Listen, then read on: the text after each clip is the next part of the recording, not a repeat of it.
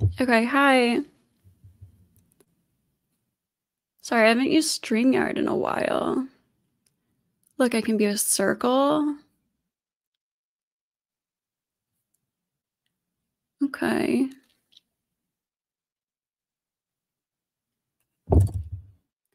Fun stuff. Hold on. This is gonna bother me if I don't pick a cool color.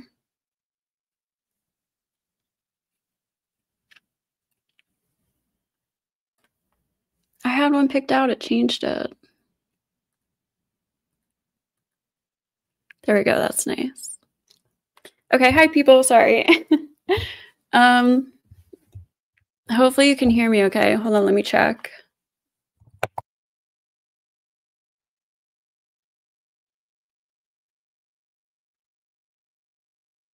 Okay, I think I sound pretty good. Okay, so hi. Sorry, again, usually I use OBS, I don't use StreamYard to stream, but I'm actually in a hotel right now in Atlantic City. So I don't have my computer with OBS and stuff. And I forgot my headphones too, but hopefully that will be okay. We'll just have to get through that. But how is everybody? Welcome to the stream. This was kind of last minute, but I was bored. My boyfriend left me for a few hours and I had some energy. So I figured I'd do this. I am going to open the panel in a little bit. Probably in like 15 minutes or so after we get started a little bit. Okay. So, tonight I wanted to talk about feminism. Hey girl, hey. I was just kidding. But yeah, I watched this debate actually a couple months ago. I didn't watch the full thing because it's super long and we're not going to watch the full thing tonight. But I did select a few parts of it. I still haven't watched the full thing. I've just like kind of clicked through. But I thought there was some interesting conversation here. It's a debate that happened on the Whatever podcast, but it's not like their normal thing. It was a one-on-one debate with Andrew Wilson and Pixie. Sorry if I look like shit too. I'm like, whatever. I don't give a fuck. I don't give a fuck. I don't give a fuck. I don't give a fuck about you or anything that you do. Okay, hold on, I'm bringing it up. Here it is.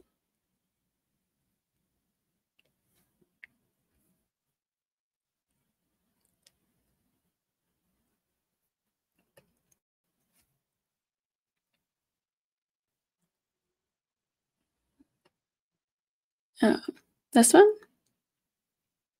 That's good, right? Okay. I wish I could crop this, but I can't. Okay, so it's this video. I don't know. It's from like a couple months ago, so I'm a little late to the party, but that's okay. But anyways, I thought they had some interesting conversation, and I had some comments I wanted to make about their conversation, and some other points that I think Pixie could have brought up as good arguments. And I don't fault her at all. You know, when you're in like a one-on-one debate setting, especially like in person, live on like a big show, like with the Whatever podcast with like a lot of people watching, it's very hard. Like, it's harder than you expect to remember everything you studied for and bring up all your notes properly, make good arguments, especially against like a good skilled debater like Andrew Wilson. So, but yeah, hopefully we'll have some good commentary. And again, I will open up the panel in a few minutes. I just want to get started on this a little bit first. Okay. Sorry, I smoked some weed, so I'm like a little awkward right now. Here we go.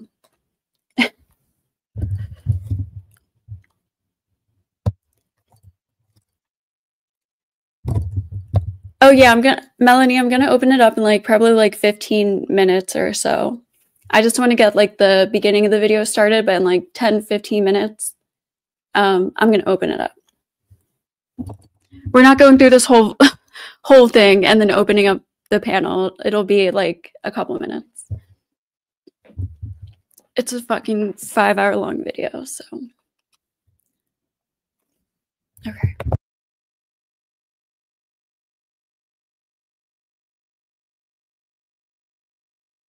Over time, our society starts valuing X quality. Just let's say they value X quality. People are going to start selecting for that quality more, right? Or your genes are going to respond to that quality more, essentially, men and women, right? So if X quality is essentially intelligence, that's what more of society is going to start leaning and focusing more towards. They're not going to be focusing on the other manual labor. Okay, so hold on. I'll just preface or preference, whatever the word is. Preface, I think. Because I'm starting like an hour into this conversation. Right now they're talking about, you can see the chapter here says, are women going into high status or labor jobs? So they're talking about like, you know, why women choose certain jobs that typically aren't labor jobs, even though, you know, women have equality and equal opportunity and stuff like that. So that's the conversation we're dropping into.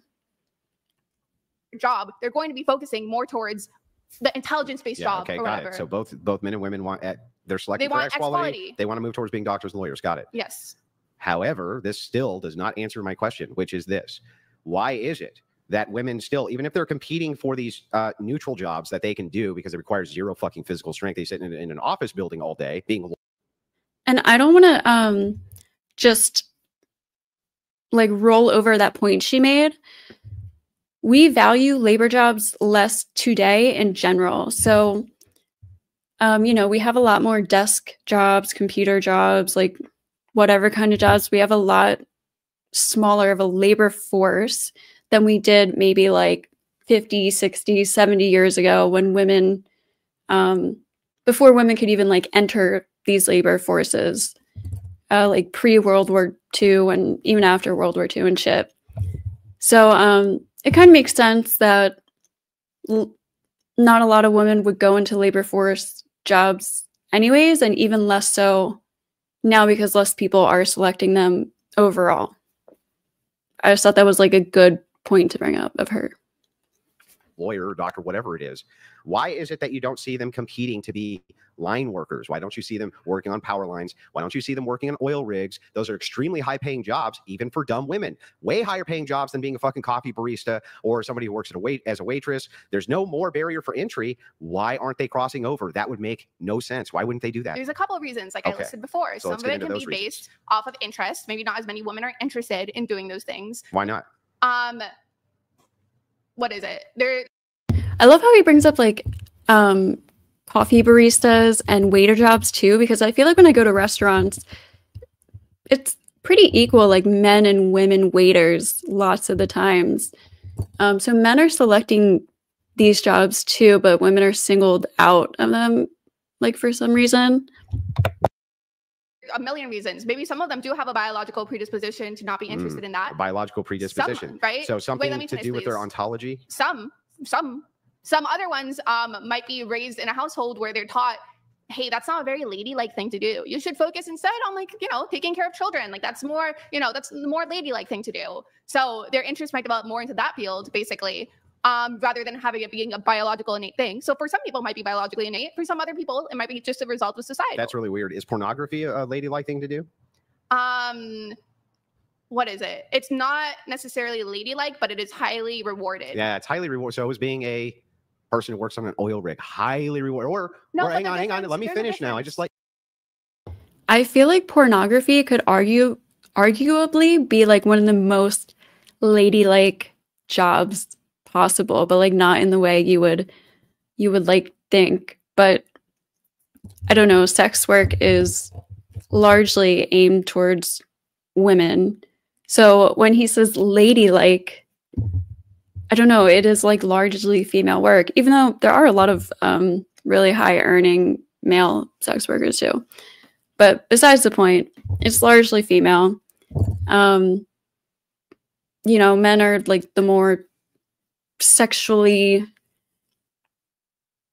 I don't know, they like pay for sex more than women do, I guess. Probably. I'm assuming this, but probably. So yeah. I mean, it's not like prim and proper and ladylike, but like what job is like working isn't ladylike, right? In his eyes. So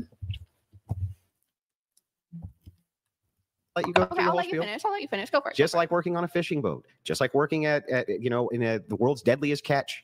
You don't see any women doing any of these or working as an ice trucker. Yeah. Here's why. Here's what's so interesting to your argument. Pornography is not ladylike in any way, shape, or form. So your argument of, wait a second, they're told that X thing is not ladylike. It seems that women will ignore this isn't ladylike if it leads to a lot of fucking money. If it leads to a bunch of money, suddenly it's not ladylike, we can put a big fucking X through it. So if we can put a big X through, doesn't seem very ladylike because we will compensate for that with money. wait, that's everybody. If somebody has a job that requires like less harder work for more money, they're going to go that route like 9 times out of 10. So it's no wonder that women would gravitate more towards sex work than like construction work or something. It's less labor, more money. I mean, that's simple fucking math logic. Why the fuck wouldn't they go do that with other jobs? Is it because they can't? No, just it's say, very, Andrew, no, they can't. Andrew, let me finish. Okay, I'll let you finish. Now it's my turn. So I use the word ladylike, but the truth is, if a woman tries to go into the fucking oil rig, whatever field, yeah, a lot of guys are going to straight up laugh at her, not even give her the opportunity to prove herself, basically be like, hey, you're a fucking woman. And again, as we stated before, yeah, more male-dominated fields tend to be more discriminatory towards women. So when a woman does things and is capable of doing things, we'll probably get fucking laughed at. No, let me finish. Let's test Wait, this. let me finish, please. We'll probably get laughed at. I've been interrupting you too much? Yes. Okay. Really? I'm just so hang on. So wait, no. I just want to test this real quick. Let's do one point at a time. Well, you said 3 points. I just want to respond to those 3 points, and then you can respond to everything you want. Then in addition to that, yeah, women are very much rewarded also somewhat societally when they do pornography. Okay, that's straight up. You have a lot of guys being like, oh, like you're so hot, you're so sexy. Oh my God, like you're the most beautiful woman I've ever seen. Right? It's still positive reinforcement. Versus if you're a woman who works in an oil field and you somehow get in there, you're not laughed off, whatever. You make that bag, you make that money. You're still gonna be people being like, really? Like that's a field you chose? Well, pornography, you still have a shit ton of people in our modern society being like. Also, I feel like I've said this before, but I feel like, and maybe I could be wrong, but I think one factor for women probably not going into these jobs, especially like when you're younger, you're in high school, maybe early college, and you're thinking about what career you want. Some job like welding or construction work or like plumbing or something isn't, you might think that's not going to be attractive to men. Like what man would want to date a female construction worker? Is that going to be demasculating to him? Like, I don't know. I can see lots of guys who might write women off for that, but I could be wrong about that. But also it's just like how we raise girls too. Like girls aren't steered in these directions of trade jobs. They're not really offered them or even brought up as a idea or a potential career they could go after. It might be changing now, but when I was growing up, like that was never even a possibility that was raised to my attention. Like, wow, you're so hot. Yeah, I can put this to the test though. But by the way, that's really weird because that would be the barrier entry of politics, all sorts of things which are male dominated. Women come in and instead they're glorified. The opposite happens. They're not repressed. They're fucking glorified. Here's an example of this. Have you heard of the first female Navy SEAL? Do you know her name? No. Okay, she doesn't exist. We're good. I want to get to a certain part, and then I'm going to open up the panel, and we're like getting close to it. I've never heard her name because not a single woman, even though the Navy has done everything in its power to recruit women to be Navy SEALs. Treat them like fucking gold. They put out every ad you can imagine. They want one in the worst way so they can be like, this is the first one. None of them can actually do the training. None of them have been able to actually accomplish the feat of being able to pass basic underwater demolition school. So there's no female Navy SEALs, not one. So the thing is that your argument here of, but wait, they'll be laughed at. They have every government incentive on planet Earth to not be laughed at. Oil rigs will be given incentives, for instance. Linemen will be given incentives, for instance, to bring women on, instruct their staff to train them every which way possible, give them massive incentives, and women just physically can't fucking do the job. Yeah, no, I said at the beginning. This idea that it's stigma. I need you to answer to the idea of how you can have massive government programs doing everything they can to bribe the employer to bring women on, which reduces the stigma to like something non-existent. And somehow though, you think that they're just afraid they're going to get laughed off the line. There's a couple of things to break down here. Well, yeah, lots of it too is like probably some of these jobs are just like too labor intensive for women. But I don't know, because at the same time, I see a lot of dudes, and this is like no shade, but I see a lot of guys working like hard labor intensive jobs that are very out of shape. Some of them are even drug addicts that I know that are doing these like dangerous kind of hard labor jobs. And they're not very in shape at all. So I don't know. It really depends like what field, what work, whatever. But there is going to be a proportion of women who don't go into these fields because they simply just can't do it, especially like military and stuff like that. Of course. But again, like who fucking even cares about this? Like who, I don't really care. Like, I don't know. I think it's an argument because guys like Andrew are saying like, women can't do it. Or I've had debates with people where they say women shouldn't even do these jobs. Like there just shouldn't be women police or firefighters and stuff like that. Which is why this is even a debate. But the fact that there's less women in these jobs, like who cares? Unless, of course, they're being like discriminated against purposely, then, you know. But if just like women are not choosing these jobs themselves less often than men are, then like that doesn't say anything really. Here. Okay. First of all, just saying to like not be stigmatic doesn't necessarily take away the stigma. As like stated before, a lot of it like it's basically your coworker. No, I'm sorry. You have like, well, who's getting the incentive? It's what is it? The oil company, let's say per se, whatever. It's not necessarily the daily lineman worker that's going to be interacting with this woman. So you have government incentives that doesn't necessarily take away the social stigma. Even with that, like what I stated before, yeah, a lot of women can't necessarily physically do it. I'm not disagreeing with that. I think the biggest difference between you and me right now is that I'm saying there could be a variety of reasons. Some of them physical strength, some of them societal pressure, while you're saying no, it's only because they physically can't. Social stigma doesn't exist. You're strawmanning my position. I never said that there couldn't be more than one reason. Then why are you attacking me so hard? Because I'm starting with my first reason, which is that men and women are not interchangeable units. They're not interchangeable widgets, and almost no women, almost none, have the physical capability to do all of these jobs men are doing. Almost none. Yeah. Maybe some outlier somewhere that I don't know about, but almost none do. I don't disagree with that. Well, then well, if you don't, various reasons. So then if you don't disagree with that, you agree with me that men and women are not interchangeable widgets, which is how we got on this to begin with. Yeah, like I never, what is got it. So then if that is the case, then society is going to tailor itself around people's purpose. And if men are incredibly strong, can do these jobs because you agree with me that most women can't, then that would kind of say that society is going to form itself around the purpose of men at that point, right? And as I stated before, when it comes to like oh, supposed purpose, as society also changes. Wait, society isn't just ran off of labor jobs. What?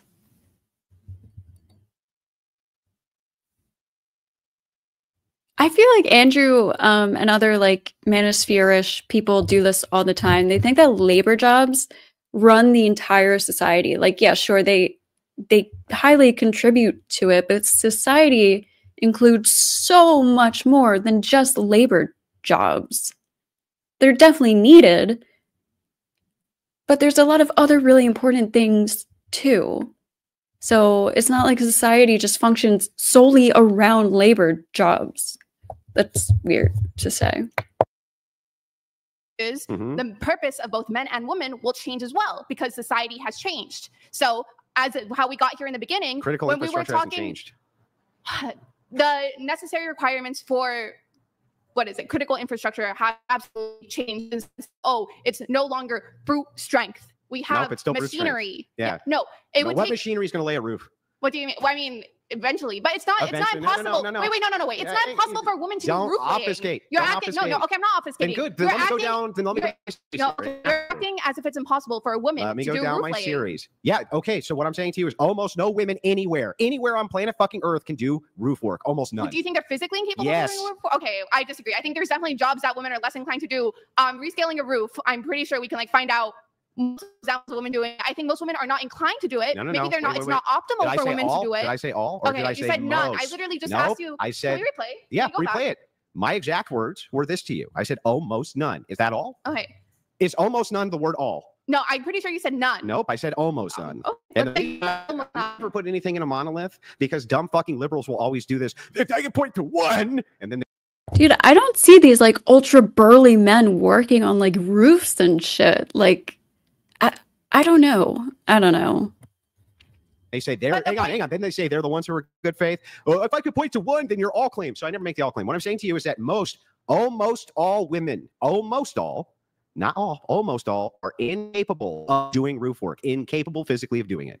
Okay, and this is where I disagree. Good. Now we can get to the argument. Okay, I think we could say at least my understanding of roof work, I'm pretty sure most women could do it. It's just not optimal. It's not ideal. It would probably be easier if a guy did it, but women are incapable of doing roof work, or almost all women are incapable. Men and women's body temperature regulate the same?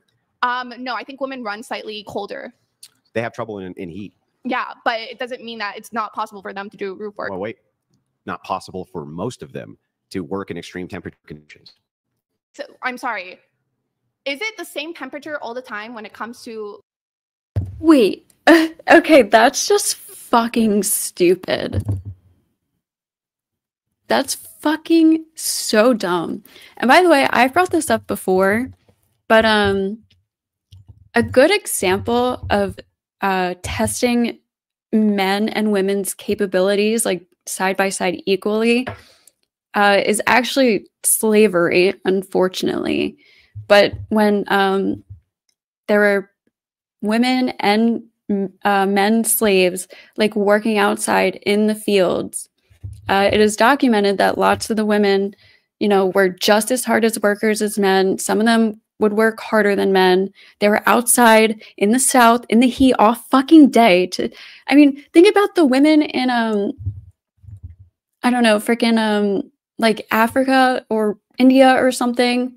And they're carrying like buckets of water like for miles to get to a river and come back. They do this like daily, and they have their kids with them lots of times. You have to be very strong to do that, and you're out in the sun. So to say that just like women can't regulate their body temperatures in the sun all day, so they're not able to do these jobs, is fucking bullshit. That's crazy that he's saying that. Like, women are totally capable of these jobs, but when we live in these privileged societies and we're not raised in like ultra active, ultra physical lifestyles where we're like running out to get wood every day, doing like manual labor around the house, around the yard all the time, hunting for food, like all this like more like primalistic type of living, we we're not as strong. We're not working on our bodies like that. And men typically aren't attracted to like super like muscular women and shit. So women aren't prioritizing building up their bodies. But if they wanted to, they absolutely could. And of course, men are always going to be stronger in like most cases, overwhelmingly. But women can get to that point.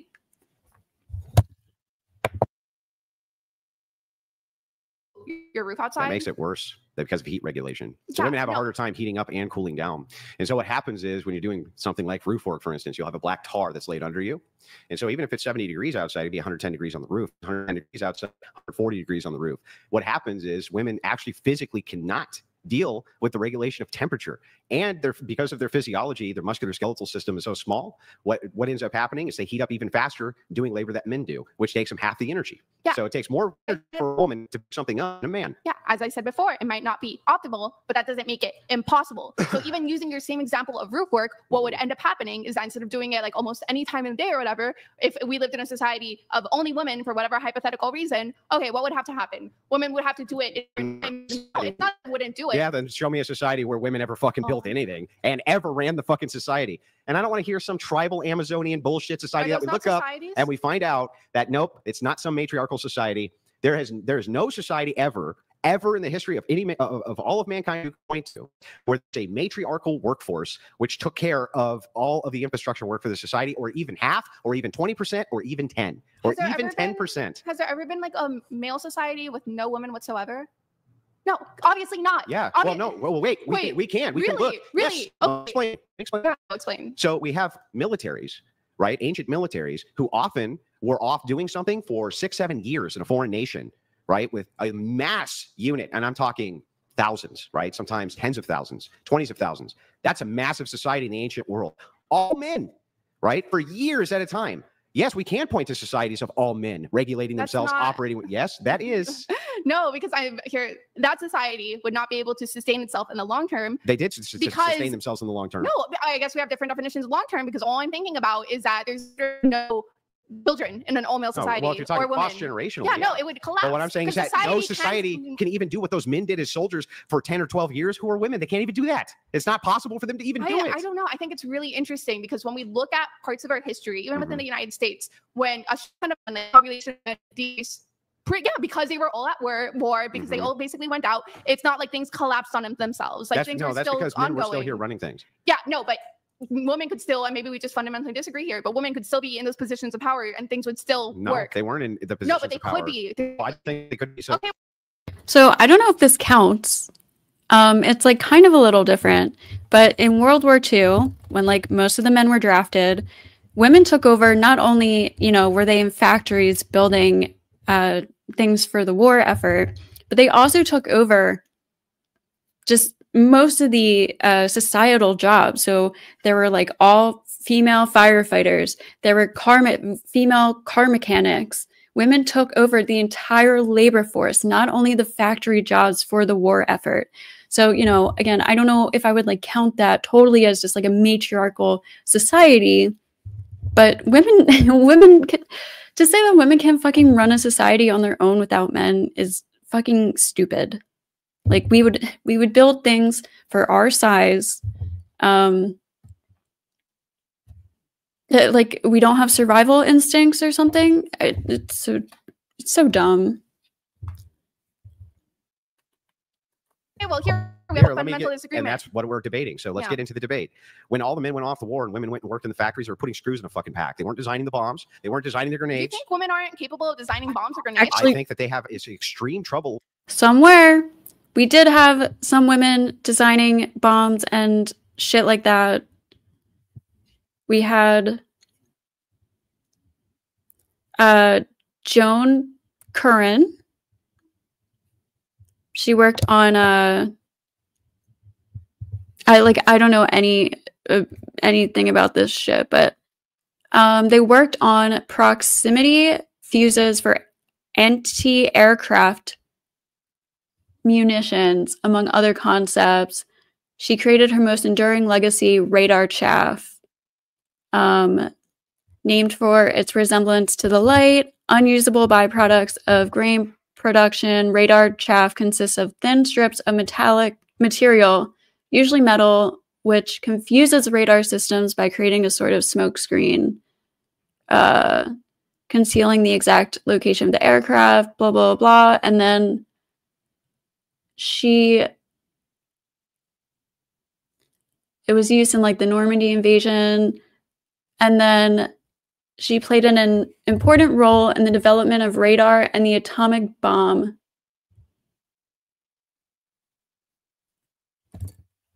And then, of course, Heidi Lamar, who invented frequency hopping for torpedoes in World War II. So those are two women who like were doing engineering and shit.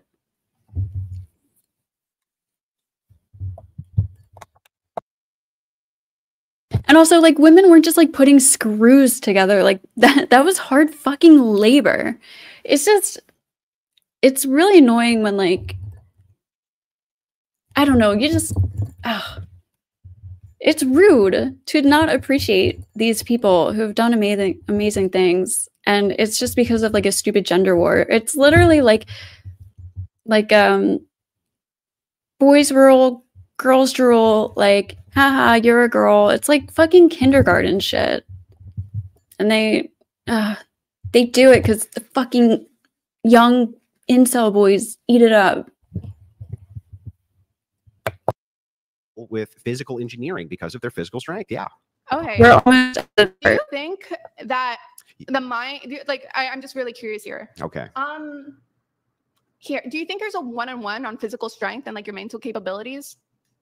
No, of course not. Of course not, right? Yeah, what does that have to do with anything? Okay, that has to do with everything. Because Okay. you're telling me a woman can design how a bomb would be because she's not physically strong enough. There is obviously like a complete like No, lapse of that's not what I reality. said. Yeah, What I I said- asked you, is it possible for women to design bombs? What was my answer? You said because you're not strong enough, No, it would be difficult. I said with what field? Applied what? But you didn't say applied any. Applied engineering. Jack words. You're just not listening. I am listening, and I'm pretty sure we can go back. Go on the back? Video. I'll start. I'll writing tell you down what. the I'll tell you what. notes.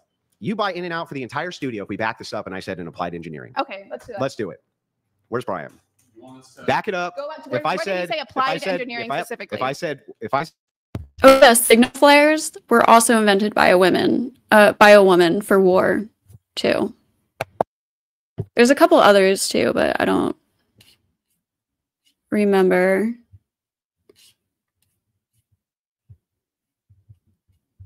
Oh, a woman invented Kevlar also. That's like bulletproof, the first bulletproof material. said women have trouble and struggle In applied physically with engineering. applied engineering. Yep. Then you'll buy In and Out for the whole studio. Yeah, go for it. All right. And how long ago? This was only rewind it to a minute and a half. Minute and a half.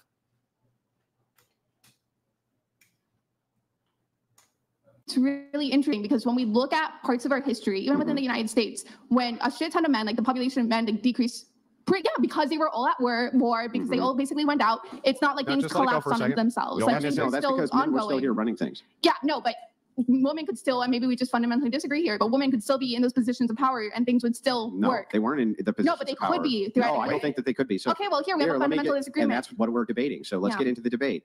When all the men went off to war and women went and worked in the factories, they were putting screws in a fucking pack. They weren't designing the bombs. They weren't designing the Do you grenades. think women aren't capable of designing bombs or grenades? I think that they have it's extreme trouble. Oh, they with rewinded. engineering. Well, okay, hey, there's a very big. That was it. Yeah, Okay, Go no. get the fucking In and Out. You can't weasel your way I'm out of not this losing one. My way. There's a very big. That was it's it. not because he did not say want to go now further back. Because he's that. Listen, you're right. I said if I didn't say applied engineering, physical engineering is applied engineering. Okay, And now it's what I need. there's a very when You're you, not getting out of the In and okay, Out. there's a very big difference between what's it? Me having to physically build a bomb Yep. versus me engineering a bomb for physical use. Can we agree with that? Yeah. Okay. So you agree women are capable of like physically What I designing a said bomb. is that women have trouble with physical engineering, which is a lot of applied engineering. Okay. I'm trying to rephrase this. Putting your hand on your face doesn't make you a better debater. I know I'm It's frustrated. a because my- destinyism. You got to stop. You're gonna do I the do- triangle. Do the yes. triangle hands. There you go. Triangle Yeah. hands. Right, okay. hmm Applied engineering, or I want to even say physical applied engineering. Maybe I'm just wrong here. Maybe we can Google the definitions. There's a difference between design, right, and designing things for application and for use hmm versus actually physically building those things. Yeah. Most engineering, maybe again, maybe I'm wrong here. I'm open to being wrong. Is focused on design. It's not focused on me actually building those things. That's somebody else's Yeah, job. that would be the person talking about. Okay. You see, the But we person. So specifically hang were on. talking about You can design. design a house, right? Yes. But somebody has to build the house. Yes. You're the designer going to build the house. Yeah. Okay. So when I say that women have trouble with physical engineering, what I'm saying is that when they have to actually apply past the this is in my mind and build the fucking thing, where you need the engineers to actually build it, they have a big fucking struggle with that. Okay, that's interesting because I asked you specifically, do you think women are going to have trouble designing bombs? And I said no. I said, but what they have trouble with is Oh my, physical I think engineering. maybe my reality is being like lobster song with yours or something because I thought you specifically said, yes, you're going to have trouble with They it. do have trouble because of the physical application. But these are part. two separate things. Yes, but what I'm saying to you is that listen, if you have women who are just there in an engineering, all the men are off at war. Okay, this was the point of this. All the men are off at war. and a woman designs a phenomenal bomb, like the bestest bomb ever. Doesn't matter if she can't fucking build it, or the other women around can't fucking build it if it requires the male engineers. That's the point. Okay. Here's another thing. It does require a level of strength to build things. However, we also, and I'm saying machinery as if it's like this really. Yeah, I don't know if that would even be true. Not that it even matters anyways. Most of these things are built with machines that people operate. And then you could just find the strongest women to do the really harder work, I guess. But even put that aside, it's kind of stupid because I don't think anyone's saying, like, most feminists, maybe not, I don't know. I want to say most. I really do. I really think it's most feminists don't say that women don't need men and men don't need women. I feel like most feminists who follow the definition of feminism, which is like gender equality, say that like men and women need each other. Just as a society, we are social beings. We need like large communities of people to function.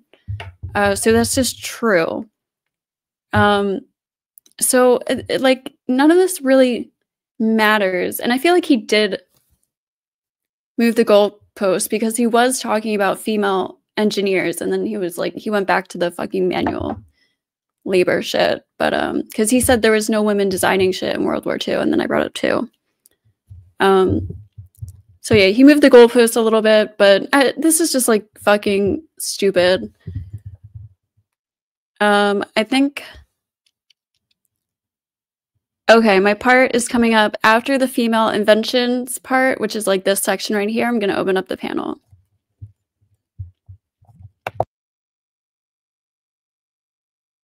Complicated thing, but I'm talking about like simple or lever systems.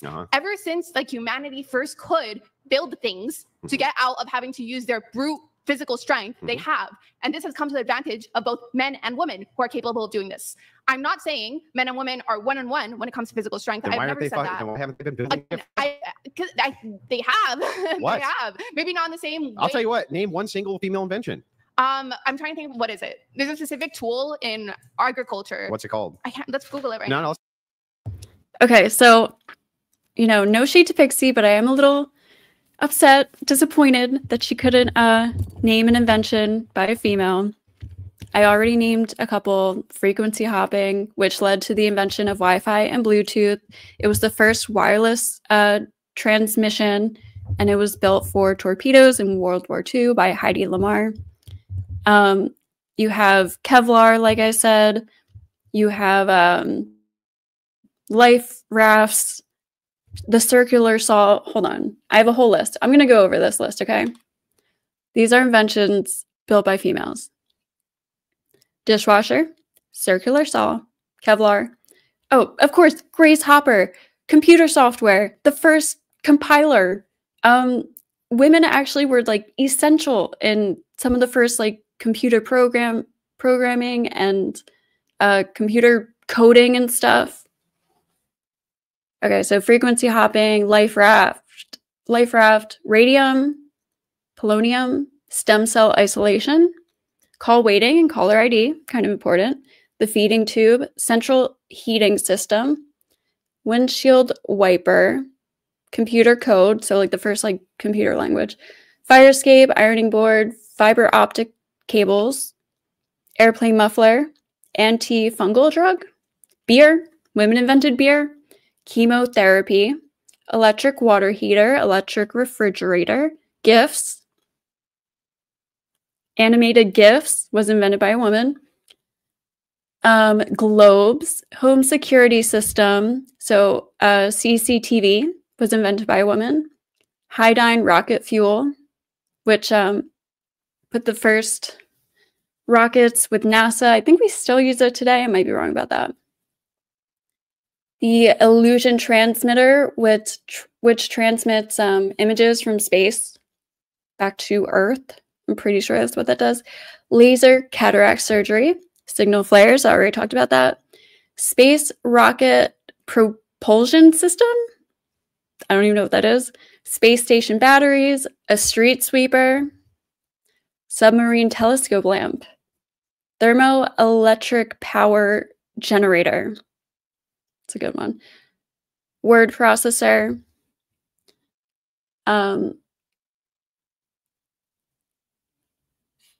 Yeah, those are just a few. There was a lot more. There was a lot like of other silly ones like curling irons, Barbie dolls, a paper bag. There was like a fucking ton of them, but I just wrote down a couple of the coolest ones. But yeah, like some of the shit is like really fucking important, essential shit. Yeah,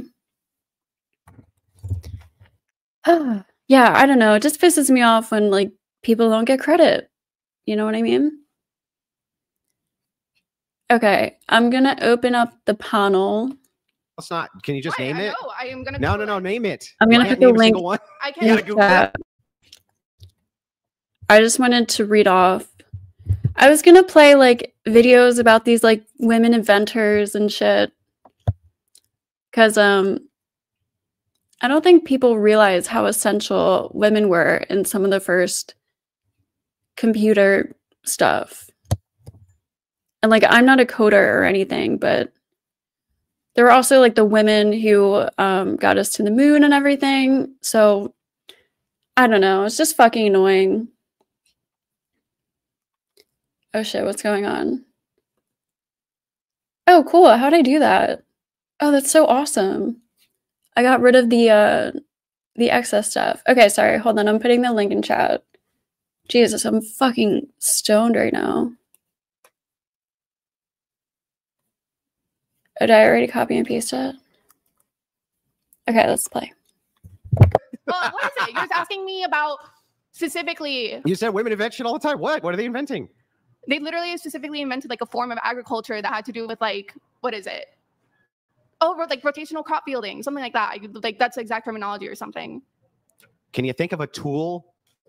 I don't think you can even bring back like first tools like man or woman. Like I don't think you have like the first I don't think it's fair to say the first spear was like built by a man or the first hammer. Why not? Because we have no evidence of that. We just have evidence of humans using tools. we know who brewed the first beers. They were monks. Yeah, we're talking about very basic tools. We're talking about tools that either man or woman can do. Now you're obfuscating again. No, I'm not.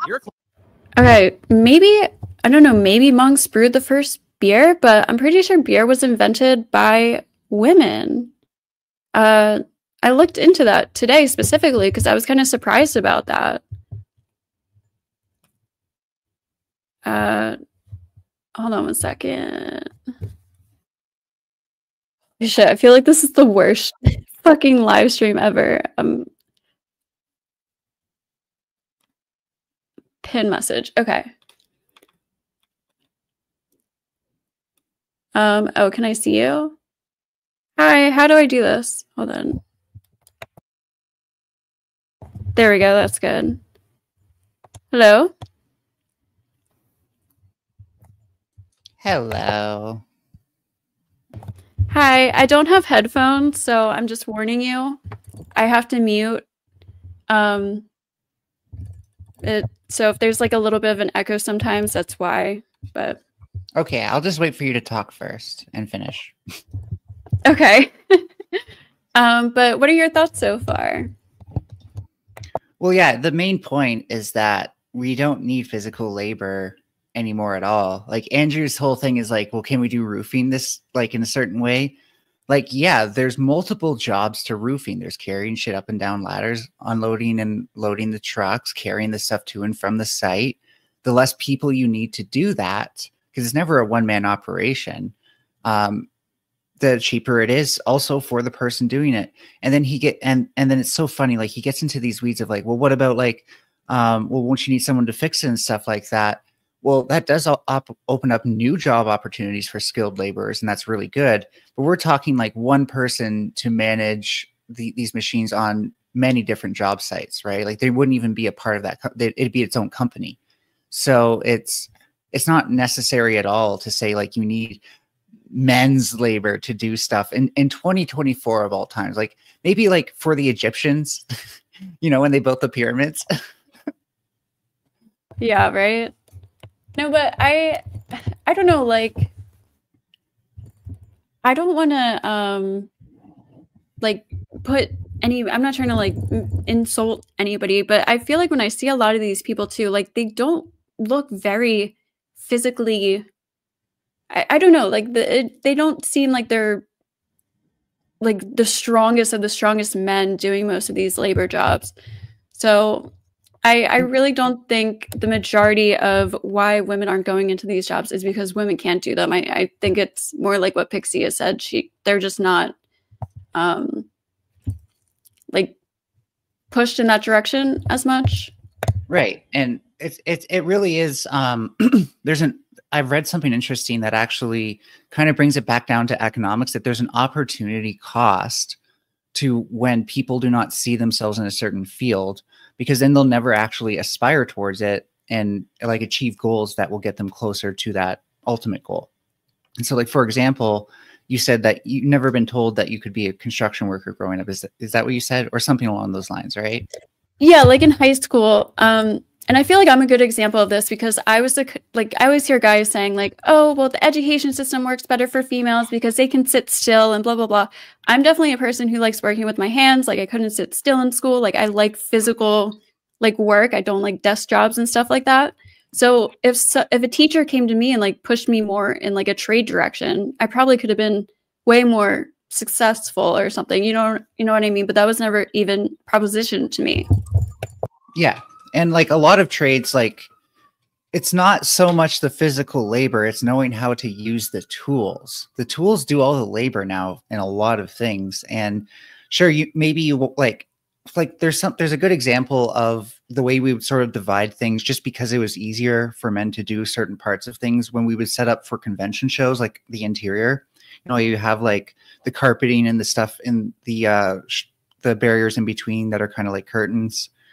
We would set up all that. And so one of the things that you have to do is set up all these like weighted plates for the poles.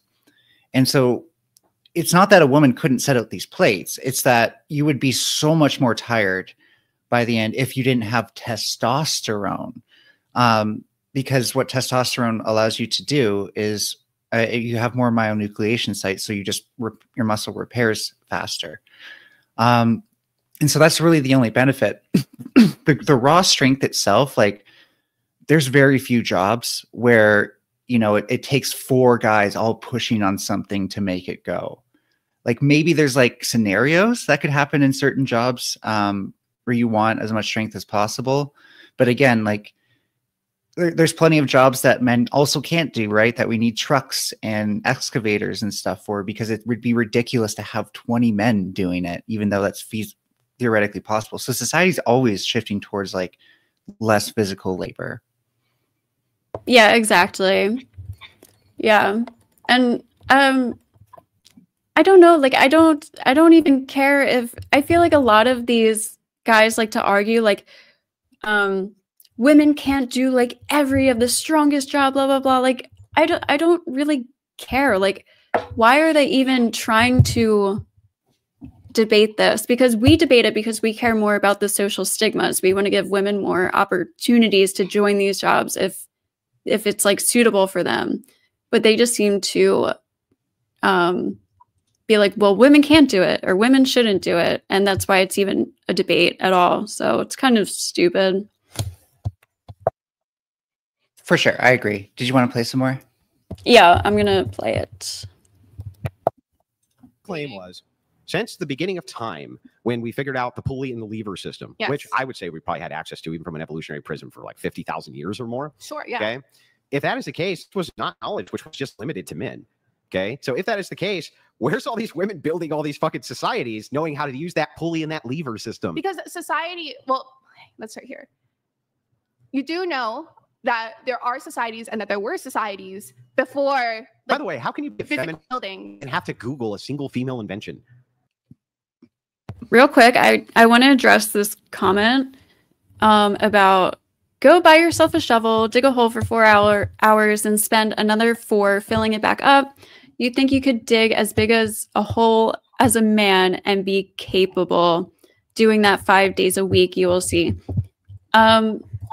So I don't know, like when I was in good shape, I feel like I could definitely do that. I've dug holes before. I've dug like a really big hole for when my dog died. Aw, sorry to hear that. Thank you. It was a while ago, but yeah, it still sucks. But yeah, that was a fucking massive hole that I dug with a shovel in the hard ground and shit. And if I was doing that 5 days a week, it would be easier and easier and easier as time goes on. So I don't know. Just wanted to put that out there. Yeah, and also like it's the same thing with like majority of guys, and I've been a guy, I know this. Like you can easily lose most of your muscle mass, and then you're not doing the same thing either. Not for a while. You have to practice. You have to exercise, and that's really what it is, right? Like men can go to the gym and get as buff as they like, and that's just that's kind of hot, to be honest. But the societal notion, I'm not saying that this is my taste, but the societal notion is that if women do the same thing, well, that's kind of grotesque, and that's, you know, why that's not pretty. So there's definitely a double standard. Exactly. That's why women like aren't building up their bodies, because men aren't attracted to like super fucking buff women, and it demasculates some men probably, but just in general, like, you know, men are more attracted to like slender women, whatever. So women aren't like proactively going and building up their bodies, but they certainly could if they want to. Yeah, they'll even. By the way, I'm not hearing my voice coming back very much, so I think your noise cancellation is good. Oh, cool. Yeah, but yeah, they'll even limit themselves, right? Like they'll want to go further, but then they'll be like, well, then guys won't find me as attractive if I do. Yeah, exactly. I agree. All right, I'm gonna keep playing. I have female accomplishments from the top of my head, but regardless of that, separate from that. Okay. You do know there were societies that existed before the invention of like a concrete building, right? Mm-hmm. You do know this. Okay, cool. You know what are the nomadic societies?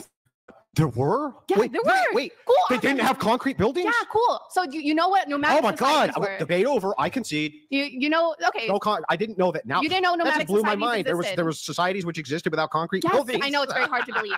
Go ahead. So you know about nomadic societies, right? Yeah, sure. Okay. So you know, for like tens of thousands, if not a lot more years, the way that humans lived, for the vast majority of societies humans lived in were nomadic societies, right? Yes. The answer is yes. So wait a second. We're not sure. Here's why.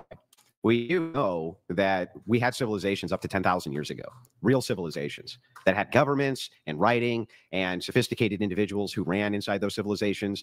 So when you say most of these societies were nomadic, not sure, because we've lost tons and tons of information on the societies which existed 10,000 years ago. There could have been great societies which existed before that. Not sure about that. Okay. Not sure I'm willing to concede that most of them, even up to 20,000 years ago, were nomadic. Okay.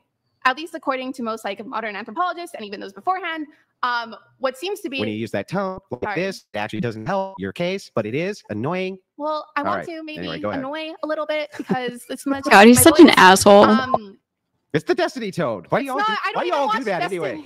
Wait, so we look at the da and the da da da da da da and the da da and the da da. So when we look at most societies, I'm just gonna keep doing it because we keep calling out, so it's harder to even like forget. Basically, throughout most human history, we were nomadic creatures. We would basically hunt and, you know, travel in groups essentially. And then it usually became like the first agricultural revolution came, where we were like, oh my God, we could actually stay in this area. We can actually grow things here. We don't have to constantly move from one place to another place. And animal husbandry and all of this. I don't know what this has to do with anything. Because you're saying, oh, why weren't women essentially building like these intense architectural designs? They've had at least 10,000 years. 10,000 years recorded history. The fact is, we've had societies for, you know, tens of thousands of years. Wait, just real quick, I want to point this out. He just said we don't know a lot about the societies from 10,000 years ago. So how can he even say that there never was a matriarchy or women that were like building the architecture and hunting and stuff? Just wanted to point that out. So yeah, there also have been matriarchies. For example, Cleopatra ruled over Egypt. Queens, for example, that's more of a monarchy, and the key thing is that there have been plenty of female leaders, some of them good, some of them bad, and nothing terrible happened because of them. I think like the worst one I can think of, well, you know what? I don't know history that well. They're probably like, I'm thinking right away Marie Antoinette. So, but you know, the point is that like women have never, you know, avoided power or anything like that. And when they rule, you know, competently. Like there's entire kingdoms that have existed under queens, and those are like, I consider monarchs to be pretty close to a freaking dictatorship. So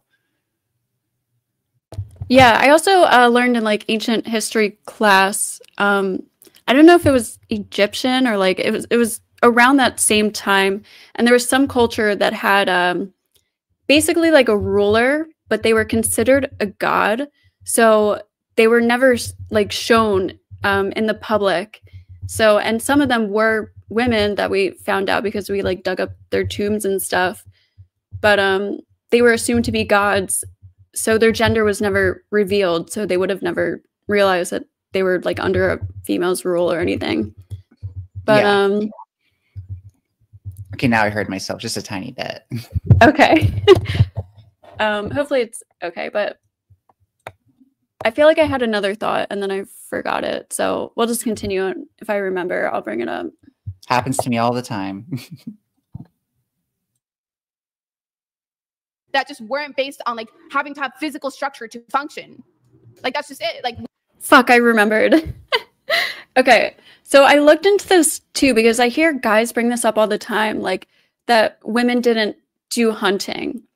And it's true that like men did most of the hunting, but there were definitely female hunters too. And I think it's really silly to say that women were just like sitting at the whatever in the homes or whatever places they lived and just like knitting and taking care of children. Like those women, like especially back in primal like cavemen day, do you think they were just fucking like skinny like women that couldn't take care of themselves? They were probably very fit, very capable.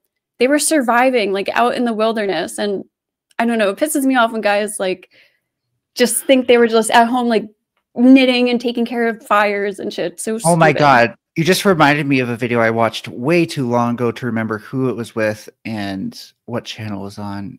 Oh, I wish I could, but it was basically an anthropologist who said that she looked at like a lot of the evidence on these tribal cultures and stuff like that, and said like it is sporadic, but it's not like there's nothing that indicates which tribes would have a female hunter and which wouldn't. So she kind of speculates that, well, what if they were doing that because if you're female in a tribe and you're not giving your fair share of the meat, well, then you go out there and you make sure you get your fair share of the meat.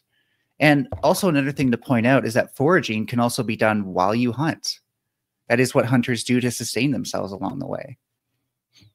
Yeah, exactly. And I also read somewhere else too that some ancient, I don't even think it was like super, oh, it might have been like Neanderthal area times. I guess that was like pretty long ago, but I need to like get my timeline in history. But I think they know. Sorry to interrupt. I just remembered a crucial detail of that. I was thinking. Yeah, go ahead. I thought maybe there was one thing that she identified and I couldn't remember it offhand. And it's actually starvation. So a lot of times, you know, you couldn't trust men who were coming back with nothing, although they had blood on their hands and their breath smelled like meat, to, you know, that they didn't actually find anything, because, you know, you can still find small prey and stuff. And so, you know, once you get hungry enough, you kind of think, you know, maybe I'll go out with you this time and try to find something because I want to eat as soon as you find something. And another thing is fishing. Like, we think of fishing as being a men's thing now, but like, if there was anything that women would do instead of the men, it was fishing, because, you know, it wasn't until we like made like fishing like this mariners thing, and the fucking health and safety hazard would give OSHA a heart attack for what we put fishermen through then and still.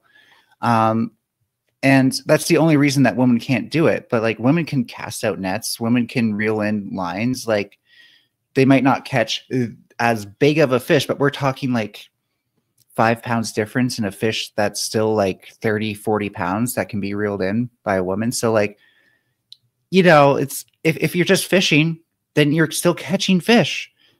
We like it feels like that they're always in like this poverty mindset. Like if we don't have men do things, we'll never be able to maximize the profits and the production and all this stuff, and everything will collapse. So it's like, really, is society that fragile? Yeah, and it's really annoying too because when I hear guys talk about feminists, they often say that all these feminists are out here saying like, we don't need men. And of course there's that saying like, I don't need a man, but they're talking about like relationship wise. But when I go on the internet in these like gender war debates, it's usually men saying men don't need women at all. Women need men. Like I rarely hear women saying like women never need men in any circumstance. It's always men saying that. And then back on the like hunter-gatherer point, what I read about was that women would teach their children how to hunt. And so like they knew how to hunt. And definitely like, yeah, defend for themselves, for their children. I guess like we don't know exactly like how it worked and stuff. But I refuse to believe that these women back in the day were these like dainty, weak women that like weren't like, of course, again, like you're not gonna be as strong as a man, but like I don't know, they were probably pretty fucking physically capable living out in the wilderness and surviving and shit. So I forget if they addressed this or not, but who brought up the fact that like, yeah, now women can be a little bit skinnier and not like use their muscles as much in the first world, versus like even just like a few hundred years ago, just to have like butter or anything ground up or anything like that, that was the woman doing that. Like the guy was like, oh, I'm too tired from farm work, you have to do that, honey. And then she was like grinding this wheel, making so that way you could have like ground pepper or something, right? So it's like, you know, it's like the way that they're describing women really only exists within the past maybe 100 years, if we're being generous to Andrew here. And it's so funny because with everything becoming automated at the same time, their arguments also not like it becomes less and less valid with each passing year. So it's almost like it's in the wrong place, or it's in the wrong time to actually sustain itself as an argument. yeah, and not to mention like the less privileged countries. Like I talked to a man who moved here from Africa, and he said his aunt used to literally walk over a mile every single day to the river to carry like a bucket of water in order for their generator or for their food to cook or something. But she did this every day, and she had like a child with her too. Like, and like carrying a huge bucket of water is, you have to be super strong to do that. And if you're doing that every day, like you're going to be stronger than probably most of the men in America, to be honest. So I don't know. And sorry, because I know you want to play the video, but oh, no, you're good. It's worth noting that every gallon of water is almost 10 pounds. No, exactly. So, water is fucking heavy. And she's carrying enough for probably her family to go through like the day. So that's a lot. It is, yeah. And then like I mentioned earlier, like with during slavery and stuff, there were women who were chopping wood, doing like very intensive labor jobs, like 12 hours a day, every day, keeping up with the men. So I don't know. That's pretty much everything. What I should have asked Andrew when I had the chance is like, most of the jobs now are factory line jobs, if we're being honest. So like, what's a factory line job that a woman can't do? Like just standing on a factory line, right? Like maybe in like metallurgy, where they have like those huge smelter things and they're like pushing the piece of metal around or something like that. Like, and that's me really pushing my imagination, because I'm still pretty sure they do that with like machines now and stuff. So it's like, you know, the majority of manufacturing isn't even done with your raw hands. That would be something that's handmade. So. And even then, most men can't do those jobs either. So it's, I don't know. It's just so fucking annoying to hear them going about this. Would it be a waste of their precious manpower to make them stand at a factory line doing factory line work? Is that what Andrew would think if he saw that? Like, oh no, women should be doing that job. Those poor men's muscles are going to atrophy. Exactly. Oh, so funny. All right. I'm gonna continue the video. Can I give you a little bit of stream advice early so you don't keep doing it and it's less Yeah. You don't need to tell us every time you're going to play the video. I know you're trying to make sure I know, but if the video starts playing, I'll just shut the fuck up. Okay. I might keep doing it anyways, but thank you. No, you don't have to take my advice either, of course. No, I know. Okay. I'm gonna play the video. We like this came as Yeah, a but that would be for me Are you going to play similar the video? when we No, I'm did, just kidding. Which is Just keep at playing. least 10,000 years. At least 10,000 years we've had Playing the standing video. buildings with structures that had some kind of government in them, this type of thing. At least you would agree 4,000 years ago. We had great structures, cities, nations, the whole 9 yards. Up to 2,000 years ago, which is a long fucking time, 2,000 years. Where's all these fucking female inventions, civilizations? Where's these great So that answer contributions? Where are they at? We didn't know. Sorry, what I want Ghosty, to but can say, you please what I want pause to it? explain Mhm. is that Yeah, I We was didn't actually gonna know. pause it too. We didn't know Yeah. who invented those things. We usually say it was like the Romans who invented it. It's very rare that like we can attribute something to a particular person. Like who is the guy who had the eureka moment in the bathtub? Like that's something that we can attribute to someone directly. But a lot of inventions just kind of materialize within certain societies because they didn't keep track of how these things were made. And I feel like there also weren't that many inventions until probably like the Industrial Revolution time. Like they probably like started really coming out like rapidly.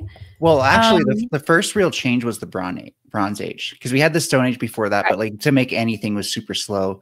But once we could actually smelt something into molds and then make like bowls and cups and dishes and stuff like that, that's when we saw things first take off. And again, I'm telling you right now, like if you're making like a huge bronze statue, maybe you need some men to carry that around. But the majority of things that you made could have been made by women.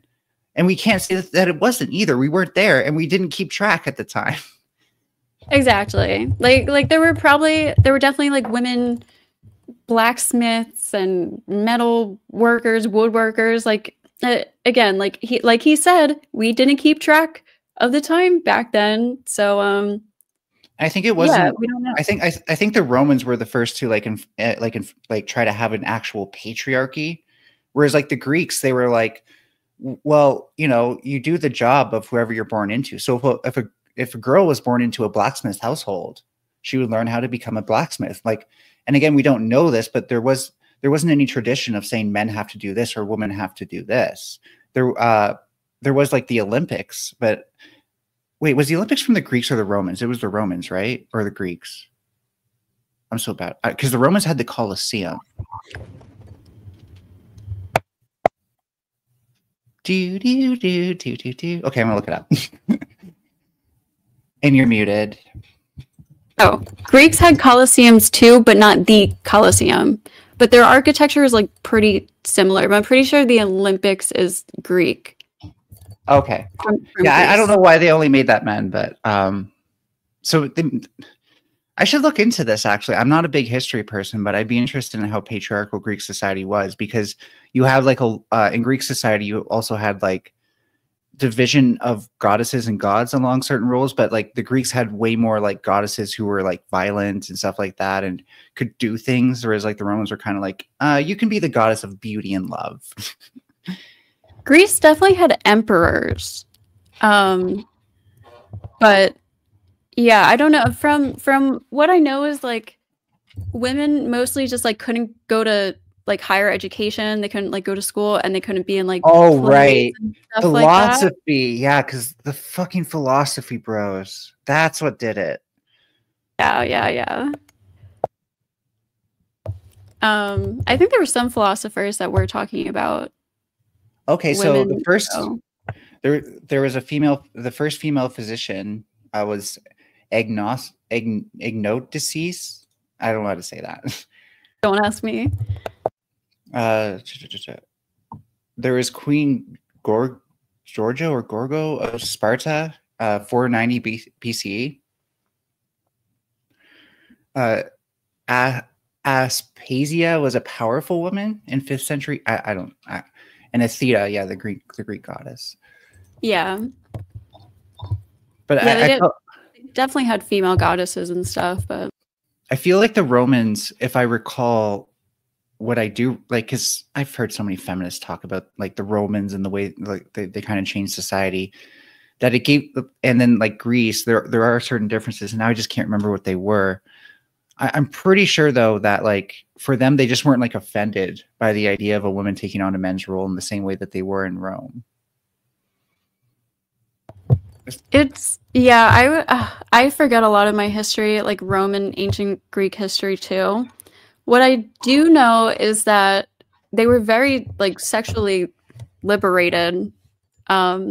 And like sex wasn't like women sleeping around, I don't think was seen as like how it is today or like maybe 50 years ago or something. It wasn't like looked down upon. Like or they had like orgy bathhouses and stuff, but this was mostly for like wealthy people. Fucking lucky. And like oh my god, I said lucky, but then I thought like the diseases would be terrible. Oh god, yeah. They when I think about that shit, they used to like share like toilet paper towels and stuff. Oh god, it's so gross. Public toilet paper. Oh fuck. My favorite thing is like, and I know this is so off topic, and I'm getting into like poo stuff for some reason, but I wonder if anyone else has this, where like when you see like Victorian era stuff and like Sherlock Holmes, all I can think about is it smells like sewage there. The place that they're standing in probably smells like sewage because people were dumping that shit out of their windows. Yeah, I can't imagine. Oh my god, living back in the day is probably so bad. And then all these fucking men are like, back in the good old days. I'm like, dude, fuck you. Like, you're so spoiled. You don't understand what you have. Like, you don't appreciate anything. For sure. Hey, Ghosty, you should play the video. I was literally going to click it without saying anything. Fuck you. Oh, that's my video. Hold on. Wait, what happened?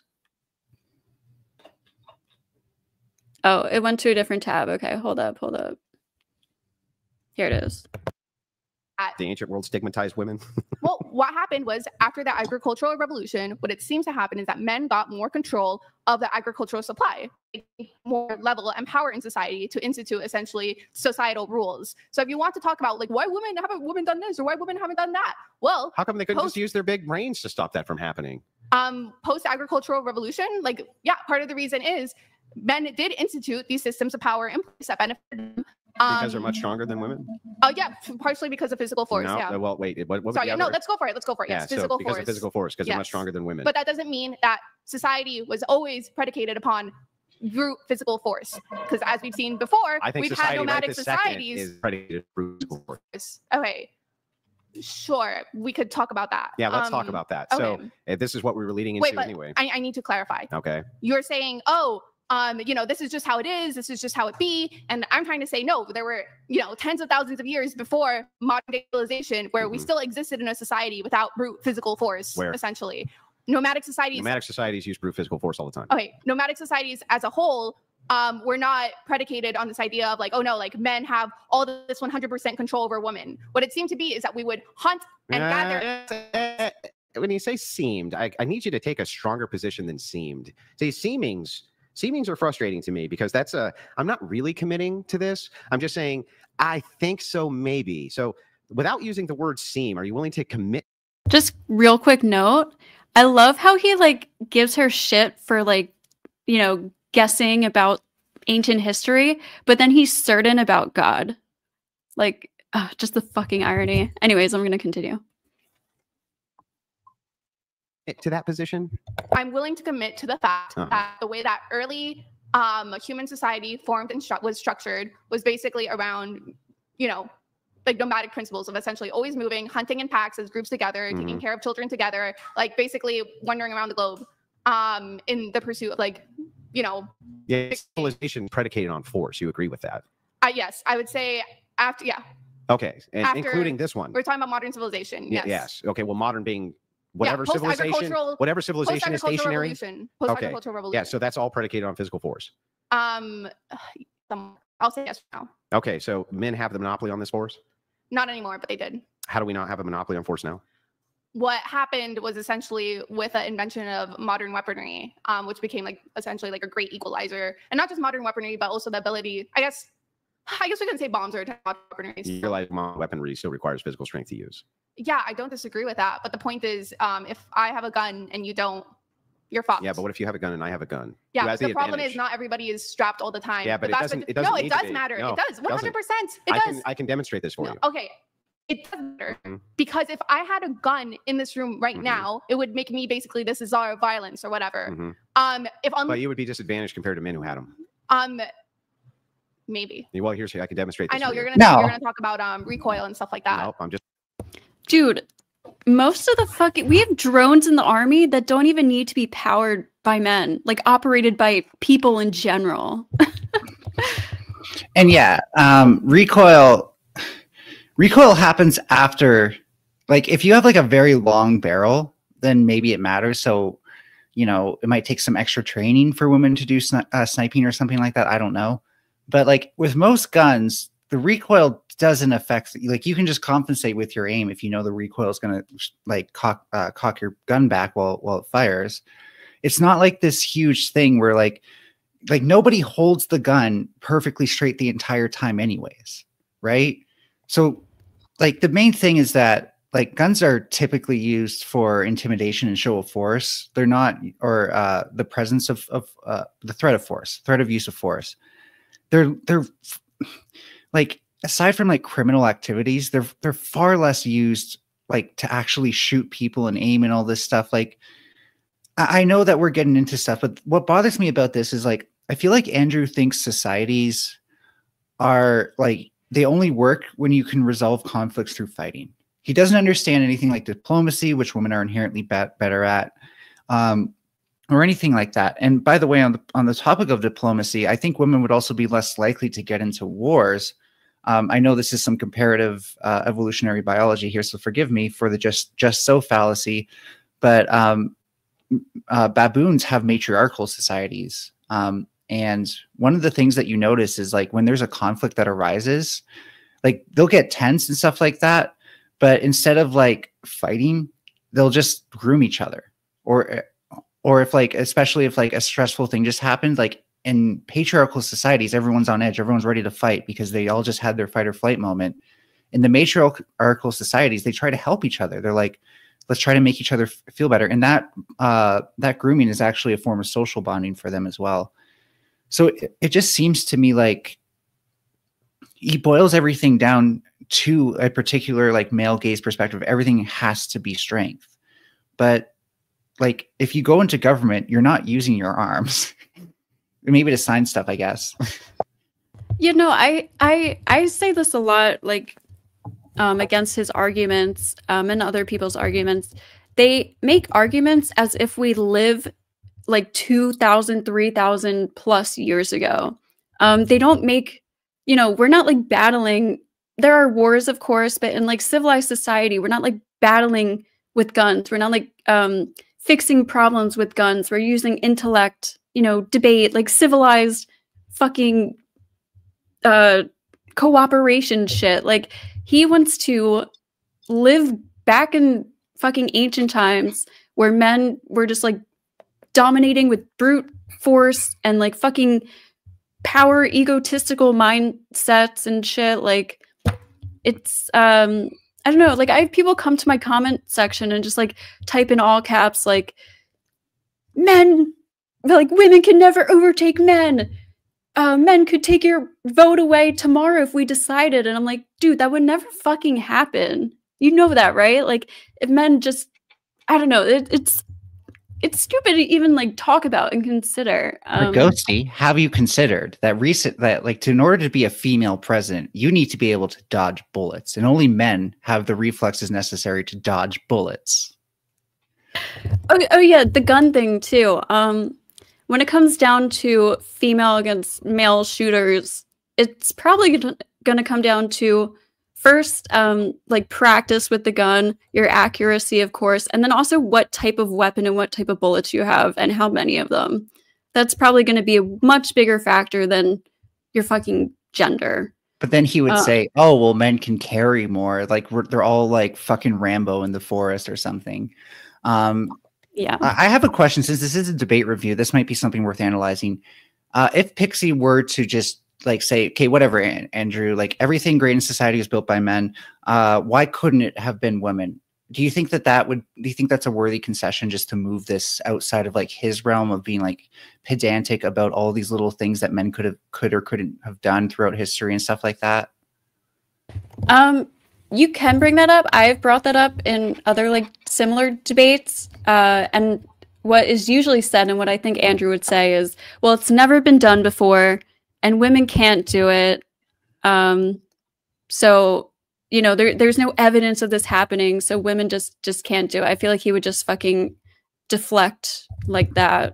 Well, that might be an interesting way to get into the question of like, well, what about queens then, right? Because they ruled over countries under these things, and you can say that they are patriarchal.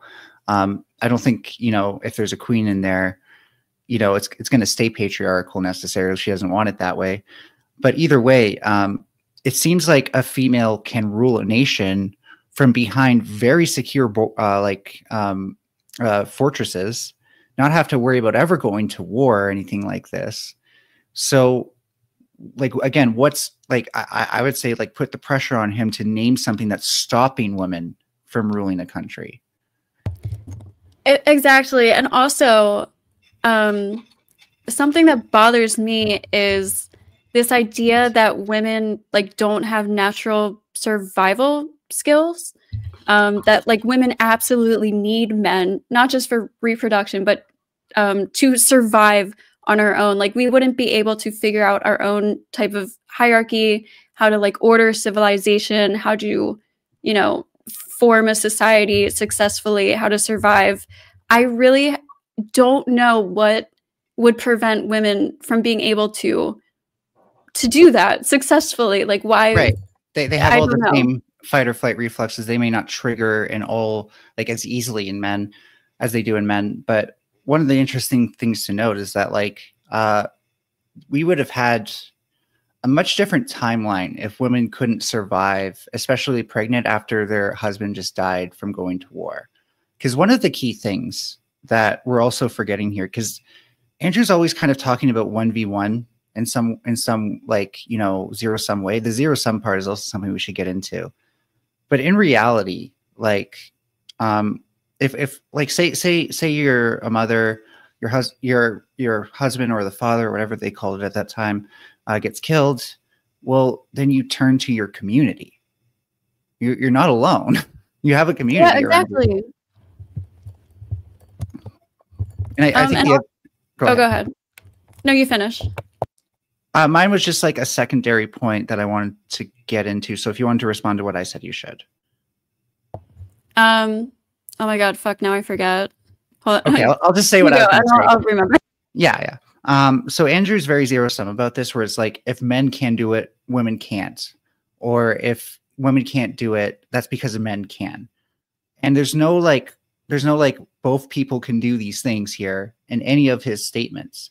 And so I'd be interested to find out like what his, like, if it's not just pivoting, which I think I've never tried this specifically, but to actually figure out like in these pedantics, like, okay, well, here's a woman who did this. Okay, well, here's a woman who did, and have it every single time. So that way, you know, at some point you can just be like, oh, well, you're pivoting. You just keep pivoting to everything I say. So it doesn't seem like you have an actual response. I think I understand what you mean. Like we would have an example of a woman like doing that successfully throughout history when he brings up why women can't. Or just like knowing of a female in any sort of given labor sector, like a broad labor sector. Like, he's probably not going to bring up doctors, but like construction workers, right? Like, I'd have to dox people I know in real life, but there's probably some sort of female construction worker out there who's had her name in the news that is worth pointing out. And the point would be like to have him cornered to where he's saying like, oh, well, yeah, but you know, who's going to hold the jackhammer? Well, that's where you get the fucking man to do it. He would also probably say like, well, that's an exception. And just because there's like, you know, one exceptional woman doesn't make the rule or whatever.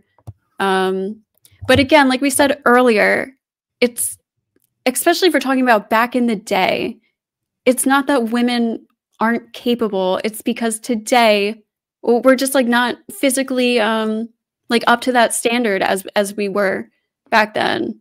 Yeah, and our can I just point out really quickly, our values diverge too, right? Like many older tribes used to see like not just strong, but like let's say larger women as being more attractive, because guess what? She could survive the winter. She could survive like she was eating well, all this stuff. And now it's like, well, now I need her to look helpless. I need her to look infantilized and all this stuff. And so I think like the Industrial Revolution also created like a huge split where the aristocracy did the one trickle down thing we got from capitalism was a trickle down aristocracy.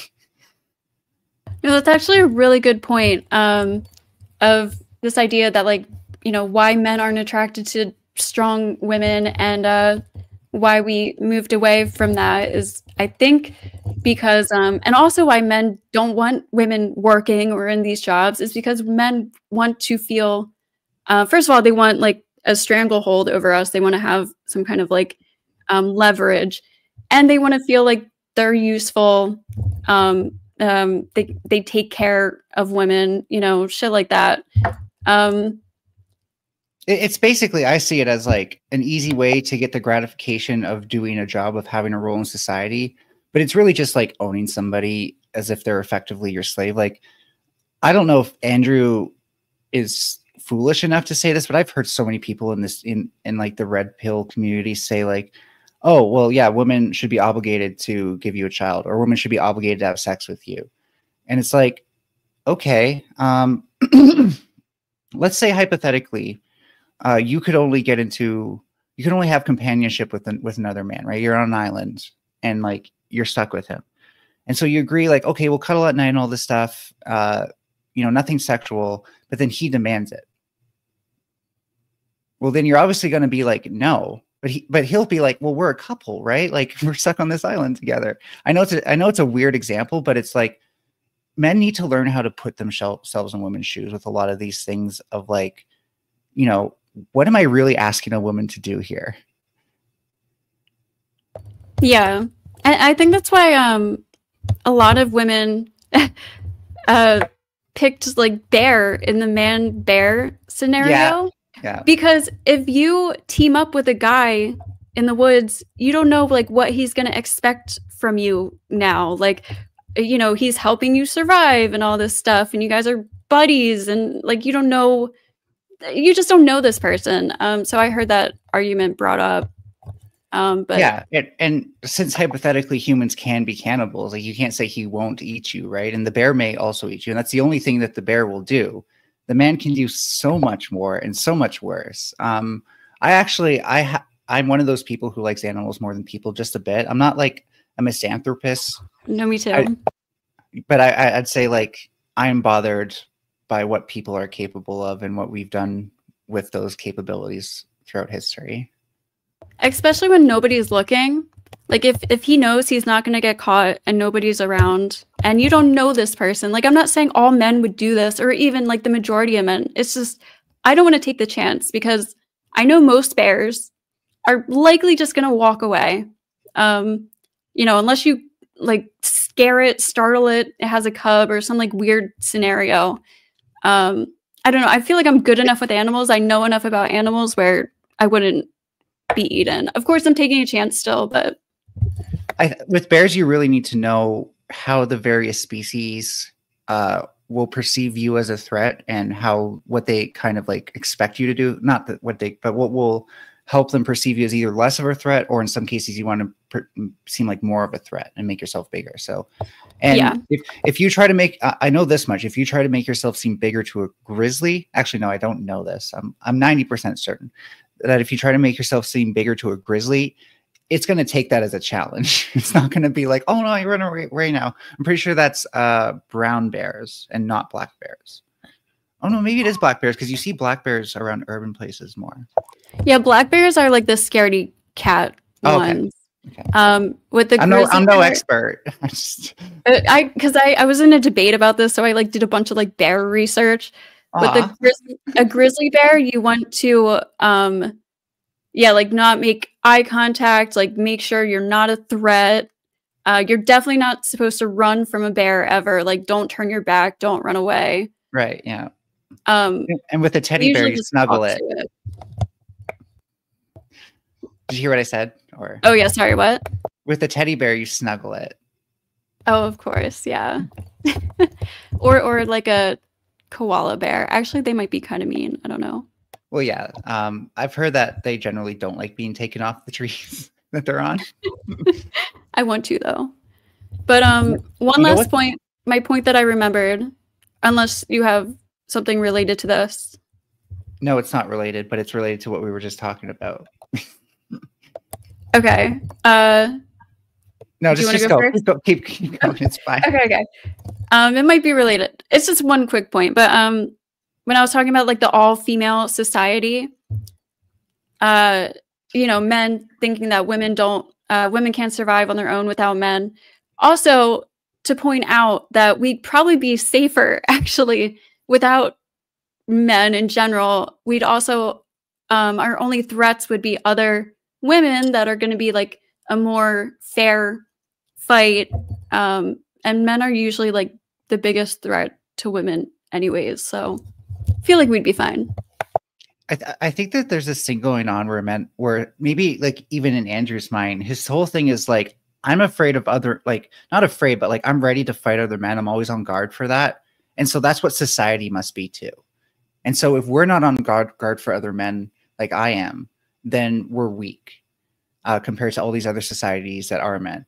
And the thing is like going back to the military thing, like people aren't just going to prey on the US because you have a female leader. Like you have nuclear bombs, Andrew. Come on. No, exactly. That's what I mean. Like a lot of this warfare isn't even like brute strength anymore. It's like weapons and machinery and technology. Yeah, I've said everything I can say now. Okay, cool. I don't know what this comment was to. Yes, that would be a valid point. If he did point that out, you'd be making an anecdotal example, basically. I wonder what that was in response to, but I'm going to play it.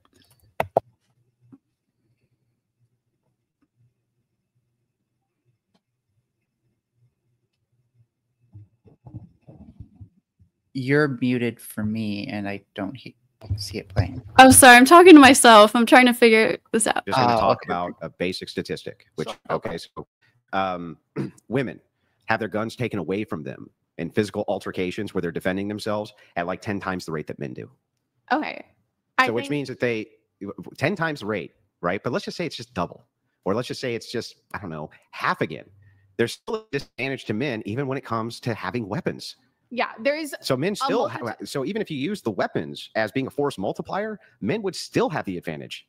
There is a multitude of factors that are going into conflating in here. So right, when it comes to getting like weapons away from them, it could be argued that like, okay, maybe it's because women aren't necessarily like socialized to shoot per se, because they're not as strong as men. And so I would women are taught to be very nurturing. That's fucking loving. insane. Look, I'll demonstrate it for you really easy. I think you're gonna have to concede this point. If not, I don't even know where to go from there.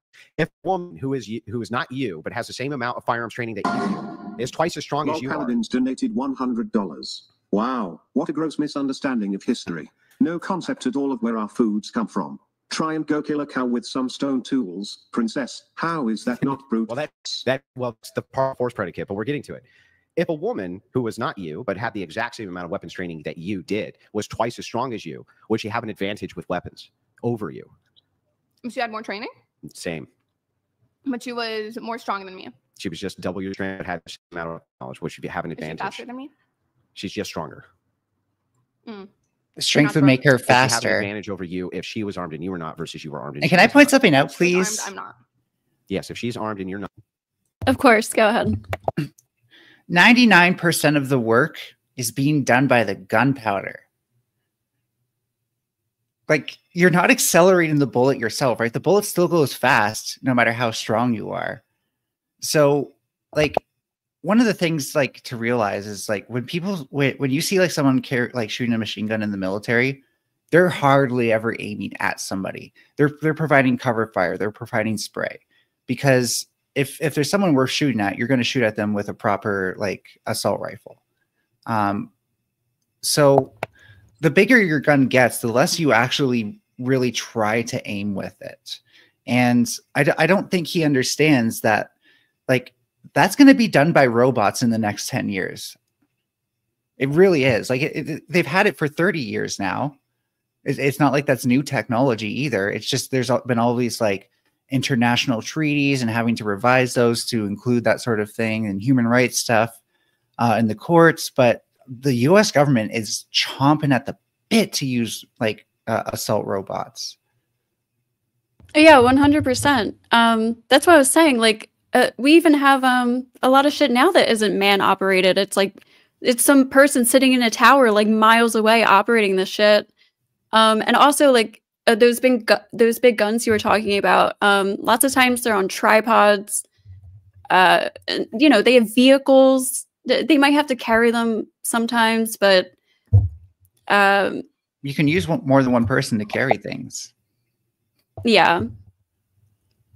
But that's what I was trying to say. Like, when it comes down to like a man versus a woman in a gunfight, a big part of it is going to be the actual weapon you have. And the reason women are probably, what'd he say, like overtaken and what's the word?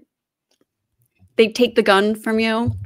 There's a word for it, but oh, I can tell you right away.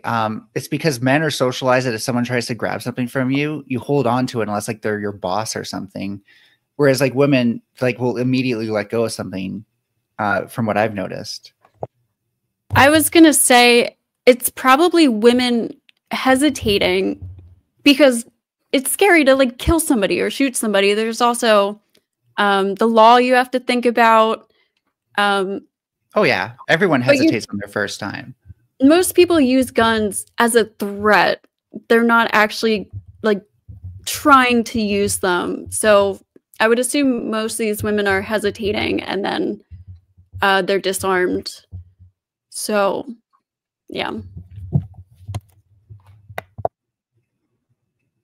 Anything else? Oh, I don't know how relevant this is, but again, like I think it's something where like once your mind is socialized to be like, oh yeah, I respond to threats with violence because I'm a guy, then the thought of like someone taking your gun from you, well, then you hit them over the head with your gun, or like you kick them in the stomach or something. You are like I remember being socialized as a kid to go to the most immediately violent option. Otherwise, you know, that person's gonna like throw you to the ground and stuff. And like that's mostly because I've had to do fights and stuff, and I don't like fighting to begin with. But I think, you know, until we have a culture that doesn't necessarily tell women like you can't be violent or else that's ugly or whatever, then you know they're never going to have like the sort of fights that boys do. They're never going to develop that natural instinct of, well, someone's trying to like hurt me right now, I'm going to hurt them back before they can hurt me. Yeah. And I think also, dude, why is my brain so scatterbrained? I was going to say something. It'll come back to you. Just play the video.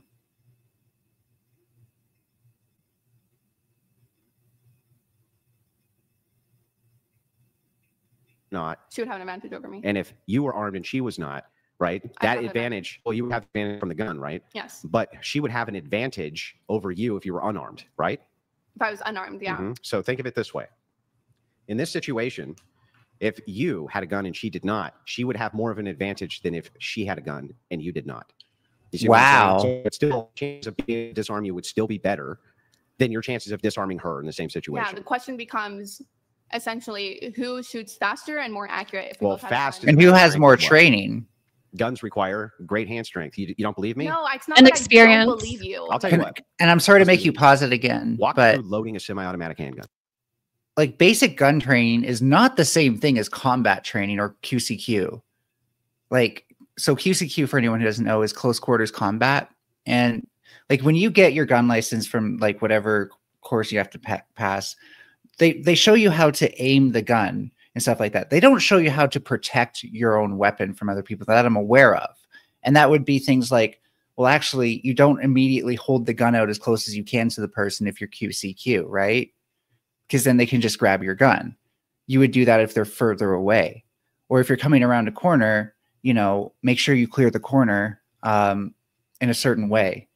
Like actually what you see in TV is wrong, which is really funny. But so, you know, he's like, all of this is so oversimplified to the point where like, I can't tell if he's saying that because you have the gun, you're doing better, or because you're a woman, you're doing worse at this point, because he doesn't seem to understand even just like the basic difference between regular gun training and combat training. If you don't understand that, then you can't say like, you know, well, who's going to know combat training in that situation? Because if she knew combat training, but the other person was stronger, then chances are she would still have a better chance. Yeah, no, you're right. I agree. Oh, the other thing I was going to say was I feel like also lots of these guys oh my god, sorry, my brain is so spacey today. They don't value, they underestimate women's ability to like protect themselves. Of course, like you were saying, if you're like in a close combat situation, unless you have training, it's probably going to be difficult. Well, yeah, sorry, I didn't get to say this, but most people they just think you hold the gun out as far as you can in every scenario, right? Like that's how they picture aiming a gun is. And well, there's definitely ways to hold and not hold a gun. That's not the only way to hold a gun, but that's like the only way that you're probably going to think of when someone confronts you in an alley and you didn't have time to like, you know, anticipate your assault. And of course that makes anyone open. And I think maybe Andrew does know the difference and he's trying to exploit that even. I can't tell, but this is one of those things where if she can somehow just acknowledge like, yeah, there's probably more to this than what either of us are acknowledging here, then that's probably better than getting even more into the minutia on things, because he is sort of controlling the flow of the discussion here and bringing up his own examples and then forcing her to, you know, reconcile on the defensive. Yeah, that's what he always does.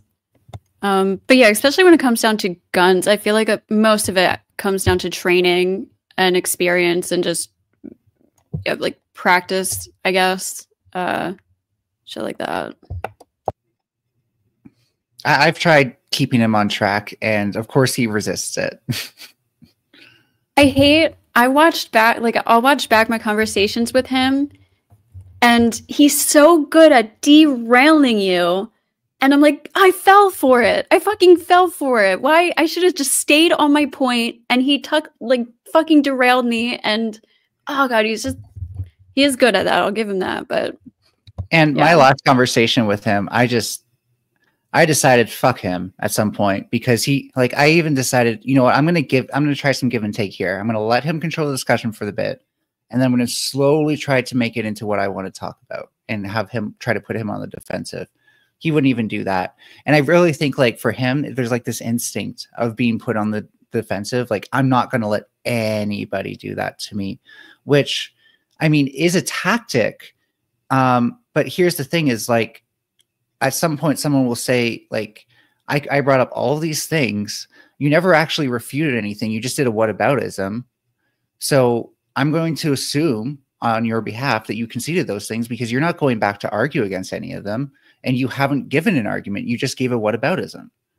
And then you know, this is the court of opinion is a wild, wild circus. But for the people who care about how debates work and stuff like that, they'll think back to that. It's like, yeah, that is what Andrew did the whole time. He just pivoted and pivoted and pivoted, even though you had responses to things. Yeah.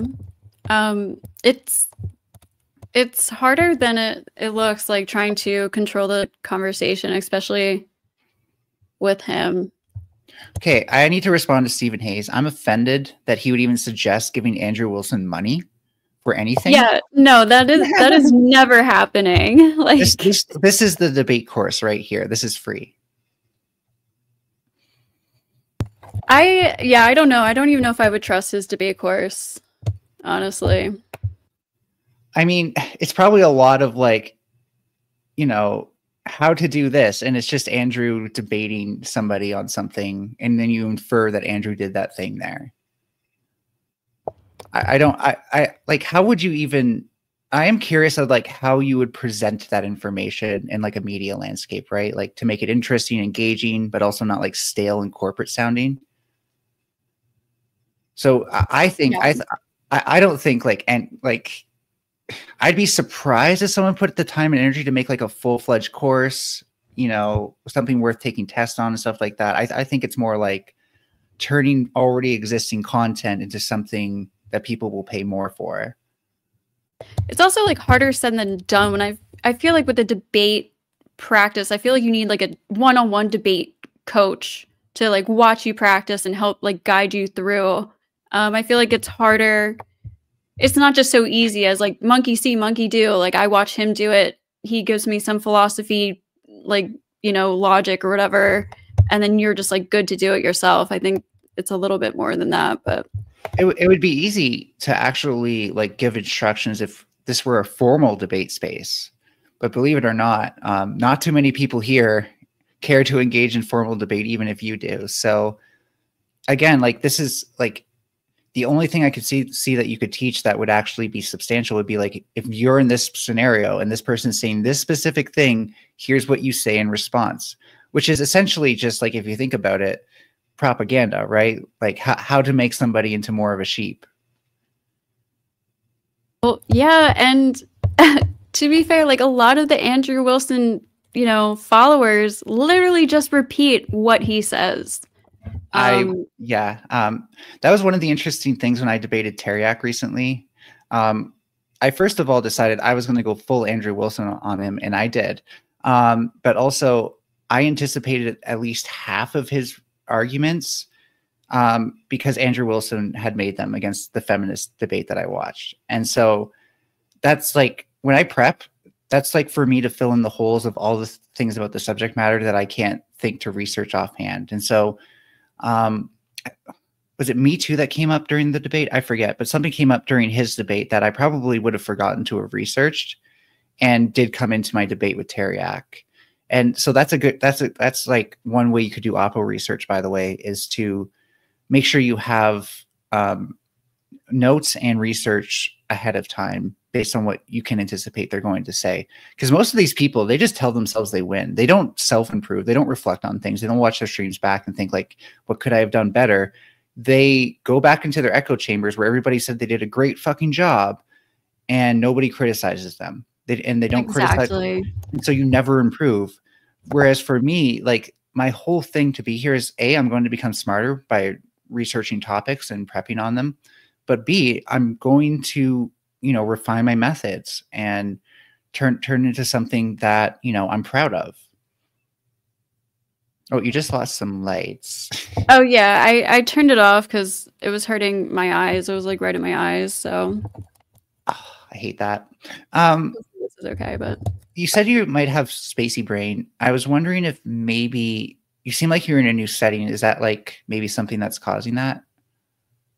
That does that to me. that might be it. Just like being on StreamYard, which I usually don't do. And yeah, being in a hotel, and then also, I don't know, I've been like smoking. I drank earlier and stuff, so I'm kind of like coming down from an alcohol drunkenness, so I'm a little off right now. Wow, you must be on vacation. Holy shit. I'm in Atlantic City. Oh, cool. For anything in particular or content? No. My dad goes to the casinos a lot, so he gets like free hotel rooms, and when he's not using one, he'll offer it to me. So I took it. That's so fucking amazing. And does it come with like paid services too, or do you have to like finance that yourself? No, it doesn't come with And we got like $20 for the fucking slot machines, but that's pretty much it. I mean, if you play your cards right. Oh wait, no, it's slot machines. Damn it. Or no, the whole casino. Yeah, the whole casino. Oh, okay, cool. But I heard this funny thing. It's from a comedian, and it's definitely like a grain of salt advice. But he says that every time, like he wins every time he goes to the slots, by sitting next to someone who's losing. and just and apparently like their bad luck makes you have good luck or something. And just like it is a funny joke if it's just a joke of like the imagery of you being like, yeah, I'm winning next to this person who's like, oh God, like I just can't get a break. Like, what the hell? They just spent like $1,000. You put like $20 in and you win like 500. God, it'd be horrible. Yeah. I don't think I believe it, because why is he like gambling on like media and comedy and stuff like that when he could just be sitting at the slot machines making huge bank from it? Yeah, they never tell you how much they lose. But you know why I think like long-term gamblers go towards the slot machines eventually, unless they're like poker players? Why? Because there's less of a risk that you can bet like everything you have at once. True. It's probably a little less addicting too, because there's not like a person. No, it's the opposite, I think, because you have the lever, and then the lever is like where you get the dopamine from the anticipation of the reward and the spinning wheels and everything. Maybe roulette is kind of the same thing, but I really feel like it gives you like a physical fixation that you can have, right? So every time you're not pulling the lever, then you're thinking, I want to pull the lever right now. Yeah. And now that I think about it, like handing over money to an actual person over and over again, and they're like looking at you, that might be like, fuck, I gotta stop. Whereas with the machine, you're just like, one more time. You know what? I never thought about that, like how like looking at somebody who just lost might make them feel self-conscious. So I bet you the people who work these tables, they take like extra care, like not to like make eye contact with people, just focus on your job and stuff like that, because then people are going to start thinking you're judging them. They're like super well trained. They're like they're pretty serious to be like a card dealer. I mean, it's probably, yeah, it's a good job if you have it. I'm not like for gambling, but I'm not against workers. Yeah, same. I'm not a gambler either, but I wouldn't trust myself with it. I know myself with these sort of things. It's just a waste of money to me. It's like, I don't know. If I was rich, maybe I would do it a little more. I'm one of those people who's like endlessly bored by any of those kind of like addicting games type things, but will play it for hours regardless of how bored I'm getting from it, because I get that, like I get the whole lever pulling thing. I really do. My brain's ready for it. That's funny. Shit. Yeah, I don't know. I don't have a gambling thing, but I'm so good for you, and I'm so glad I don't either, because I have enough problems with like smoking, and I could ideally stop right now because I'm super broke, but when you're broke, it's also a bad time to go through stress. Definitely. No, 100%. It'll all work out, I'm sure. Okay. Ready? I don't know. Let me think. Can I hear Andrew's voice right now without going fucking crazy? Yes, I can. Maybe that was what was bothering me and not the actual light. Oh no. Walk you through loading That's actually his next debate tactic, is like talking so high pitched and like a weird kind of like resonance that like it makes your brain kind of melt a bit if you actually listen to like his voice. You have to do what I do. Don't listen to anyone's actual voice. Just like let the words appear in your brain. I'm kidding, but he reminds me of the like annoying kid from the Polar Express. The like blonde. Did you see the Polar Express? Yeah, but I don't remember that character. Okay. I was thinking like this is what happened to like all like the really nerdy kids, like the kid with the glasses in The Simpsons who was always talking like that, and like that's what that kid was like. He was like so annoying. He was like a tattletale and like a know-it-all. That's Yeah. Oh, Andrew would become such a tattletale, like for Trump, if Trump was like, Andrew, I need you to know who's talking to shit about me on the internet, okay, Andrew? I'll make it worth your while, I swear. Very true. I'm not going to walk you through loading. Walk me through loading a revolver. No, hang on. I'm not going to walk you through anything. Okay, what I will got it. tell you is that we look at Olympic level. I'm not done with the inquiry, and then you can ask me yours. Here. Can you walk me through loading a rifle? I'm not going to talk to you about. Have you ever even used it? Yes. What kind? I've used a pistol and rifle before. What kind? I don't remember the exact kind, but that's none of this questioning has to do with the basic of what we were trying to get. Oh, no, I think that it gets right to the core principle of the force monopoly. What you're trying to do is that you're trying to essentially flex. I have, not gunnery. I don't care about that. Okay, what I care about is the force monopoly and your misunderstanding of it. No, because what I am trying to convey here is very simple. When we look at even like Olympic style athletes, Olympic shooting, top of the top, they're thinking about getting rid of individual gender categories because guess what? Men and women are shooting almost exactly the same rate. That's because they're using 22s. Okay. The point being. Yeah, if they were using 50 caliber BMGs, you would have gender categories, I promise. Okay. The point being is that when it comes to weaponry, when it comes to the great force equalizer, unless if we're living in a hypothetical world where everybody is strapped all the time, which they are not, the person usually, even though there are exceptions, there are cases you can wrestle out the gun from the person's arm, whatever, like that does happen. The vast majority of time, the person who has the gun is at a ridiculous advantage. And who has all the guns? Whoever, like both men and women have guns right now. Who has the most overwhelming majority? Not even close. Yeah. Okay. Who is it? Which one? No, you're going to be like, oh, you see, men have a lot of guns. The military. So this is your case for force multiplication. My case for force multiplication is one: men can build guns.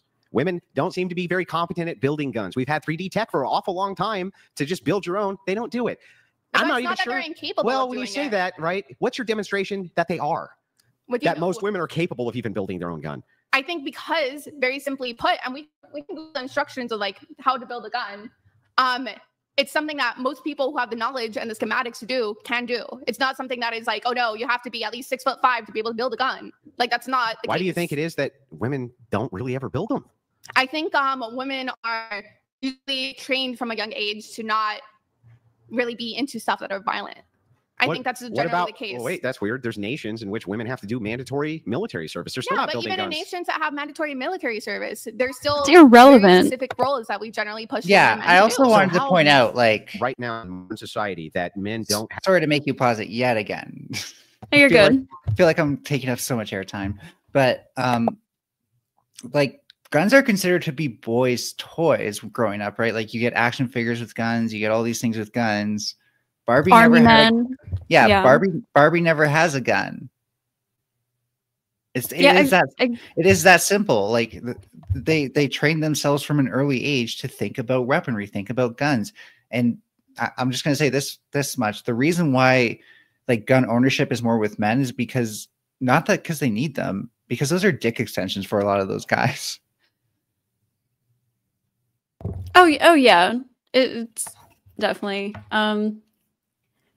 it's like a flex, or it's cool, or they think they're, when the government, goes into a civil war, they're gonna beat the fucking US Army with their like fucking 5 guns. Like, come on, dude. We're the strongest military in the world. That's never happening, bro.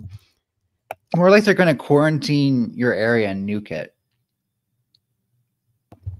Yeah, like we don't have fucking bombs. We're not gonna beat the US military in a fucking wait, what was that point? What was the thing you said before this? About the toys being like gun toys belonging to boys. That also extends to like tools. Like little boys are given toy tools and toy trucks, like to again steer them in that direction of trades. Like women, I got my first sets and strollers. Sorry, but you like what you said is beyond true. I got my first toolkit with like sharp ass saws and an actual hammer and everything when I was 7. Yeah, exactly. Yeah. And I did cut myself. Fathers like show their sons how to like fix things, and not as often their daughters and stuff. So a lot of this really is social conditioning, and You know, they can deny it all they want, but it's very obvious to me. I guarantee you, if a woman was a Navy SEAL, Andrew would not stand a chance. So you better hope there's ever a female Navy SEAL, because she'll be coming for him. Oh god, that'd be so funny to see like a woman kick Andrew's ass or something. I don't promote violence, people. Just you know, just say in Minecraft. Imagination. Yes. Yeah, it was in Minecraft that we were talking about. Yep, 100%. Have the monopoly on force? How do women have any sort of comparable monopoly on force to men? Go see. There's a good question in the comments. Even if you say like, oh no, men in general have more guns, therefore. Lionheart Media is asking, would girls play with Barbie with a gun?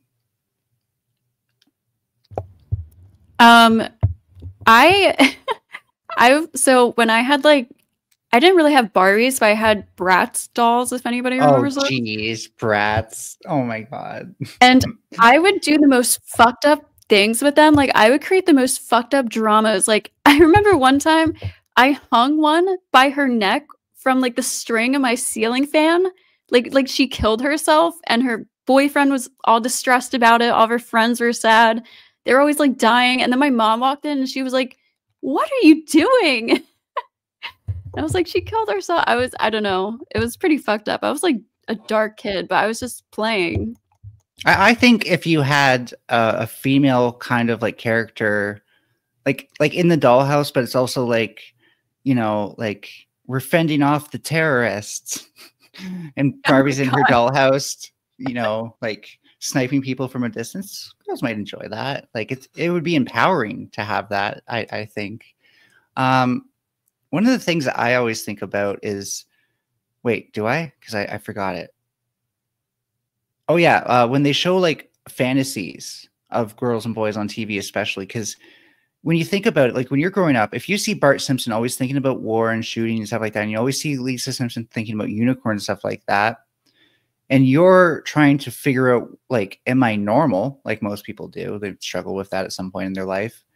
Then one of the first things you're going to see is that, like, if I'm a girl and boys are the ones thinking about guns and stuff and we're not, then it's wrong for me to even imagine myself doing that, to imagine myself in that position. So when I was very young, I was like, not really like a tomboy, but I was into more like, you know, stereotypical like boy things, I guess. Sports. And like I would play with like worms, and I had NASCAR, or I mean like Hot Wheels and dinosaurs and shit like that. Like it's really not stereotypical boy stuff, or it's really not boy stuff, but it's you know what I'm saying, right? Yeah. Okay. I feel like it's like neutral gender, but in our world, you know, it's typically thought of as a boy thing. So when we would go to I'll let you finish. Okay, when we would go to McDonald's, the boy toys, you know, the boy toys at McDonald's. Boy toys at McDonald's. But for the Happy Meals, the toys that were like with the boys' Happy Meals or whatever were always so much cooler than the girls. Yeah, they would do way cooler stuff. But I was so embarrassed. Like, I'm like fucking 5 or like 6 or something. I was so embarrassed to like ask for the boy toy and then pull up to the teller and then see that I was a girl. So I would literally like hide in the back seat of the car or like duck down because I was like embarrassed about that. And I don't know, that just pisses me off thinking about that. My mom would have been straight up, no, you're getting the boy toy. You're not getting the girl's toy. Because there were times where I wanted it. I didn't want like the Barbie stuff. Like I was actually happy with race cars and Lego. But I didn't like, I never wanted action figures or to like do the shooty gun stuff or like unless I was like really bored, I wouldn't play with them because like I didn't have fun like playing out aggression as much, not nearly as much as other boys. Yeah. I don't know if I was aggressive. I was just like what do they call it? Like a rough houser. Right. Yeah. I was like I don't know. I just meant like if you gave me like an action figure with a gun in his hand, I would take the gun out of his hand and then I would like figure out like, oh, okay, he's on the edge of a cliff and he needs to figure out how to get down. It's really just the edge of my bed, but you know, stuff like that. Like it wouldn't be like, you know, he's gonna now conquer all the aliens and shoot them all in the head. Yeah, it's like I always thought that was the most ridiculous thing. Yeah, I was never into like action figures. I would say probably the most I could relate to something like that would be I had like these sets of like lions and stuff, and I had like 2 different prides, and sometimes the 2 prides would like fight. But I was never into That's cute. like, yeah, like stuff like, or like the dinosaurs. I had like a lot of dinosaurs, and some of them like didn't like each other and stuff like that. But I was never really into guns. But you know, they do that purposely. They try to get boys into guns to like get them into the military and shit. I think maybe with Lego, because it was actually the idea of constructing something that could be used as like, it was more like gunships or battle cars and stuff like that. And it's still like so when I was in the group home, there's another kid who liked Lego. So I'd make like my little battle car. And then he'd make one too. And he'd be like, let's have our battle cars fight. It's like, no, you're going to ruin my battle car. Yeah. I built this thing. Oh yeah, that's another thing too. Like those kind of toys are always geared towards boys. Like the actual like ones that are more intellectual, like building things, like the marble thing, like construction. You know what I mean? Those. I never thought of that, but yeah, Lego did start releasing sets for girls though pretty early on. But yeah, like the difference between them, of course. Like the connects and the I don't know, all those things are just like more geared towards boys, and then girls are given like fucking strollers and baby dolls and yeah. Yeah, and you know, they're like, leave our kids alone, stop shoving blank down their throat, and it's like, well, what are you shoving down their throats? Right, like why aren't girls going into these trades? Like, you know, you have a huge influence on kids growing up. So aside from everything but their gender, I did do my research really hard into that, and like you said, you realized that it was at least weird to want a boy's toy as a 5-year-old, right? So you were aware of your gender by that point. Oh yeah, definitely. And what we also see in kids is that they also have gender stability around that point. So not only is like our gender identity really kind of like predetermined prenatally with your hormone environment, in particular how much T seems to be in that environment, testosterone, I mean.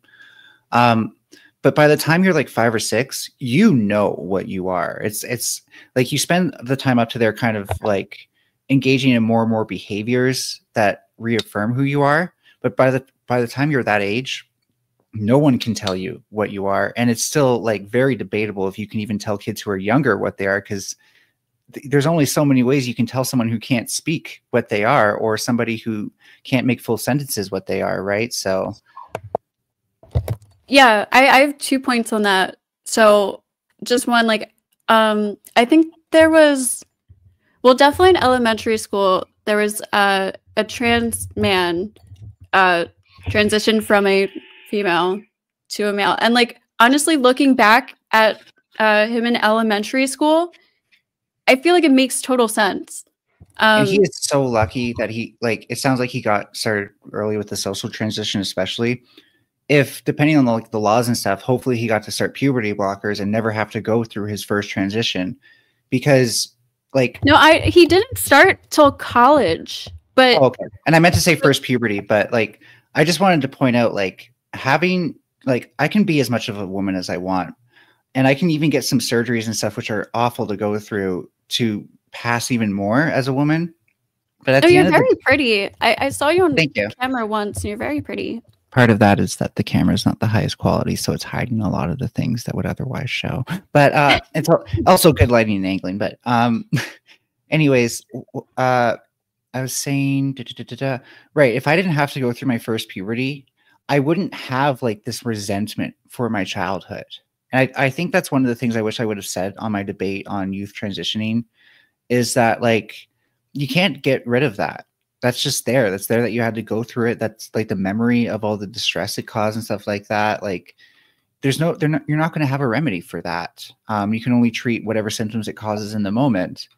And my God, if I could have just not gone through a male puberty and had a female puberty for the first time instead, there's so many things. Like I wouldn't have to be jealous of women. And I'm sorry, Ghosty, but there are things about you I'm jealous of. But it's not like a resentful jealousy, of course. No, it's no, like, yeah. I wish I could be her. It's like if anything, I probably like look up to you or like glorify you in my head more than I should. I get what you're trying to say. Okay. Yeah.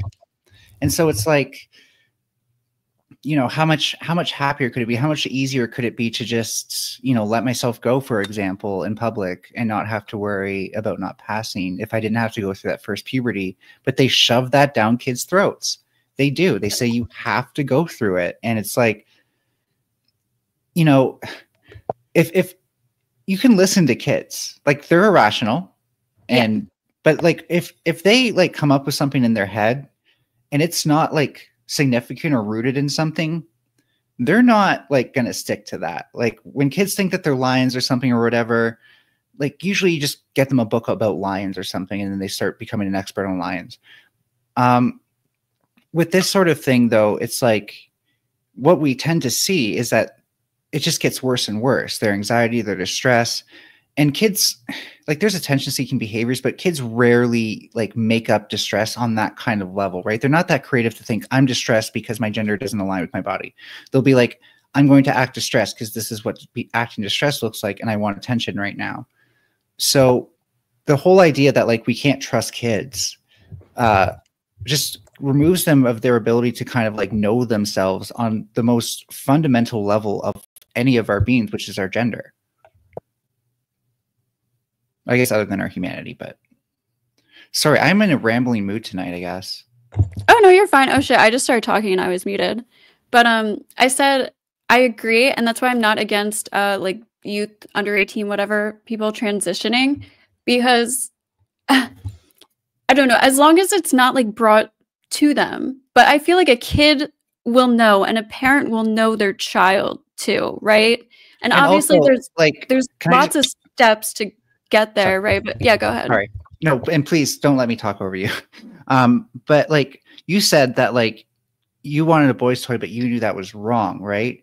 And this is what we see in kids who like know what they are, but we try to push them into something else. It feels wrong. You can't convince a child who's not transgender that they're transgender. It'll feel wrong to them the entire time.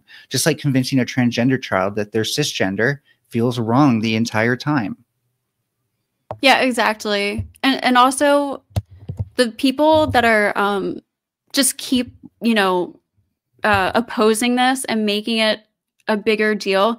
I feel like if we just like, you know, accepted everything, we got over the whole like pronouns thing and we just like accepted trans people and it was just like a normal thing, like how gay people kind of are. Like I feel like this happened with gay people and like gay marriage was approved in like 2008. And then, you know, now, you know, gay people aren't the enemy anymore. Now it's trans people. But if we just, you know, finally accepted that and that was normal, we wouldn't have, I feel like it's so rare for kids to do this anyways, but kids like pretending to be the other gender because it's trendy or it's in the news. So now they're questioning it more than they would be typically, right? We would just have, you know, actual trans people.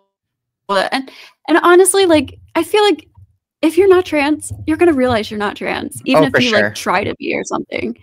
That was always my argument with that. Yeah, it's the same thing as like, if I tried to tell you you were trans right now, right? You'd be like, no, what? Like, I know I'm not. And it's the same thing with like, I grew up because of being an effeminate boy, being told that I was gay. And I was like, no, I can't do anything more than maybe kiss a guy who's somewhat attractive to me. But other than that, it's like, no, it just feels weird. It's two guys. And I'm like, it is weird that I transitioned to bisexuality and I'm still way more attracted to women. But now I can like get with men and it feels straight because my sexuality is predominantly straight.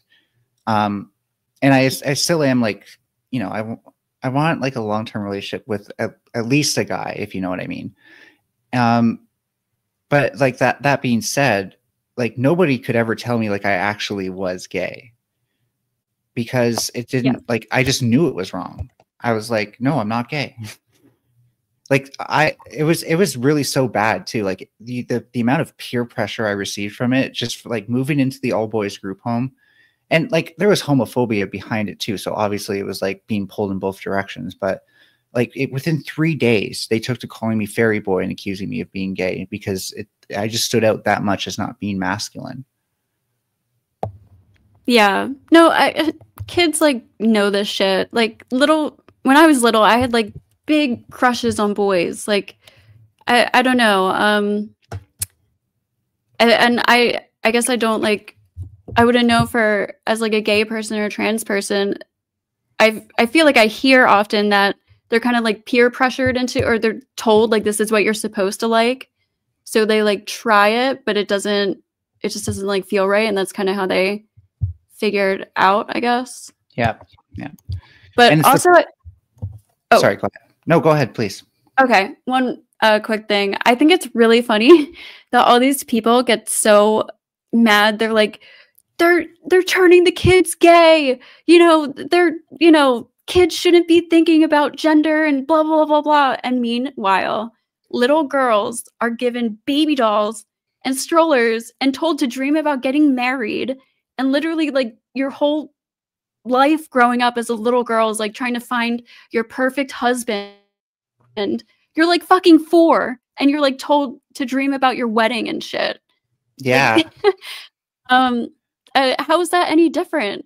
Honestly, like, I don't think little girls, I feel like that messed up my life, actually. Like, trying to find like a Prince Charming in like fucking elementary school. I should have been focused on, school and my life and myself. Instead of going out and kissing frogs, jeez, or toads, but yeah.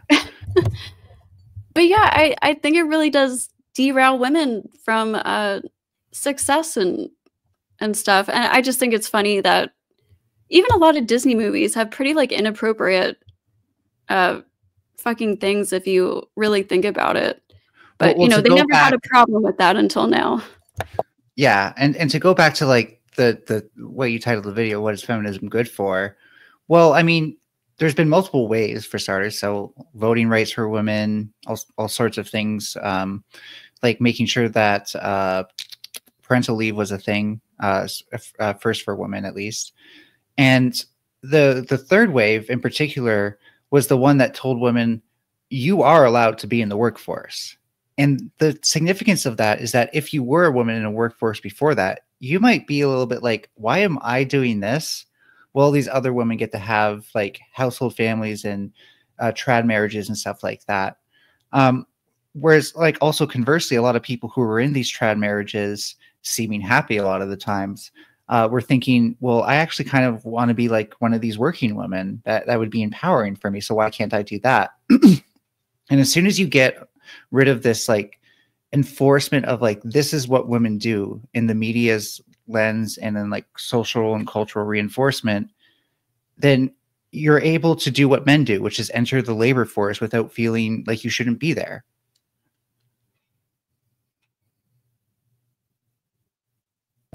Oh, sorry, 1 second. It's okay. I need to like time my ramble so you can predict when I'm going to finish, because I sometimes do the same thing where I don't know if you're doing the same thing, but I smoke and then. Yeah, I was inhaling. Yeah, and then people finish. And I'm like, oh shit. I know. I'm like, oh, this is awkward. I'm not responding right now. You can always just play the video and just be like, make it sound like you're sick of me talking. Just play the video. I like this conversation. I think this is a good conversation. Because people often ask, like, we don't need feminism anymore, blah, blah, blah.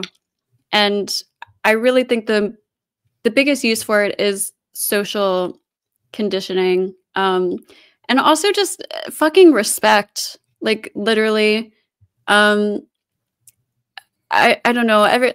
These are just like little examples, I know I'm privileged, I'm not forced to like cover up my whole body and I can't, dance, whatever. But still, this shit is still important. Anytime I go on a panel and I'm wearing like my favorite rock, like I love rock and metal. I go on a panel, I'm wearing like my favorite band t-shirt, and they're like, oh, you know, she can't, I just wear this because it's fucking edgy and I can't name one song. Or, you know, they always attack me for being like a woman. And there's guys making maybe similar points, but it's always like, oh, you dumb broad, blah, blah, blah. You know It's what, just Toasty, like though? Sorry, a respect you're thing. making a good point, but I have to point out the best way to respond to that is to get really good at guitar, because I know you're still practicing, right? Yeah, yeah. And just bring out the guitar and start shredding while they try to say it. just have it ready right beside you, right? Like with the amp on and everything. And then as soon as they start saying something like that, just go. It would be pretty good, like a sick solo. You're like, fuck you. By the way, have you seen the show Metalocalypse? No, it sounds familiar though. You might like it. It's kind of like a comedy, like adult cartoon that follows like 5 band members in a metal band, and they're just like, they're so fucking over the top. It's ridiculous. Oh my god, I have seen this. I think my friends watched it, and I used to watch it with them. Oh my god. It is such a good show, by the way. And if you're learning guitar, you might really like some of the things they talk about there. In fact, I just watched one where the 2 guitarists were having a fallout because the one is like a rhythm guitarist and doesn't actually know how to play guitar. And so the I guess you could say better guitarist is like, play the harmonics of D minor. And because I'm learning piano, I enjoy that because I right away thought, oh yeah, that's those keys, you know? It's not that hard. Yeah, I never had like piano lessons, but I used to like teach myself like some songs on piano and stuff. And when I started picking up guitar, I thought they were like kind of really similar in a way. Definitely. In fact, I've been trying to memorize chords, which is like the kind of like the hard mode way of learning instead of taking the songbook out that I have. And the more that I play chords and stuff, and then I hear, especially power chords, but other chords as well, and then I hear the guitars and songs, I'm like, oh, that's what they're doing. Because I do know how like you would like theoretically play the guitar. I don't know any of the fingerings or anything like that. And I know that the 2 strings on the outside are usually E. But other than that, like I never really like got how you would play a chord on a guitar until I played it on the piano, and I was like, oh, okay, so it's these 3 notes, and then if you were to do that on the frets, oh, okay, I kind of see it now. And then you're like, oh, now I'm kind of jealous because they can play major 7 chords way more easily. Yeah, with guitar, a lot of it is it's really like muscle memory, like just getting that down. And then for me, it's I don't know, I guess I just have like smaller hands than most guys too, so it's harder. But I particularly bought a guitar that was like easier for my hands and stuff. But a lot of it's just muscle memory once you get the chords down and stuff. It's really, I don't know, it's like, it's not easy.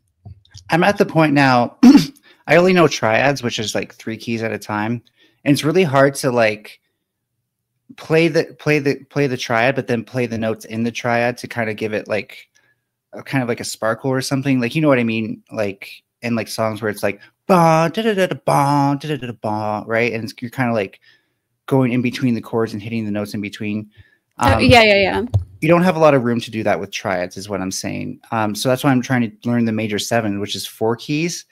And my God, I was like, are my fingers too long? Because it feels so awkward. And it took me forever to like realize, okay, when this piano player on YouTube plays his major 7s, he actually presses the white keys or the ivory keys in between the ebony keys.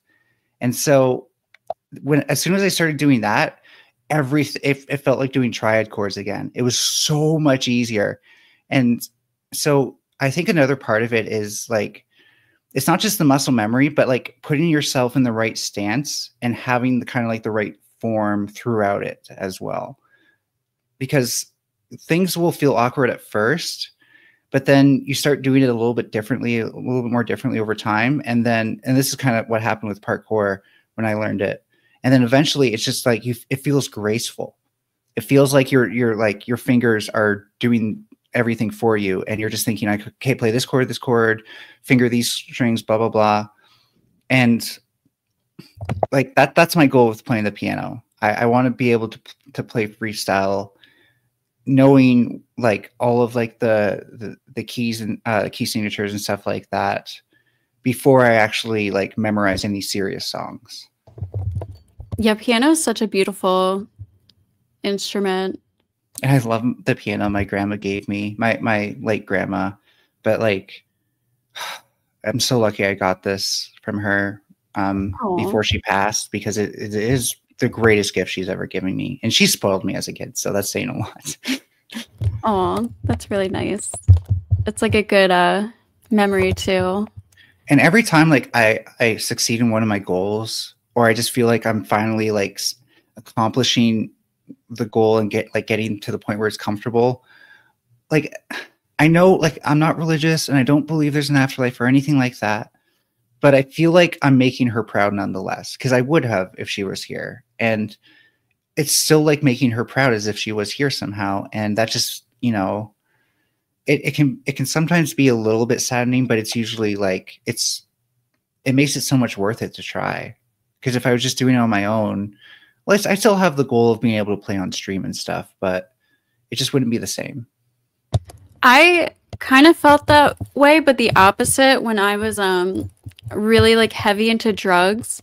I used to like feel like my grandma was, you know, she passed, and I was like, I used to think about her, like if she was able to see me, or her soul was able to like see me now, and like, you know, see. At that time I felt like what was the true me, and I was like, oh my God, I must be such a disappointment, blah blah blah blah.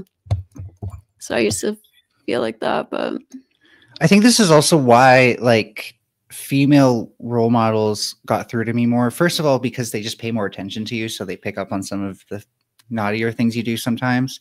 But also because like I felt like I could talk to my grandma about stuff, but not my grandpa. My grandpa was just like so emotionally stoic.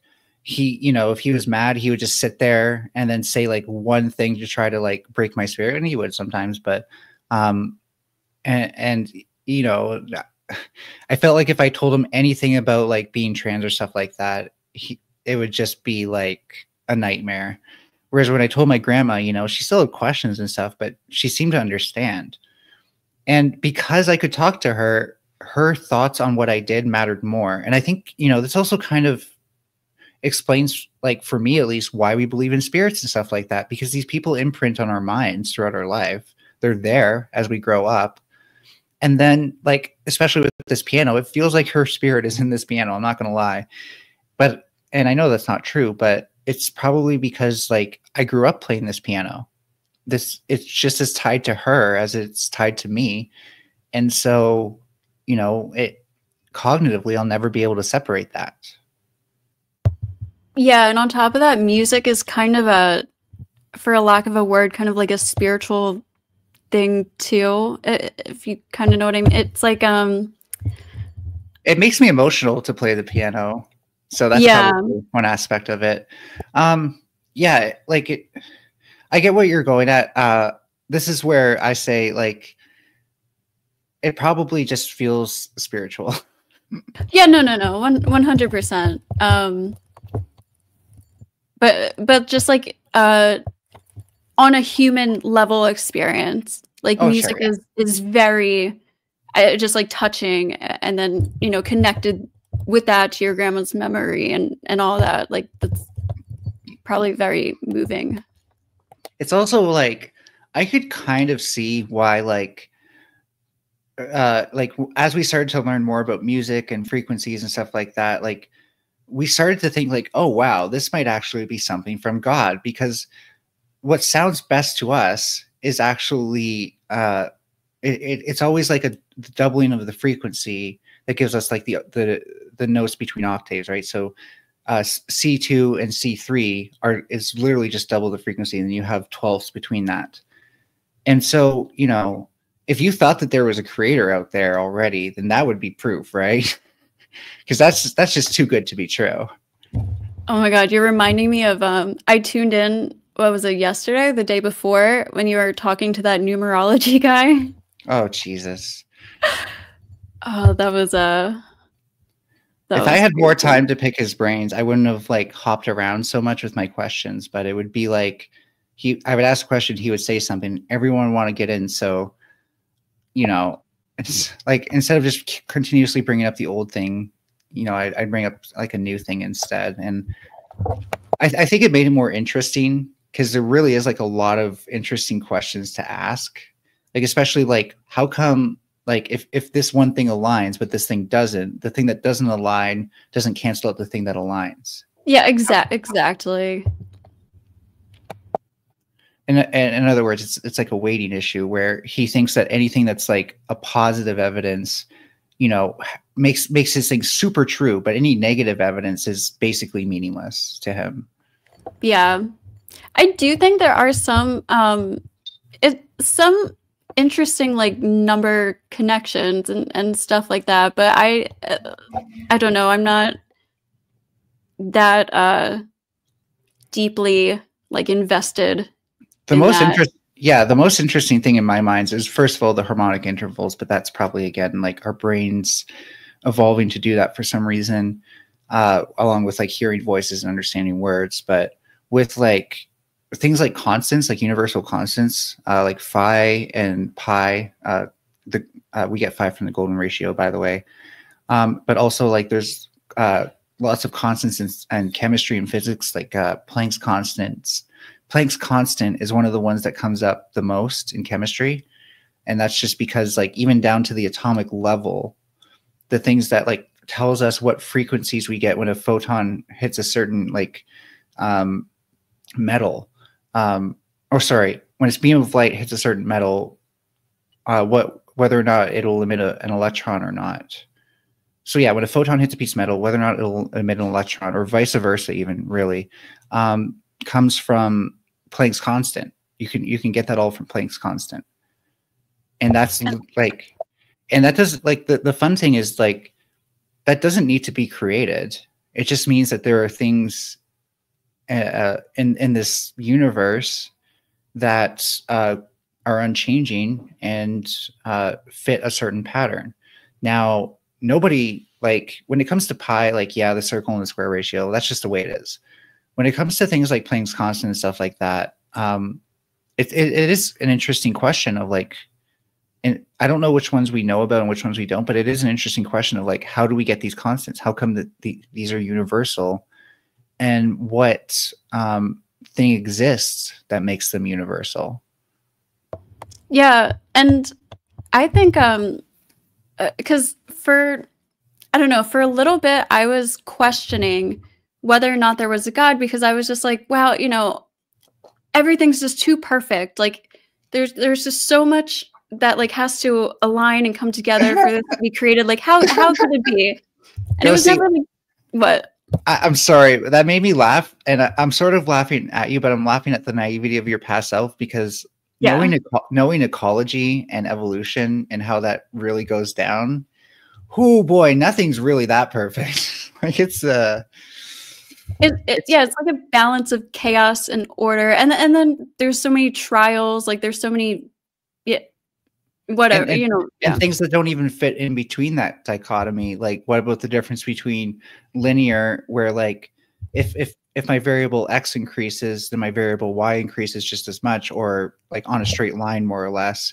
But when something's nonlinear, then you know it can increase exponentially or along so many other lines. And so there's so many ways to break stuff down other beyond just like order and chaos, or even just mathematically. I do think mathematics will reach its limit.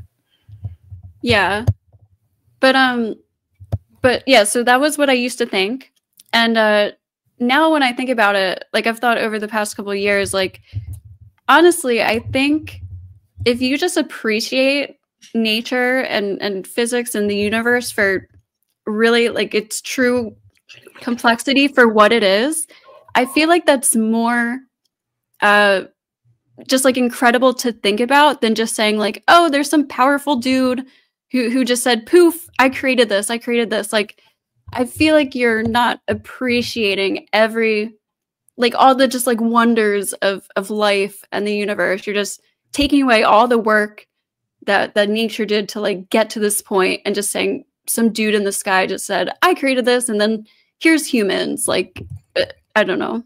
Does that make sense? Like, yeah, like that's why I could never become a nihilist, because for me, like, and this isn't to say this is powerful enough to like never make me hate anything or anything like that, or just reject everything or whatever you want to think nihilism is, but it's to say that like just knowing that all of this happened and I'm here to witness it, just to see it and appreciate it is enough of a gift for me. And and because of that, this life will always be a gift from the cosmos, from universe, from time. And that's really something like no one will ever be able to take away from me. Now, it can get taken away from me if I'm like so like distressed or messed up that I can't remember that. But other than that, like just being able to think that really does make me appreciate things more. And like I said, ecology is messy and stuff like that, but it is also a beautiful symphony. Yeah. The fact that it's what like underpins our existence brings meaning to Mother Nature for me, because really like it is Mother Nature. And so yeah, I did want to point one thing out. I have a theory as to how this all happened, and it's kind of out there, but I think it might make sense. I wouldn't know how to prove it. Okay, go for it. So it's hypothesized that over an infinite timeline, every possibility will have to happen. Even like, you know, the minutia between those possibilities and stuff like that. So for one thing, this will inevitably happen again. Humanity, or whatever reiteration of it is, intelligent life probably will happen again. That's not to say I think aliens exist. I still think it's incredibly improbable, but really? Yeah. And I can feel like it's incredibly probable, but anyways, I can get into that after. Okay.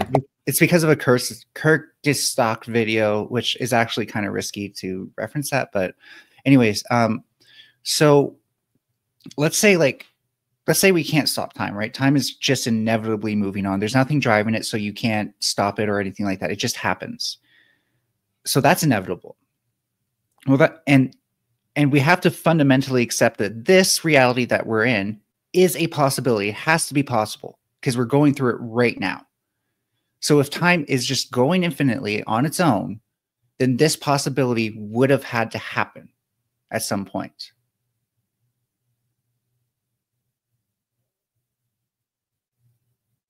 Hold on, that kind of went over my head. Oh shit. I'm sorry, wait. Oh god, I'm such an asshole. Can you say that again?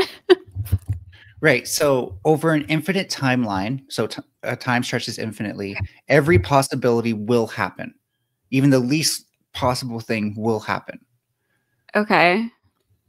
And so assuming that time is going on, whether or not we're here, it's just going on, nothing's driving it, it's just happening, then and accepting that this is a real possibility, this has to be possible for it to be happening right now, this was inevitable.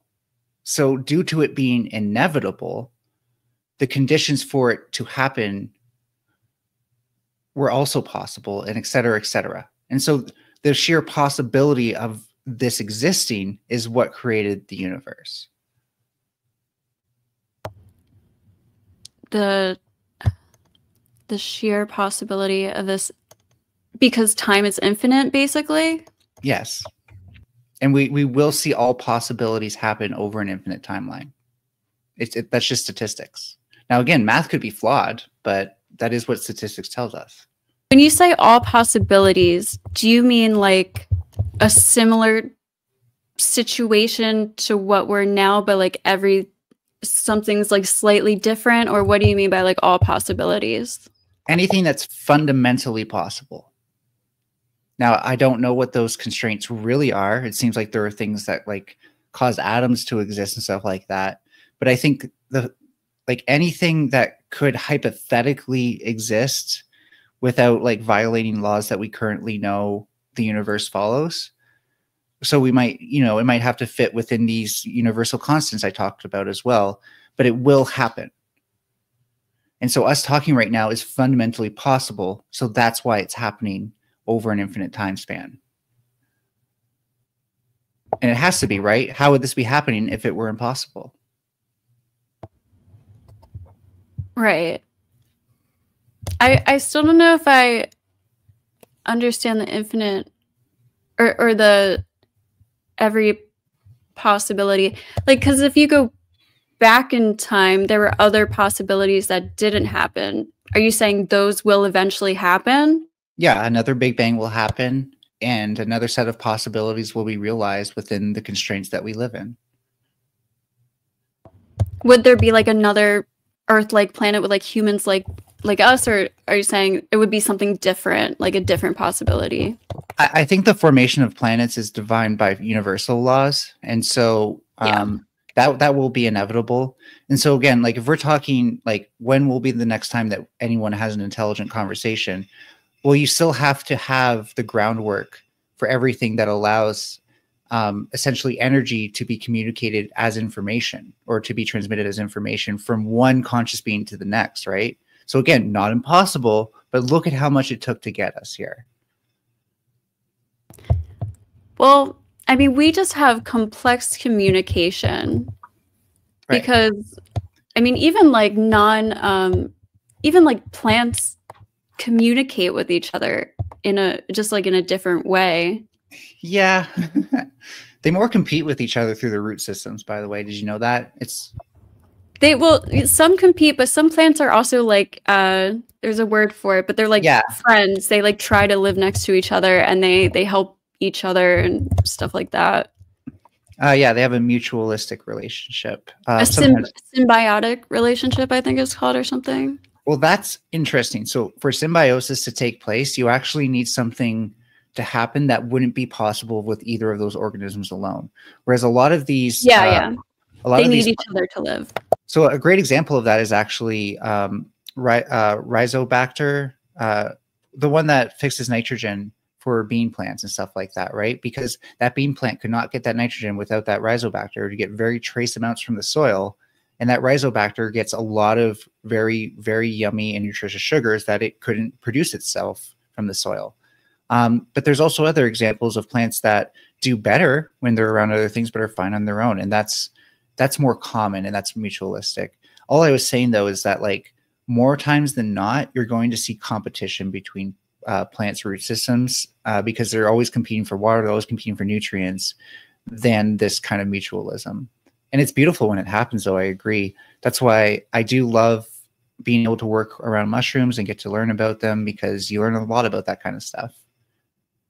Yeah, it's more like trees with other types. It's not like two trees. I mean, that can kind of happen, but it's more like trees with some kind of like grass or soil or even like bug or something like that. But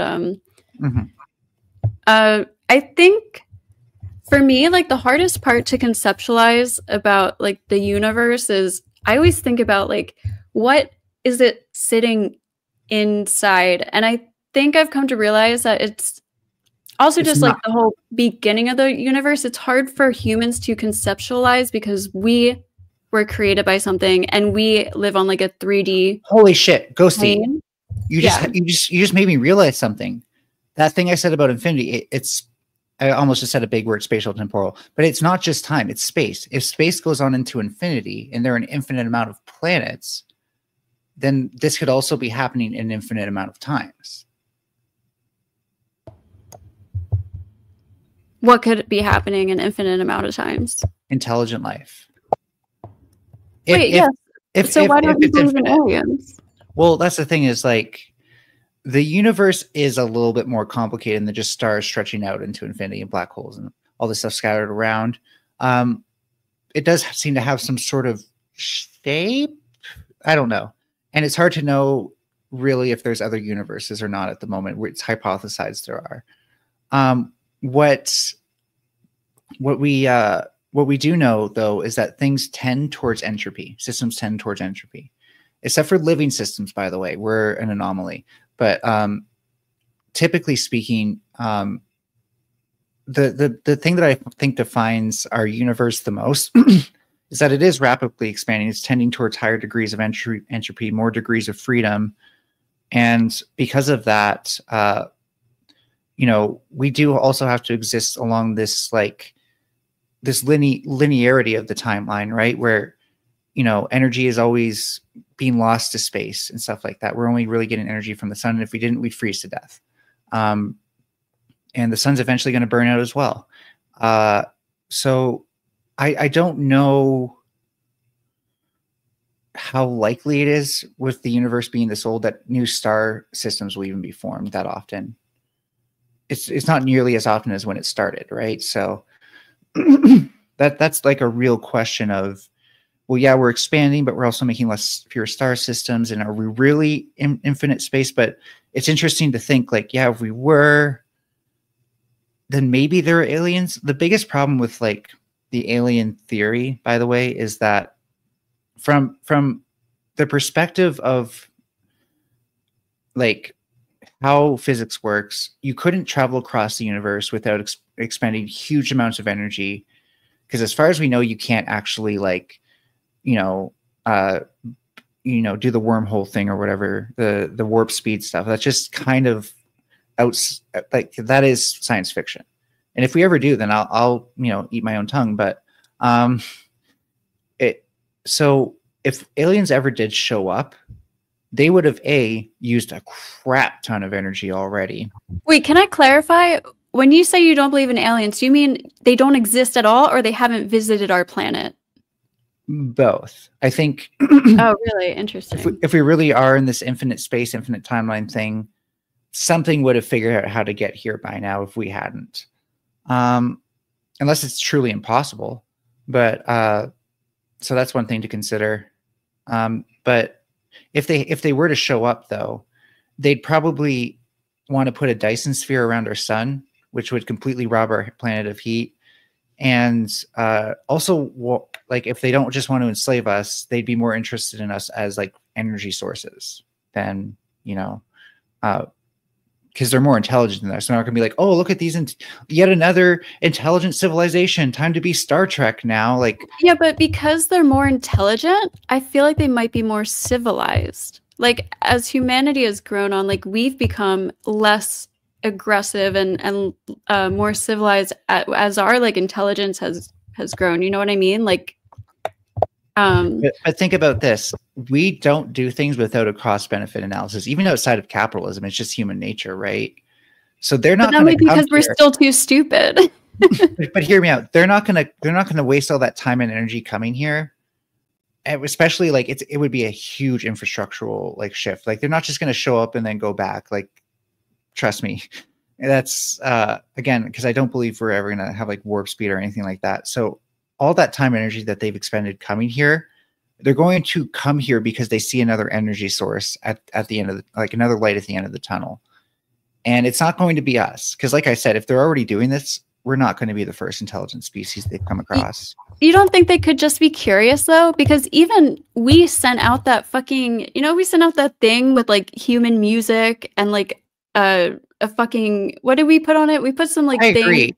agree they could be curious. But again, the only thing that really drives ventures like this, and I think that's an interesting theme behind the movie Avatar, is the pursuit of capitalism, is the pursuit of like what's in it for me. Because at the end of the day, just find another intelligent species, like that can go many different ways. It could also be very bad for you if you don't know what you're getting yourself into. I see where you're coming from. Like, I feel like, yeah, definitely if aliens could get here and they had bad intentions, they would have acted already 100%. No, sorry, let me point something out. I'm saying good intentions wouldn't be enough. There would have to be something here that they already want. And they're not going to want our technology if they're ahead of us, right? Yeah. Yeah, it's like interesting. to think about. But you don't even think they're out there at all. Like, well, I mean, like the way I see it is, and this isn't like a pro-capitalist argument or anything, but what is most likely to happen and anywhere that does get across space is that the person who's most motivated to come here is going to get here first. Does that make sense? And it's going to be the person who probably wants the energy from our sun because we have a relatively young one. what if they accidentally stumbled across our planet? I guess all cards would be off the table.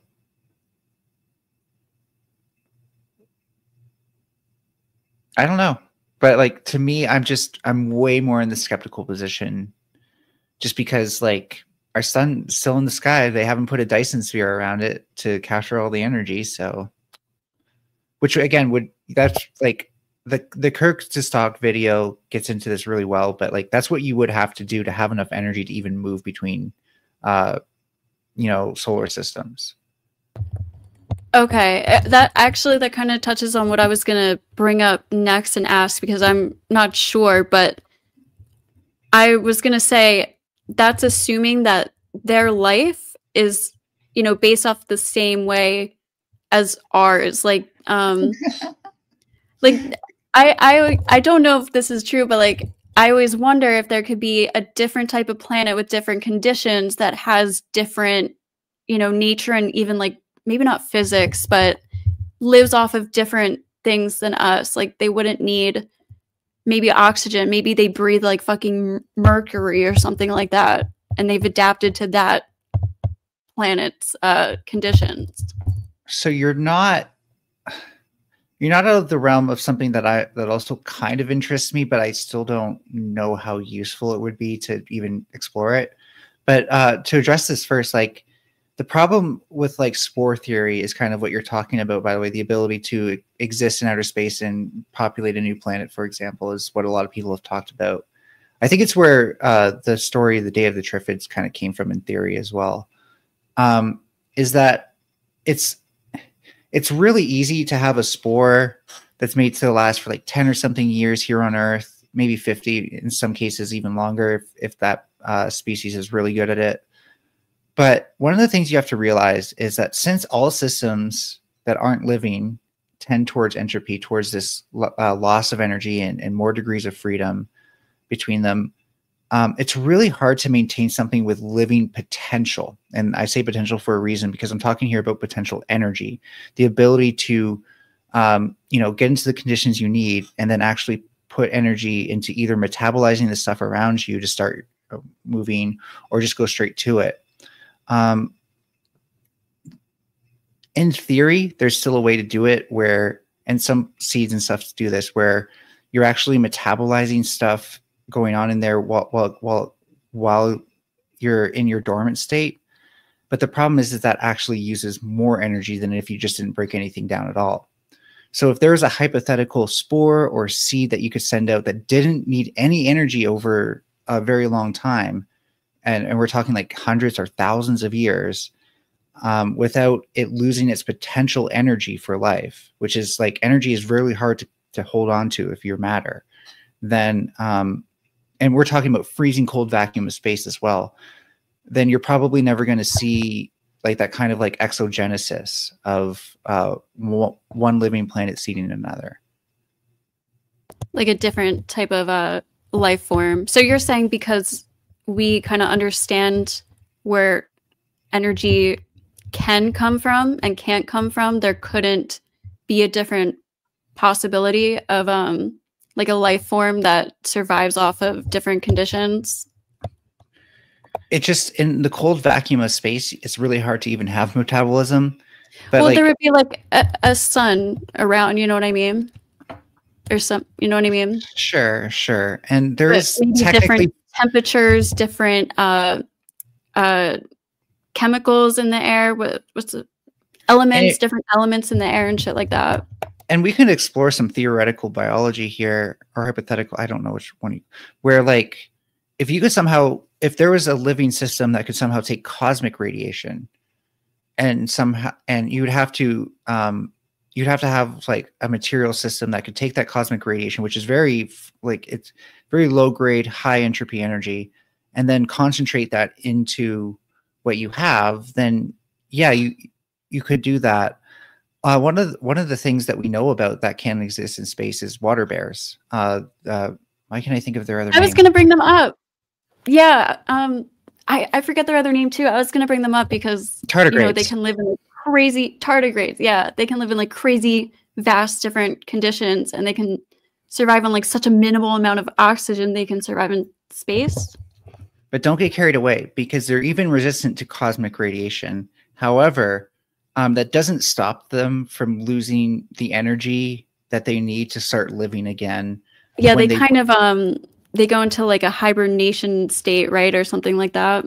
Oh yeah, no, they can even fully dehydrate because a lot of the things that kickstart everything again have evolved to be water resistant, which is very common in a lot of species actually that might live like along the edges of water and stuff as well. And so the only thing that it can't survive is losing that potential energy inside of it to the highly entropic environment around it. So another way of saying this is like this is very high grade energy it's trying to store, and the moment that energy gets lost to another to something else, then you no longer have control over it, and it's going to eventually get lost to the vacuum of space, and you can't get it back anymore. And then once you have no energy to restart living with, then you can't run the metabolism that allows you to break down even more sugars that you just ate or whatever. So you're stopped, you're dead. And as much as the tardigrade can exist in space, it probably couldn't survive traveling from one planet to the other for that reason. We might be able to do exogenesis to the moon if we get if we're really smart with it, but nobody will probably fund that kind of project. There are so many Earth like planets, though. I just feel like if life started here, and there's like infinite planets almost, it would probably be somewhere else too. Sure. Although what we're coming to understand about the conditions that were available and what it probably took for abiogenesis, like the true start of life, we're talking something that, probably could be so rare that you could have billions of life-supporting planets in the universe. And we just happen to be the one that sprung out of that possibility, because we're talking about having autocatalytic services like Montmorillon clay, so that way these reactions can happen without needing as much energy, particularly overcoming the activation curve of the energy. We're talking about like having like thermal vents that not just are hot, but are also like have the right minerals around them to give us things like protective shells around what is called a bilipid membrane. And then like for the DNA and the amines and all this stuff to happen, like we know you can get almost every amino acid possible if you send amine groups and carboxylic acid groups into the air and then electrocute it. And that will essentially like break them apart and bring them back together as amino acids. It's more complicated than that, but that's the gist of it. We don't know how that would happen underwater or how those concentrations would get so high that, amino acids would be able to come together in proteins and in the nucleotides would be able to come together as DNA. The ingredients and the parts are there. We have no idea what the show looked like. So, like the things that you would need to come together is admittedly astronomically improbable. But when you have so many life-supporting planets, like I said, then you have, like, let's say it's a 1 in a billion odds, right? Well, if you have a billion planets, then you've at least have a billion chances of hitting that 1 in a billion odds. Doesn't mean you'll get it for sure, but you have a billion chances.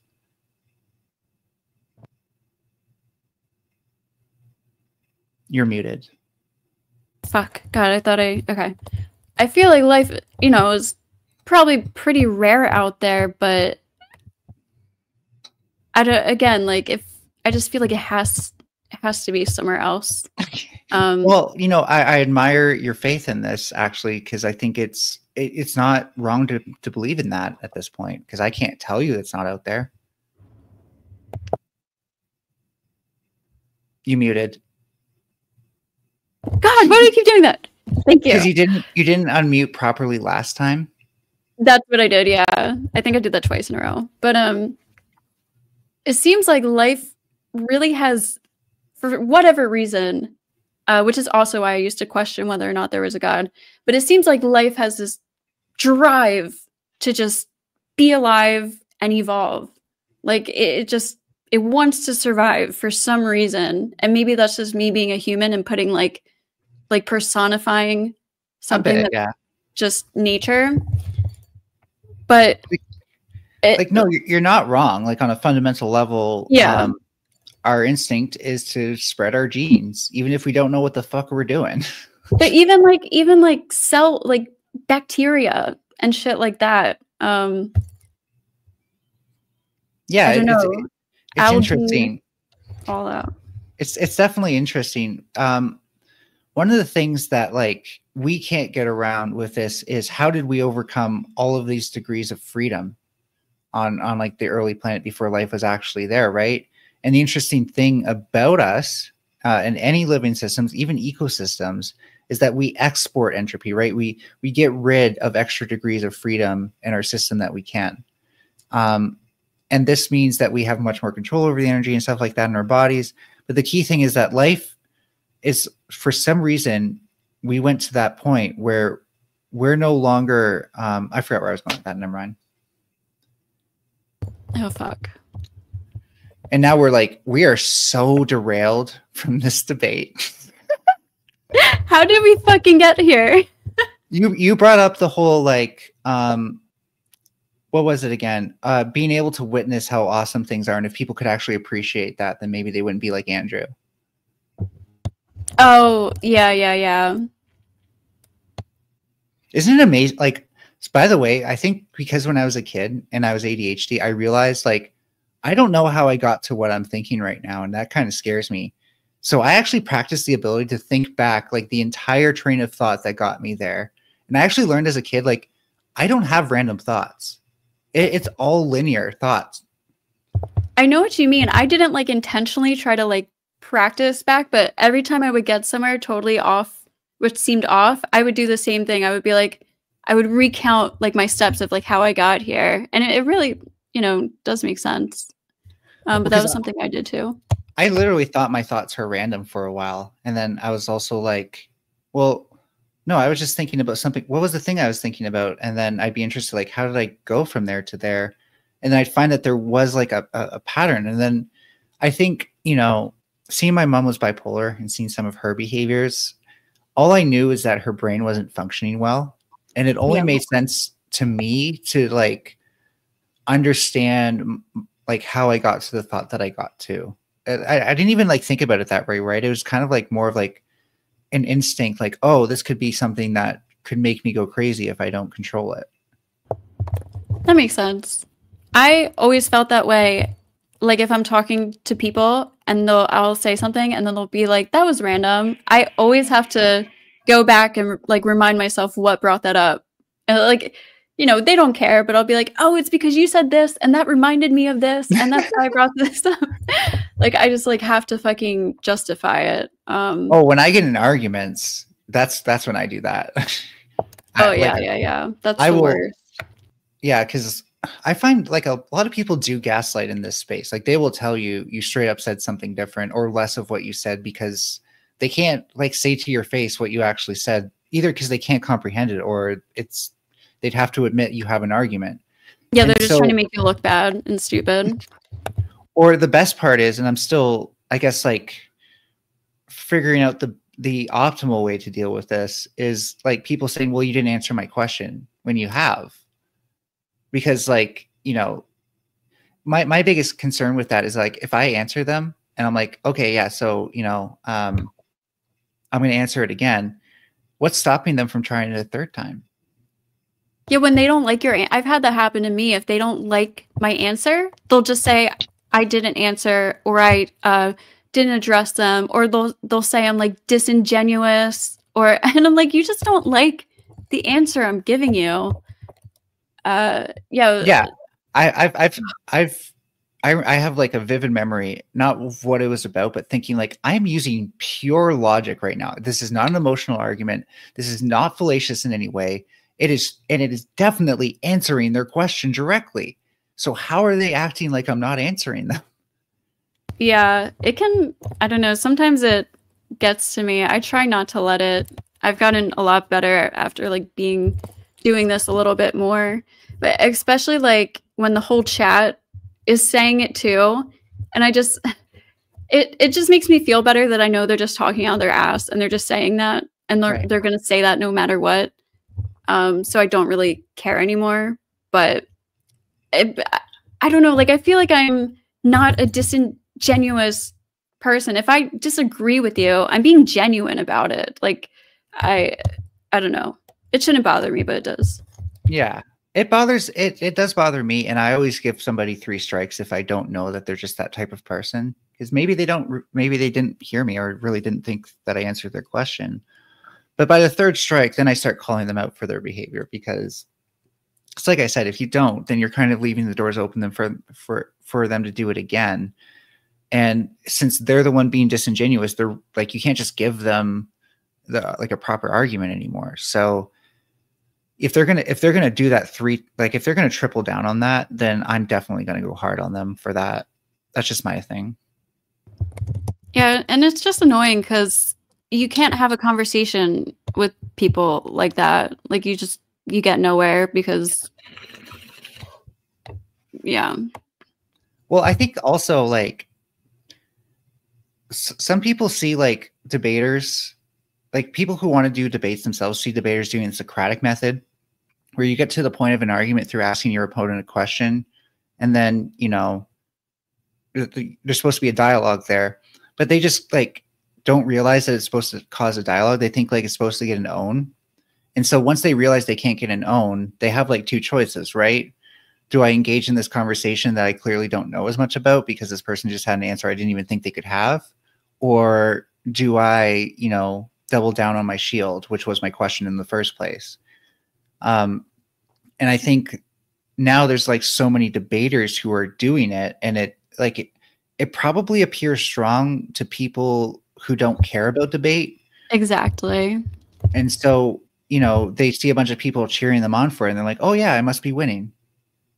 Yeah, and that fucking pisses me off because so many people win, quote unquote, debates just by their like stature, their appearances. Like they're really not owning anything, but they can just repeat over and over and over again that they are, and the audience is just like, yeah, or I don't know.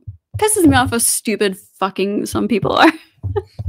I will admit that like I see myself kind of doing that with debates, where if my side makes a good debate, I'm like, oh yeah, great, or a good argument. And I'm like, oh yeah, that's great. We're doing so well. And then if the other side makes a good argument, I'm just like, please make a better argument against them now. And it's not like I definitely don't get hyped up the same way when the other side makes a good debate as mine, or a good argument as mine, or even like the performativity angle of things could just be a little bit more alluring when it's coming from your side. But I feel bad for these people a lot of the times, because like either they're doing it because they just want to piss off the other side, which is, I mean, get a life, or they're literally so incapable of critical thinking that they don't notice themselves being tricked into thinking that someone's winning when they're not. And yeah. If this is that hard for you to figure out, then this isn't the game for you. Like you're not enjoying this for the right reasons.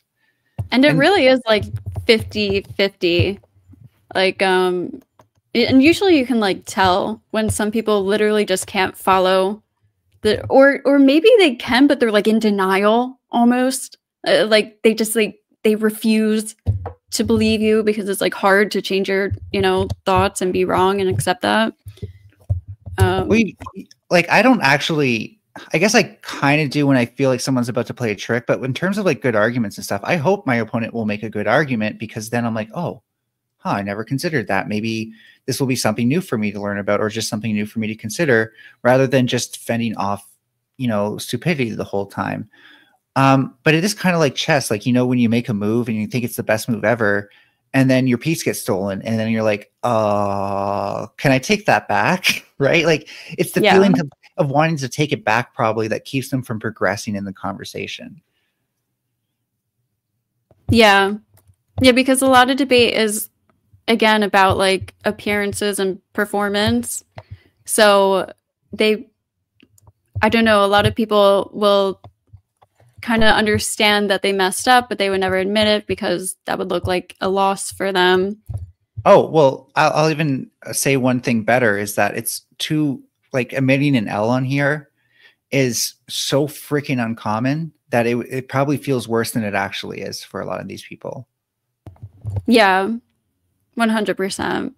And like I said, I enjoy when someone can get through to like one of my arguments and teach me something I didn't know, or bring up something I hadn't considered, to the point where I'll be like, oh, wow. Yeah, I actually haven't considered that. I think my one flaw might be that I do always try to think of something to say, even if I don't have an argument. You muted yourself. You were unmuted and then you muted. Thank you. Oh, by the way, hi Dave, in the chat. But yeah, I do that where I'll just like openly admit, like, okay, yeah, I guess you got me there. I didn't think of that or something. And then, that's just the end of the debate. That's all they think about the entire time. You conceded, blah, blah, blah. And I just want to be honest though. Like, I just want to have honest conversation. It's probably not like useful for me, but whatever. One of the things I've noticed is that, like, as much as these people want me to answer their questions, they're usually, and not everyone's bad at this, of course, but usually, like, most people can't, like, who demand that sort of stuff, can't even answer your own questions. And so yeah. I usually, like, this is what I was saying with Andrew before. Like, if you notice people just like aren't actually arguing against either pivoting or whatever, putting you on the defense, be like, okay, let's go back to the last thing. If you want to move away from that, you should concede. And if you don't concede, then we should continue to talk about it, because that puts them into a state where, like, well, I don't want to concede. So, and then they, like, you know what they're going to do, right? They're going to argue, well, it's not a pivot because blah, blah, blah. And at that point, I just asked them, if I did the same thing to you, you'd probably think it's a pivot, right? Oh, sorry if you weren't there. Oh, no. Yeah, no, exactly. And I'm still kind of like polishing actually doing that in a panel space, because it's easy for me to do what I just did here, where no one's trying to talk over me and stuff. That is probably the thing that gets to me the most, is that the more I speak, the more congested panels get. It's hard. Like, I've been in panels too where it's like 1v like 5, 1v9 sometimes, like or 1v8, I guess. And it's hard because you address one thing and you want to expand further on it, but there's 10 people talking at you and the conversation is going in 10 different directions. So you kind of look like you're not fully like getting your points out, kind of, because everything, and that's like on me for not being able to just like, I have gotten better, but like just like continue with what I'm saying. But I also want to address all of their comments too. It's just like too fucking overwhelming. And for sure. Yeah. And I saw you doing that, I think on the last debate you're on. I forget what it's about. I have really bad memory for these things because I'm always looking at all these fucking debates and stuff. But and that is like the hardest thing. I used to kind of be more like you, where I try to write things down and then, ask if I could ask a question and stuff like that. And depending on the mood of the panel, I still might, like, now that I've practiced that skill, it's there. But I learned at some point, you just got to be the biggest dick in the room. It's a male dominated space. You got to talk over the boys. And really, like, there's no winning for women. You're either annoying or you're being submissive, right? So just be annoying. That's my philosophy, at least. No, 100%. It like exactly. You can't like win as a woman. You're either fucking a bossy bitch or you're just like a dumb like girl who I don't know. Well, It's okay, just so nobody can clip this too easily out of context, I will point out we're talking about in a panel space that's ideologically opposed to us and we're being dogpiled. If we're talking a balanced space that isn't, you know, ideologically leaning against us and stuff like that, you don't have to be as annoying. You don't have to be as strong and stuff like that. But when you like, especially from our side, from like you're coming from the left, sort of like I am, we're just more intellectual. When somebody says something really dumb, we have to say at least 2 more sentences just to prove how dumb that was. Like you can't just be like, no, you're wrong. Because guess what? Anybody who doesn't already agree with you that they're wrong hasn't found any reason. Like you haven't said anything to convince them. And that makes our job necessarily more difficult and their job of, you know, sucking all the air out of the room much more easy because they just have to keep saying dumb one-liners and things that, like, I've also noticed it's easier to joke about something that's dumb than a really smart and well-articulated point. Like in the sense that you'd have to have more intelligence to make a joke out of that. So for them, one person will say something stupid, the next person will say a joke, they all laugh, takes up more airtime, and then we repeat the cycle. yeah. Oh fuck. I was like, I was also like, oh, sorry. Can I? Oh yeah, go hold ahead. on to that for a second because I just remembered there's a way to measure how good a debater is, and it's how much thought they seem to put in each word. Because the people I just talked about, it's literally more words per thought. It really is. I'm not even lying. Like they just wait for their feelings to happen and then they like verbal diarrhea it. Whereas like a really good debater won't just like think about like, okay, what can I say to prove them wrong? But how can I set this up so that way they actually have to respond to something? And I struggle with that. There's not always an easy answer, but like that's where you have to think. That's where you have to plan your next move and stuff like that. And the dogpile debates or the dogpile panels, I mean, are like the worst ones for that. Yeah, debating is like chess in that way. It's also kind of like being a lawyer in a courtroom, like setting up the person on the stand to give the testimony you want. But it's also, can I just point out one thing? Like, I don't know what the fuck I'm doing when I'm playing chess. I know that much. And that's why I never go into anything like I do know. Whereas debating kind of demands that you do. And the problem with that is that, like, I'm at least self-aware enough to know, like, okay, I'm about to talk about something that's dodgy, but I've debated this 10 times before, so I can handle it. Versus I'm about to debate something dodgy, and I don't know anything about this, so I'm not going to be doing no devil's advocate stuff here. And that's the particular like thing you want to know in debates is, when I go down this path, am I going to know what the heck to say to whatever crazy stuff they're going to say? And do I even know what they're going to say? And really, like, you can't research this stuff. I guess you could just watch a lot of debates on a particular subject, but you never know what people are going to say until you actually kind of get that experience. And then you start to see a clearer and clearer picture over time of what's happening in their heads. Because nobody's like people come on there to like trauma dump and stuff, but nobody's going out there to like unpack their thoughts and feelings of why they have this particular political belief. But there are patterns. There are definitely patterns that you can unpack yourself. yeah, I mean, most of them are so fucking unoriginal. And it's so fucking ironic because they talk about leftists as if like we're all programmed. And I'm like, you're literally repeating, all of you repeat the same fucking shit over and over again, verbatim. Like, how do you not see that? But there's a lot of like hypocritical shit that they do. But back to the Sorry. Oh no, you're good. You're good. So derailed. We're like derailed, and then like we're somehow derailed off of the rails that we derailed onto. There's a lot to talk about here. It's a good conversation. Yeah, but back to the like being a woman in the debate space. I feel like it's also hard because a lot of guys, especially like the guys that like were debating in particular don't want to ever like be seen as like conceding to a female. Like I feel like a lot of guys will have a conversation with another man and be more okay with admitting he was wrong and the other guy was right than admitting that he was wrong and a woman was right. You know what I mean? Especially in front of an audience and their kind of audience.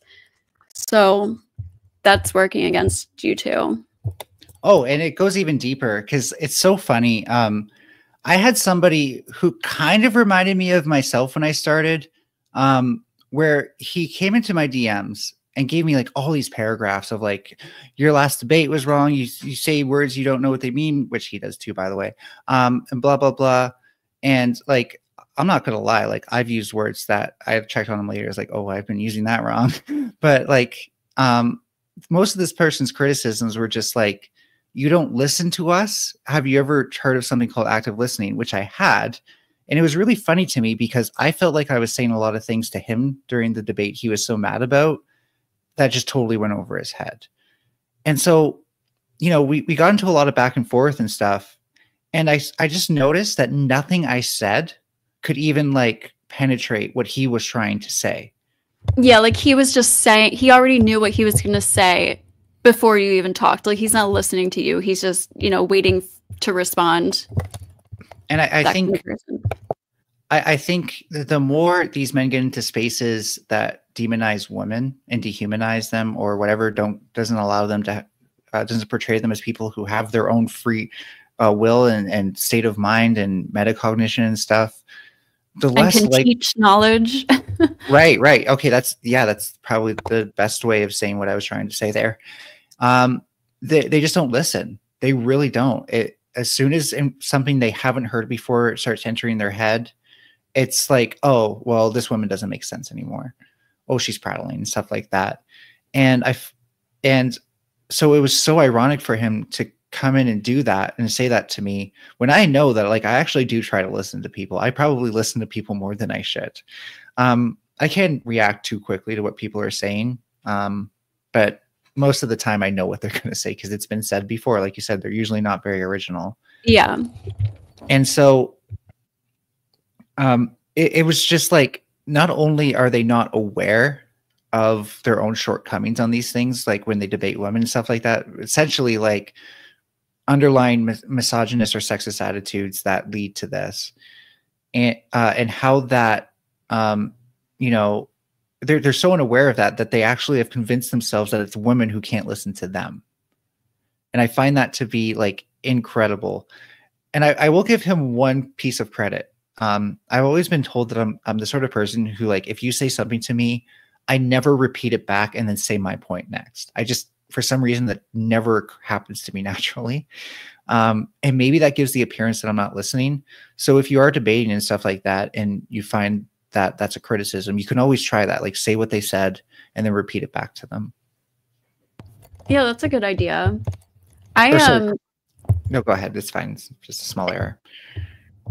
Oh, do you want to finish real quick? I just meant to say that you can say it back to them and respond to them, not repeat it back. No, yeah, no, I know what you meant. Like repeat their like question, for example, and then answer it or something like that. Which in my defense, by the way, I've tried doing that even as I was a kid, and it just, my brain would never have it. So I must have some sort of cognitive disorder or something that's getting in the way of me doing that, much like I can't learn languages easily or remember dates, names, or places easily. It's just, my brain doesn't seem to be able to do it. You know, I get like easily distracted. So sometimes in debates, but I'll like tell people, I'll be like, I'm so sorry. Like can you repeat that or something? I'm not just gonna like give some random answer and pretend like I heard, but sometimes that'll be a downfall. But I've literally had I had a friend, and like I feel like, I don't know, he was kind of a new friend I met, but we like took acid together, so you know how you kind of like bond with people. I have a story for you sometime, but yes, I do. Yeah. So and it was actually like a kind of fucked up experience. So because of that, became like close pretty quickly. Mine's more fucked up. Yeah. Sorry, but go ahead. No, the more I got to know him, the more I started to realize like I don't like this person. And one thing he would always do to me is the reason I liked him is because we would have really deep like intellectual conversations. And I started to realize like I would tell him things and then he would like if a couple sentences later repeat back to me what I told him, but in different words, as if he was like teaching me that thing. And I was like, yeah, that's what I was like just explaining to you. And he would like just ignore me, and he would do it over and over and over again. And I just have like I've experienced so many guys just like not want to listen or accept like new knowledge from, I assume it's because I'm a girl, like, and they just feel like they don't want to be taught. It's like embarrassing for them. And it's of course not all guys at all, but Jesus, now I'm like, do I ever do that? Jesus, no, but like what you described is like beyond parody, that like he did it over and over again, especially like, geez. It literally felt like he was trying to do it, because he would have to like sneak it in, rearrange the sentence, and then pretend like he didn't just hear what I was saying. And I was like, that's literally what I just told you. And then he'd be like, yeah, no, so blah, blah, blah, blah. And I'm like, you're not even listening. Like, I'm no expert, but that does sound like something like maybe a narcissist might do. That's why I don't hang out with him anymore, because he is, I don't know exactly if he's like a narcissist, but he has very bad tendencies. I hear you. I know a few people like that. We were like friends with benefits for a little bit, and he texted me one time and he was like, hey, by the way, I just want to let you know, like, I like you as a person, so we don't have to have sex every time we hang out. Like, I like just hanging out with you. And I was like, yeah, I know. Like, I know. And so I came over one time and I didn't feel like having sex. And he got so fucking mad. He was like, oh God, what did he say? He was like, oh God, why can't I remember? I always remember this line. That's hilarious, though. It's like, okay, when I don't want to have sex, then that should be respected. He was like, I guess, he was like, you're going to make me like fucking jerk off then? Like, oh, the blue balls thing? My God. Okay, having been there, it does suck. Okay, I'm going to give men as much sympathy as it sucks, but that's a men's problem to get over. Yeah, like, and there was nothing I was doing that was like leading him on to the point where he thought we were gonna have sex. Right. I mean, I guess other than the fact we've had sex in the past, but it was the way he said it, and he kept like pushing it. Right. And I was like, dude, like fucking relax. I wish I could remember the line because it was so fucking ridiculous.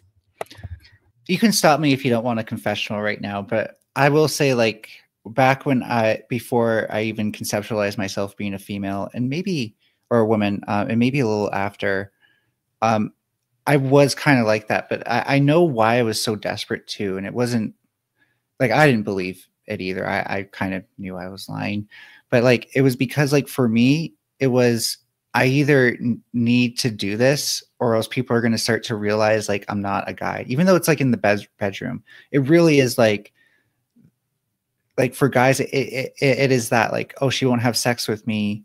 This feels emasculating. And it's so hard to describe in words other than that. But it's amazing how desperate it can make somebody.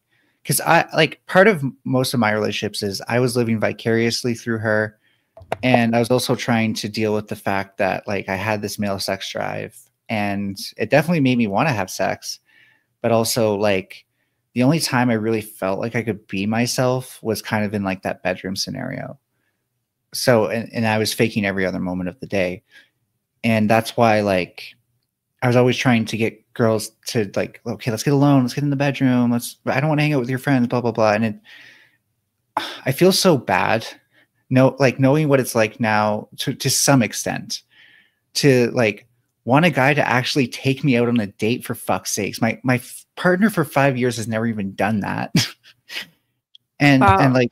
and like all these things that like suddenly matter for me now. And I feel so bad that I never like bothered to do that with any of these people who were genuinely like beautiful, amazing people. And like I wasn't horrible or anything, right? Like I just pressured them, but I wish I'd never done that. I really do. I mean, the thing is, you realize it now, and you were probably pretty young. Like the guy I'm talking about, he was 37 at the time this happened. So. I like part of the thing was like I thought that because the blue ball discourse was there, like this is what other guys were doing, right? Like, and you know, since I'm doing that to prove my masculinity, that's what I have to do. And it's like it's so stupid to me now that I think about it. Yeah, the whole sex culture is so fucked up. Like, I could go on about this forever, but how teenagers are like raised into ideas about sex and stuff, it like fucks so many people up. And when you realize that like pornography does not show how like real bedroom stuff usually happens, and doesn't show healthy relationships or anything like that. Most like this is why I'm kind of okay with like, how would I put this? Like a community raising a child, because like in our like nuclear family setup, if that child is raised in an abusive household, that's the only way they're going to know how to treat women in a domestic setting. They aren't going to know much else. Because for one thing, like I knew from an early age that like, maybe not early enough, there was a time where I didn't know this as well, but that like I was hearing the word sex on TV and I'd see them like make out before, but then they wouldn't have sex, right? So then like I realized like, oh, okay, they're just showing the parts that they're supposed to show. And so it's really easy for, you know, considering that they see their dad hiding this stuff and trying and telling them not to talk about it, to think like, oh, okay, the TV's also just not showing the parts the TV's only showing the parts they're supposed to show here as well, right? So they see them fighting. Maybe they even see like him make a threatening gesture, because that for a long time that wasn't even considered abuse. And then everything goes back to normal. And because of that, like there really was no point of reference for healthy behaviors, at least until like we started to see things change with TV, because all you knew was like the way your dad treated your mom. Maybe you saw the way your friend's dad treated his mom, but again, you weren't there all the time. How do you know what you don't see? So like to me, when people say something like, oh, well, children who grew up in a domestically violent household tend to be domestically violent themselves, I'm like, yeah, what else are they going to do? As well as like accepting domestic violence too. True. Like if you grow up in that, you might accept that from your partner too. Yeah, definitely. And that's the other, or also, you know, being friends with someone who's like that, and not like thinking that like, how can you treat someone that way? Yeah. And that's like that's why we need feminism, by the way, because they're like all of like these issues that women are fighting have like retreated to like the shadows of the nuclear family, of basically anything that the right wing defends at this point. And it's to the point where I think, you know, they really would, like, if there's any books that depicted polyamory, if they had their way, they would burn them, because they're like they're convinced that there's only one way to live. There's only one way that humans can be. Interestingly enough, by the way, we're probably not just like monogamous. For one thing, we have lots of sex for pleasure, so that really muddies the waters. Another thing, I think that makes total sense. Go on. But yeah, another thing is that if you look at like most animal species, not all of them, but most, the ones that have like monogamous lifelong relationships, they're called pair bonders, and they don't have a lot of sexual dimorphism between species, almost none. So like the males and females will look the same. versus the ones who do have sex with a lot of partners, the tournament species. They tend to have like a lot of sexual dimorphism. And part of that is because of competition and stuff like that. I think that the way we compete sexually as humans resembles more of a tournament species, but the way that we settle down resembles that of a pair bonding species.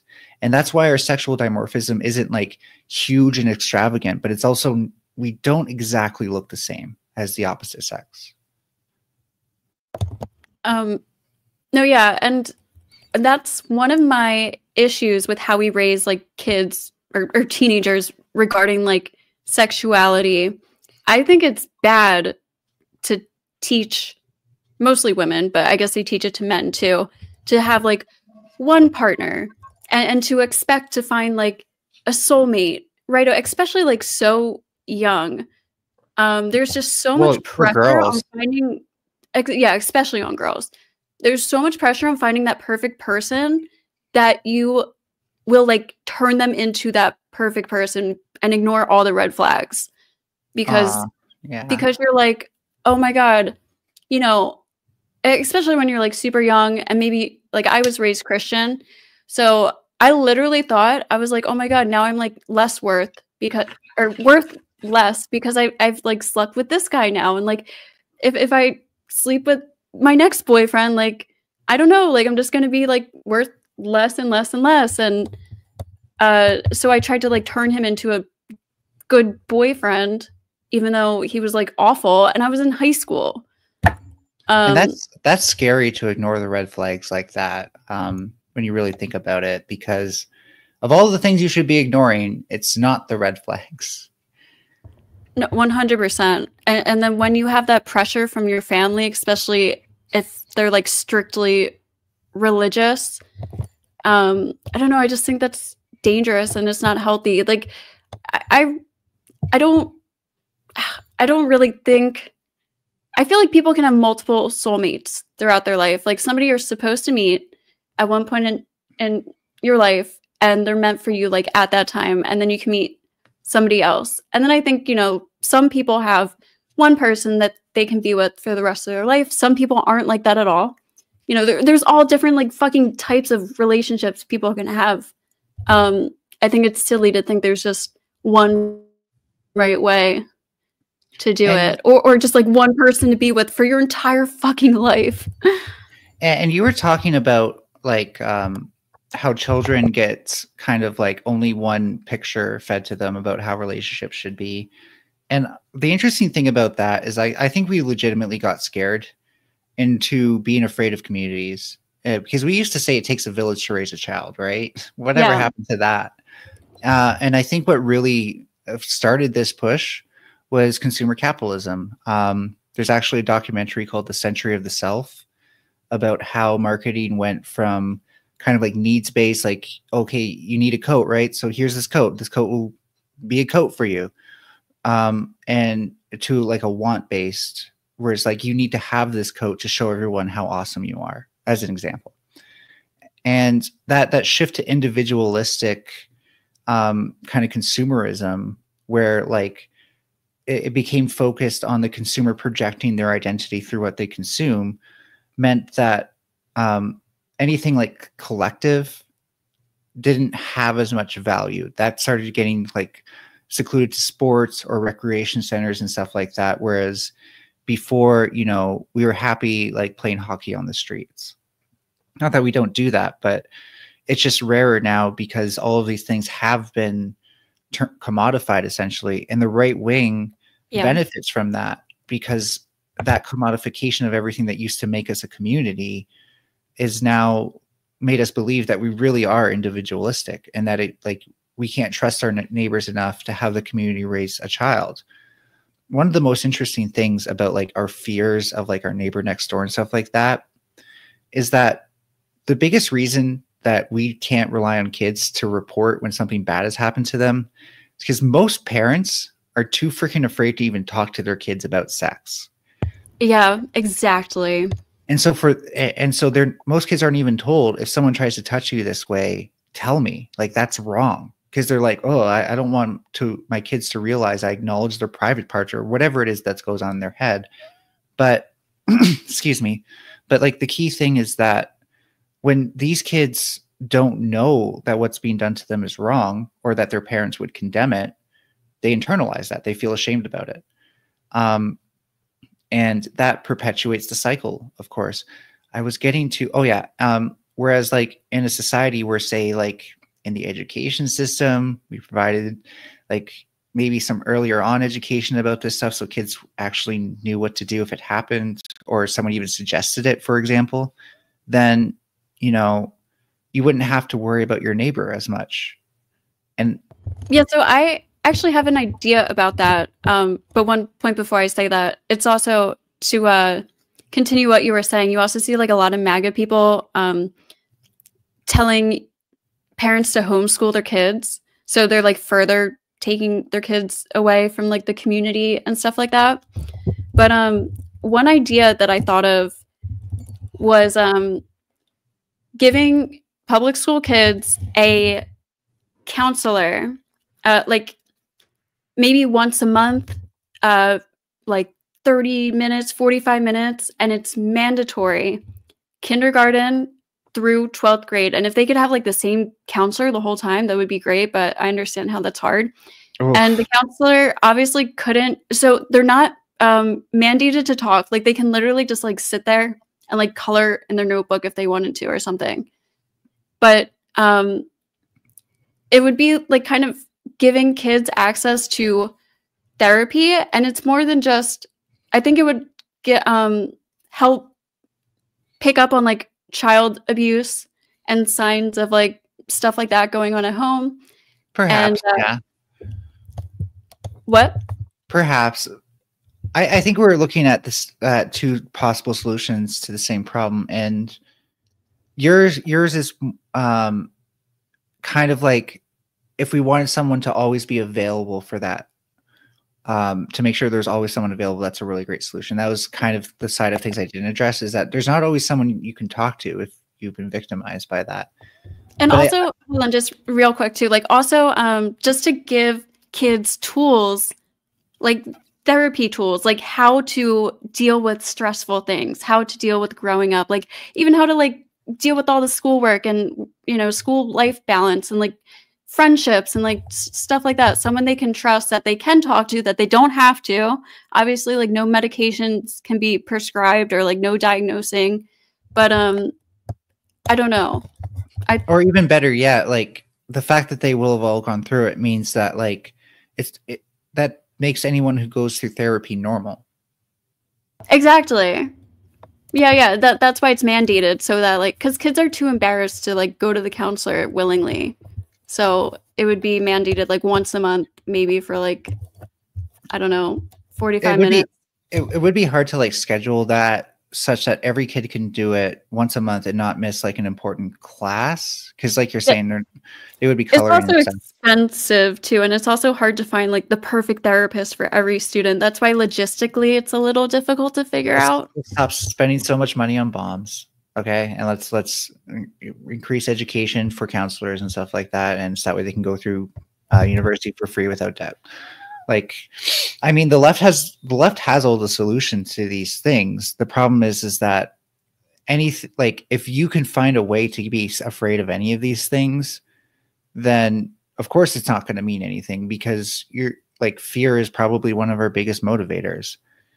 That being said, this is why I try to push back as hard as I can with getting people to recognize, like, when we entrust parents to things, that's just letting an abusive parent exploit things even more.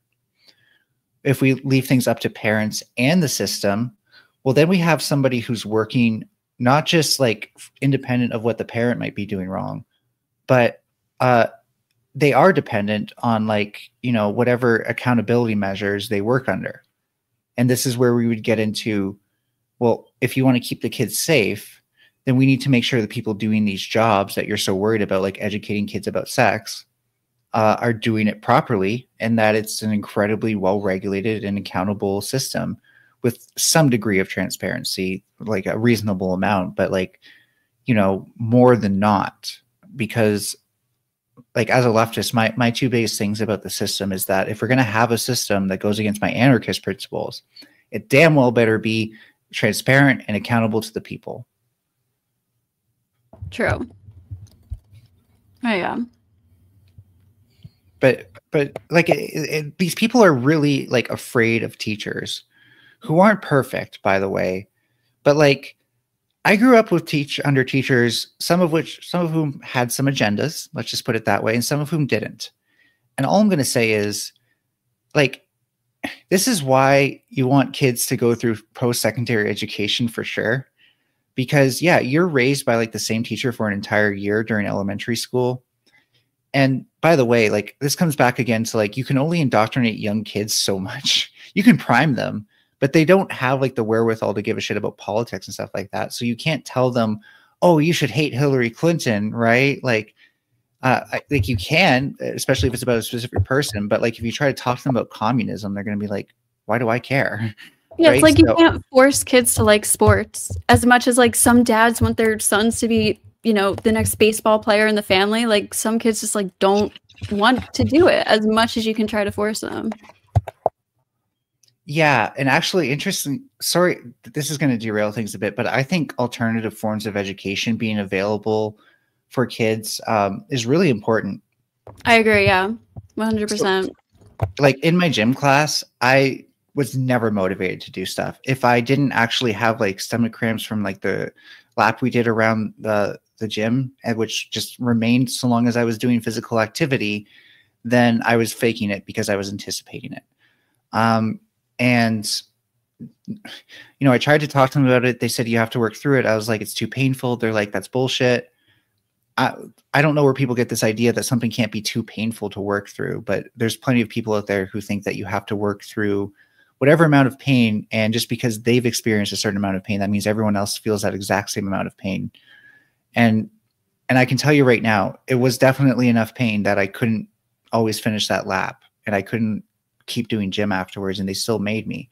Whereas like there were tons of things that I could have done that I actually enjoyed because they didn't require me running as much. It was always running that did, not jumping.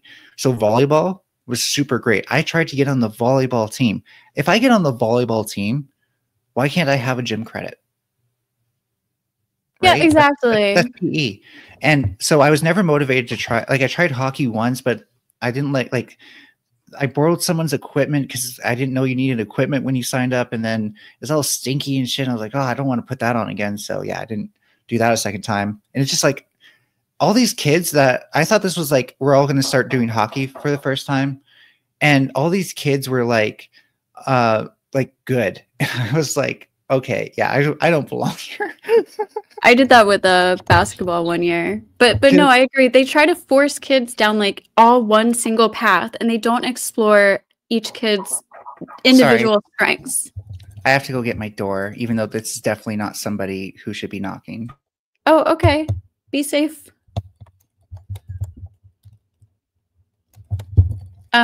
But yeah, chat. I do think school should be more individualized for students to explore their strengths, and definitely more like alternative options. Okay, good. Yeah, I was going to point out actually that I never really excelled in math. Like I could pass tests pretty well, but like homework was I never wanted to do it. And I mean like what I mean is like if I could get away with not doing it, then I wouldn't, and then I actually wouldn't remember the material. So there's various points in my life where things were like too tumultuous for me to actually like learn things. And so I had some gaps until I filled them for a long time in my learning. And one of the things that I think that would have helped me learn math in a way that like I don't think anyone's thought of yet, but like if I just had the choice to go from regular math to this type of math learning when I was like when I already started programming, then like it would have been so much easier because coding it gets you to use math when you don't even freaking realize you're using it. It's great. And I think, you know, like I was playing with Lego and stuff, and I was always interested in like how things were put together. And so as soon as like I had this like teacher, and he actually taught us math, science, and technology in grade 8. And he set up like this website to be like a poll. And it wasn't even really an online website. It was just like an HTML page. But I was like amazed by it. I was like, you made this? How do you make websites? Right? Like, and he's like, oh, it's just this thing called HTML. And he showed me this site that like teaches you from top to bottom how to do it. And you could even try out the code on the website. And I was off and running from there. And I learned more about math, like advanced math from coding, and the things I learned later on about like computers and signals and systems and electronics than I ever could have learned in school. Because yeah, like the whole, like you have to, it's not even just shoving it down their throats. It's in order to keep learning or to do anything interesting, you have to also pass tests and stuff like that. Like it's important to check comprehension at some point, but like for me, the whole, like the pipeline from like you start this unit, then you get tested on it, and then like it's the end of the unit exam, way too quick. Like I'm a very practical learner. Like it's once I can figure out how to apply something to something else, then I can also like, that's also the example that works best in my head that helps me understand it. Yeah, and you care about it more if you know like why you're going to practically use it. You know, they try to get like as much information in as fast as possible, and that doesn't allow like kids to actually soak it in and understand how it could actually be applicable, or even just teachers telling you like the possibilities of what this could be used for in the future, and seeing like what kids want to go in that direction or something. There's so much they could do with the education system to actually, like, because I was in a good. Well, let me ask you something interesting. Can I ask you one thing that's interesting? How come tutoring is never available from within the school until like you're in university and you have TAs? I don't know. They always have those like special classes for failing students, but not like tutoring. Right. And so my thing has always been like, when I was learning about stuff in school, we'd get like these projects and I'd want to do like this huge thing with it, right? Like, oh my God, like I actually love this subject. Now I want to do something with it. And then my teacher would be like, okay, scale it down to like 1/10 of what you just tried to do. I'm like, oh, that is so heartbreaking. Why can't I actually get into this part of things? And I think like that's what a tutor could provide, right? Is like the ability to even take what we already teach kids and then to work with kids maybe after school or something and say like, okay, well, you seem really into like this project you were doing. Why don't we expand on it and try something even more interesting that can help you learn some more concepts that, you know, you're going to be introduced to later, but you don't need to understand them now. You'll just get to use them. And that's also, I guess that's the best way of explaining what coding does, is that like, you really do realize that you're using math after you've made the program that works. Well, I guess when I did my physics engine, it's the other way around. But for the most part, like even when you start learning basic animation, it's like, you know, you start working with frames and then you start thinking like, okay, how can I make something happen? So I have a cycle of 8 frames. How can I make something happen every 4 frames? Oh, well, 4 is 8 divided by 2. So why don't I just divide the total amount of frames by 2? And now I can change as many frames as I want. I have a variable, which by the way, once you actually start learning calculus and stuff, understanding variables and how they interact with things is so freaking helpful. Yeah, and then you actually like care and want to learn math more. Yeah, that's the only reason I understood. Like if you do x over 1, right? And x increases, then you're just going to get an increasing number. It's just going to increase with x. If you do 1 over x, that decreases. I probably, like, unless I use that, I never would have figured that out. And I didn't figure it out until I had to think like, okay, I need x to decrease. I don't care how it decreases. I just need it to decrease as like I need the value I get to decrease as x increases. And so I just thought about it. It's like, okay, so 1 over 5 is bigger than 1 over 10, but even though 10 is bigger than 5. And I was like, oh my God, that's why in so many equations I've ever looked at, they have 1 over something. And I was always like, why do they do it that way? Why don't they just do the reciprocal? Oh God, I hate fractions. I actually kind of like I math. love them now. I like Oh my algebra, God. but I hate fractions and like decimals. But It really would be something that if you worked with it in code, you'd probably learn to love it. Because I'm telling you, we all have these things in math that we just can't stand. And I would have been the same way with like calculus until I realized, oh, I've been doing calculus this whole time when I make loops and I just increment x by like 1. No, I know what you mean. Like, it is fun. And I've had this, I can't think of an example, but I've had this where you like care about something in life and then you realize you get to apply some kind of knowledge to like your passion. And it's like fun, like putting it all together like that. Sure. Yeah. But Again, we're so off topic, but like the whole core idea was that I think the reason we get stopped on things is because we always start with this model of like bottom up. Like when you learn calculus, you memorize freaking tables. They're called identities, I think.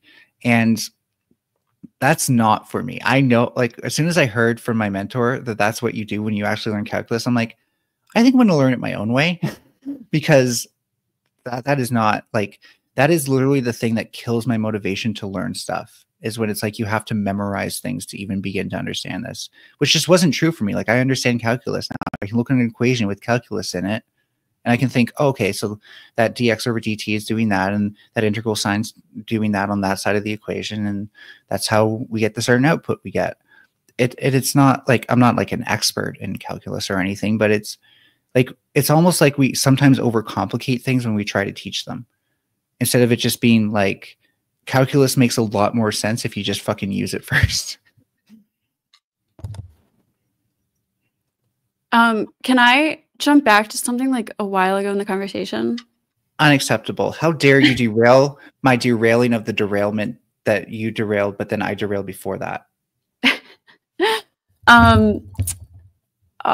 Okay. So you mentioned something about the people on the right and their like reaction to fear, like they make decisions because they're afraid of teachers per se, or afraid of your neighbor. Can I point out, before you do that, can I actually point out one thing that you just reminded me of? And it's a study on right wingers that they're really bad at handling nuance, by the way, but go ahead. Yeah, so we might be on the same topic because I was looking into brain research, and there have been like studies where people can determine if you're a right person or a left person by looking at your brain with like a 80-something% accuracy, or might be like high 70s. And that's because people on the right tend to react more fear-based. They use their like right amygdala, where like it's like the fear center in your brain.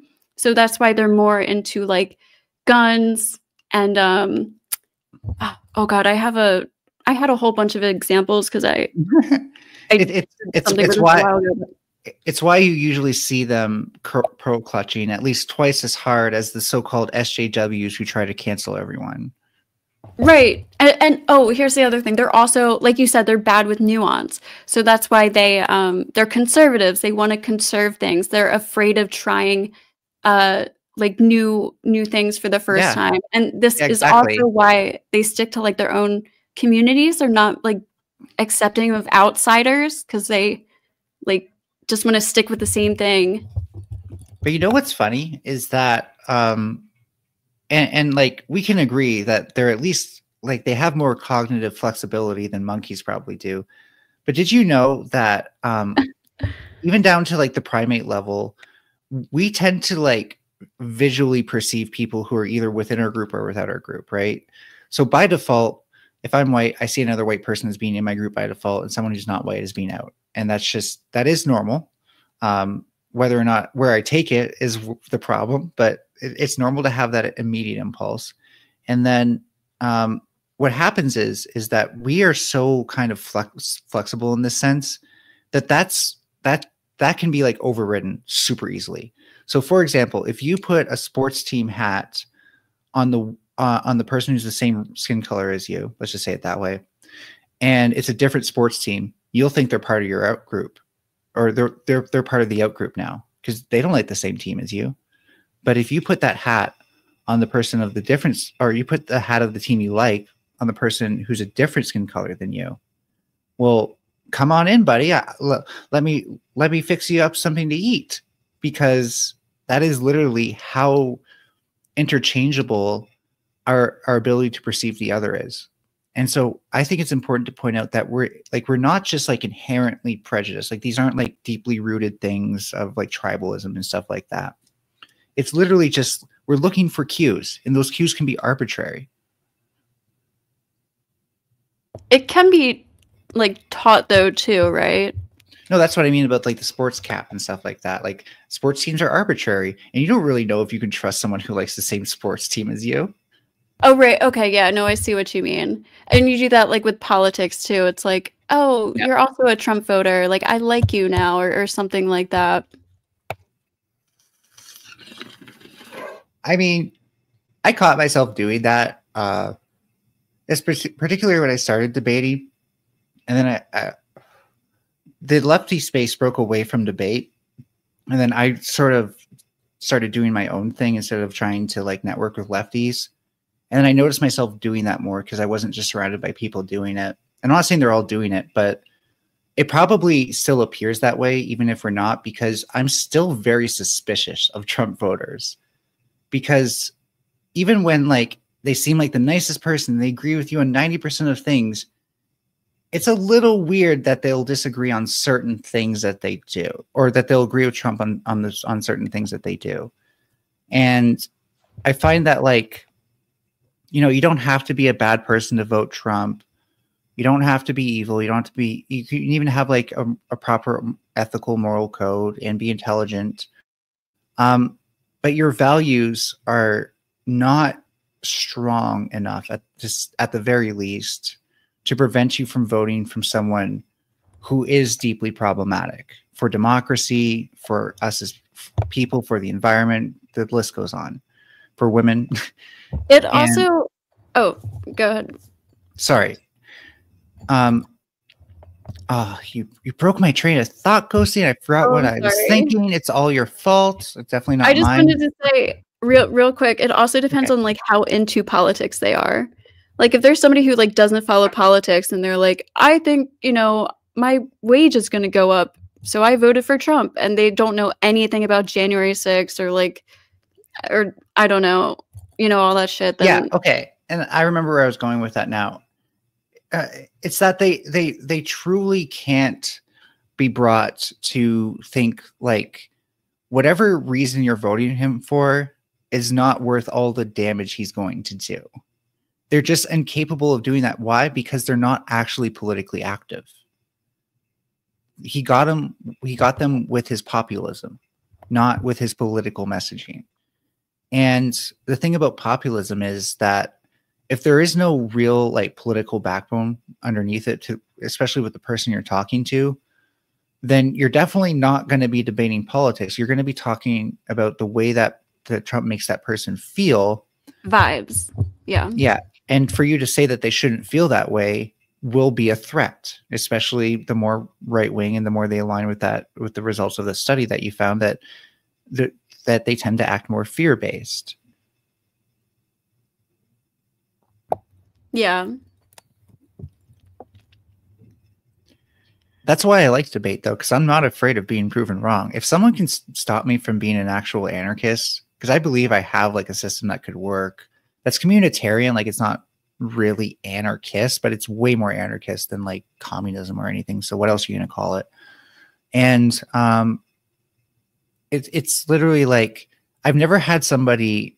In fact, when I talk about like kind of like the social ecologist Bookchin derived semi-utopic view that I'm talking about, to people who are initially against it, they really can't think of much to say, you know, to to debunk it, right? In fact, I see a lot of people think about it more than not, because most people haven't considered something that's both, like, it's not meant to be minarchistic, but that really does get rid of all the bloat in the systems and everything that makes it so hard for us to even fix anything, but that also can work. And I may be like one of the first people to actually change their minds on things.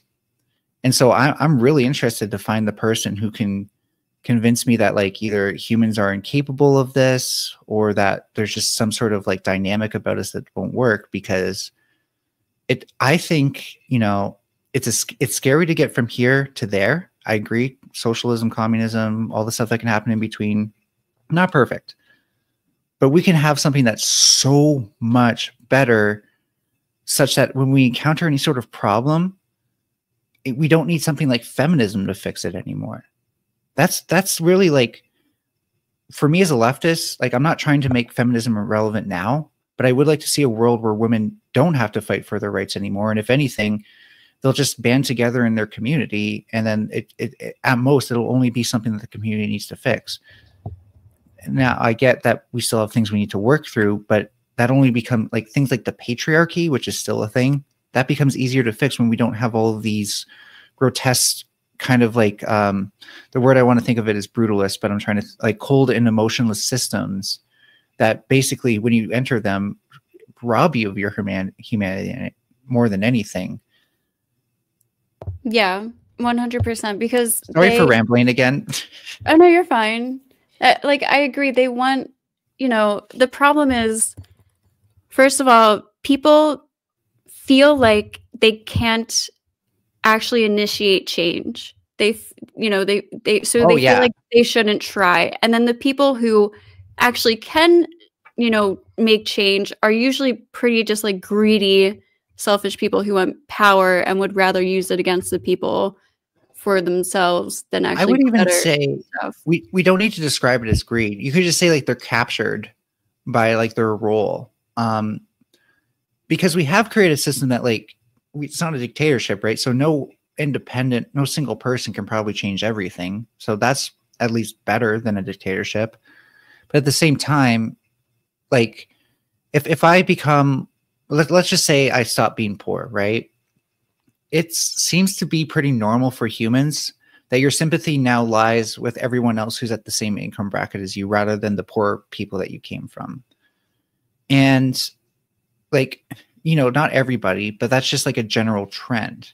And I think that's what, like, moving up in the echelons of society does to us. It's effectively the aristocracy, where the higher up you go, the higher up in the air your nose gets pointed. And because of that, you know, you can only look down on people, is kind of like my way of thinking it, right? So when they feel like I made it, so, you know, you should be able to do it too, or, like, you know, I deserve this, and other people who can't do it don't deserve it, blah blah blah. And again, this isn't everybody. Some people are just way more caring about these things for whatever reason, but like I know that, like, I want to help the poor because I'm empathetic towards what they're going through. I know damn well what they're going through because I've done it. And that's not even counting, like, addictions or trying to have a pet or children during that, right? So I can only imagine it gets worse from there. And the thing is like, I can't pity them. I can't, like, look down on them. I know how hard it is. I know how hard you have to fight just to keep your head above water. And when I try to tell this to somebody who's A, probably never been through that, B, if they have, it's been for a short time and they probably had a easier time than most people, or C, just somebody who has this mentality that if, like, you're poor or something, you're to blame, then I'm trying to tell somebody to be empathetic with somebody who they can only look down on. And that's where, like, the separation in values often occur. Because, like, I've talked to, like, homeless people who still voted for Trump after they got a place and stuff. And, like, if you tell them what homeless people go through, they don't just be like, oh yeah, suck it up. They're like, yeah, man, like, yeah, that really sucks when you go through that. And I just don't know what to do for them. Like once you've been through it, it's hard to just say those cliche one-liners. The bootstraps mentality is such a common one if you're homeless. And so, you know, you can't you can't force someone to be empathetic is what I've learned. You can tell them a million stories.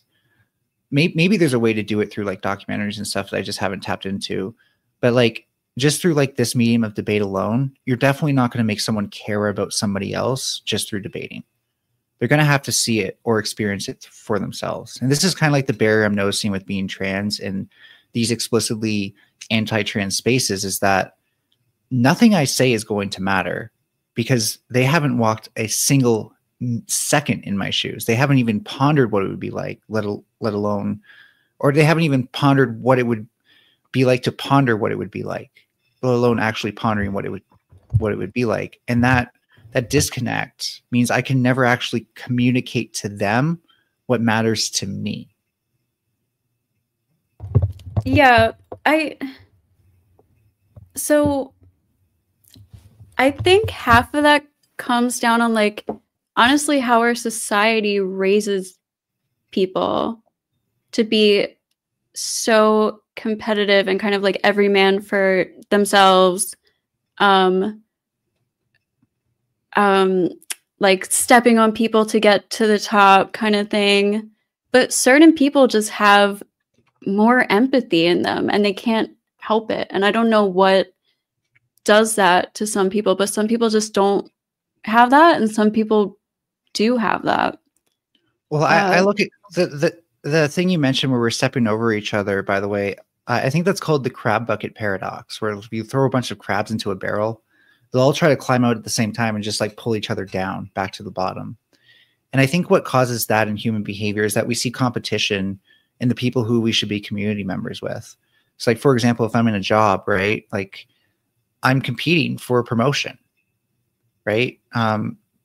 And I think in like an equalized society, like if, for example, if the workers own the means of production and there was no bosses or managers or stuff like that, owners, to be very specific, then, you know, you wouldn't need to compete with anybody as much. You all already own the company. What's there to compete for? Sure, you could sell it out or stuff like that, but that's something to deal with when we get there. The point is that like this model, I'll even call it a pyramid scheme where you're always trying to work your way to the top, even sometimes at the cost of other people, where you're rewarded for not having that empathy means that if you've done it once, then you're anticipating that reward for doing it again. And I think the people who are most empathetic are just people who don't get, or sorry, the more empathetic you are, the less of a reward you get from doing that. Like I can't, this is actually one of the interesting things where I can't force myself to react to something just from thinking about it hypothetically. But like, if I naturally conceive of myself just because I see something on TV or something like that, of like screwing someone over, I get like legitimately sad, like about to cry because I can't do that to somebody, even if I wanted to. I just like, it's not in my capability. And that is such an interesting commentary too on how diverse human behavior really can be, right? You can have people that are so cold, so indifferent to other people that, you know, they'll never give a second thought to anything they do to them, whether it's because they're a dictator or just because they're a psychopath. But then you could have people who are so empathetic that they can't imagine like hurting someone, even if like someone offered like them like $1 billion. And so, you know, we have to at least accept that like there are ranges of people, but I guarantee you, like, you can't be truly indifferent to something that you've had to both be through and overcome yourself. And so I find like the bootstraps mentality interesting, because if these people had to overcome the struggles of the people they target with a lot of like their hate speech and actions and stuff like that, then it would not be as easy for them to do what they do.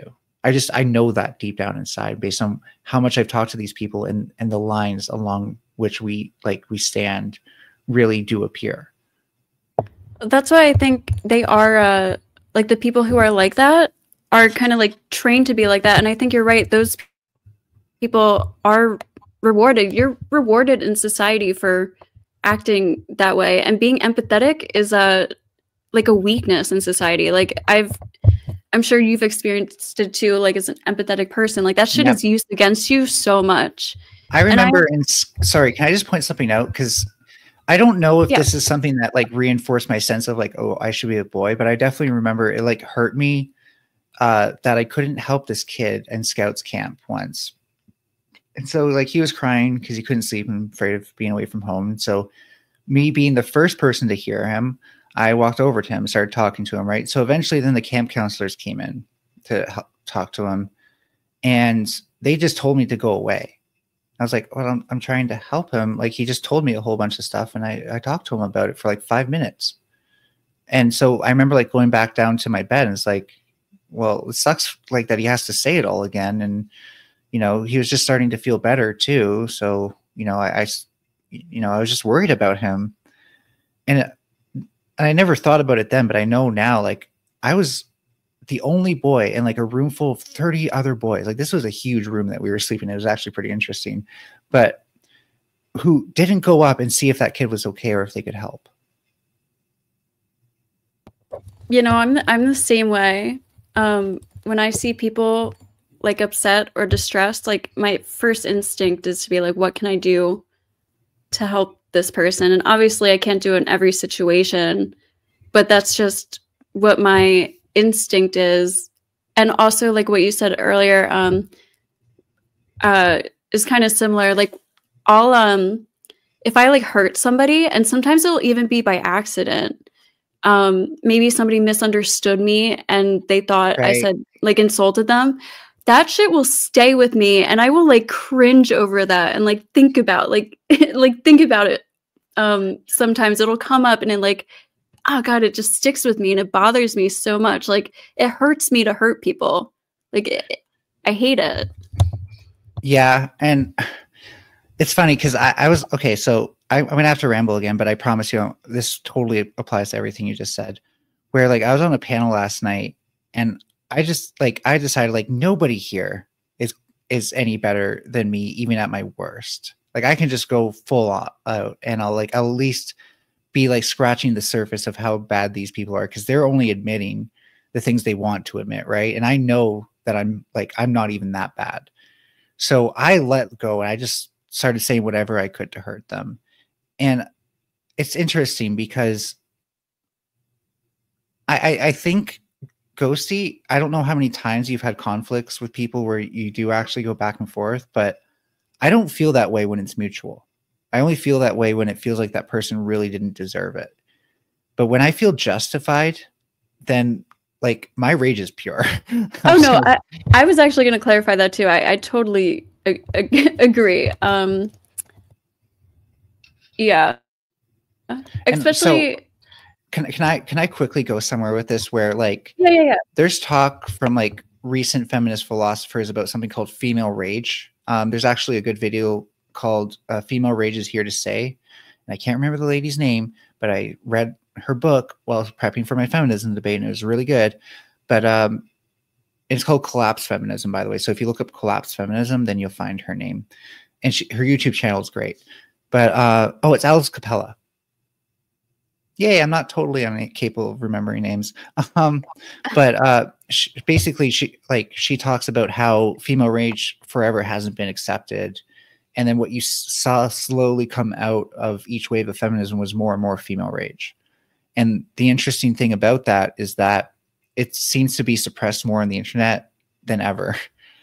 So I think like an important thing for women to do one way or another is to make it like known that you are capable of being mad and that you are allowed to express it.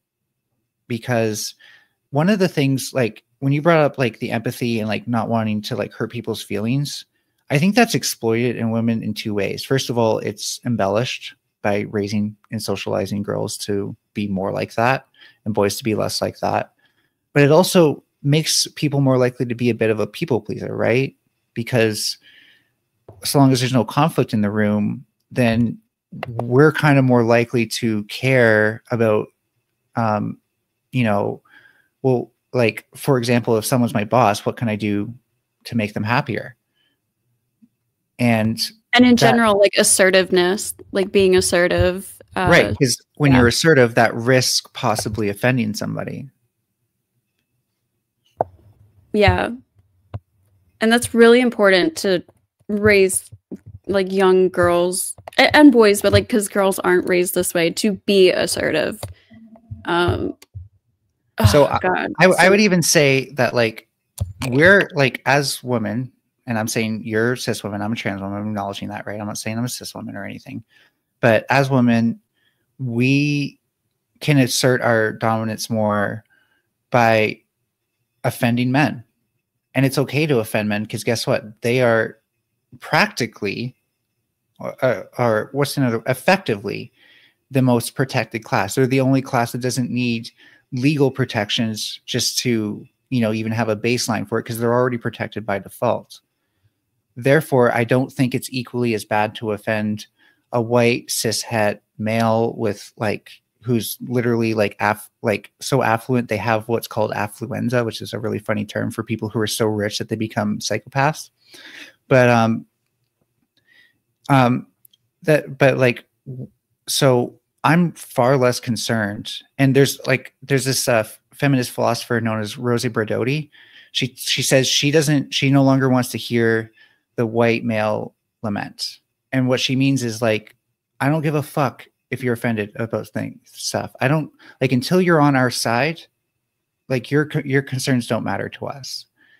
And that's really how, like, to me, the strongest way for us to assert our side of things, because men take for granted all of these things, that we won't be assertive and all this stuff. It's not until they can't take it for granted that they might actually start asking, well, how can we get you to shut up? You know what I mean? Yeah, no, I do.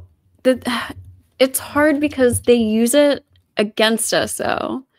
You know, but they because can't like use it against other feminists who don't also see that, right? They can only use it against us within their own circles. And so as soon as it's normal for female rage to be part of a woman's voice, then I think you know, when they try to like chastise us for it, maybe that's the right word, maybe it's not, but then it won't be as easy for them.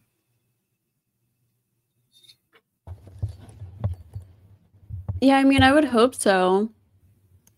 One of the most annoying things is the whole like emotional, logical thing. Like, women are emotional, men are logical. And I think it's so funny because I feel like as a girl, you have to like bite your tongue like so much. And because like you said, female like rage, it isn't accepted, and female assertiveness, like you're not really supposed to, you know, put men in their place and shit like that. Like, it's not polite, it's not ladylike, you're a bitch, all this shit. And so I just think it's so funny when guys are constantly telling women that we're emotional, when I feel like half the time we're literally pleasing men's egos and lying to them to make them, you know, feel like they're better than they are, just to like make them feel better, just to like assist their emotions. And this is why I'm also not afraid to use the term white male fragility, because you also notice that like the moment you stop doing this, it's like they'll act like their whole world has collapsed. They will literally treat it like it's like we're about to enter World War III. They have like all these men think they're like the fucking lowest, most oppressed class of people now. And I struggle with this because half of me totally agrees with you and feels like, why do I give a shit? Like, you're feeling this for the first time. Like, now you understand what it feels like when people are like giving you shit and like I don't know how to word it, but like putting you in boxes and like giving you shit back. Like you actually are being tested, or God, there's a better word. I don't know. I'm off right now, but for the first time, they're like being contested and they have to deal with this. And to me, it feels like, oh, boo-hoo. Like this, you know, you actually have to deal with shit like everybody else does. But I I don't like feminism being seen as a men hating movement or like an anti men movement at the same time. So Sure, but here's my counter to that. Some men are worthy of being hated, and so is the patriarchy. wait, I'm so sorry. Can you repeat that again? Some men are worthy of being hated, and so is the patriarchy, because that exact patriarchy lets them off for so much, especially the things they do to women.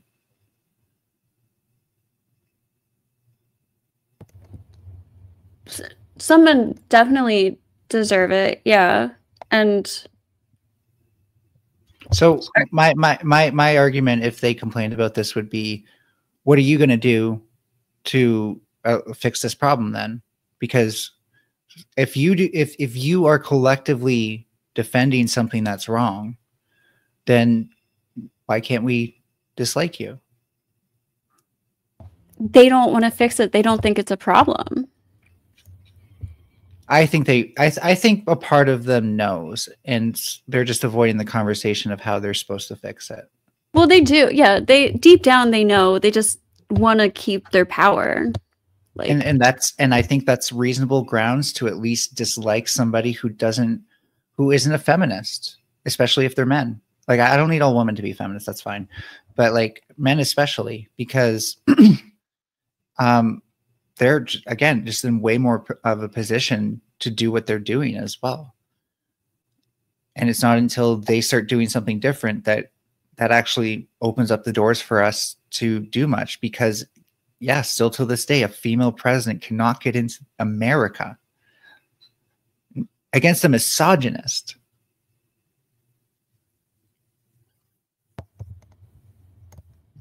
I agree with you. I don't know how effective.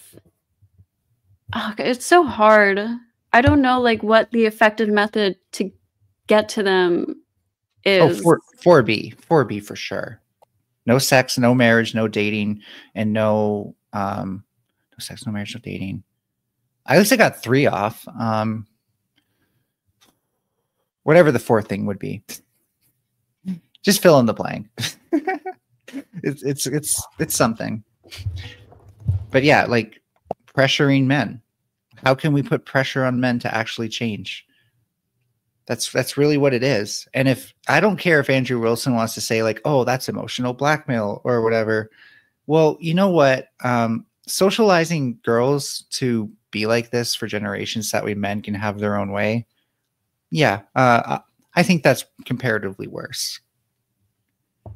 I agree. I feel like by doing that, like it's pushing guys into like a very extreme toxic place. Like they're reacting very badly to this. Again, that is their fault. I like the way that leftists put this when we actually comment on other leftists who are leaving the left, quote unquote. And that is that they, if they didn't like something about us, that shouldn't push them further into something. Because like the real reason that leftists are usually because of like values that we hold very dear and that tend to be different from the other side. And so if you're able to switch just because of something you don't like, you probably weren't much of a leftist to begin with. And it's the same sort of thing for me. Like if you can use the way some groups of people are that, you know, will only do something to if you actually are the people we're calling it, like the 4B. Like if your husband's a feminist, you don't need to be 4B. Like you don't need to do that to him, right? Like obviously. So like there's ways out of it and they just won't take it. And so like where was I going with this? What was I saying before that? Fuck. I'm so good at recalling where I was going with stuff, right? I'm so good at it. Pushing the people leave the left. Oh yeah, right. So if it's enough for them to go further to the right because of something they don't like, something that in effect is more pointed at the systems over top of them than them specifically as a person, then they were probably already inclined to do that. So again, like I refuse to take personal responsibility for that.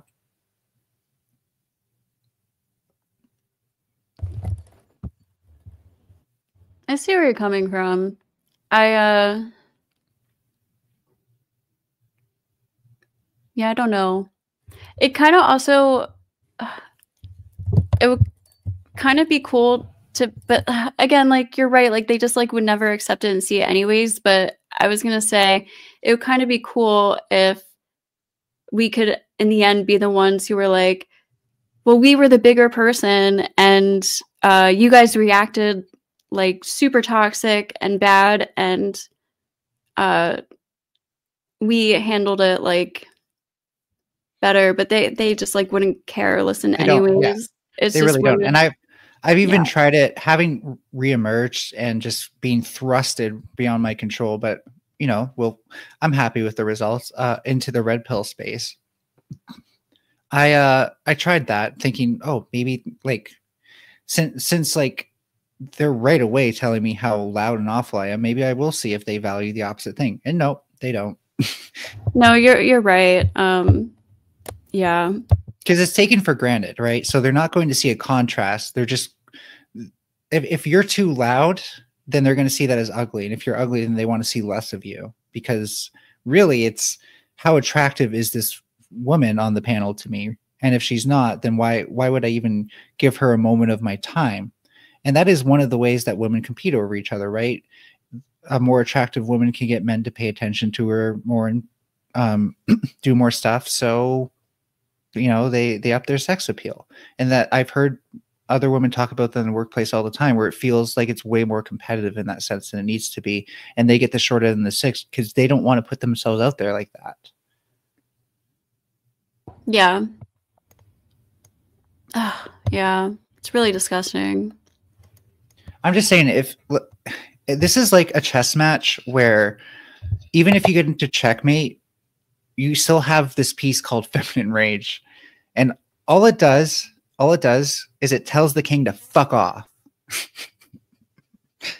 So yes, yeah. I get it, because I've been on a lot of these panels too. And no matter how reasonable I am, I'm still like the fucking crazy left illogical woman, like to them. And I'm like too reasonable sometimes, like, and they don't see it. And because I've been there and I've done that so many times with no results, when I've watched you do it, it was admittedly painful for me. I don't think it's painful for I'm sure your audience, you know, saw the same thing happening and enjoyed. No, I understand what you're saying. But like from my experience, I knew exactly where that was going to go. And I was like, oh, Ghosty, you're so good at this, but like, this is not the way to go. So yeah, it was, for me, I'm convinced at this point that, yeah, they've created a no-win scenario. Well, that's fine. Let's see how much they can actually handle, because apparently they're so big and strong. Yet every time I tell them about toxic masculinity, I'm pretty sure I witnessed fragility. Oh, 100%. No. And see what I mean, right? Like that fragility is actually them pleading with you. No, please don't make these valid points, because if you're right, then I have to reconsider what I'm thinking. And that fragility tells me that their strong facade is actually very easily poked through. If anything, so by the way, I started at like my first main group that I focused on like debating against were the fascists that were kind of emerging in like centrist panel spaces. I got a lot of harassment for that, by the way, but from very unexpected people. But anyways, and one of the things you learn, one of the things like you learn, because I was talking to, I did it again. I think I'm more stoned than you, Ghosty. You said in the central panelist space. So it was before I made that tangent. They're actually more fragile. So one of the things I learned was how to get underneath their mask, because they're always having a facade on, right? They're never going to say like, I'm a fascist, I want to kill anybody who isn't like me, or whatever their fascist beliefs are. But right. But I could immediately detect it, because not just being a leftist, but kind of like having other experiences in my life where I had to see through people just to gauge their intentions, and then starting to learn like, okay, this is what fascists say. And then you realize like, no, this is just what fascists say. right? So then you hear someone say that, and you quickly learn to ask the right questions or say the right things to get under their mask. And the funniest thing is almost, I don't think I've come across a single one that once you actually get under their mask and they try to like destroy you and they can't, that you become their obsession. It's really incredible actually, because you think they would run, but it's almost like they have like, they now have like a vendetta, because in their mind they haven't lost, but they still need their revenge. Yeah, they have something to prove. And it's like, and you can expect this from the same thing too, but like the point is that like the fascist mask is supposed to be really strong, right? It's supposed to give an same thing with Trump, it's supposed to appear really strong. But as soon as you question it properly, it starts to break apart. And they hate that. It's going to be the same thing with men too. As soon as we properly like put pressure, like, and I'm meaning like any pressure on that mask, because you've seen how red pill communities are, it's going to break. And the more of us that are putting pressure, the more we can keep it from reforming again. And that's all I'm really saying is like when they say like, oh, what about our safe spaces? Tell them to go fuck themselves. Ask them like why they need them. And then call it masculine fragility, because really that's all it is. It's also difficult because it's very rare that you have a panel of mostly women and the minority men. So the men never feel like they're being ganged up on or kind of like overruled. And they kind of, even if they're being like kind of owned in the conversation, they always have that backup of like a group of guys who are supporting them. So Ghosty, I have a secret for you. Okay.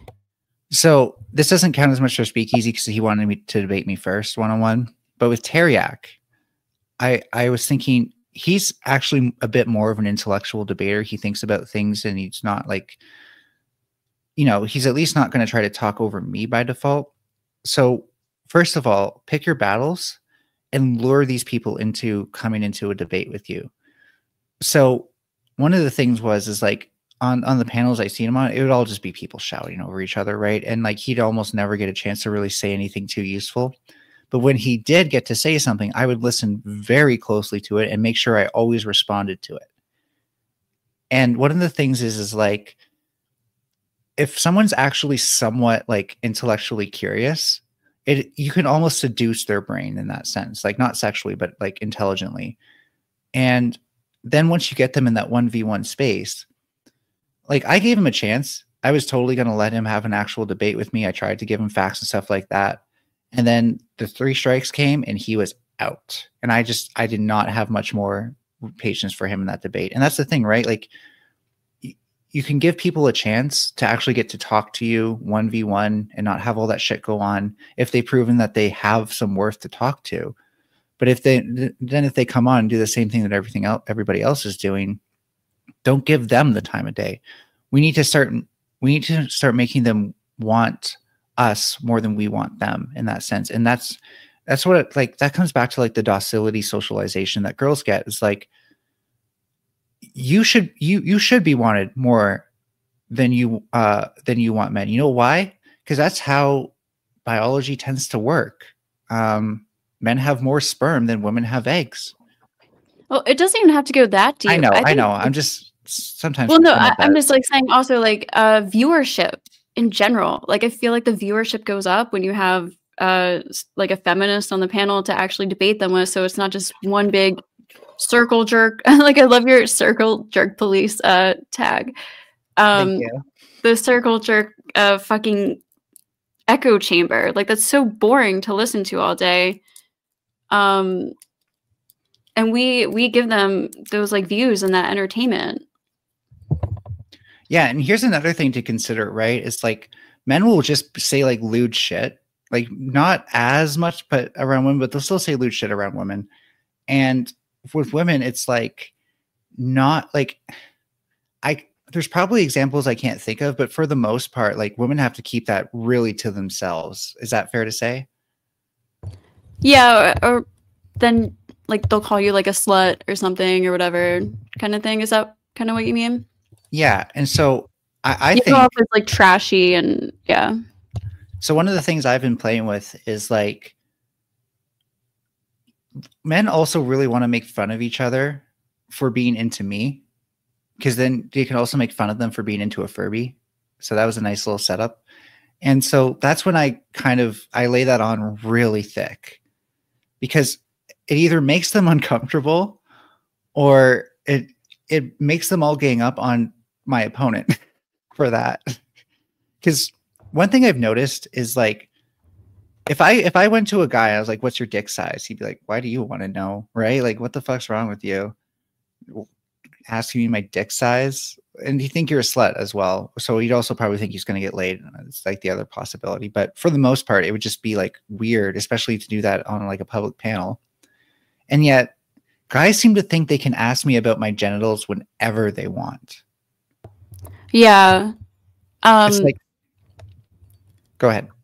I think, and like, I don't think they would say that to me. I think that's specifically because you're like a transgender woman that they do that, right? Like, yeah, in any other situation, that would be rude as hell. yeah, exactly. They might say some kind of like weird shit, but they would not go as far as they do with you. Like the shit they say to you is like awful. I think the first wave of feminism, by the way, the actual first wave was women making it rude for men to ask them like what cycle of their period they're in or anything to do with stuff down there. Because if you think about it, when like human women, human biological females, I should say in this case, are quite different from most other species in that like they don't show when they're in heat as easily as other animals, or they don't give off certain smells or anything. There's different changes, but they're not, if anything, other women notice those changes more than men. And so yeah. when like human women have what's known as like a cryptic reproductive cycle, whereas men, you know, they're super interested in knowing when that is, because then they might know when you're horny, but more importantly, because that's also when you're most fertile.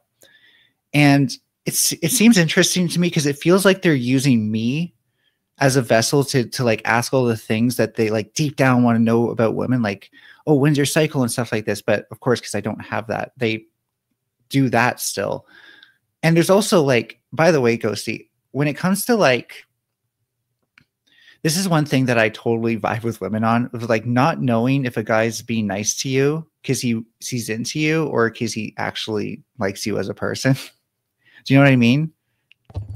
Yeah. I feel like I've gotten better at it, but it's some of them are it is hard to tell. Some of them are like pretty good at basically if he never is willing to disagree with me and he only thinks like he only compliments me, I know something's up. Yeah, that's a good sign. And I don't know, there's a whole bunch of different ones, like impatientness, but they're trying to be nice about it. Like if they're acting impatient, but they're trying to be really nice about it. Oh, I probably did that a lot before I transitioned. Wow, I just had a breakthrough. Oh my, no, I'm just kidding. But I hadn't considered that. Yeah, wow. No, that makes total sense now. Yeah. And by the way, like in case any women, it helps them to know, it's not just because men are like assholes. Their libido does make them act that way to an extent. I'm not saying any of the behaviors are excusable based on that. They still have to overcome these desires or impulses or whatever. But it's definitely like it makes it harder for you to care about other things as much. And that's like, I think I noticed that more because I never really wanted it. And so I was like, you know, like part of me was like, this girl is amazing. She's beautiful. Like everything about her is like awesome. And yet my brain would still be like, but when we're going to have sex. And so we almost never got to talk about interesting things or stuff like that because I was being impatient in that sense. I know what you mean. Like it's not always malicious. Like some guys are strictly malicious about it. They're like, I want to like fuck this girl and just like use her because like, you know, I'm a misogynist. Which There's I some mean, guys who if I consented literally to that, I sorry. want sex. They want, some guys I just just like want sex, sex really bad. But sorry, I was going to say like the whole thing of them just wanting to use me and stuff. Like, by the way, men, women are really into that if they've consented to it and like you're both on the same page about it and she can tell you to stop whenever. It's the fact that you might keep going when she says no or do it when she hasn't told you she's into it that's scary. And acting like you're entitled to it is a turnoff. Right, definitely. Like she might have let you do that if you were respectful about it. But because you're acting like an entitled dick, now she's turned off about it. I mean, I don't think I was that bad in relationships where we had a normal amount of sex. It was when like she definitely was having sex with me a lot less than you would do at that age, if you know what I mean. So I don't think it was like I was that bad, but I would definitely, unattractive when I did express those feelings. You were a horny, I'm assuming you were like what, like a teenager? Oh yeah, like I had sex for like the first time when I was like 15, and then it was just, I can acknowledge that I'm attractive as a guy and that I got a lot from that, but I was also incredibly awkward. So it wasn't like a huge amount. It wasn't like, I was going out to clubs and stuff. It took me quite a bit to actually like meet somebody and then for us to get to know each other. Cause I can't flirt for the fucking life of me. I don't know how, and I can't learn it. It feels alien. I would just like chalk that up to just being like a young person, like I don't know. Oh no, it was definitely that. And even now that like there's been times where I haven't been able to get my hormones and T blockers, so it all comes back and like, the impulse is much lower. But it's funny because like men are like, oh, it's your fault. I feel so desperate to have sex. No, you feel just as desperate to have sex when you're alone, buddy. Shut the fuck up. I can say that for certain. Like the only difference is that you have a body next to you, okay, that you really want to touch. That's the only difference. Yeah, and it's really awful when guys like will guilt trip women into sleeping with them, and that's also a problem with not raising women to be assertive and being people pleasers because they're like, oh, I feel bad, and like, did I lead him on, or is this what I'm supposed to do? Is he not going to like me if I say no? Like all these things. I really wish I just personally wish I knew what I was putting my my past girlfriends through when I did that. That's all. It hurts because it makes so much sense now too that I'm kind of going through that with my partner in certain ways. Because whenever I don't get my hormones, I do not have a sex drive. It's gone. And I do not like. I still don't want to get with him if I feel like a guy. So yeah, that makes sense. And I don't know, like, it's so funny. Like, I'm not like super straight. I'm very bi as a woman, but because of that, as a guy, like I am way more straight that way. Cause I think it's because like I'm really into women sexually. It's not romantically. It would probably be like in a, there's another word for it. So I don't want to say polyamorous situation that I could handle being like romantically involved with a woman. I think because like, a huge part of it for me is that I feel a little bit safer around a man. I'm just being honest. And I like his strength and what he can do with that. It's not to say like I need him to be strong, but like, even if it's like, if I were to go start jogging and he started jogging too, I want someone who can keep up with me. I've been like that for a long time. Even as a guy, like I don't want to like, it's actually not that I don't want to be the leader. It's that I don't have the self-control to stay behind somebody. Because if you were to put me on a bike, for example, I'll just go ahead of them. But what I mean to say is like romantically, I'm very submissive. Well, I'm a switch, but romantically, like I like pleasing people. I like doing stuff for them. And, it's so long as like they're acknowledging me and making me feel safe and stuff like that, then I just want to do stuff for them. And with a man, there's like since I am more nurture. Anyways, it's like, how would I put it? It's hard to be. It's hard to imagine having that other side of myself that never was, but I know so well, be filled by another woman, right? Like it could be, but I just have yet to meet her yet. Yeah. I mean, I don't know, like that's so I think it's like okay to have like very specific attractions like that. You know what I mean? I don't know. I think a lot of people don't explore these things too. Like, and that's why a lot of relationships might actually be failing than be successful, because they're forced into like a certain type of relationship. Yeah. And Well, they're not like, aware of like other things. imagine how many people are in marriages that are bisexual. Yeah. Or even just like non-monogamous, or yeah. And it's important to remember humans are not in any of these fixed boxes. We're very much in between all of these things, and on an individual level could wind up anywhere on that spectrum, from like fully polyamorous and never happy being monogamous to fully monogamous and never being happy being polyamorous. I definitely feel in between on like the monogamy polyamory thing, where like I definitely want to have a long-term partner and companion. But I also, like having sex freely.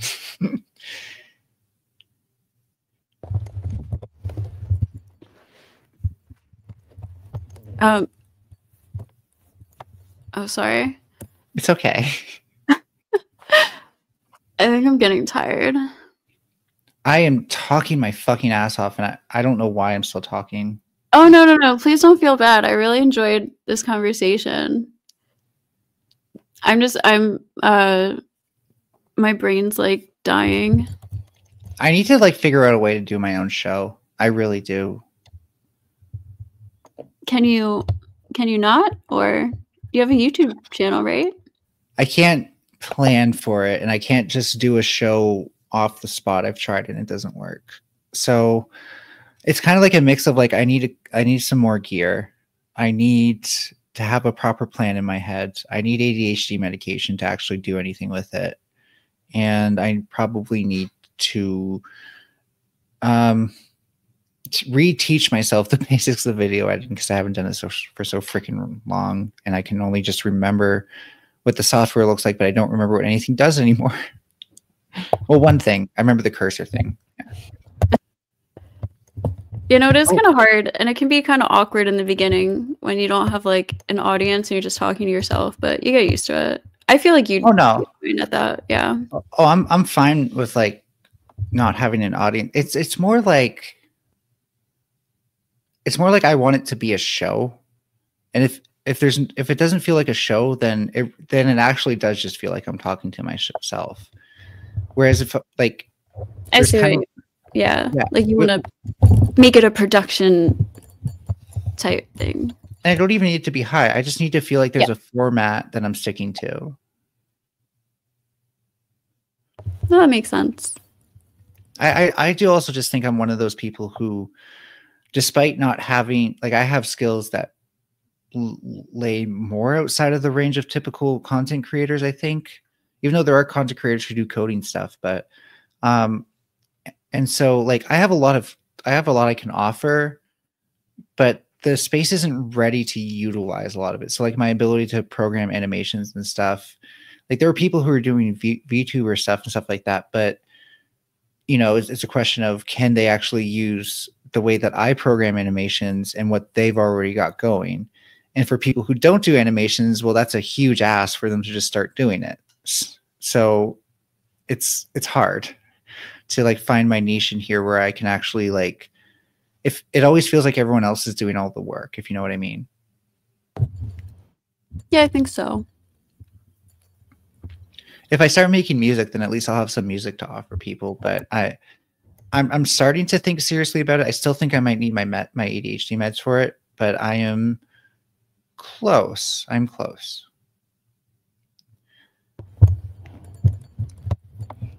I have like so many things that I always talk about that I want to do, and I feel like I never do it. Like I just have so many ideas and things I want to like learn and get good at and do. You have no It's idea. hard. I at least feel fortunate enough that I forced myself to like learn all the things I would need to do the stuff I do, minus the music stuff, before having a lot of these ideas.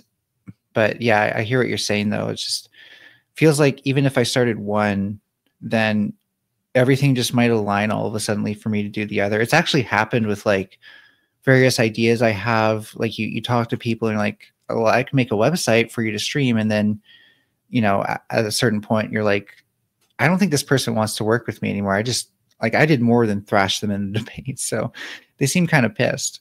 But with the point being that in general, like I don't have like streamer skills, you know what I mean? And I could stream, I could make a show even. I've done drama and I know what goes into a performance, but it's until I can actually like have a brain that's not scattered enough that I could see the show from start to finish in my own mind before I actually do it.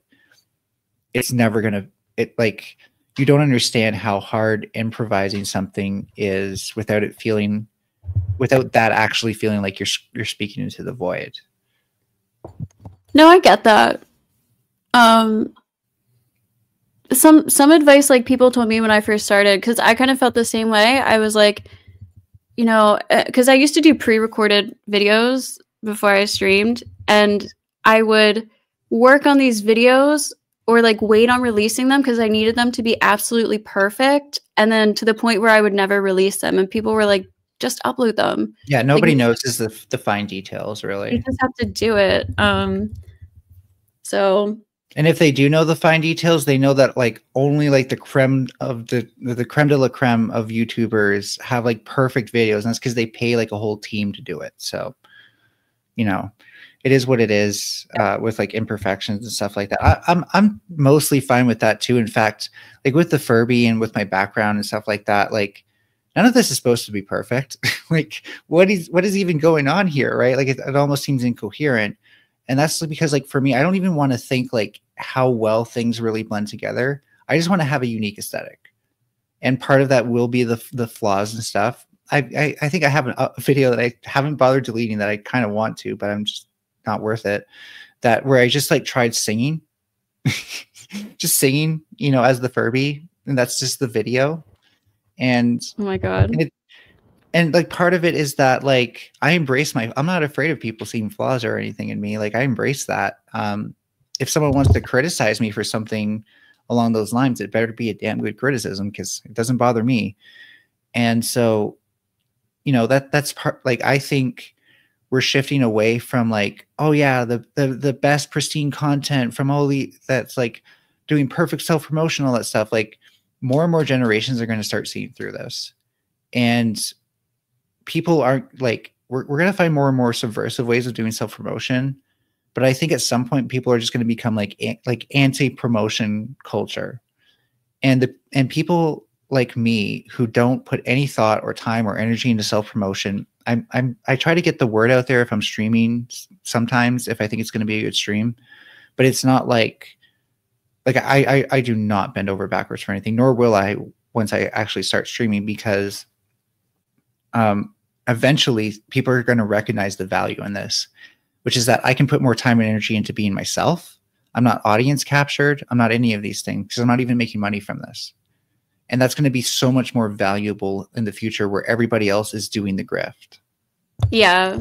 Yeah, no, that's one thing I've never done is like put like an audience over my like actually what I want to do and act and talk about. A lot of people do that and it probably works better, but I just would hate doing that. Yeah, I call it radical self-demotion. They care more about the success than the content. Definitely. There's a few content creators that I see being successful, by the way, who, if anything, their audience captured in really funny ways. Have you ever heard of Doug Doug? It sounds familiar. I might have told him about you. I'll link it in the side chat now that we have one. And you should definitely check out. He also has Twitch streams, but I'll link you to the YouTube channel. And he also does coding stuff, but like most of his streams are freaking hilarious. And even when they're not exactly hilarious, his ability to interact with his audience is so good. I think he's actually like one of the best examples of somebody who can like turn something like ordinary or not that weird into something really funny, just because the audience, like he's cultured an audience that not only knows how to make jokes, which is great on its own, but he's also cultured an audience that will kill a joke and then bring it back by still using it. So they'll overuse it and then they'll overuse it some more so it's funny again. To the point where there's like, I've been watching for 2 years, I think now, and they're still joking about divorce. And I don't even know why they joke about divorce still. They just do. And, you know, it's like, well, why is divorce funny? It is in the ways that they use it. So like, that's like, just kind of like I think like the message there is that you cultivate the audience that you, or it's like really good audience capturing is actually saying, this is who I am. So this is how I'm going to attract an audience that's like me. And then your audience will actually encourage you to be more like yourself, which is what I think Doug does. Versus people who are like, this is what my audience wants to be, so this is who I am. Well, now they want me to be more like that, so now I have to be more like who I was. And so there's a way to do it, right? There's a way to do it where you're funny and you're popular and you're able to do like even fun promotions where you get free shit. I'm not totally against that, but you're still like yourself. And I kind of want that to come like I want that to happen almost like naturally for me, where I don't need my audience to be funny or anything, but I want them to be critical of things like consumerism and promotional culture and advertising and marketing and the way that this media space like YouTube is definitely captured by advertisers at this point. I want them to be left-leaning in general, just that way I'm not always antagonizing my own audience and they're not antagonizing me. But if there is antagonism, I want it to be like interesting and intellectual.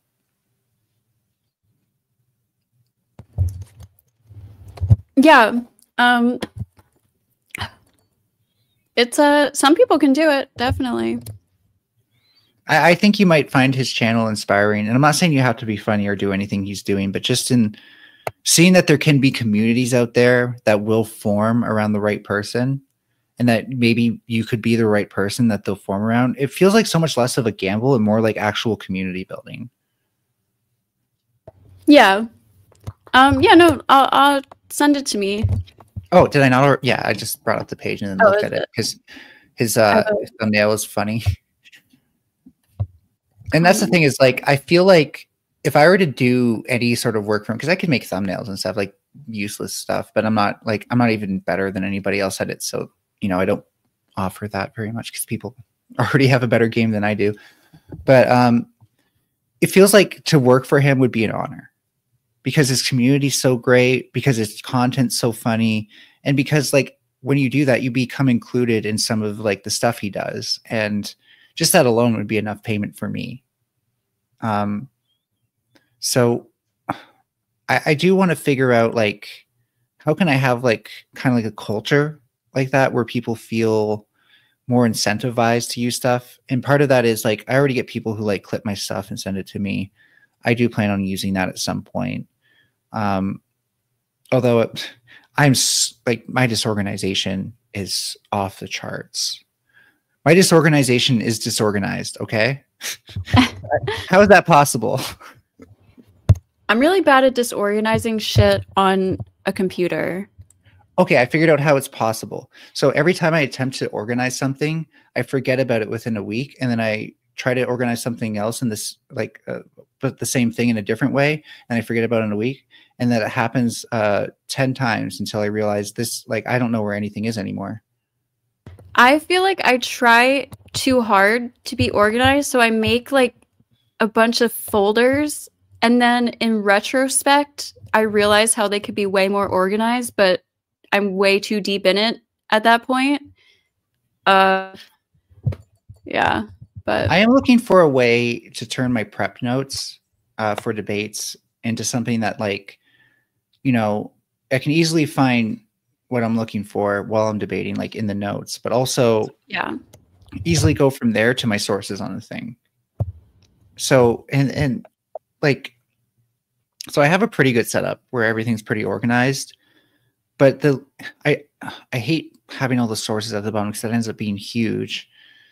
And I need some way to link the stuff in my Google Docs document to like my bookmarks. That way I can just click on it and it goes straight to my bookmark. And there's probably is a way to do like a URL or something in there. I haven't figured it out. But that's like my biggest stopgap right now, is like there's such a barrier between like my notes and my sources. And it's almost impossible to, like, even if I did put all the sources at the bottom, categorizing that is way easier said than done. Because some sources will apply to everything. Some sources will apply to some things, and you don't know which one you're going to need it for. And then if you have redundant sources, then it's like, well, how do I number these? So that way when I talk about it in my notes, I can go straight down to here. The more like, organized you get, the more the more organized you get, and the more you need that organization, the more complicated things can get. Yeah. Especially because, like, in debate, you really don't know where things are going to go. The best possible notes you can have are notes that cover everything in the entire subject as succinctly as possible, but also that doesn't lack information on anything. Because if you do get like into the fine details and the nitty gritty about something, it's good to sound more informed than your opponent on that. It's especially good for other people who are looking at this as an actual debate, because then they will be like, well, that person sound more informed on this. How do you think that they're wrong?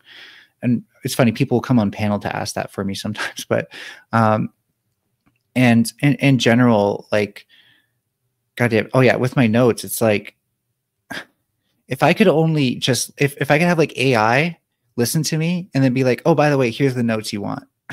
That'd be amazing. Oh my God. My life would be like complete. I'm just bad at like, I mean, I haven't done too many debates, especially like more formal ones, but I've noticed that don't do formal debates, just do 1v1s. Well, yeah, that's kind of what I meant, like a 1v1, like a set up one where it's like planned ahead and it's 1v1 and there's like a set topic that's formal to me. Okay. You know what's funny is I knew what you meant, but I can only, like, if you've ever met Torsha and heard her talking about being a formal debater, that would confuse the shit out of her, or she at least wouldn't get what you meant. And so I just wanted it to be clear, because in my opinion, formal debate sucks. Okay. Like, it really does. Like, you can have conversations and stuff like that, but like, things are way too stiff for you to actually have like a human conversation, if you know what I mean. And sometimes some of your best debates are ones where you actually go back and forth, and like, no, that's what I like, the back and forth. Yeah. And like someone will, like, you just interjected there while I was pausing to think about my thing, and then I listened, and then I was like, oh, I can keep going with that. And that's what agreement starts to sound like, by the way. It's not having these stuck up like 3 minutes, 3 minutes, 3 minutes, 1 minute, 1 minute, 1 minute. Oh yeah, that's what you meant by formal. Yeah, I do not like the time debates where it's like opening statement and then 20 minutes for this person, 20 minutes for that person, and they never actually get to address each other, have a back and forth. I totally agree. I don't think that's like super useful usually. It's especially bad for countering misinformation, which we definitely need to do on the internet. Because like, if someone can say 10 false points in a row and whatever time was given to them, not be interrupted. Yeah. And I cannot counter all 10 points in the same amount of time. I'm sorry, but it's way easier to say bullshit than like real facts and all of the information that would support them. So as much as it would be ideal that I'm like this, this super debater who can somehow say like the real truth behind things without having to use more words, and I would do it, but thought about it for a long time, I've tried to think about what these debate arguments would be. You sacrifice the robustness of your argument when you try to fit things into one-liners like your opponent just did. Yeah.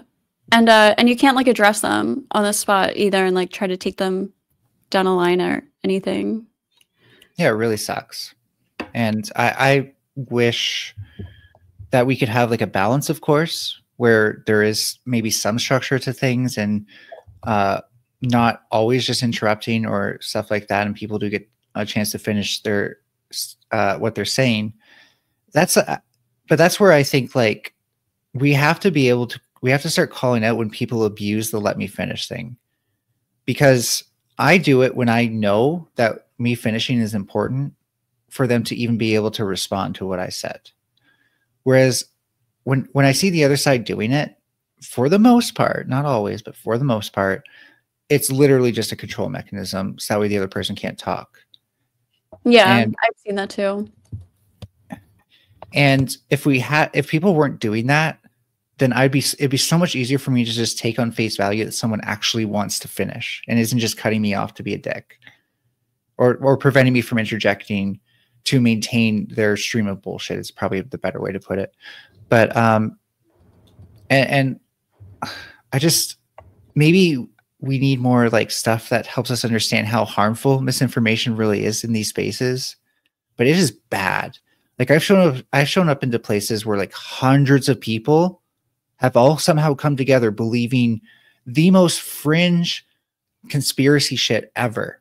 And I'm sure there are ways that it happens. Like I'm not surprised that it happened, but you really are in disbelief when you see so many people who think these things, that it's just like, you really think that this is more likely than, or it's like, it's along the same lines of flat earth, right? Like you really think that all the pilots in the world are lying about this. You really think like everybody who studies math and astronomy is lying about this. Like, what the hell, dude? Like, yeah, that doesn't even make sense at this point. All the captains, like the ship captains, and what would even be the point of lying about it in the first place? Like, what is being what's the benefit in that lie? The other side of the disc. God. It is crazy how many people believe that shit though, and then there's power in numbers. So like, they're like, all these people believe it, so I'm not crazy. Blah blah blah. Yeah, for sure. I think maybe since you said you're retired, this could be a good point to start winding down on this subject. Okay. I would say overall, this is another you can't win thing. If you really want to shut down misinformation to somebody who's really giving it out, then you got to be a dick. You just got to be, because they'd be a dick to you if they thought you were wrong about something. That's for damn sure. Oh yeah, I said yeah. No, there's definitely some people who deserve to be made a fool of, especially like with misinformation. You just got to make those people look stupid. It's also like, I find it interesting that like when people underestimate you, you can exploit that with basically like walking them down a path and they're not expecting you to lead them into a trap. And then so long as you plan this well, they're in the trap.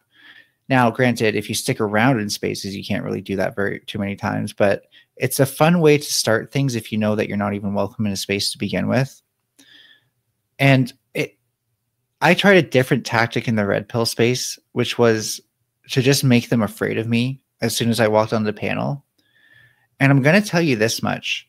It's not working out for me. It's actually going some interesting directions. I was kind of hoping it would make people shut up, because then I'll threaten to start cutting them off if they keep cutting me off, and they'll know I'll do it too, and nobody wants me to start doing that. Mixed results on that one, I'll admit, like not as successful as I thought it would be, but some results. Well, it's hard when it's like you and 10 other people to use like that tactic specifically. Yeah, but when you've been doing this for 4 years, especially when you've got good monitor mics, and as long as you can assume that the host isn't going to turn you down, there are a lot of ways to make yourself louder than other people without even having to like touch a dial. And if I had like a Rodecaster Pro, I could, you know, be even louder. But because like most of the people you're talking to aren't like media informed. They're not even thinking about how far away their mouth is from their mic. Or if they do it for like a second and they're like, okay, it's not right now. And then they don't think about it. I'm the sort of person who, partially because I have my monitor mics on, but like in general, I'm always thinking about how far away my mouth is from the mic, what angle I'm at, stuff like that. I wish I could remember to voice train, but I can't, but that's okay. And the funny thing about that is I know how to talk very loud from a distance, right? Like I'm not close to my mic right now, but I'm probably still just as audible, right? Yeah. And that's just projecting. So when you project and you move close to your mic, see, I hardly projected there just because I didn't want to bother anybody who might be in that hotel room with you. But the whole idea is like they either know how to get closer to the mic or just start shouting. I know how to do both. I will like it when I get like really fucking heated. I naturally just notice that I do that. I just like fucking put my face right in the mic and just start like yelling. But that's pretty rare. And then there's like other little tricks too, where I actually make my voice a little bit higher pitch and I add more, like a lot more resonance to my voice than I'm normally comfortable with. Because I know that they're going to be like, right? And like right into their mic if they're doing that. So I need something that kind of like goes over that without having to be, or even if it's equally as loud, if you know what I mean. Yeah. So there's all sorts of fun things you can do once you've been on enough panels to really try out all these different ideas. Another fun one is just to like, is this thing on? Because like the tapping of the mic is at least as loud as anything that they can. Well, you can also like use something hard because there's no way they're going to be louder than that, right? And I haven't tried that one yet because I always forget to, but that is one I'm excited to try. Yeah, I'm not wearing headphones right now, but I can picture how that would be with headphones.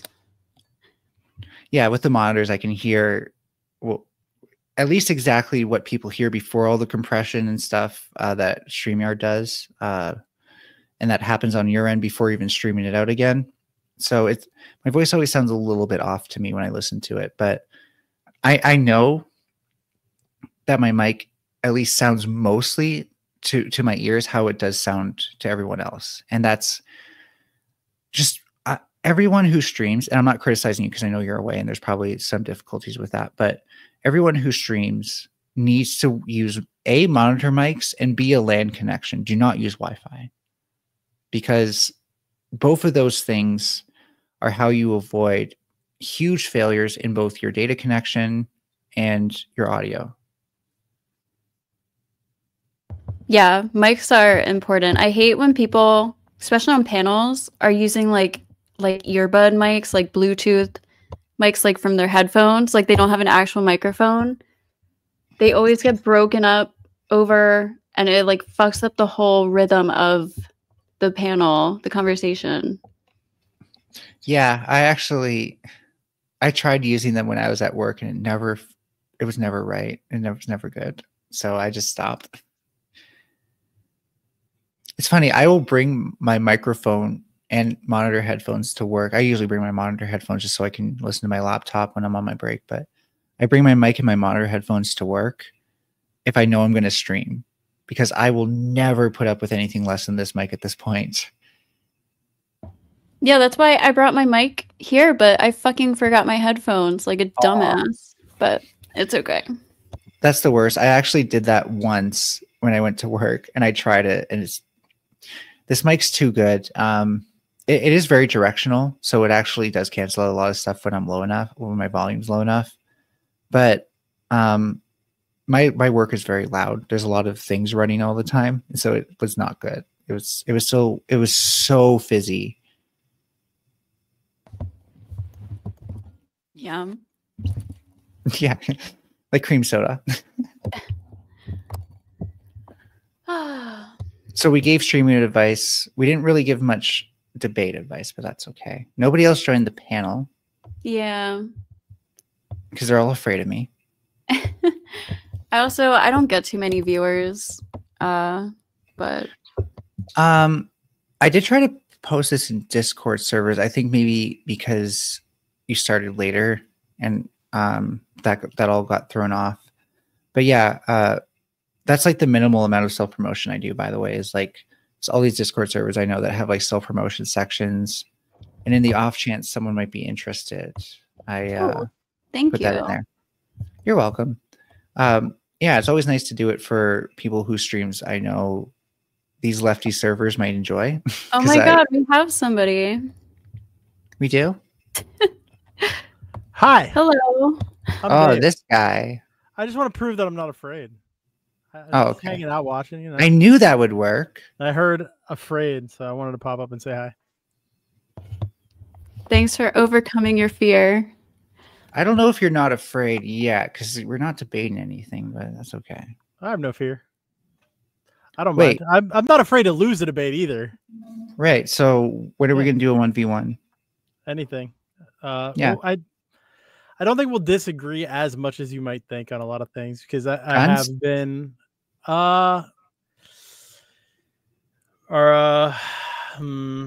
let's see. I am pro gun.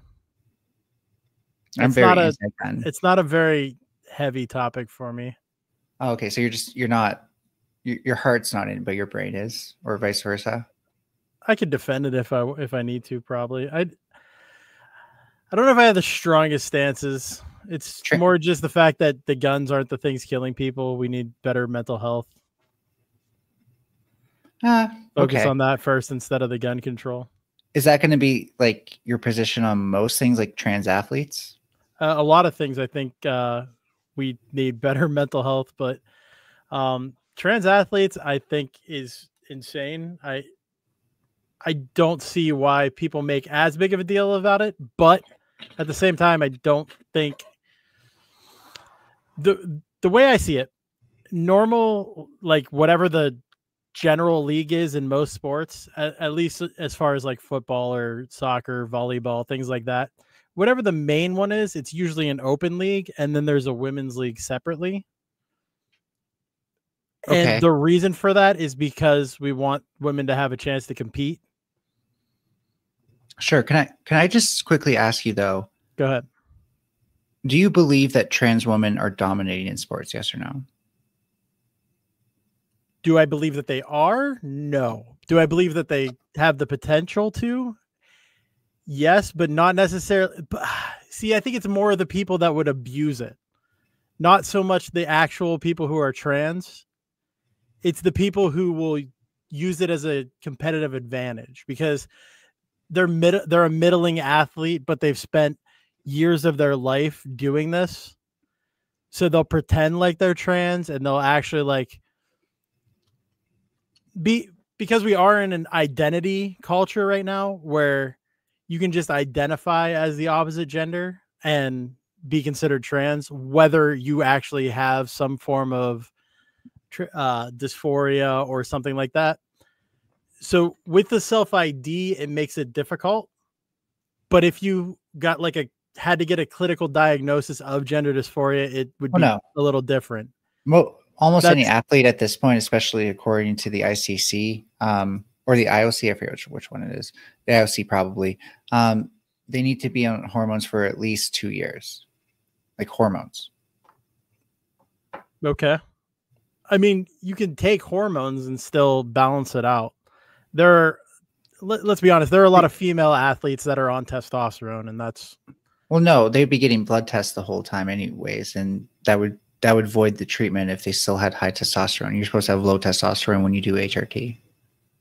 I don't know what the testing parameters would be now, because I don't believe they're actually implemented in any sanctioned events aside from the Olympics. I'm telling you that, like, they have to go through 2 years of successful HRT treatment. If they had remotely high T levels, anything that would matter, then that would mean that they're their HRT treatment wasn't successful or could at least be put into question, which means that a doctor probably wouldn't sign off on it because then they'd be. Where are you pulling that from, that it's not successful if their T levels are too high? Well, for one thing, that's why we give trans women testosterone blockers, because you can't really get any of the effects from the transition if you don't block the testosterone first. No, I understand that. Like, and also the only way to make sure that her estrogen levels are high enough and her T levels are low enough, because you can't have them be too high or too low either, right? But what I'm saying is blood tests. Where are you getting that if the T levels are too high, they're not going to allow them to compete? Well, again, the doctor wouldn't be able to sign off on it as a successful transition. But you just said they only have to be on hormone replacement therapy for 2 years. Yeah, and after 2 years, most of the effects that we get. Okay. Let me, just because I need to know where these measurements are coming from. What sport or what sanctioning body is doing this? The International Olympic Committee. I don't know a lot about it. I just have cursory knowledge, so I need to look at the. What I'm trying to tell you is that the clinical standards for HRT and gender affirming care are robust enough that we can trust that someone who's been on gender affirming care treatment for 2 years or more probably has lost enough of their competitive advantage to be more within the range of female sports than male sports. I have to disagree, because just going through a male puberty gives you great advantages. What's the main advantage you get? Bone density, for one. Okay, two, so how does lung capacity? Which helps in every sport. Can we stop at one? Sure. What advantage does bone density give? It allows you to take more punishment, to train harder, because you're. Does it? Yes. No. It makes you less prone to injuries while. There we go. That's the thing that it is. Less prone to injury. Do you know how? What I was basically saying, isn't that what I said? It allows you to train harder because you're less prone to injury. Sure. Do you know what? Do you know what transition is? Even if you've had your first puberty, it's a second puberty. The transition itself is its own puberty. Yeah, but it doesn't undo the things, the changes that your body's already gone through. It might start to, in some way, like reverse. Like I know. Just Dave. May I please? Yeah. So bone density is something that can change. It is done during puberty, but if you're going through second puberty, the bone density can go up or down based on what the hormones are in your body. So if I take estrogen, my bone density will go down. That's why I have to be checked for what my levels are, and also signs of osteoporosis. They're always asking me, are you taking calcium supplements? Because that's the way to keep my bone density up. So it's really important to note that bone density is one of the things that gets affected. I think the next thing you said was height, if I'm not mistaken. Nope. Lung capacity. Oh, lung capacity. So lung capacity that's just the Michael Phelps thing, right? So no, that's not the Michael Phelps thing. That's just in general everything. No, Michael Phelps has something completely different that gives him the advantage. Michael Phelps, I swear it's different every time someone talks about it, but I can give you the actual thing. The reason why people say that Michael Phelps has unfair has nothing to do with his lungs. It's because of a lactic acid issue. His body doesn't produce something in the same way that other people's does. I can find it probably, but it's not important. I've heard so many different versions where like his lungs are bigger, so he floats more. And I looked it up, and there was something that said that. I haven't seen anything that confirms what you said. People try to understand why Michael Phelps is a good swimmer. The thing is, he put a lot of time in and effort, and he deserves what he got. Like, dude trains. So can I tell you what the biggest difference and advantages between the sexes before any of this treatment is? Sure. It's a difference in muscle to body fat ratio that men tend to have versus women, especially at the top competitive sports. And a huge reason for this, why it's that and not just the amount of muscle or anything like that, is because pound for pound, male muscle is basically the same as female muscle, puts out the same energy, does the same. It might have more myelonucleation sites, but that's more important for healing, and that still might change because of hormones. So what that means is women can only build so much muscle while maintaining a certain amount of body fat, where men can build, where a man of say like the same height and same frame and everything could build more muscle where some of that fat would be. Now, what's interesting about HRT is all of those things seem to go back to like the levels that we would see in the sex that they are transitioning to. So trans women, and I can say this because I can feel what happens if I lose too much weight, need about the same body fat ratio to stay healthy as women do, even though they were born as men and went through male puberty. And the key significance of this is that muscle is the only thing that can confer a true strength advantage. Everything else that you're mentioning are endurance or healing based and stuff like that, which can matter, but it's interesting how much hormones do actually affect some of these things. I mean, lung capacity matters in a lot of things, like almost everything, like any kind of running event, obviously swimming. So interestingly enough, the thing that really like makes that a huge advantage, aside from like the floating in water thing, that may be true. I don't know about the floating in water thing. That sounds. I just said I looked it up, and that did seem to be what it said. So, you know, there's all sorts of things that people think, and I'm just not going to be the one who says what's true or false at this point. Where was I going with this? I'm very skeptical of that one. In terms of endurance, what really gives lung capacity, because that's what you need lung capacity for, is endurance for like underwater and stuff like that. What really gives you that is actually a higher blood cell count. And that's another difference between men and women, is men tend to have a much higher blood cell count. Now, would you believe hormones affect your blood cell count, and trans women have, again, the same blood cell count that women Well, tend yeah, I mean, hormones are the thing that, from a outside perspective, hormones are pretty much the thing that makes the difference between men and women. Like, obviously, if you change the hormones, your body's going to adapt to a more masculine thing if you're going from female to male, and vice versa. So can you see where I come from? Do. So I understand completely. So I just want to see if I can get you to concede on this. So understanding that, and what I just pointed out about the muscle as well, which is what really gives the strength advantage. And considering that, like, there's also the training, the commitment that they put into it, their support network, their coach, the team that they're on, if that's part of it too, that also matters. How many of these things are strong enough to eliminate the minor conferring advantages that they get from undergoing an initial puberty? Can you restate the question part of that at the end? Right. So I'll even rephrase it a bit different. It seems like these conferred advantages from undergoing the initial puberty are like minor. They're almost like, you can talk about ways that they might have a difference, but then again, women could also have, any given cis woman could have that advantage as well. So, and we don't eliminate them for having those advantages.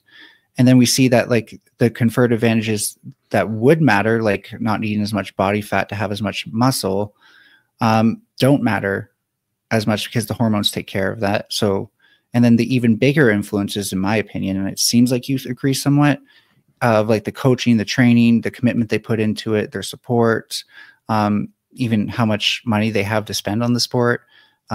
Those things also matter a lot, it seems. So how much more would you need to hear about to accept that maybe these minor conferred advantages that trans women still have probably don't matter that much?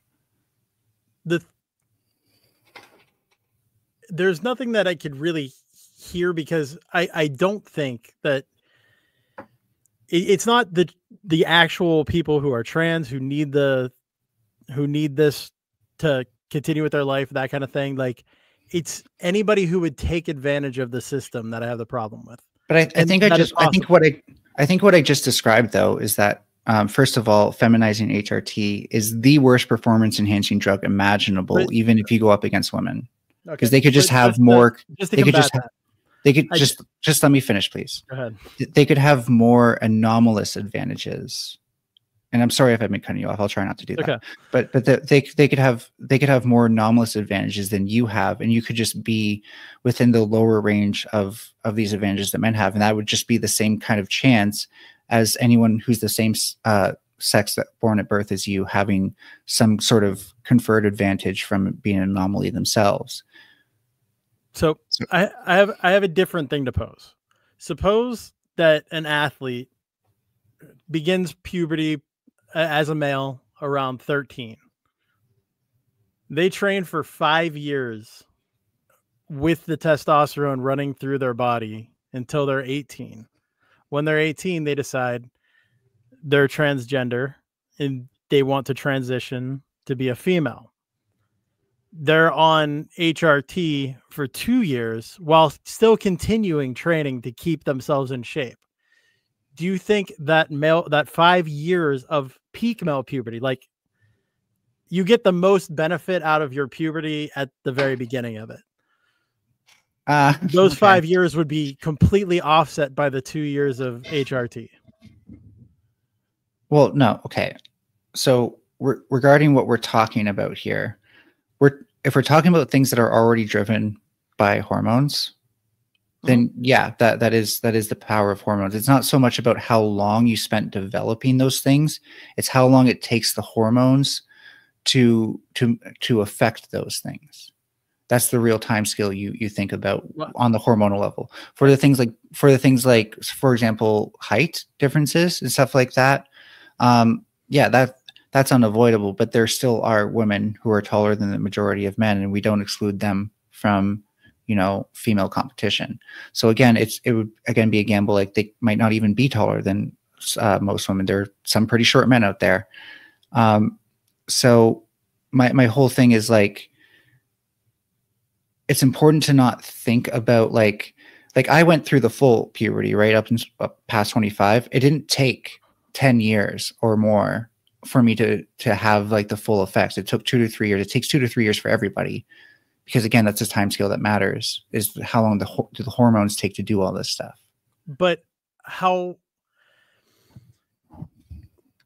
it depends on, were you training as an athlete, like especially like bodybuilding or something like that, or boxing? Not really. Or some kind of combat sport, especially like the muscle mass you can accrue during those 5 years is not just going to disappear from 2 years of HRT. Can the muscle mass disappear from 2 years of low calorie intake and no training, like sedentary lifestyle? Probably. I mean, not right completely, but mostly. But we agree that the muscle mass can disappear in 2 years. And so now we're introducing an exogenous hormone into the environment that's telling it to disappear. Why would you not think it could happen faster now? Not if you're still keeping up your training. We wouldn't. What was that? Sorry. If you take a poop. So if you're keeping up your training, I swear I just heard somebody poop. I have I smoke, so I have like weird throat sounds I sometimes make. Sorry about that. But so like the thing about the training is that only makes sense, and we could use more research on this. This is one of the things we need to know more about. That would only make sense if the amount of myonucleation sites in the muscle maintain the same, because you need those to repair the muscle. And so whenever you train, right, you're destroying some muscle and regaining it. We're destroying some muscle, regaining it. You don't train if you're not destroying at least a bit of muscle tissue. Maybe you're training mentally and stuff, but then again, mental training. But I mean, that is how you build muscle, is by tearing the muscle tissue. The way that you actually build size on your muscle is you get micro tears and things in your muscles. Sure. And the myonucleation, the scar tissue is actually what makes them bigger. And the myonucleation sites, by the way, are like the areas that make and send out all of the different stuff that you need to heal things. And so the more of those you have, the faster you can heal. But also, if you're maintaining a certain muscle level under a certain training regimen, then you're able to do so because you have a certain amount of myonucleation site that can maintain that cycle, right? If you lose a certain amount of myonucleation site while still maintaining the same training regimen, then you'll start losing muscle because you can no longer keep up that much muscle mass with the training regimen you have. So if a trans woman were to keep the same training regimen and lose myonucleation sites, which again, we need to check to see if this happens or not, but my experience is it does, then she would still lose muscle mass even doing the same amount of training. Okay, then would you agree that until the science is finalized, we probably would be better off, and especially in things like combat sports? Nope, because until we see trans women dominating, there's really no urgency to do anything, and we still see trans women losing to cis women all the time. Where? Every single trans athlete has lost to at least a few cis women, which shows that even with their conferred advantages, they're still capable of losing. I'm aware that they'd still be capable of losing, but I would also lose to most Olympic level athletes and things like that. So it seems like the conferred advantages don't matter that much. That's why I'm saying if you're like a middling male athlete and you transitioned, you would have an advantage. Okay, so just all I'm saying is it really doesn't seem like we need to respond so long as all of the trans athletes seem to be these middling males. Except that some of them are winning and having issues, like Leah Thomas. I don't know all of them. Leah Thomas has won. I obviously only have heard the ones that are dominating. Leah Thomas has lost to a cis woman, by the way. I'm sure, but that's not dominating. She's overshadowing the cis women that are in her own school, such as Riley Gaines. Maybe they need to train harder then and stop and maybe they shouldn't have this defeatist attitude because there's a trans woman they're competing against. See, you would be the one who would tell women you're not going to be able to win against her, or you're just less likely to, and that's going to demotivate them to try as hard. Why is it important to have trans women in the female category of sports? Because when the other category isn't necessarily a men's category, it's just the open category versus the female category. Any female can play or can compete in an open category. I'm not talking about open. That is a way of doing things that I have yet to know much about, and I'd be interested after we finish this discussion. So the reason why they need to compete against women is because testosterone does confer a lot of advantages, and all the advantages it confers makes them unequivocally unable to compete against men at all. Okay.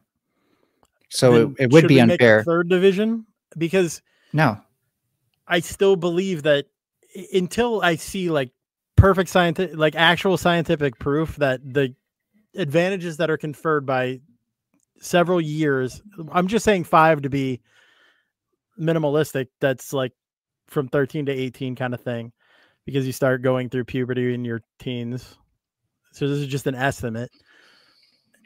That it would be counteracted by 2 years of hormones, because that's what you're saying the Olympic standard is.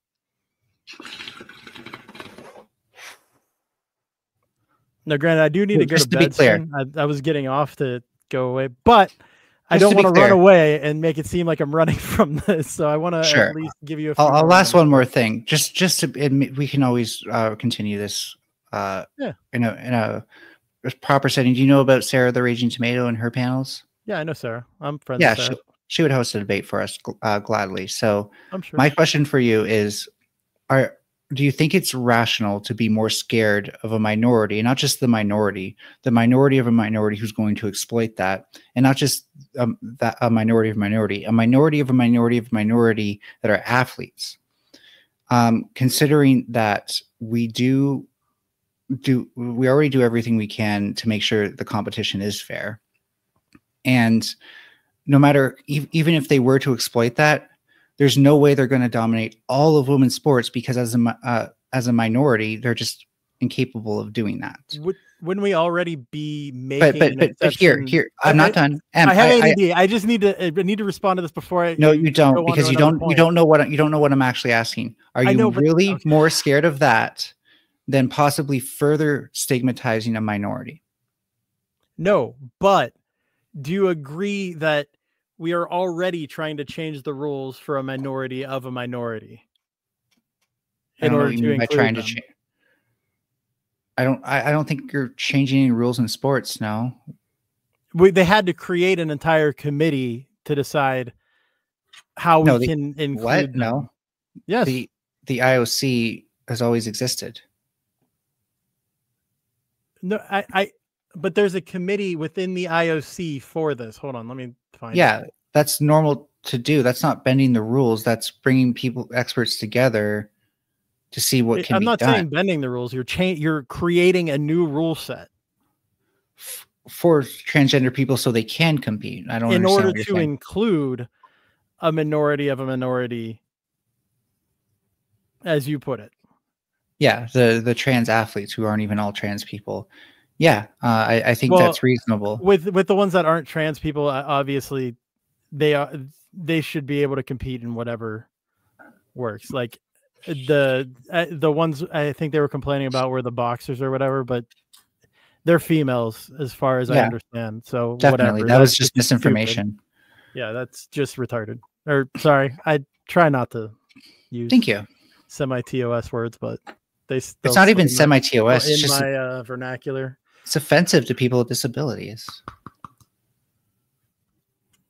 If I disagree, but I then again, I'm sure there's somebody out there with a disability that could be offended by it, but the majority of people know that that is not the purpose for it. Okay. It has nothing to do with mentally handicapped people when I say it. But that would be in your in groups, right? Somebody from the outside wouldn't know that. I mean, I don't want to get too much into my personal life, but I don't think any. Yeah, I'm just not going to talk about that. So you think anymore. You think people wouldn't think you're being vulgar and overly offensive if you said this in in a library? They would know what you meant. I don't believe mentally handicapped people think you're talking about them when you call somebody retarded. Well, they grew up having it directed at them. Do you think they have a choice? A choice of what? Perceiving it that way or not when they grew up having it directed at them. Okay. Do you think that's easier said than done for you? No. Okay. From my experience, it is. So it doesn't offend me directly because when people say all men are assholes, it doesn't offend me directly. When people say talk shit on white cis men, I don't care. Right, because I know it's not me.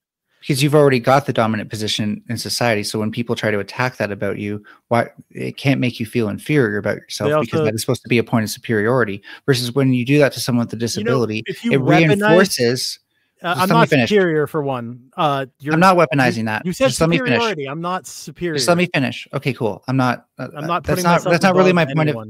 That's not my point of contention. My point of contention is that when you do target that at people who may already deal with feelings of inferiority, you're reaffirming that, right? So you're protected from that. That's called privilege. Yes, if I was targeting people who are disabled or not. Again, you said a key word. If I was targeting it at someone like that. But what if you did without realizing it? I wouldn't. Really? No. How do you know? I would never call somebody mentally handicapped. I would never call a person retarded. I use it as a term as like being stupid, like slow. Retarded means slow. I'm not disagreeing on how you're using it. I'm disagreeing on where people perceive it and whether or not people are on the same page as you, especially when viewing things from an outside perspective. If somebody gets offended by it and they say, I don't like you using that word, I would stop using that word around them or do my best to try to and apologize for using it. Well, you're better than 90% of the people I've had the conversation with. It's the same thing if I accidentally misgender somebody, I will do my best to not in the future. Like, so you're not like an N-word warrior where you're like, I should be able to say the N-word. I think that's no, you know, our word. Dave's cool. Dave's cool. No, I've had experiences with Dave, but you know. Well, I mean, at that point, I was defending somebody that I don't like, but. Okay, I'm not gonna unpack that. Your first impression of me was probably not great, but okay. Well, sure. Okay, you know, if you're willing to admit that, then I'm willing to reconsider actually, because most people wouldn't even admit that much, even if it was not like their true selves. So I'm extremely open-minded. I'm willing to admit I'm wrong on things and take L's if I need to.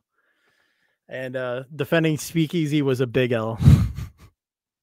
Oh, I thought I knew you from like way back in like Queen Alexa's shit.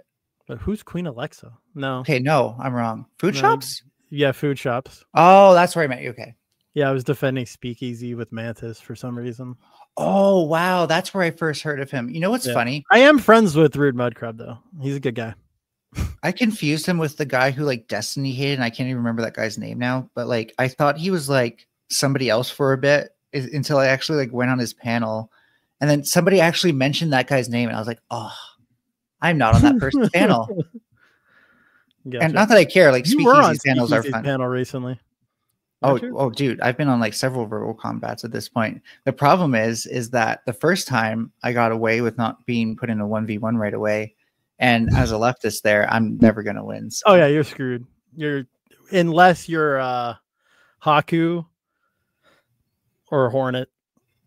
Oh yeah, no. Get away with it. If I could like bring like a fan base there, that'd be fun. But you know, I'm humbled by where I'm at, and I enjoy being humbled by my position in life because I don't like being a cocky asshole. I like being confident. Yeah, you are good at rolling with the punches. I'll give you that. Like, thank you. You're fighting in spaces where you're severely outnumbered. So, props. And that's the only reason I assert myself so as hard as I do. Yeah. But I really do have ADHD. So when people go on like really long tangents, I lose the majority of what I was planning to say. So that's why if we are having a debate, please try to keep things more concise, just so I'm not losing everything. Oh yeah. So long as it's mutual. That's all. Yeah. I'll do my best. Yeah. So, did you want to I feel like we may have I actually need to go. No, I was going to say, did you want to continue the trans discussion on Sarah's? But I'm guessing we reached the point where you're like, I'm really not that into it. I was just giving you pushback because it's fun. Oh, okay. I just like arguing. Okay. Well, if you hear me say anything that like you vehemently disagree with, reach out and we'll set up a 1v1 for it. Sure. I'm sure there's something that we could argue about. Alrighty. But all right. Catch you later. Bye. Thanks for stopping in. No problem. Have a good night, Ghosty. Bye. You too. You see how he said he was only coming to say hi, and I lured him in? I was like, come here. I have a feeling Dave wanted to have that debate anyways, just for fun. So I'm just, you know, I don't need to pretend like this is serious on your, like when I'm around you or anybody else. Like I would only like carry that front on like Speakeasy's panels, for example, where I know it really bothers people. Yeah. No, no, it's cool. Oh my God, my brain is so dead. I'm sorry. No, it's fine. That was basically my way of saying like, you're in like my good books and you're probably safe. So, you know, even if I get mad at you, you're not going to receive what you might see me do to some people. Yeah, no, we can like I feel like we agree on most things. But yeah, we're like respectful to each other. That's all I care about, is just people being like respectful. And that's why like I really am trying to like single those people out from these spaces and then bring them at least somewhat closer into my domain, which is Sarah's really accommodating and really nice. So long as she keeps being a champ, I'm going to keep trying to help her make content.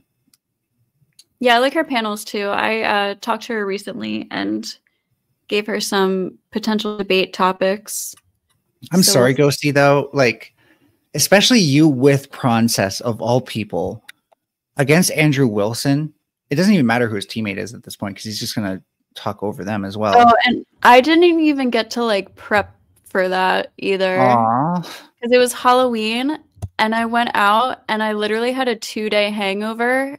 And so I prepped for like a couple hours maybe before, and I'm already like not, you know, very well knowledge in like economics and even like politics. I just have like general opinions and knowledge and stuff. So I came so underprepared for that. Yeah.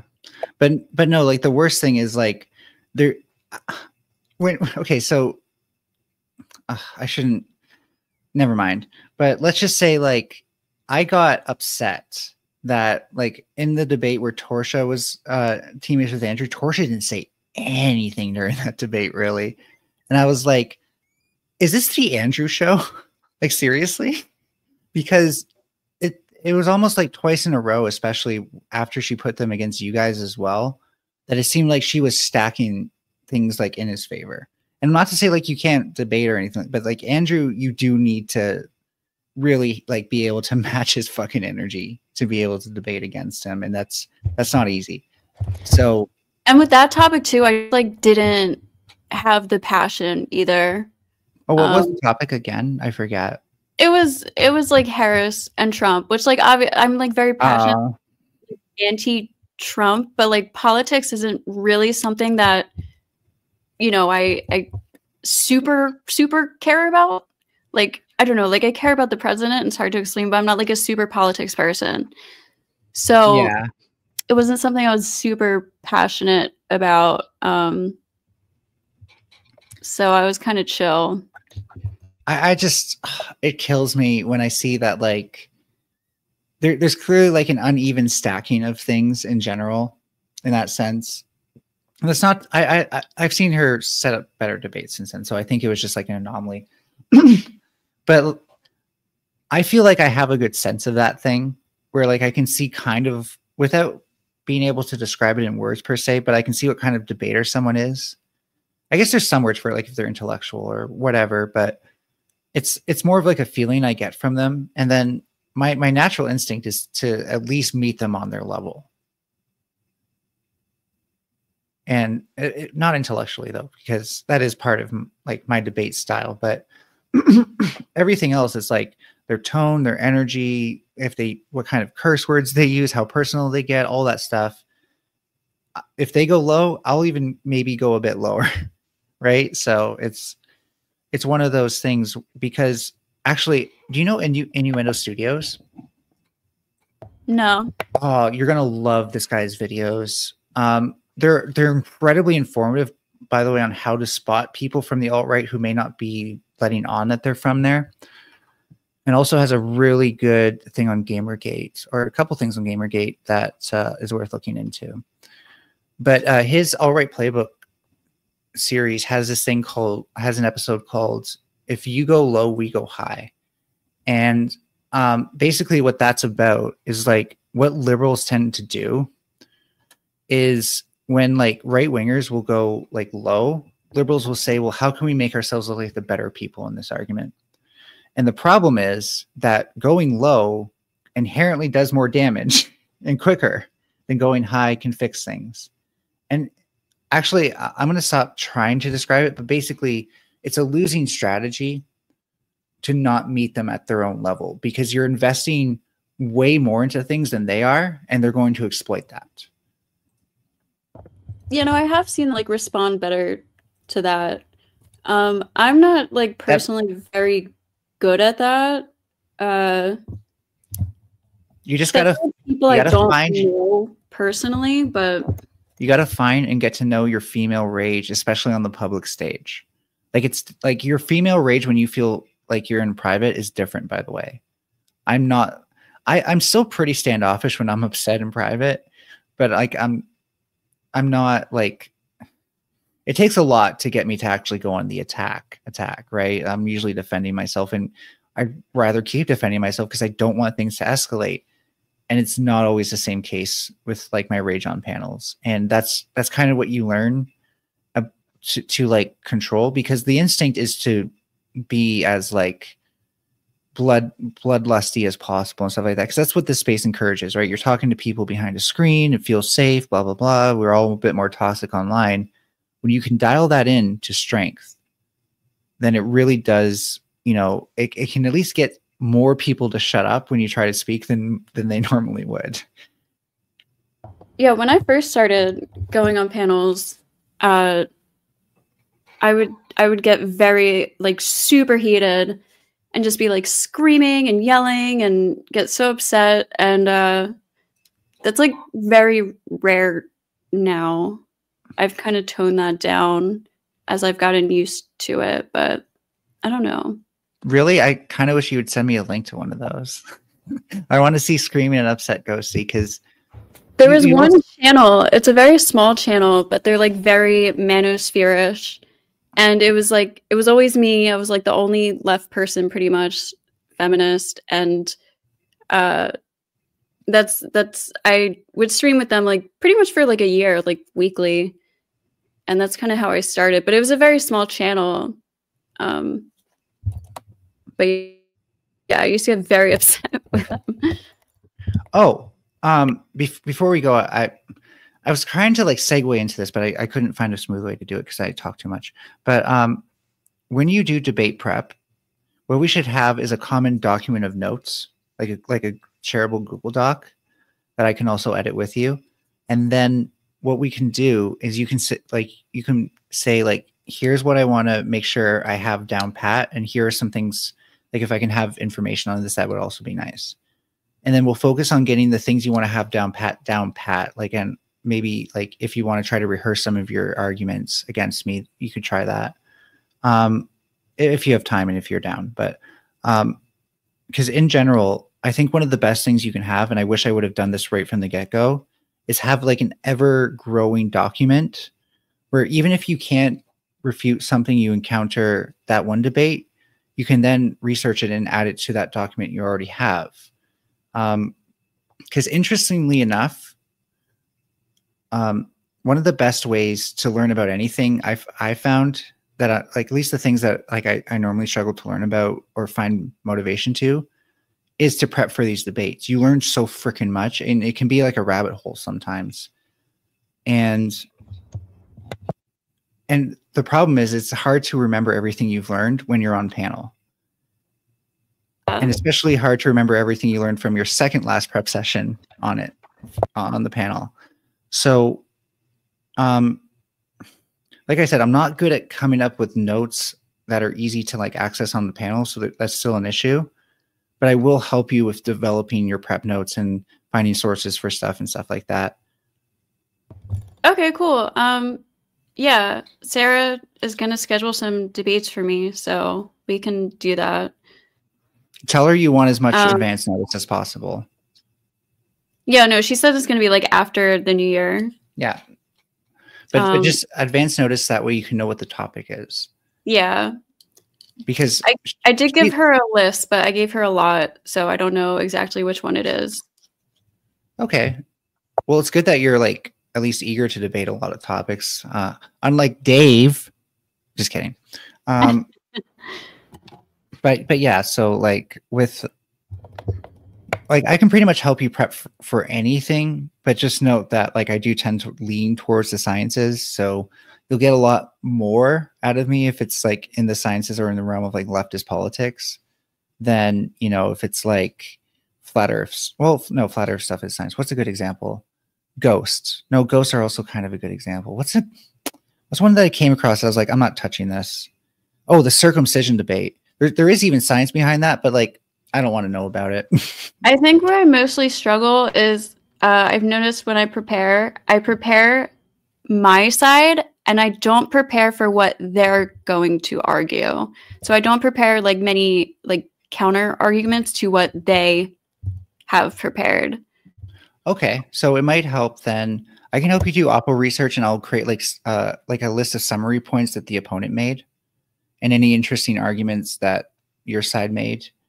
And then, yeah, if you want help with that, like, because I tend to know of a lot of good debates that have happened, or a lot of good people who have debated these sort of things. Okay, yeah, no, definitely. I would actually, I'm going to link you one more thing. This is what inspired me to stay like as informed on things as I could.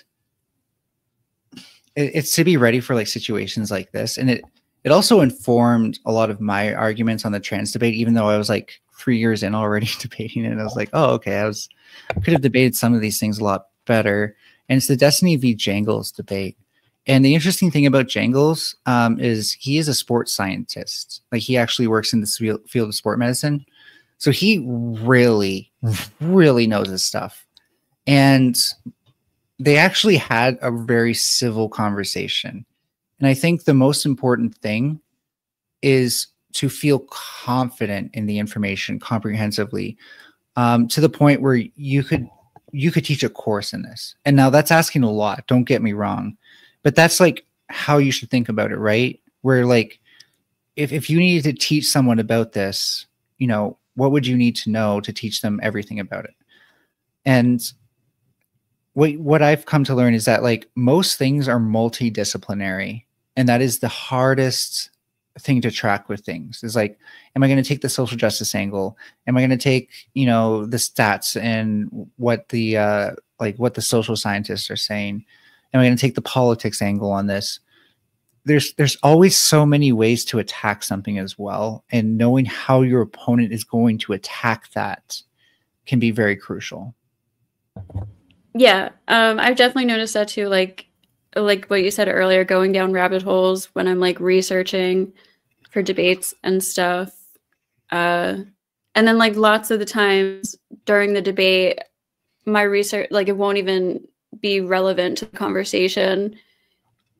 So yeah, or like it won't be brought up or something. But I think you should give yourself time to watch things that you feel like are distant, but might give you like an overview of like that branch that the conversation could go down. So like, even if it's just like an hour-long thing, like my example was for the feminism debate, I was reading a lot about like, you know, SA, domestic violence, worse, very dark stuff. And I started thinking like, this is all pointing to aggression and sexual behavior. So then I remembered that like Dr. Robert Sapolsky from Stanford has his entire lections on human behavioral biology on YouTube. And there's literally like, there's 3 lectures on aggression. Then the 4th lecture on aggression is actually also about sexual behavior. And there's 2 more lectures on sexual behavior. So I watched all 6 of those, and I hardly used any of the information from there, but I did remember one piece of thing while I was on the panel, and that is that the male brain also has a lot of its like sex, pleasure, drive sensors. And I didn't say it as well on the panel, but a lot of that's like in the amygdala. And thinking about the amygdala is like, it's a huge component of your fight or flight. And this might be a sign that men, especially depending on like, you know, how their brains developed and stuff, may not understand the difference between sexual behavior and aggression, versus women see a very clear line. yeah, definitely. I think that's I think that might be a part of culture too. I'm sure there's definitely like part of just like brain chemistry and stuff too, but I think culture would help with that also. Oh yeah, I'm not saying it's like nothing. And the biggest thing from his lecture series that he tries to drill in is that like nothing is ever explained by one bucket. It's never explained by genetics, never explained by how the genes are expressed into the phenotype. It's never explained by the brain or any of that stuff. They all interact. They all do, even out to like ecology levels and society and culture, which I think fits in ecology, but it's a different argument. And because of that, like I try my best to make arguments that are rooted in things, but aren't dependent on like, you know, following that line of logic, right? So I'll say genes are a huge component in this kind of behavior. For example, if I ever need to say that, instead of saying this behavior is caused by these genes, right? Because that is most people's understanding of things, if they have an understanding about it, because they saw a YouTube video or read a headline about it. And it always goes deeper. It always goes deeper. Like the whole idea that I would even identify with my genitals, while mostly true, just ignores everything that happens in between those, like my brain and my body and the development as well. So and I know you're tired. I'm going to shut up. Sorry. No, you're good. Yeah, I'm probably going to close this down now. But yeah, key thing, never let yourself believe that like something is just caused by genetics or just caused by environment or any of these things, because you're probably going to be wrong. That makes sense. We can eliminate things scientifically, at least, so that's helpful. Yeah. But there's definitely like different factors contributing. And they're all meshed together like some stupid soup that we can't possibly untangle with our math alone. Yeah, exactly. So Ghosty, it was nice rambling at you, possibly mansplaining, but I think it was just more you gave me a lot of room to talk, and I just like to talk. But yeah, no, I mean, I enjoyed the conversation. I think we had some good conversations, and I was just chilling, smoking weed. So But no, I like the conversation. So, by the way, if I want to play chess, what's the best way to let you know? Should I just DM you and be like chess, or should I send you the request through the chess.com thing and then we'll just do like a 1-day game? Both. You could do either. Okay, cool. Yeah, no, because I have been practicing. I got all my 5-day streaks except for one, so I would have had a 5-day streak. Nice. Yeah, actually, the World Championship game is on right now too. Again. Oh shit! Yeah, no, I've been watching that as well. I like their commentary, and I'm actually learning quite a bit from it. Yeah, they're. I like them too. They're new. They're a new company. Well, if you're more, well, yeah, because you're traveling and stuff, so I don't want to assume. But if you are awake tomorrow night and this is going on again, I'd love to join you to watch it because I don't know. God. I want to. Hold on. Oh God. Shut up. No. Hello. Don't you, Yo. Mudcrab? I know what you're Yo. about to bring up. Okay. Nobody wants to hear it. Okay, tell me what I'm going to bring up. One of my terrible, horrible, awful takes from the past. No, I just wanted to know what elo you were on chess. What? Oh no, I haven't even done anything. Okay, 400. okay. Like on chess.com, I have a score that's like 400. I don't even know what that means. It just puts No, it in you're brackets next to me. Yeah, no, I'm dog shit. I don't even know which opening moves matter, let alone their names, and I just wing it every fucking time. And I try Opening not to lose moves are for nerds. Don't be a nerd. I try not to lose my queen, even though the bot I keep going against always wants to fucking trade. It's better to rather than eventually it's good to like practice openings, but it's better to know just like good opening tactics or concepts, like what you want to move first, or like where are a good space for certain pieces and what not to block, and Like that. D4. Don't put your knights near the edge. Right. I've been kind of learning that. Pieces, castle. Don't block your bishops in. Don't let their bishop take your rook. What's been happening to me a bit. But Crab, if you play, are you on chess.com? Yeah, I'm on chess.com. What's your dog rating? shit. I'm dog shit at chess too, by the way. Well, that's great. That's why I want to play you. No, I'm just kidding. I would have played you either way because I do need to learn, and not just from these stupid bots. Learning with the bots is more about like having my brain be able to picture the entire chessboard, because I sort of can. It's really like I easily misremember where certain pieces are, just forget to think about them altogether. It's just not natural to me yet, but it's becoming more natural. How do you add people in here again, Ghosty? On chess.com? Yeah. I think Invite a friend. That's to play. I'll just create Mudcrab. I'll just create a challenge link, and then I think you can add me. What? What the fuck?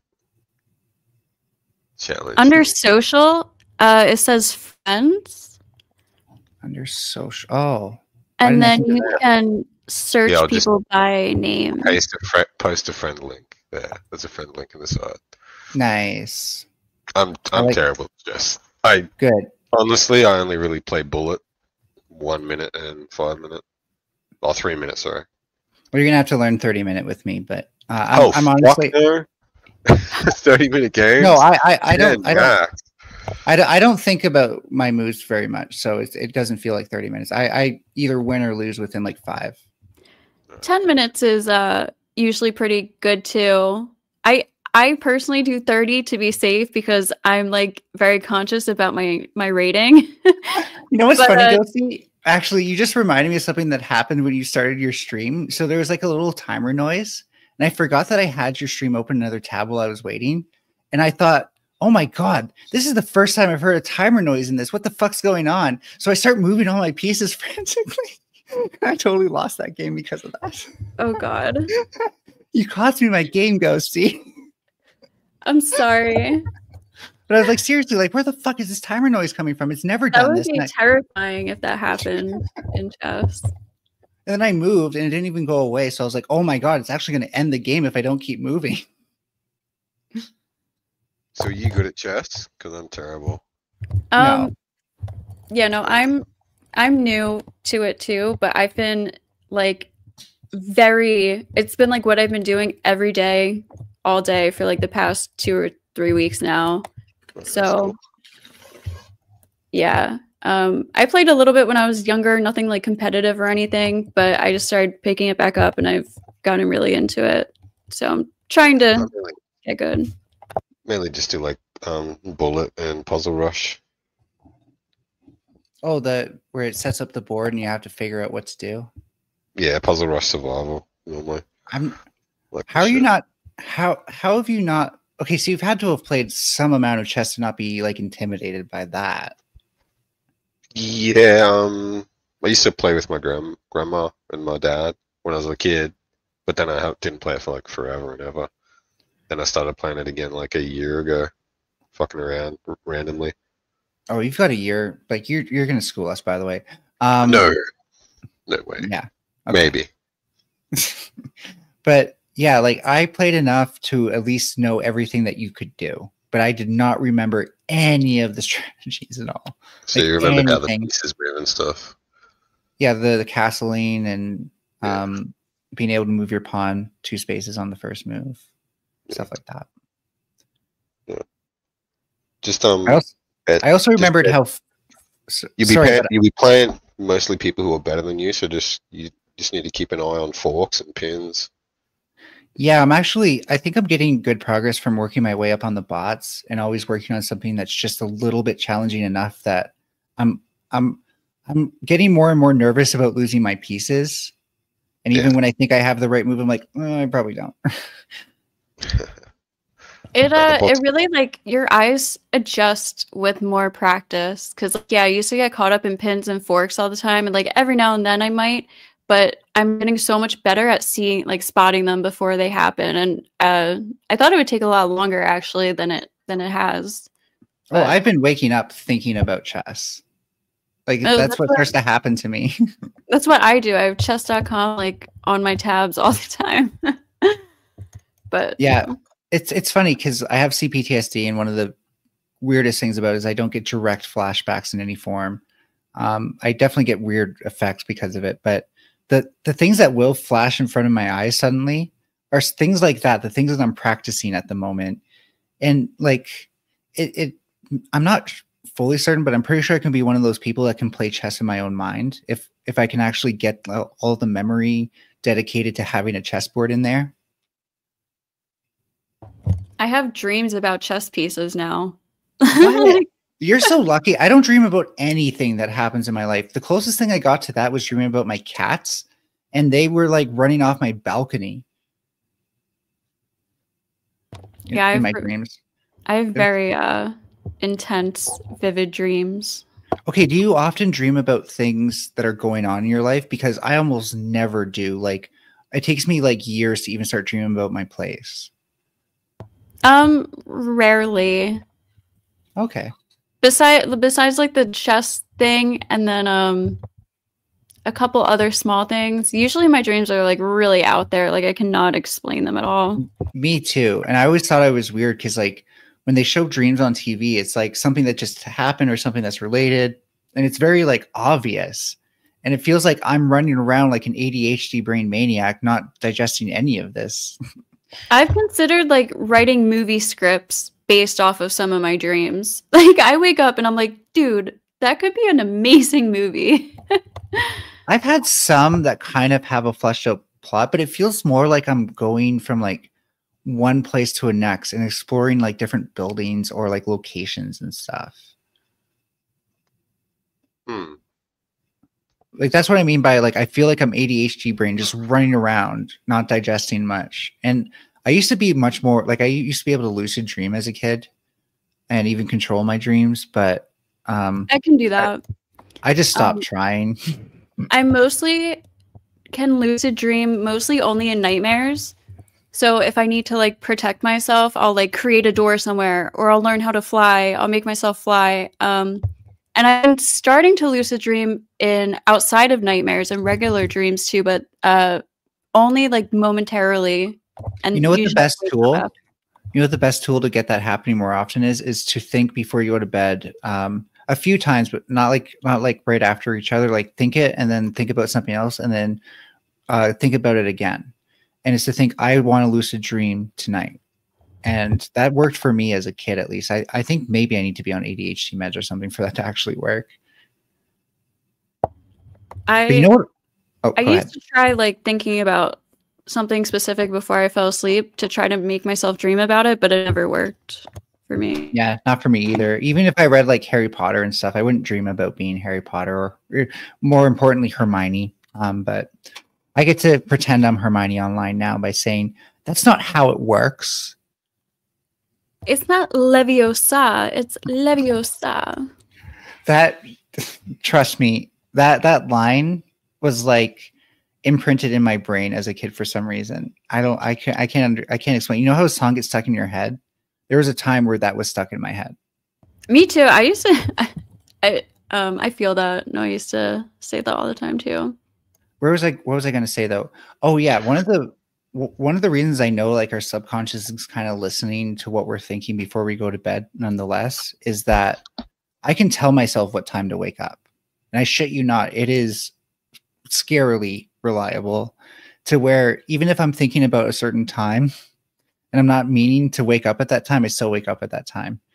And all I do is like I picture an alarm clock like flashing the numbers in my head, and then I like try to imagine like the alarm buzzing sound as well, more like recall it. But yeah, and even though I don't have an alarm clock right now, I can use that very reliably.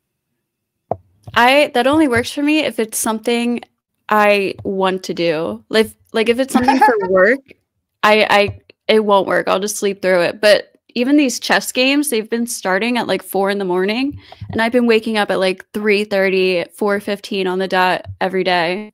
I know the feeling. I fell asleep halfway through the one last night because I was already in bed, and I was like, I'm gonna stay up to watch it, and I was like, oh fuck, and you're gonna fall asleep and then go back to it. Are you watching the FIDE Championship or something? Yeah, with Dang and Gukesh. I really like that channel, Take, because their commentary is really pro, so it's been good. Yeah, that's Magnus Carlsen's new company he started. Oh, cool. Well, that explains their amazing, nice studio. Yeah, I like them too. So, Melanie, what did you think I was coming up here for? You know, you've done it so many times. I have no idea. Honestly, legit. No idea. He's trolling. Ghosty, end the stream. He's trolling. Did you say something stupid? Is that what happened?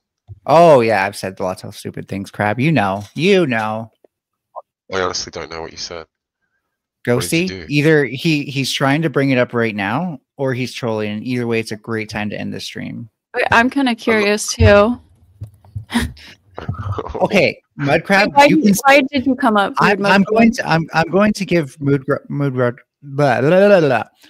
Rude Mudcrab as much room as he wants to say this, with the caveat that this motherfucker can never get what I actually said right, and so he's talking about someone else clearly.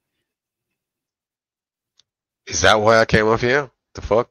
I'm starting to think so. Yeah, I don't want to argue about what I've extrapolated your opinions to be based on the things that you've said. I don't want to argue. Hey, at least you can admit that. At least you can admit that. I don't see any point. Like you don't want to bite that bullet, and I don't want to make the clips to prove you wrong. That's we can do a 1v1 on any of this if you want. Oh, this is pointless. It's pointless, okay. Mel. Okay, let it be known for the record. I was here for it. Well, yeah, I'm not. It's fun to argue with people who can be like, oh yeah, okay, I did do that, I did say that, and that's like, oh cool, sweet. But you want to like deny, and that's never fun. That's never entertaining. Well, yeah, because you're wrong.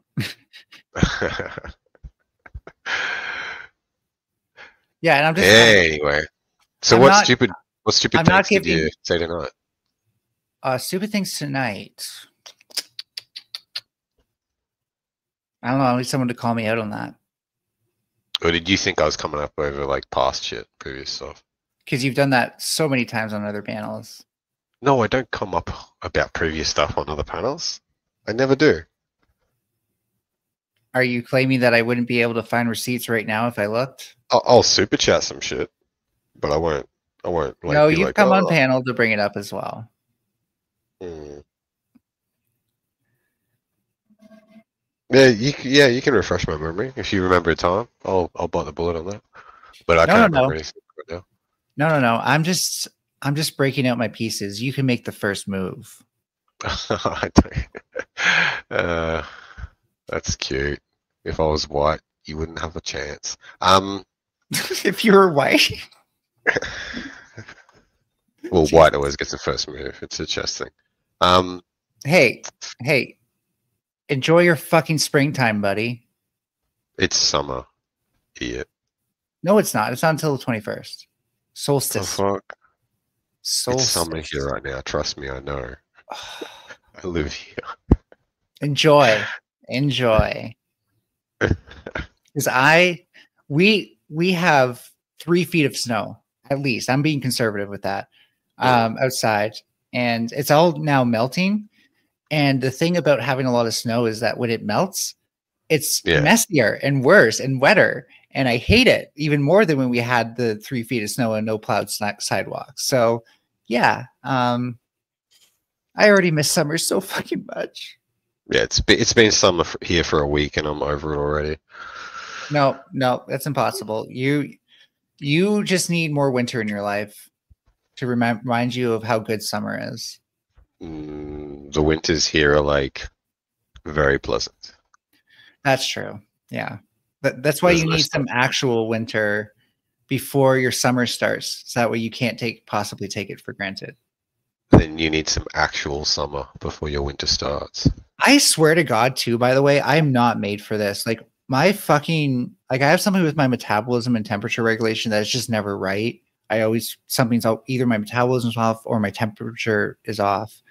And like this winter shit puts me into fucking hibernation. My seasonal affective disorder is severe. And I can only imagine that the solution would actually be living closer to the equator or somewhere where like we don't get these horribly just confining winters where I can't go anywhere. So what was your last debate about? Because I don't like pleasantries. I'd rather argue with you. Oh, it was about actually this topic that Ghosty stream was about. Do we need feminism in 2024? Oh, fuck no. Well, again, Ghosty's ending her stream, dude. I showed up like way too late. She was going to end her stream and Emp Dave showed up. And then I was like, okay, let's debate this time and keep her. But now she was only saying that because she didn't want to talk to you more, you know. I can't do that to her a second time. It's all right, Ghosty. You can sign But it. no, if you're taking the no position, I'll do a 1v1 with you. We can set up with Sarah if you want. I'm not setting up for an actual debate. That's so Oh gay. my god, loser. That is the gayest shit ever. What are you even doing here? What am I doing here?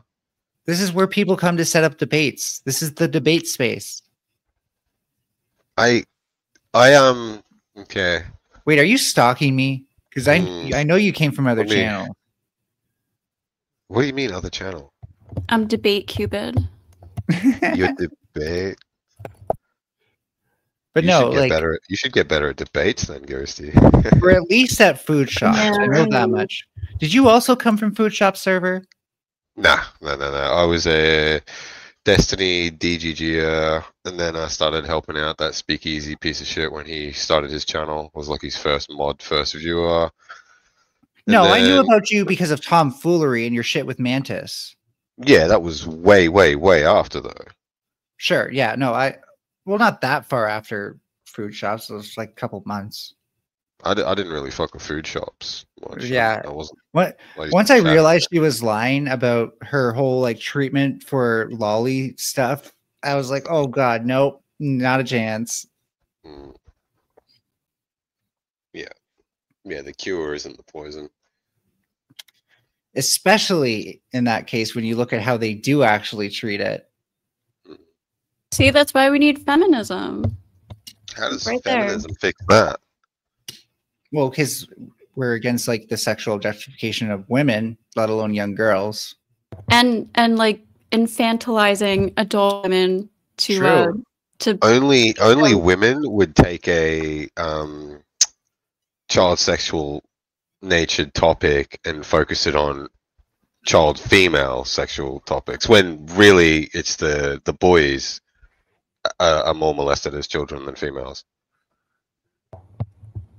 Is that I don't know more, but I have data that says otherwise, by the way.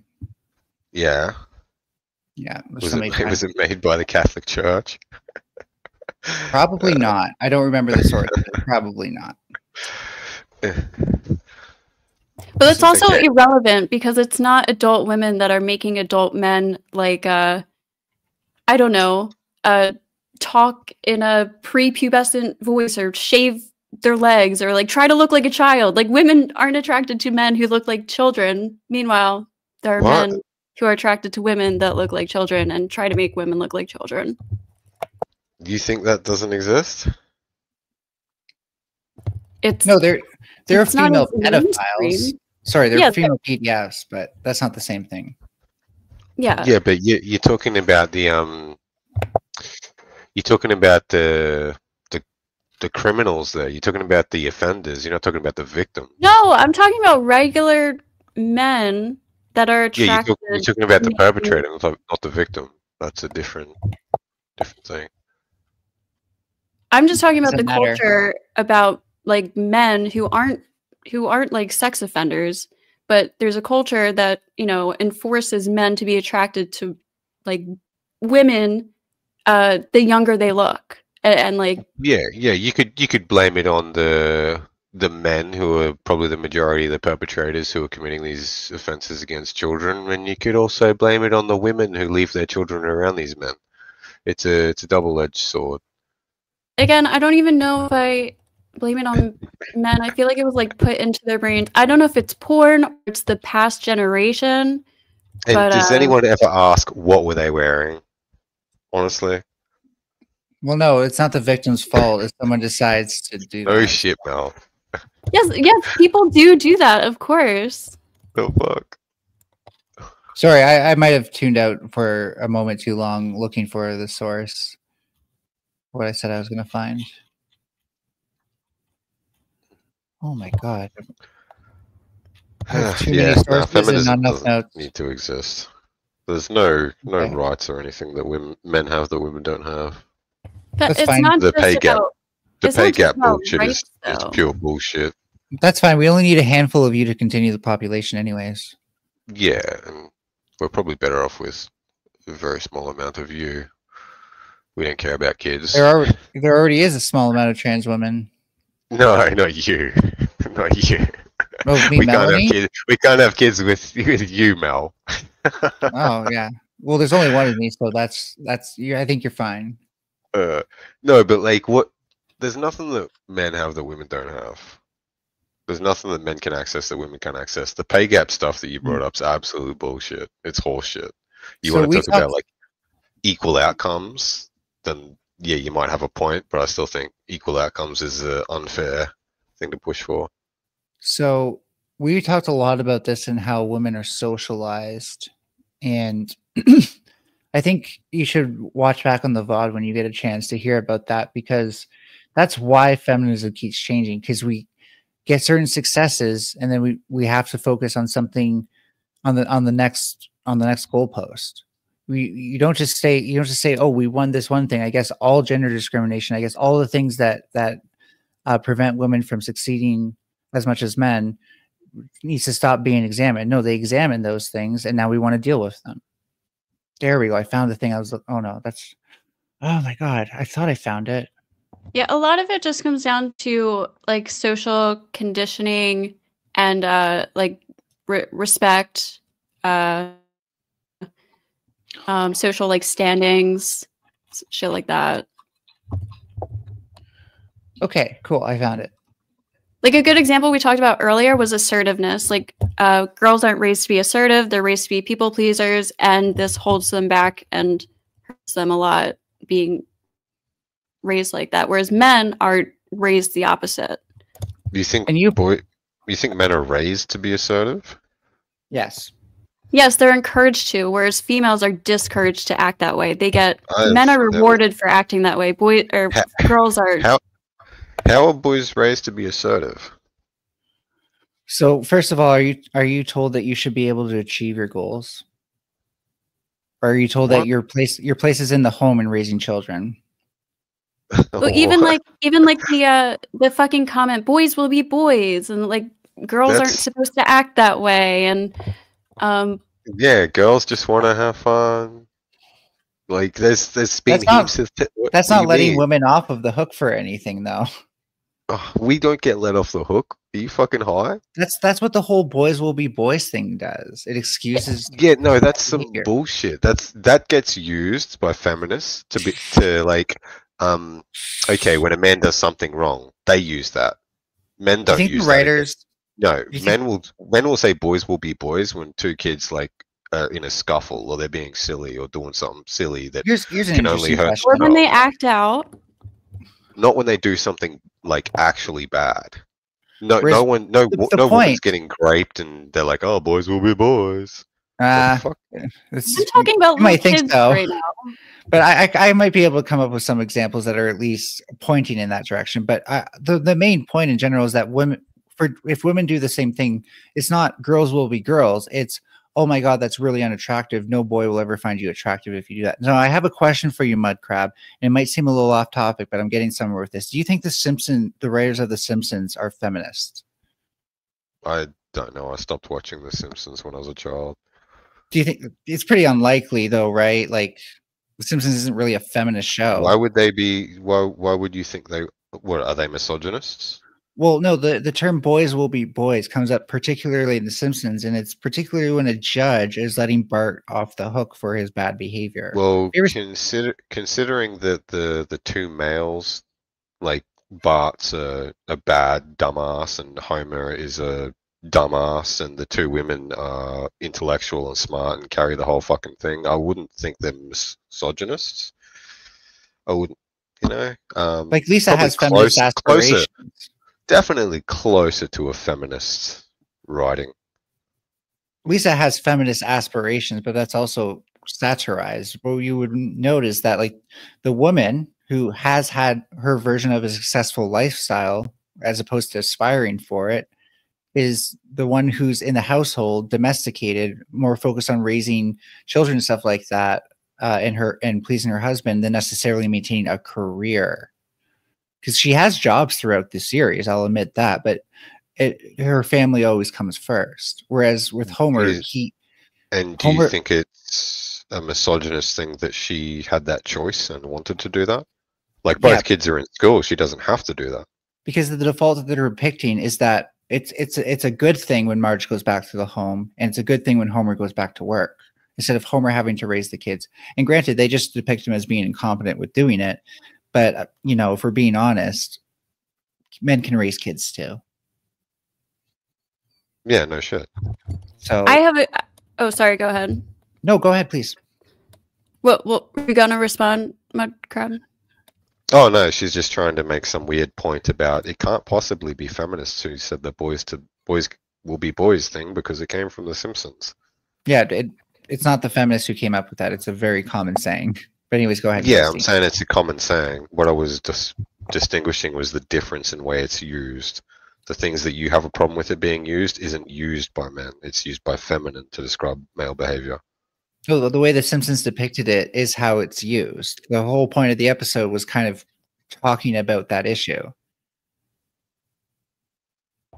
I have another good example. The O.J. Simpson trial. Maria Clark, right? I think that was her name, Maria Clark. She was Nicole Brown's lawyer, and she's a pretty good lawyer, but because she was very assertive and very confident and doing lawyer shit, right? For a very intense lawyer. she was very disliked. She was like called bitchy, like unpleasant, blah, blah, blah, blah, blah. But all the male lawyers on the fucking dream team who were doing the same thing, if not worse, were all like praised and shit like that. So it's a response to how females and males, when they act the same, they get different responses from the public. Yeah. Are you guys also watching the chess game? I do. I have it on my screen. I'm not listening to it though. What do you think of Gukesh's position here? I think he's got a wonderful setup with those 3 pawns and the queen. Let me. So- I don't think he looks okay. But what were you gonna say? Okay, so do you think it's a societal thing and not a systemic thing, Mel? I think it's both. So what systemic issues do women face? Do you really want me to describe to you the patriarchy? Well, you can't even, like, that's a shadow, that's a ghost. That doesn't exist, and you couldn't prove it. Well, it's fine if you disagree with it, but Well, I only want to talk about things that are factual and we have evidence for. well, we do have evidence for it. Like, for example, What's the evidence? well, the patriarchs of the past said that they're going to have and maintain a patriarchy for one thing. Of the hegemony past, even. okay, yeah. But they said they're Things of going the to. past. Does Like- that mean they have? Show me one today. Well, yeah. For example, the majority of business decisions are still made by men. That's because the majority of businesses are men. Okay. And do you think maybe that could be a result of not giving women the freedom to have their own businesses? No, because everyone has the freedom to have their own businesses. It's a result of mostly men trying to fill these positions. And if you have 0.5% females trying to do the same thing, they probably have 0.5% of fucking getting there. So, anomalies aside, in America, when did the right to work become truly available for women? Are we talking about 60 years ago, or are we going to talk about today? Because isn't that what the debate's about? Is feminism needed still? Yeah, no, what I'm getting at is that before women could even become CEOs, they had to have the right to work, right? Mm-hmm. Yeah, and they have that. And so you think that this hugely systemic issue under capitalism, like if anything, it's like a beast to try to change anything in, was solved in 60 years? Yeah, it's capitalism. Oh.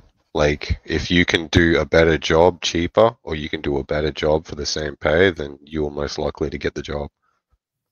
Unless, you know, that system has a bias in favor of men because it Then sees that wouldn't be systemic. Then that'd be societal.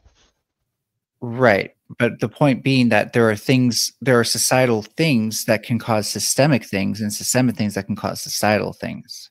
That's why we use the system to affect social issues.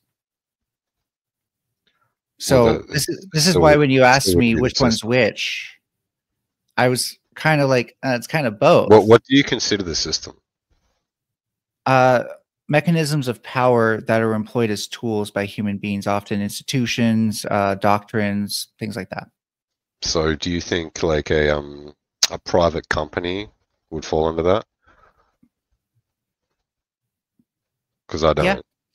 I think institutions, governments, these are systemic things. I think a privately owned company, if that person wants to hire the wrong people and pay more, then that's their right, and they can deal with the profits and losses that come with it. So I think a better way for me to answer to you what something systemic is to point out that I think anything systemic is anything that's taking in basically resources, whether that's human resources, social resources, material goods, and somehow distributing it among people. Basically, there's an input, something that happens internally, and then an output, right? Does that make sense? Going under that logic, a standard family household would be systemic. Well, no, they're not necessarily producing an output. Reproduction is something humans They have are. always done. Reproduction happens without systems. Well, reproductive systems, but that's a different thing. No, the system of the household, the mother, father, children, the intake of resources and output would be a system. It's basically what you Okay, so described. even if I took that for granted, the domestic violence that we see happen within households is often male oriented, comes from the men. Even Yeah. Yeah. and You know why? Go You ahead. want to talk about societal stigmas and shit like that? Ask me how many men I know who have been have experienced domestic violence against them, but they don't report it because they're men and they can't. No, I'm not debating who faces it Well, more. I'm actually talking you about can't. who perpetuates it more. And I said No. men are the ones Yeah, who I know that. I know that's what you're saying. I know that's what you're saying. Because the stats that you read are only provided to you by the people who come forward saying that they experience it, and men don't report it. Well, no, we would Lots of women don't report it either, though. Yeah. And there are. It's I far less understand, likely like, for a man. I understand the like men's issue with like the complications with it, but there's lots of times where females, even when they try to report it, it is handled very, very badly too. And lots of females just don't report it in general. If you want to observe the stats without bias, you could maybe come to the conclusion that a lot of, or probably the majority of domestic violence is actually instigated by the female. Hey, Mud Crab, do you see What that do you link I posted by instigated? in the side chat? That has a lot of good statistics on this, by the way. But sorry, go see. I didn't hear your question. Could you ask it again? Oh, first I want to say also females are more likely to be denied loans than males that have like the same credit and shit like that. But I was asking Rude Mud Crab, what do you mean by instigated?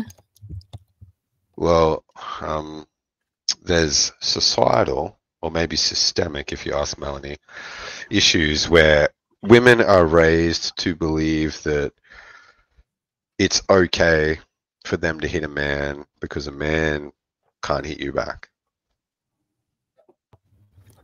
Okay. So when you When say you- instigate, when you mean when you they're get starting the Yeah, physicality. when you get into a frustrated, maybe financially stressed household, you'll get a lot of instigation.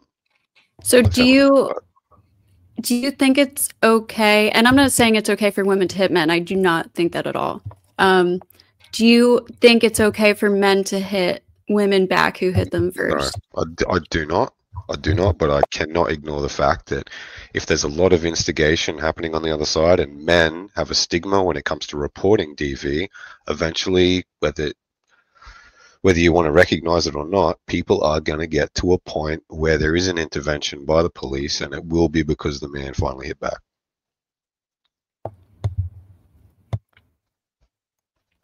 Okay, so yeah, I don't. Crab, how often do you think that these things occur? Because I can fortunately speak from experience that when you're scared of somebody, you're way less likely to hit them. And I don't think there are many women who are actually brave enough to stand up to men. I realize you might be able to refer to like examples of videos of this happening. And I've heard of certain men mention it and handling it properly, and I appreciate them for that. But I think in general, like, especially if we're talking domestic violence and you know that your partner has hit you before, you're not going to keep hitting them. I will say, and this is anecdotal, but I know two men who were not only like hit by their girlfriends, but one was stabbed by a girlfriend and another, she like ran him over with her car. I don't know, that's like very. See, where do you meet these? I've never Extreme. encountered someone like that. That's crazy. Well, maybe they just haven't told me, but I also know a lot of females who have been in very dangerous domestic, and myself actually have been in a domestic violence relationship, but like I know other women too have been in very dangerous situations. So I really couldn't tell you who it happens to more. I honestly think it probably happens around the same, maybe a little more for women just because they're more vulnerable? It's more dangerous for women, and you know the threat of sexual violence is just amplitude's higher because it's way harder for women to do that to men. Yeah, from what I've seen firsthand from multiple different people's relationships, it's pretty even across the board. So The so instigation is pretty even, but the reporting is like the men just don't report. But So eventually you do get to the point where the man lashes back, and then that just becomes another statistic on the female side. we can look at the cases that men do report and compare the difference in severity of injuries received from minor versus severe attacks. And women, and I have to say this offhand, but I do have the statistics I can send you on this. Women, about 56% of them tend to walk away with injuries from a minor domestic assault, compared to something like 24% of men. So don't quote me on the specifics of these statistics, but I do know roughly like the area they're in within 3% plus or minus. But we're never going to eliminate May I just point out something scary? In severe instances, it's about half of men, 56%, if I recall correctly, and 76% of women who walk away injured from that, which is 3/4. Also, like the second or third leading cause of pregnant women is like homicide. I think it was second at one point. It might be third now, but that's like a pretty crazy statistic too. Yeah, it's actually a common thing that when men think that they might have had a baby with someone else, that they can be driven to do that. But I will say, like, there is a lot of male, like, domestic violence that happens to males too, and it's not taken as seriously in a lot of women. Maybe not a lot of women, but certain women don't think it's really a problem.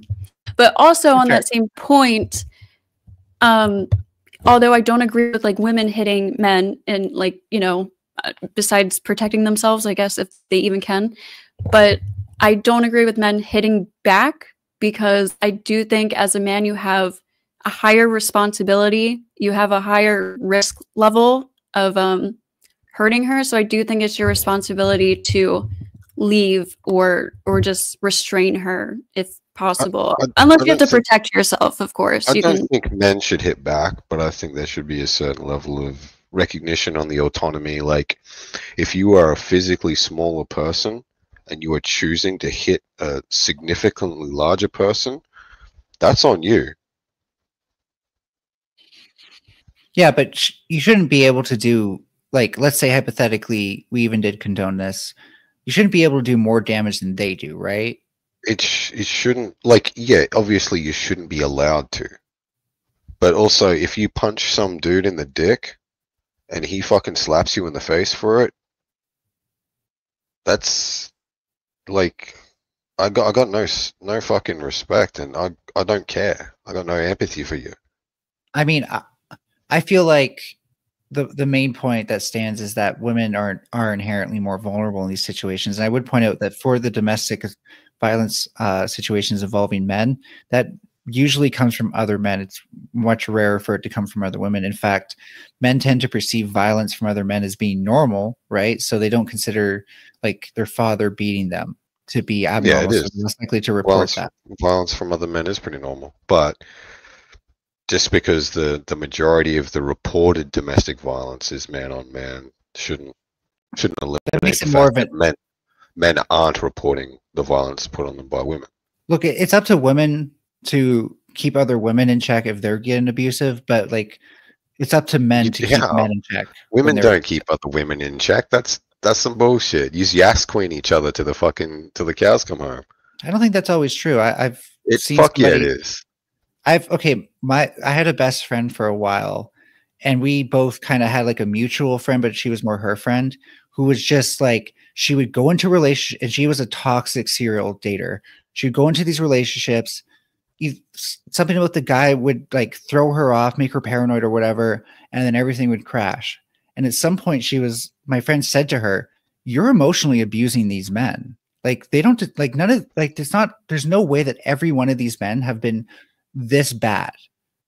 And I don't like and you could tell like she's known her for 10 years. Like she was in a place to say that to her because she had seen some shit. And I wasn't even in a place where I could feel confident enough to say that to her. And that's the thing is like, if anything, women are more likely to listen to other women who are telling them that too.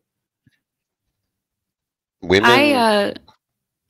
My best friend, my lifelong best friend, I noticed she was starting to, I won't like go into personal details, but I noticed she had like some issues with her life, and there were other people who weren't calling her out. And I told her I was concerned about her, and she took it very personally, and we didn't talk for like years. But I was worried about her. I like told her that shit because I was worried about her, and I felt like nobody else cared enough to tell her. But yeah, I don't know. Women aren't healthy for women. Like you're very critical of each other, like physically, like you'll tear each other down behind each other's backs, and you all know it. Like you aren't nice to each other. That's and not when it comes to fuck yeah, it is. Like all those feminine standards and everything, that's shit that women put on women. By the way, my friend that I just told you about was not like that. Like she was like, that's one of the things I liked about her is that she wasn't like that. And do that too. They make fun of each other's height. They make fun of each other's like athleticness. We rib each other. It's different. Women like really tear each other down. So I honestly don't believe that women take criticism from women very well. And I think women aren't honest with each other when it comes to the flaws and stuff. They like if a woman's how many times has one of your female friends come to you and said, like, this is what I've done wrong in my relationship? It's always going to be, this is what he's doing. He's an asshole. That's how people perceive things in a relationship. No. That's how fights go. I noticed. Talking to one of my male friends, we'll always get around to what they did, how shit that's fucked up's their responsibility. I literally just told you how my female friend did that. I also notice a lot of girls like putting blame on themselves that they probably shouldn't be blaming themselves for, like taking credit for a relationship going bad that they probably shouldn't be. Which again, I see both sides doing that as well. Yeah, that's why I just don't think this is like a gender thing. I think this is just like a human thing. Like some people are catty and talk about each other behind their backs. They criticize looks.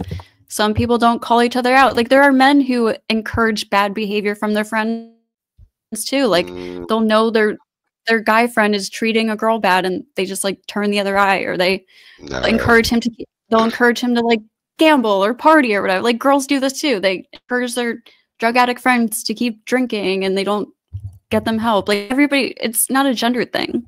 Yeah, I've not seen much of that. Okay. Yeah. I mean, I've hung out with guys too and partied with them, and no, I see that jackass with them like encouraging them to do more and more shit to the point where Ryan Dunn died and nobody cared about his addiction.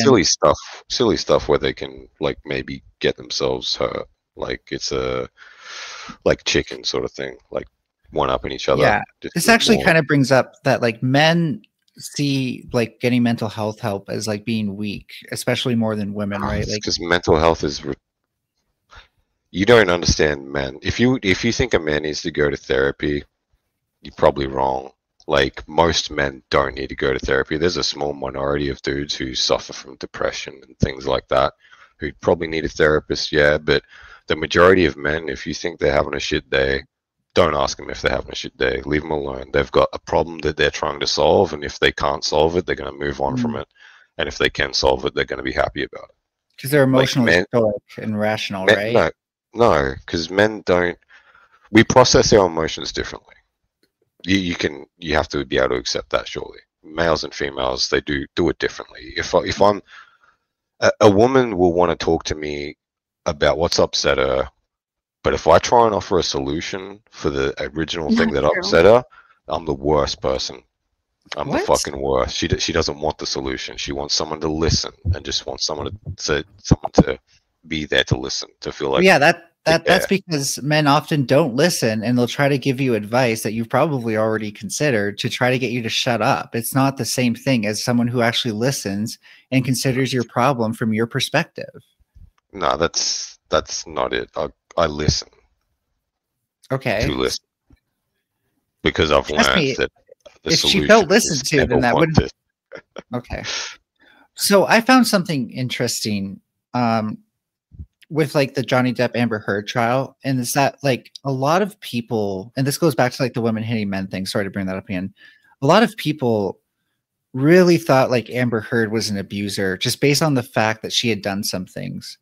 And this is a problem with how we talk about abuse because it negates something called reactive abuse, which is if you're being abused, you can very easily lash back out at the person. Oh God, we're gonna disagree majorly here. I actually started my channel mostly doing like Johnny Depp Amber Heard coverage shit, and Sell out. I dug Just deep kidding. into that shit, like very fucking deep. And there is no fucking way. I literally there was no way that he was let's put that aside then, because I'm probably less informed on it. But one of the things that bothered me is people jumped so quickly down her throat without even asking, hey, could this be something called reactive violence? Because if we like it very much polarized people along lines of gender and stuff like that, or who they thought the better person was or whatever. And I just wish we would have taken a bit of time to talk about that, because then maybe people would actually know it exists. Because that we also see like okay. can I just I really need to land this plane where we see like clips of women like hitting guys and stuff like that. We don't know what these people's relationship was like a lot of the times and stuff like that. Johnny Depp, Amber Heard, maybe that's different. But and so you can't just assume she's just hitting him in a vacuum, that she's just the abusive one, because in situations like that where you see abuse from both sides, that doesn't necessarily make both sides equally abusive. So I agree. People jump to conclusions too quickly just with these things, these serious things in general that they don't know about. They just get opinions from like the internet without studying. But you can also say that people did this to Johnny Depp too. Like when he was first accused, everybody immediately just like believed it without any evidence and shit like that. But I don't agree, but okay. I saw something different, but that's okay. What the fuck? He lost his job. Yeah. No, What do you mean? No, I'm not saying nobody did either. I'm just saying I saw some people actually taking that right off the bat, but that you just had a different experiences, and I can accept that. I was in Well, if there wasn't a majority of social pressure against it, he wouldn't have lost his job. But then also what I was going to say, I was going to use Amber Heard actually as an example of women holding other women accountable too. I feel like that was a really great example of a lot of women and feminists, you know, like that was afterwards though. That was after the verdict finally came out. It was when the trial. It was the feminists blindly championing her that made Johnny lose his job. Like the whole believe all victims. Yeah, maybe, but that's not what that means. No, but that's what it is. It is a horrible slogan. That's not exactly what it means. It's a very misleading slogan. I agree, but I would like to articulate why in particular, because like for me, it's about evidence. It's about if a woman comes forward, until you have evidence to disprove her claim, don't tell her that she's probably fucking lying. Don't find reasons to discount her. Don't find reasons to blame her. Yeah, but that's not how it gets used. I see it get used for that a lot more than not. Like there's liberal feminists out there. No, mud crap. I'll grant you one thing. There's liberal feminists out there who don't know what the fuck they're doing because they're stuck in the past as well. And so all this new rhetoric is not, they're incapable of handling it. But I've also seen leftist feminists who say what I'm saying and do what I just preached. It's a nonsensical term. For one, believe all victims assumes that they are a victim. And two, it gets used for attacking the man. So for you to believe someone's a victim, you have to believe the other person's a perpetrator or a criminal. Well, they would be if that person's victimized. That's That's a big if, but until the Right. verdict comes out, everyone So acts accordingly. like I said, So why if is it? someone It's claims guilty. to be, if someone claims to be, don't discount them until you have evidence. Yeah, you don't have to discount them. That'd be great if it was used like that. They shouldn't do that anyway. They should you know never that, discount like, someone being a claim. Part of it is making it easier for women to even come out without being immediately victim blamed. Yeah, but that'd be great if it wasn't also used for women to false accuse easily. Well, then I'm saying you probably would like leftist feminists more than liberal feminists because we're actually like trying to do things right and not just using everything to virtue signal. The problem is that the Me Too movement had to happen, but with these things, there's obviously going to be some people who abuse them, but that doesn't negate from the fact that that was a necessary movement, right? Yeah, that's a good point. Thank you.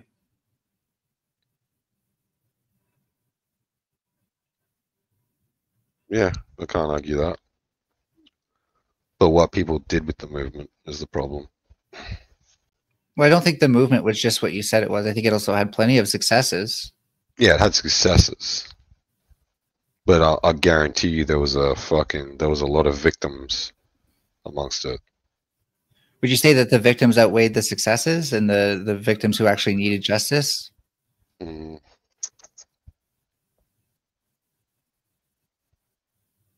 Well, it probably helped a lot of female victims come forwards, but it also helped a lot of men become victims of lies. But okay, let's say we had 100 female victims come forward and 50% of them are right. Do you think that the 50 and I'm being very generous to you right now with this just to see what you'll say. Do you think what do you think is more important, those 50 women who had justice or the 50 men who had an injustice? I'd say the 50 men who had an injustice, because you have 50 men who had their absolute life ruined versus 50 women who still have that trauma. No matter if they got justice or not, they still got to live with that trauma. Nothing's changing for them. But those men could also get justice. The men who had, no, they can't. Yeah, no, they can civilly sue for damages if they can prove in court that those statements that they made were false. So you're going to prove a negative in court? Well, you can prove that you were incapable of doing the action, for one thing. Being capable of doing the action. So not around the person alone at any point, stuff like that. Yeah. So how are you going to prove that, Melanie? Well, I mean, if do you have a tracking device on you at all times? I mean, either you take notes of every location you are at all times. Well, here's the thing, right? Like, if their claim is so absurd that it couldn't have possibly happened, then it should be easy to prove that the circumstance never arose. Why would it have to be absurd? But you're changing the parameters. You're setting a different bar. No, you can't accept. You hear where I'm going? Ruining 50 completely innocent lives for the rest of their fucking lives because everyone's always going to see them as that accusation. I have to get back to that. But here, let me. I didn't get to finish what I was saying, and I will wrap it up with that. So, the problem is that, like, in those circumstances where we know that it's outlandish and it should be pretty easy to prove, then there's nothing really to actually investigate. They have an easy case. There's not really much reason to look into it. But in those cases where there was a circumstance where that was possible, usually we're talking about men who are in a position of power. And I personally like to keep power in check. I think it's very important. If we're not keeping power in check, then who is, right? So for me, I want us to make sure we at least examine those circumstances where there was at least a possibility. So you're happy to, what is the power percentage? Like 80-20. 80-20 is the usual standard. So you would be happy to throw 40 innocent men under the bus, potentially punishing the 10 bad men. Well, I think it's important that we punish the 80 men that do it. Otherwise, we'll never punish anybody that does it. No, it wouldn't be 80. That's not how the power structure works. It's 80-20. So there would be 40 innocent men out of the 50 and 10 guilty men. No, because the men that would be behind the women who have valid cases wouldn't be victimized by this, right? And even like legit cases are even hard to prove sometimes. So And all I'm getting at is that at the end of the day, I'd rather have more justice than no justice. And since anybody who is victimized by this, first of all, you're assuming that like we're doing like the 80-20 thing. In reality, we're talking about a system that also tries to be just for the men. You can claim it doesn't, but it does. And so they also can do something if they still feel like it's unjust after the process after due process has been received. You can't. Even You're if just a saying you man's can't prove a negative, but I'm telling you right now, there are ways to prove this in court. no, because going through a criminal court for a criminal matter, your name is published in So that's a newspapers. civil case. No, that would be a civil Yeah. case if you were trying to sue her afterwards. You'd be suing for slander and the accusations and and damages. allegations would be published. You suing her civilly, it would not be published. well, now you see why a lot of women also don't report things. Oh my god, you're insufferable. Honestly, Well, if you want justice, that's what you do in the public courts. I don't know what to tell you. no, you said like, oh, okay, so 50 women who get justice or 50 innocent men getting prosecuted. Well, you said 80-20, so No, would be, the 80-20, because you tried to say, okay, well, in those innocent men because of the power, blah, blah, blah. So I was like, okay, Wait. well, 80-20. prosecuted or accused? Ooh, she's saying believe all women. The whole believe all women thing. No, she tried to I'm- make her- we've already discussed that. Like we're not taking that to the conclusion you think we are. Didn't you say 50 women get justice and 50 innocent men get accused? In this thing where out of 100 cases, if 50% of them remember, I said I'm being very generous to you here with Yeah, this, I know. You were being very generous, which is why I don't understand what the fuck. then there would you- be 50 men who would be rightfully prosecuted for what they Yeah. did, and 50 men who were wrongfully accused. So what and since we're never going to have a perfect justice system, what percentage would be acceptable for you of men wrongfully prosecuted, so that way we could see justice for these women? And also get 50 rapists off the street. I don't know. It'd be very low. It'd be very low. The acceptable percentage, because I know it's a meme, but getting justice isn't going to ungrape you. Like, you're always going to live with that trauma. It's always going to fucking suck.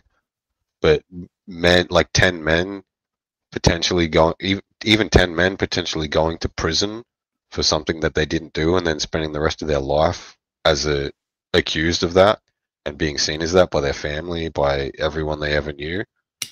I think that's a way worse fucking outcome. There's So what do also rapists walking around. I know, and I don't think that's okay either. But I don't I can- think we should fucking prosecute innocent people. No, I don't either. I'm just So Give I'm me going to another point one. something out, by the way. For the victims, the scariest thing to know is that the person who victimized you, and I can say this from firsthand experience, is still out there. And the second scariest thing, or I'll say painful thing in this case, it's not really scary, but is hearing that other people are being victimized as well through something that you went through, because you know exactly what they're going through. And that hurts to know. So I think getting justice actually helps heal a lot of wounds that continue to exist if these women don't get justice.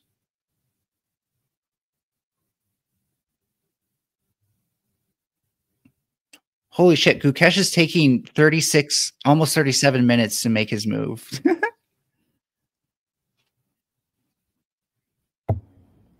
oh shit. It's only move 11 too.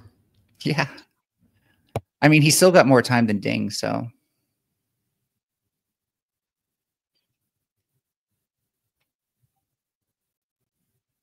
But yeah, I don't know. I think like obviously some people are gonna abuse the Me Too movement and stuff, but we had to start somewhere. So figuring out how to make it fair for everybody is the next goal, I guess. Yeah, we do want it to be. I want men to get justice too. I may hate all men, but like the only way men are going to start fixing things is if they start fixing things within themselves. And like I said, justice can heal wounds, and if men getting justice can help them heal wounds, then I'm for that. So like I said, I'm totally fine with if a man feels like he's been wrongfully accused to take that up with whatever legal means they have possible. But at the end of the day, all I'm saying is that unless you have evidence to discount someone who claims to be a victim, then you shouldn't be standing on a pedestal to tell them to say that they're wrong or tell them that they're wrong, because you really don't know. Without evidence, you really don't know.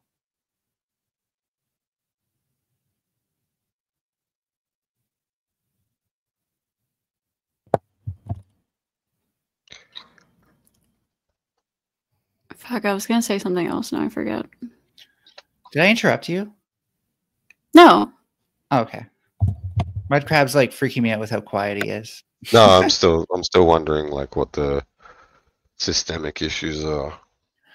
Right. So systemic issues would be ones that would be enforced by means other than like human to human interaction directly. So we usually have a business or some sort of government institution to kind of package it and make it run, even if there are people at the help desk, if you know what I mean, right? So we're talking about not so much automated functions of society, but heavily mechanized functions of society. Bureaucracy is a great example of a systemic thing. Yes. So the hiring at a private company wouldn't come under that. Yeah. So if something falls under economic or political issues, that's all very systemic to me. So you think women get paid less? Eh? They get paid. Okay. So without even encountering pay, just because I want to point something out, please. Women get underappreciated for doing the same work as men. Now, in terms of what pay, same work do they do? Well, physical labor is a great example, but please they don't do the same physical labor. Let me respond to the pay thing. In terms of pay, this varies heavily by job, but the more male-dominated a profession is, the less likely they are to be paid for the same work, for doing the same job at the end of the day. Which jobs would this be? A construction, for example. They don't do the same work. When they drive a tractor? Yeah, they don't do the same work. You think operating an excavator takes extra work? If they're in an excavator, they're getting paid the same. If they're on a construction site operating an excavator, they're under the same EBA, under the same contract, which has the same wage. These wages are negotiated by the unions, not by the individual. Sure. And the problem is that... So they don't get paid less. They get paid the same. Can you listen? In unions, you need representation for the union to actually represent you. Not all unions just represent every single worker's complaints. And so an important thing is that if you're in a male-dominated space and you complain about this, the union can just laugh at you. You complain about what? You get paid the same. It's a contractual agreement for pay. Everyone gets paid. If everyone doing the same job gets paid the same on a construction site, and you can fight that all you want, but I work in construction. No. And what I'm trying to explain to you is that the way that unions work, because I know very deeply how unions work, is that you, in order for them to care, to represent you, because at the end of the day, you do need a majority of people to care, is you need them to take what you're saying seriously. So if you say the boss isn't following my contract, even though I'm doing the same work as you all, then they're going to laugh and be like, well, yeah, just because you're not doing the same work. An individual contract. Sorry, isn't honoring my contract. There we go. No, you don't have an individual contract on what your pay rate is. But the boss can still pay you less. And that's what I mean. No, they can't. Okay. Wouldn't it depend heavily on the size of the... Wait a minute. Wouldn't it depend heavily on the size of the construction company and who actually handles your paycheck? So in smaller construction companies, you're more likely to have your paycheck handled by your boss? Generally, your pay is handled by HR, like your boss, and generally in construction, you're talking like what size construction are you talking about? Like fucking contractors who hire like 2 or 3 workers. Yeah, well, it's basically a fucking family business. That's not construction. No, that's they can do construction. It's machinery, right? Like if you have the machinery to do it, you can do it. Yeah, well, generally in those situations, if it's a 2 to 3 person business, you're not really going to have an excavator or two where you're going to have a male and a female in one. So I don't know how you get those pay discrepancies in that situation. Well, they could compare their pay to other people who do the same job in the field, What, right? hired by different businesses. Yeah, different businesses pay different money. That's got And if they nothing to don't do work, with gender. and if their work isn't unionized because they work for a small company, then they can't really get representation from a union on that. Yeah, but what are you talking about? You're comparing two different businesses paying people two different pays. It's not That two isn't different gendered. businesses. It's not two different businesses that they're fulfilling the same sector. They're just different sizes. It is this. What do you mean? You just said it's a two to 3 person company. Yeah, and like I said, that's where you can see So that they happen. work. For Okay, example. okay. So they could be two different subcontracting firms who have signed two different contracts on a construction site. And yes, those contracts would have been signed at different pay rates to the original company. So they would be paying their workers differently depending on how they negotiated. Okay, and This when has you see nothing to do with gender. no, but that's the thing is that you can compare all those things and then see if there's a gender discrepancy, and that's what there Compare them all is. you want. There is no gender discrepancy. If you're working at a company who has, okay, you want to know a gender discrepancy that I've seen on construction sites, actual construction sites where there's 6,000 to 10,000 people working. Sure. If you're a woman and you sign on for a labor role, you suck at it. You aren't as good at it. We can't put a shovel in your hands and get you to help dig an excavator clean a trench. So eventually, maybe 2 to 3 weeks of you not being good at your job, what we do is we upskill you. We get you driving a water truck, or we get you driving a truck. We get you in an excavator. We send you away for training. We upskill you because you aren't good at that labor position. There's a gender discrepancy I don't see anyone talking about. You know what the males do? Because they can do the physical labor, they get to sit in the fucking trench while it's raining and help dig shit out. Why can't women dig? Like one Because thing I've they noticed. haven't No, let me. physical capacity. You don't. I'm physical capacity. It's the rate that matters, according to like you said, how good they do their job, because they can definitely shovel. And so my point would be, okay, they can shovel. I've watched construction workers a lot growing up. I used to love watching construction because I like watching how things come together. The point. I'm getting to my point that they stand around for a long fucking time, and there's often a lot of construction workers just standing. Are you talking about like roadside shit? Because I wouldn't call them buildings as well. If they're standing around, they're probably doing a take 5. They're probably doing a JSA, a safety meeting or something. That you have to do these things before you take on any new task. Everyone has to do this, male or female. I'm telling you that the amount of work that any given worker seems to do on a site probably amounts to like 1 or 2 hours of physical labor. And then they spend the rest of the time sitting around waiting for the excavator to do something. Yeah, so, I don't know what sites you've been looking at, but anywhere that's outdoors, anywhere that builds a building, anywhere that has a crane. No site I've ever been on. Even the ones that dig dishes. There's also like men weak links too, right? Yeah, there is men weak links. They don't get upskilled; they get fired. So how come there are plenty of male workers who are upskilled? Generally, if a male is upskilled in construction, it's because he's gone out of his way to upskill himself, and then he approaches the boss to go into a higher position. How do you know that these women just didn't upskill themselves in their off hours so that way they could get a better position? Because I've been in positions where I've had to assess these situations. I've been working in construction and custom fabrication and stuff like that since I was 18. So wait, did you enforce this whole policy then? No, it's not. It's not the sites. It's not the workers. It's not HR enforcing these policies. It's feminism. Because if you fire a woman for not being able to do that job, it's a very bad look. And well, that would come back to HR. Public relations is part of HR, so that would come. back to no, HR. But you have to if she's technically physically capable in the eyes of someone who holds a clipboard and reads a piece of paper, then she gets hired. Actually, When no. you Public actually when relations you is part of marketing. when you actually get her on the site and she can't physically do the role that she was hired for. No, but she can. She can shovel. No, but she can't because she gets Women can't shovel. Melanie. I've already told you that people who are in the same roles on a large construction site get paid the same rate because they're all under the same contract. You Be able to believe do that. same wages. No, this is it. But I don't. I know this. You don't have to believe it. I know it.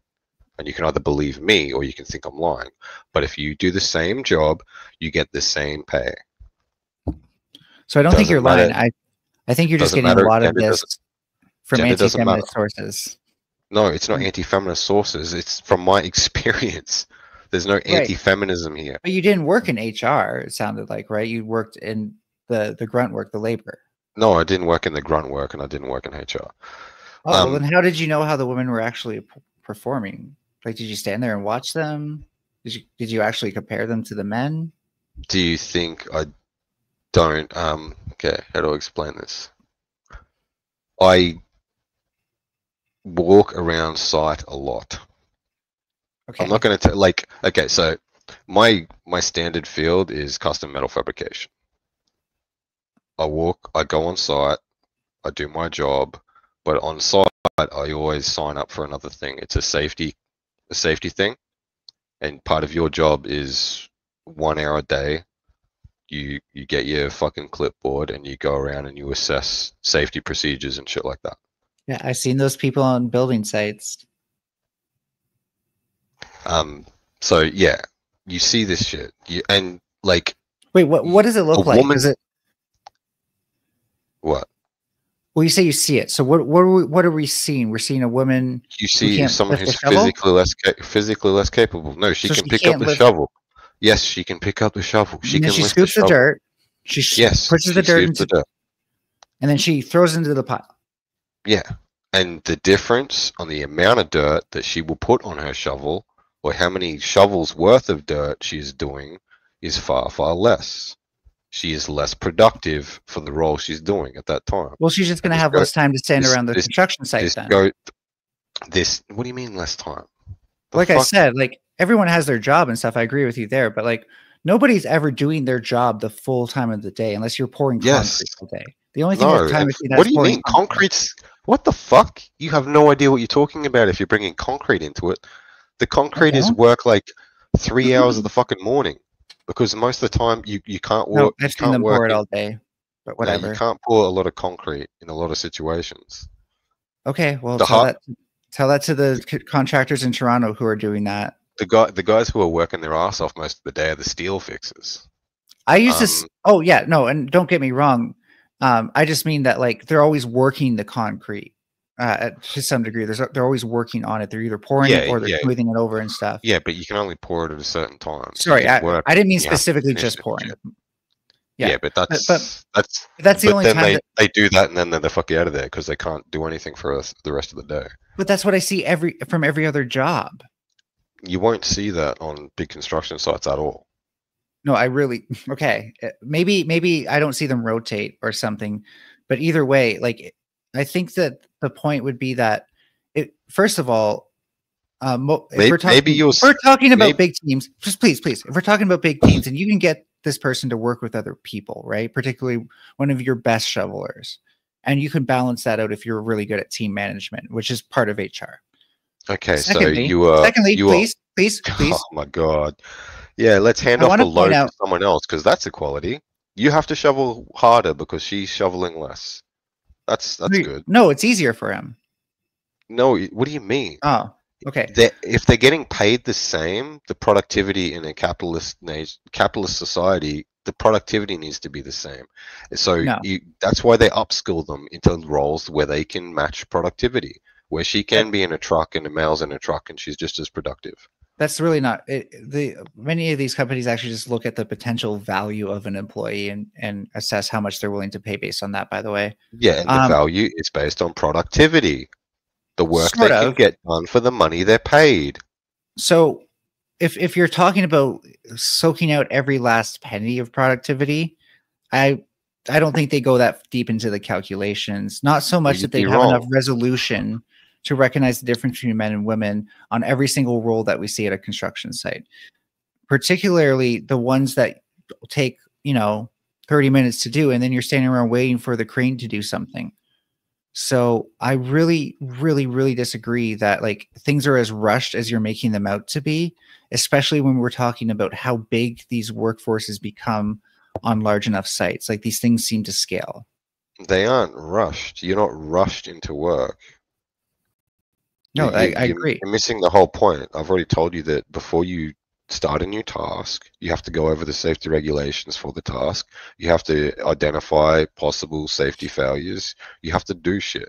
This takes time. This takes standing around sometimes and observing the task and trying to fucking remind people how to be safe doing the task. But when the work is happening, you need to be as productive as possible. That's not true. Things get delayed all the time. It's totally fine that things get delayed. It happens all the time. God. Yes, and you know why? What happens when things are delayed? You have to be more productive to make up for it. No, you just pay a bit more. That's what all these companies.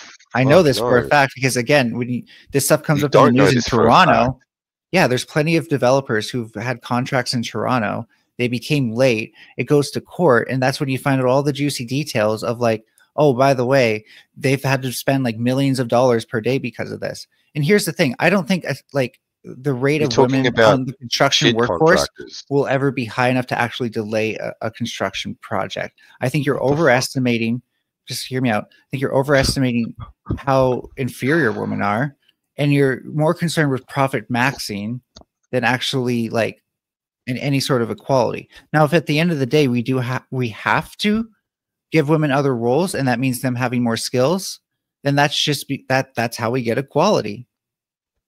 Wait, that's what he said, right? He said that she's put into a different role where she can be into a different role where she's complained about that. Just as productive, right? Yeah, but he complained about that, and I'm saying it's a good thing. It doesn't affect me. What I'm saying is, you all want equality, but I don't see anyone speaking up about that sort of shit where equality works the other way. No, but that would still be equality where the misogyny works to actually benefit females.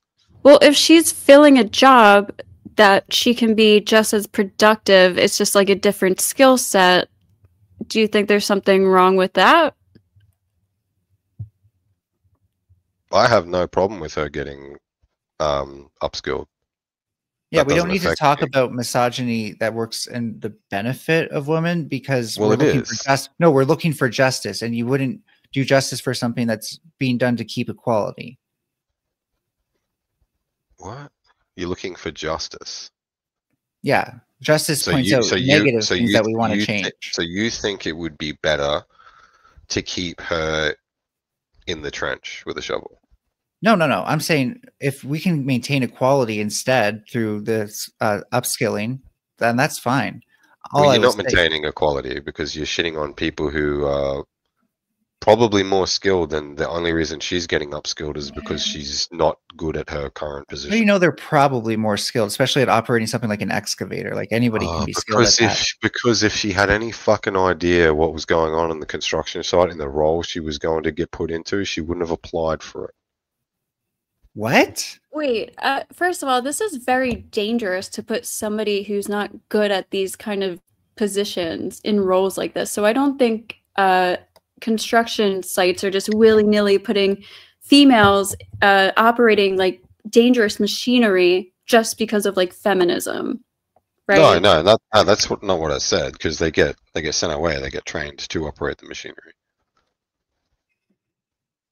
Gukesh is about to take an hour to make his move, by the way. So your issue is that she's taking a job away from another man. No. My issue is when the upskilling happens, there's not an analysis on who's better suited or who's more earning of that role. It's only due to her failures at her current role. Was there any reason that they couldn't be a good excavator operator? No, I'm not saying she couldn't be a good excavator operator. Neither could. What would you need to I'm not saying that about any of the other guys she was working with either. I'm saying. So why are we trying to maximize? Because, like you said, men have roles that they need to fill. Okay, I'm accepting that at this point. Why are we trying to maximize the skill of every single role? Why can't it just like, okay, so she's not as skilled at the shovel digging, but she's more likely to be at least equally as competent as men with the excavator control. So why don't we put her in there? I like I said, I don't have an issue with doing that. I'm just stating the fact. We don't have any reason to complain about it. Oh my Do you God. think on an all male construction site, wouldn't they also most likely put like the weakest male in those positions too, like the least productive No. male? Would they upscale him? Nope. No, he'd get Apparently fired. he'd be fired, but how are you supposed to get upskilled workers if it is mostly men and you're eventually going to run out of men to put into that position as well? What was the question? Sorry. So we're talking about something that's mostly men, and you're not every man's going to be the strongest. You're going to upskill some men, so that way you can have excavator drivers. No, because you don't on construction sites. Upskilling's pretty rare, to be honest. Okay. That's fair. I wouldn't have known that. Generally, if someone wants to be an excavator operator, they've started off working in a like if you want to be on a big construction site as an excavator operator, generally you start off working with a plumber or something. Like you'll do your excavator ticket and you'll try and get some experience doing like small plumbing jobs in like a little 1.5 ton excavator. Which women would be paid less for if they tried? No, not necessarily. How do you know? Well, can you speak for all the plumbers and all the women who have worked for these plumbers and all the men? No, I can't, and neither. No, I can't, and neither can you. Well, interestingly enough, you're making an absolute statement. I'm saying not necessarily. Well, funnily enough, there is some statistics that you can't ignore, and if I can find them, they still do find discrepancies when looking at any statistics reported from companies that are 100 and larger. I'm not going to bring them up just in case I botch it, and I don't want to misinform people. Are you talking about like general statistics based on like the year, or are you talking about hourly wage? Again, I don't want to misstate something until I find the source. Because generally those statistics are based on the yearly take and not on the hourly wage, because men are more inclined to do overtime work and work weekends when required. Women aren't. So if you want to nurses, yeah, but that's in those jobs. You can't compare two different jobs.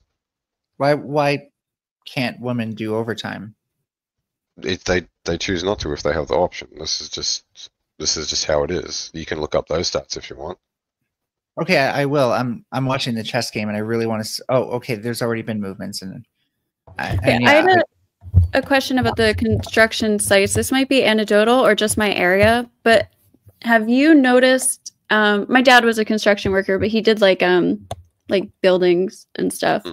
Have you noticed like addiction running through construction sites? Like lots of workers have addictions. Depends. Like on like fly in, fly out construction. Not so much. Maybe alcoholism, because there's not a great deal to do on fly in, fly out jobs. They just mostly like in the afternoon after work, they'll sit down in the wet mess and drink. The drug stuff's not huge in Australia, like meth mainly, but there's a lot of like our random drug testing and shit like that. And if you have any sort of accident or any tiny mishap, or you bump your knee, you're getting drug tested. Yeah. I'd think the main one in Australia would probably be like steroids and shit like that on construction sites. Especially like fly in, fly out, where you've got nothing else to do except eat food, work, and go to gym or drink. Okay, I was just asking because in my area there's like an opioid issue like with construction workers lots of times, and they're not the most healthiest, right? So I feel like I understand that like men are stronger than women, but it's not like all of these labor jobs are these super strong, like healthy bodybuilder gym bros. You know what I mean? Yeah, are you saying they're on construction sites like that? Yeah. They must be electricians. I don't know. Well, can I ask you something else? How often do you walk off at the end of your actual shift versus how long do you stay until you actually finish the job? Because I've done certain jobs like setting up tents and stuff like that. And our boss says like, okay, we might be done by like 5, right? But nobody thinks we're like that's set in stone. We leave when we're done. And so I'm wondering, how often was your job like that? Well, yeah. If it's, you see, on construction sites, it's not like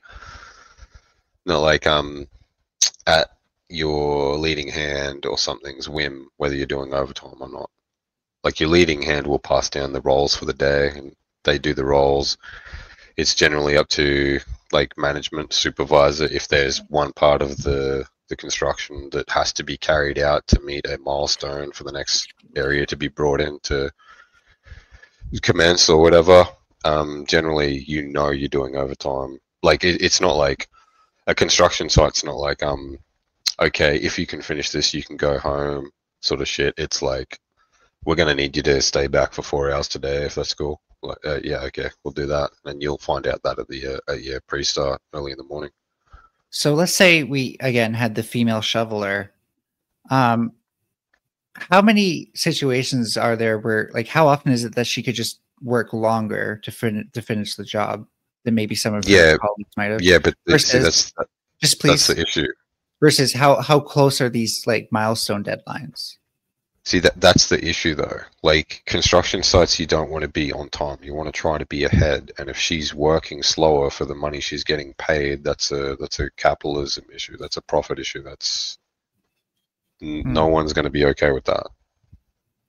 So you admit that like capitalism, which I claim is patriarchal, doesn't really want to value women in that sense. If you consider capitalism patriarchal, you have to recognize that maybe that's due to the physical capacity of men, and that's a biological thing. That's not a systemic or oppression thing.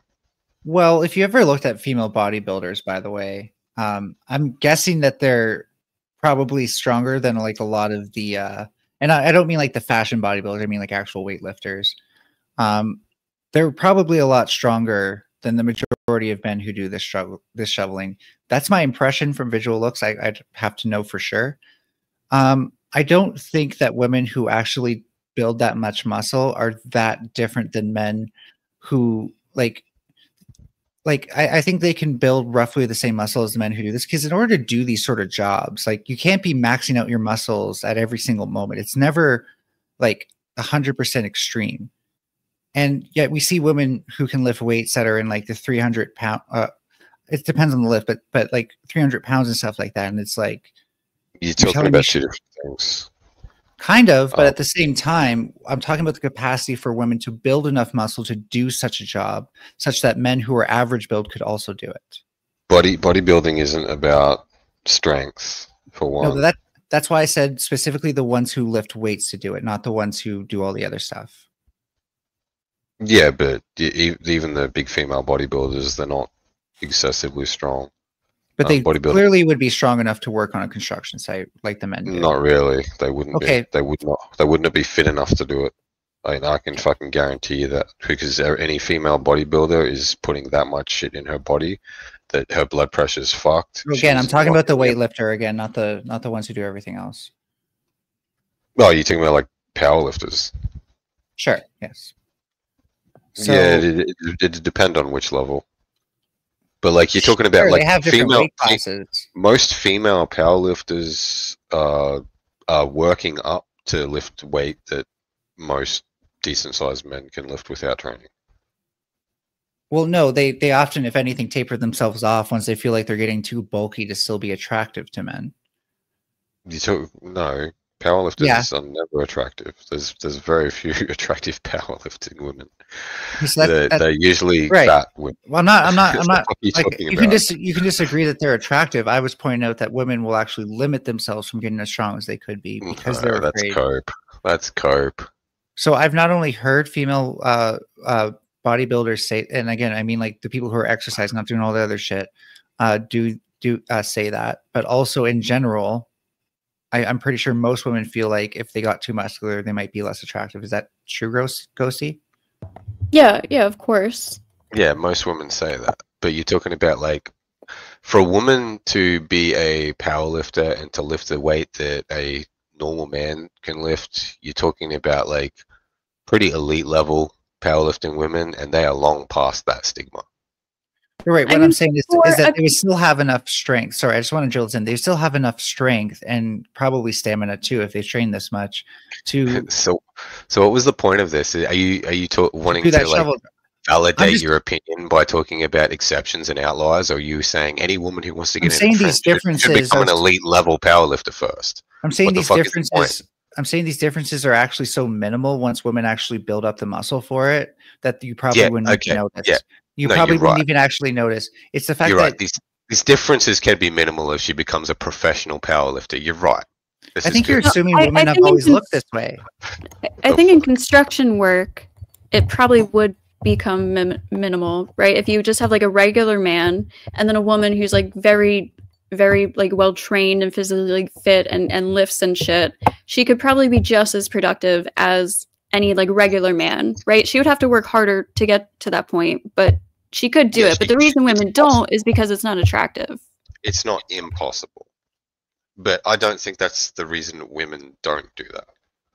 Because that sounds like a fuckload of hard work just to achieve a shitty position that a normal old man can walk into. Yeah. I mean, But- sometimes people want to do construction. Why wouldn't she put in the fucking effort? Just go get an excavator ticket. Like that's way less effort than spending that much time powerlifting. But yeah, this is what I was wondering. How come you're treating this like they never do? Because in these situations they didn't. Okay, in these specific situations, but you have seen women. I'm talking about that specific situation. Yes, I've Okay. seen women who get tickets. I have. Is it more common or less common than the ones who get? It's less common because the construction work isn't very glamorous work. It isn't nice work. It isn't fun work. Oh, we can agree there. Like it's not because it's male dominated or some shit. It's because hang on, I got a Discord message. It's because it's not fun. It's really shitty work, and that's why it gets paid well. It's I don't think work. women are looking for glamorous work. I think they're looking for honest work, like men are.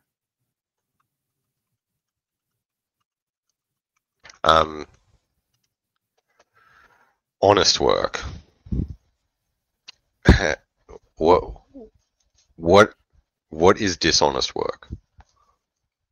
Getting so it's two different ways to put this: getting paid for something you didn't do, or when you didn't earn it, or getting and I'm not talking about welfare, so calm down. But anyways, or not getting paid for the work you did. Okay, so for you, dishonest work would be a woman in a trench, not as productive as the other people in the trench, but getting paid the same amount. So she's not really earning it. That would be Well, like you dishonest said, work. they're not even paid individually, right? So she's just getting paid for the work that the group did. So, but yeah, when she does effectively the same job at the end of the day, if she completes her work, then she's done effectively the same job that any other construction worker would do. And if these differences are minimal, then I don't think you could even measure the difference enough to pay her differently. The differences aren't minimal.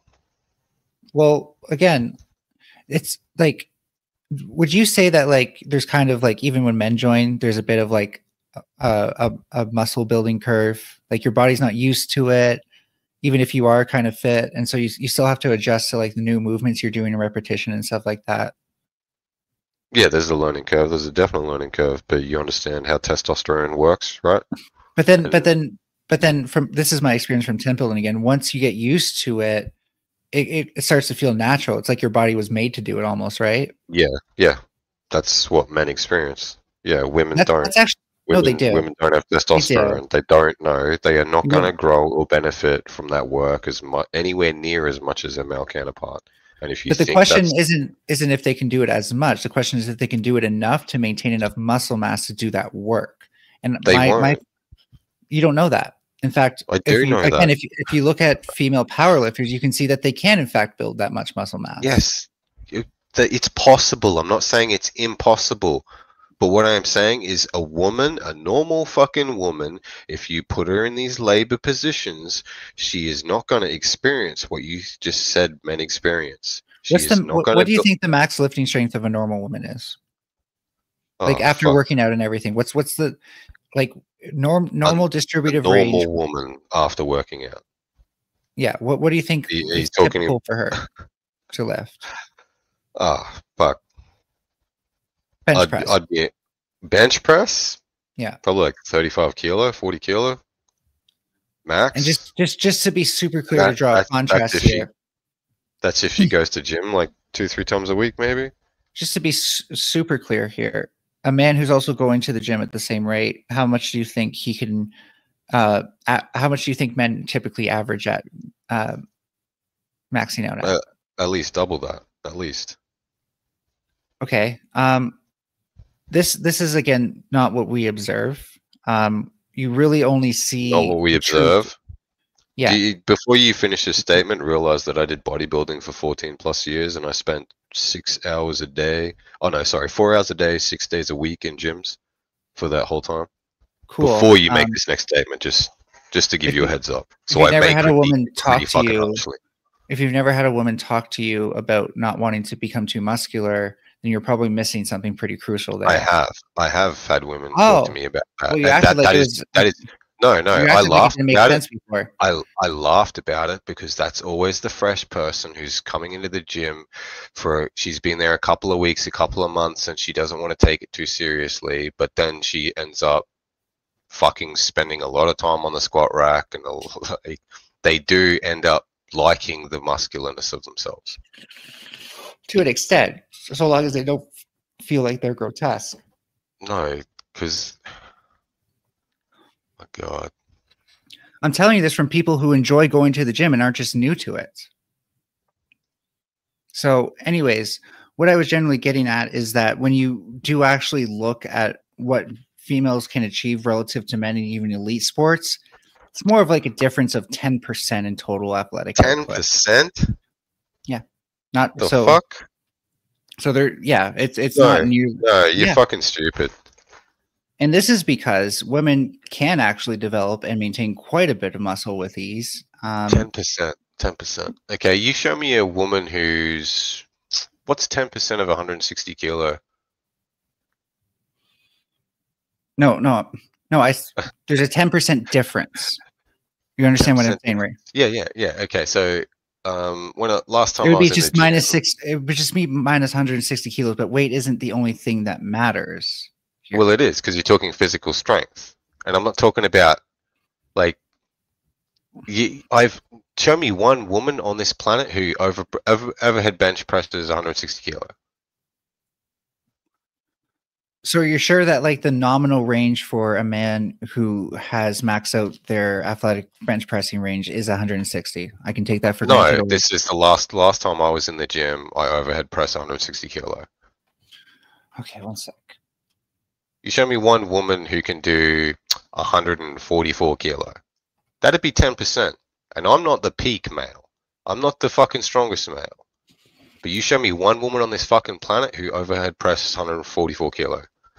Ashley, I don't know how to say her last name. I'm just going to assume it's Hoeta of New Zealand, holds the women's equipped bench press world record with a lift of 317 kilos. Overhead press. That's not. She's doing it in the picture. Bench press and overhead press are not the same thing.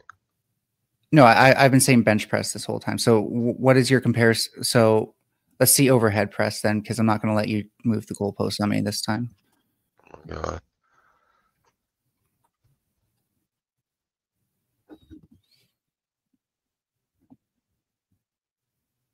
Why does it say 100 kilograms times 4? That'd be reps. Oh, okay. So then, okay, it's 100. Okay, so that's the max. So you can do 160 overhead. Yeah. So I'm just gonna see not one rep, not a single rep. I never did 1 rep maxes. I was doing bodybuilding, so you're talking like 12 reps. Okay, this is the bench press thing is much closer. This is something that is actually a lot further apart, and I'd be interested into why. A lot closer. Look up the world record for the male bench press before you say that the 300 kilos is like impressive, and then you can walk back your 10% just real quick.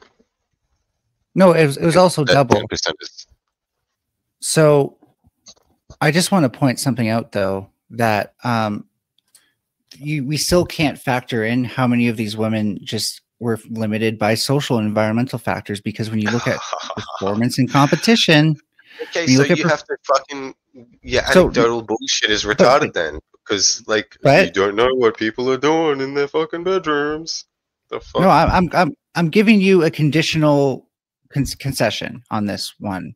Conditional you need to give because yourself concession, because you're the we one saying can't measure dumb the shit. thing I'm talking about, but what we do know, what we can You're the measure, ones- listen, what we can measure is that your income level very much determines how likely you are to succeed in elite professional Your sports. income level. No, it doesn't. Yes, from childhood. Okay, let me find What, the study. okay, what sports are we talking about? Okay, so you're saying Pretty much now you're anyone. saying but that if now you you're can saying find one that doesn't, then I'd be interested. okay, so what does economic class have to do with gender?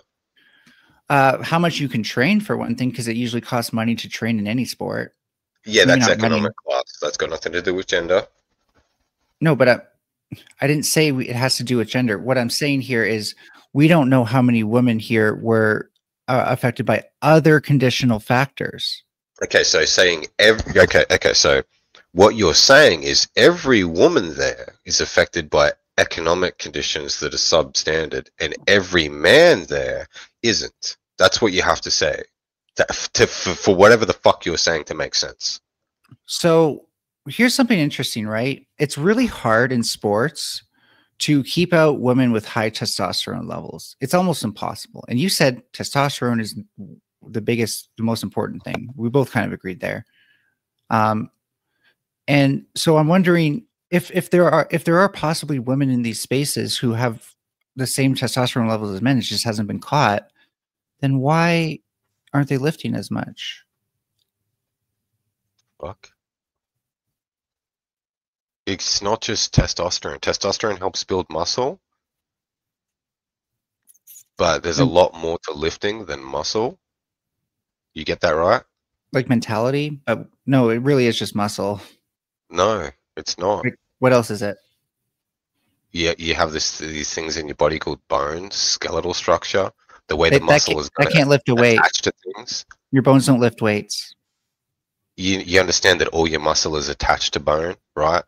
Oh, of course. And you understand that eventually, depending on your genetics and your skeletal structure, if you try to push beyond what your body can naturally do, you're gonna get tears. You're gonna have issues. You're gonna break things. You're going to break bones. No amount of testosterone is gonna fix that. So your claim is that men's skeletal structure can hold twice the amount as a woman's skeletal structure. That's not what I'm saying. Well, it would have to be if they have the same amount of testosterone as men, because that would be the difference in weight, right? But it's half as much in the bench press. You're saying something really stupid right now. You could have 10% stronger skeletal structure, which allows you to train 10% more continually, and over time you're going to achieve a disparity that is more than 10%. So do all men train to the point where they're starting to have bone fractures and stuff like that? I have. Fuck yeah.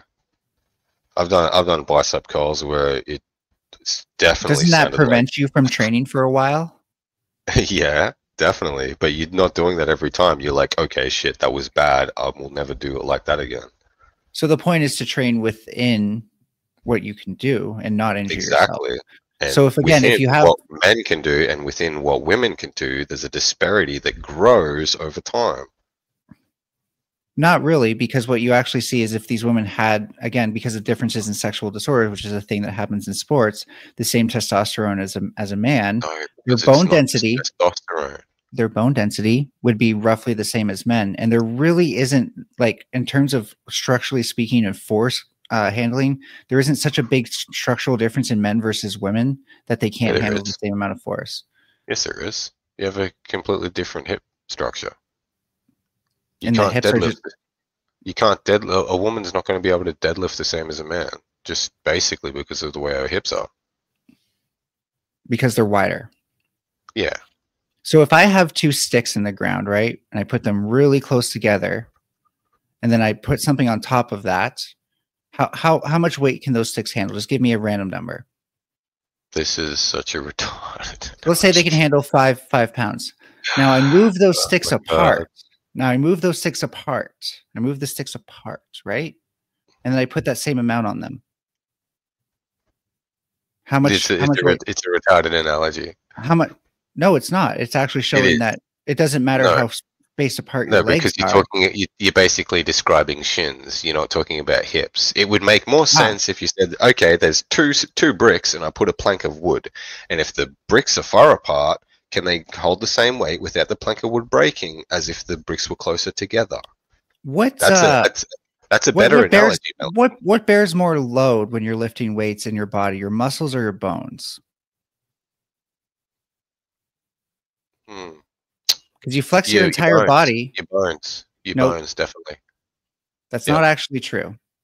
It is. Your muscles are what keep you upright. Your bones are not capable of keeping you upright. Therefore, they are handling more load. The muscles are only for movement and for balance. But once the load is there, it's the muscles that are taking it. So if you understand the muscles, understand the muscles are pulling on the bones. That's how the movement is. You're right. They're using your bones. The same inverse pressure. kinematics and inverse kinematics. Oh my god, you fucking idiot.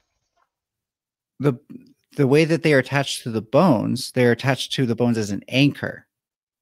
They're not, and then you have the ligaments in between that then actually bring the things further together as well, right? And the whole point of that is that it turns out that we used to think things like, oh, well, maybe women have weaker ligaments and stuff like that, all testosterone driven. And when your body's bearing load, it's holding up the skeletal structure. That's true, but it can only hold up the skeletal structure by bearing the load. Believe me, like when you walk, for example, with something in your hands, you're not walking on the heels of your feet. You're not putting energy through the heels of your feet. You're using the muscles in your feet. What are the shins doing? What are the femurs doing? The shins are helping carry kinetic energy. The shin bones. Oh my god. No, that's what they do. They either act as an anchor to work kinetic energy against, or they are transferring kinetic energy. Like when you're standing, mm-hmm. the weight of your body is being put on your shin bone, on your thigh, on your femurs. Like the bones are supporting your weight. You understand that, right? And you understand that your spine's not straight. So if you didn't have muscle supporting your midsection, you would fall over. I know that. I understand. So going back when you lift weights. Oh my god, Melanie, you just want to keep talking and saying retarded shit, and I can't do this all night. Can you so with the bones in your legs, can you balance on your heels when you lift anything? Can you stand on your heels? You need muscles to stabilize parts of your body. This is correct, Melanie. No, I'm not saying that's not correct. I'm not arguing that at all. And where do you put most of the force when you lift anything? In the back of your heels or in the front of your feet? I know this personally, so you can't lie to me. What the fuck does this have to do with what's being said? Because you're getting the force that you're getting is from the muscles again to actually lift it in the first place. So that those would be again the things those would again be the things that carry the things that are carrying the load. Dumbest fox on the internet. Yes, the force comes from the muscles, but the supporting structure is skeletal. And without the skeletal structure that supports the force doesn't exist, Melanie. Right. And so all the skeletal structure. So all that weight, all the tension created by the muscles, the weight is on the skeletal structure, Melanie. Nope. Yes. So if I have something in my hands, the weight is on my bones there. I'll give you that much. but in order to use my wrist to stop my hand from bending, because my bones are also conducting, that's not the right word that I'm trying to think of right now, but conducting that kinetic force through my hands, or potential energy as well. In order to not have it bend back, I have to be fighting that, and I have to fight with exactly the amount of weight that is pushing on my hands. The muscles are carrying the load. So again, I can hold the muscles are look, tension. Hey, The muscles Minecraft, create if tension. I then hold that over my head, so that way most of the weight is on my wrist, which is something you can do, then I'm putting all that energy into holding my arm up now, right? I have to hold that weight up still. The bones themselves are not capable of holding anything up. Skeletons without any muscles collapse. You cannot set them up so that way they will not collapse. So if the bones are doing nothing, why would people break bones while lifting weights, Melanie? Well, If they the might bones not. aren't doing They might anything. actually be getting osteoporosis from something like No, steroids. no, Melanie. Yeah, steroids It's can do because that. Yeah. It's because In fact, it's because the tension and force created by the fucking muscles is exerted on the fucking bones, Melanie. True or You are false? stupid. You are fucking dense. Actually retarded, saying retarded shit to try and skirt around the factual shit. Holy fuck. So corticosteroid-induced osteoporosis. Oh my god, here goes another tangent. Oh, fuck me. So this is probably happening because these people are taking steroids. Or even better yet, did you know that you have the inverse effect on bone density if your testosterone goes roughly 4 times the max limit? Melanie, you don't understand how the human body works. Okay, well, I understand more about inverse kinematics than you. If you think bones aren't supporting the weight held by the muscles. They can't support the weight by themselves, and therefore you need the muscles to support the weight. No shit, they can't support it by themselves because there's no movement without the fucking muscles, you dipshit. The bones do, and you can't support the weight without the bones, Melanie. Do. So therefore, you're fucking so dense. All the bones do is transfer kinetic or potential energy to the muscles. And that's why the muscles are anchored to them. Kinetic energy. The fuck? Do you not know what that is? You are just so fucking stupid. So if something moves my arm down and I'm trying to keep my arm in a certain position, what do I use to bring my arm back to a certain position? It's my muscles, right? It's not my bones, it's my muscles. And again, if our spines were perfectly straight and all of our energy from anything above our torso translated directly into our legs, what you're saying would make perfect sense. You are dumb, Melanie. Apparently not. None of this has to do with kinetic energy. It's all kinetic. No. It's called inverse kinematics. That's how we move our muscles. Okay, so why did you say kinetic energy? Because it made you sound really stupid, and I've already had enough because of kinetic energy is what our muscles are overcoming when we're trying to hold something heavy. So things will start to fall towards gravity. Kinetic energy is something in movement, something moving. Yeah, exactly. Listen. So things will it's start not to moving. fall. It's stationary. Listen. Time to shut up. Things will start to fall towards gravity. Things will start, and we use our muscles to reverse that increase in acceleration. And how much acceleration will we see? It's the weight times gravity. Well, okay, it's the mass times gravity. So what we perceive as weight. That's a better way of saying it. Holy fuck. No, what are we arguing? Oh, there's no argument. She's arguing herself. She's lost in her retardation. Holy fuck. So you still believe that the bones are what support weight when we lift things? Yes. What moves the weight is the muscle. The bones support the muscles. So then when you called me a retard, you were looking in the mirror. No, Melanie. The bones support the muscles. Yes, Mudcrab. The bones. Yes, I'm telling you, it has to be true. You're so fucking stupid. You were the one who just said we weren't even having a conversation. Okay. Shut up, Ghosty. Melanie is trying to say that the bones don't support the weight while the muscles are moving the weight. I do not know much about body stuff, so I have no idea.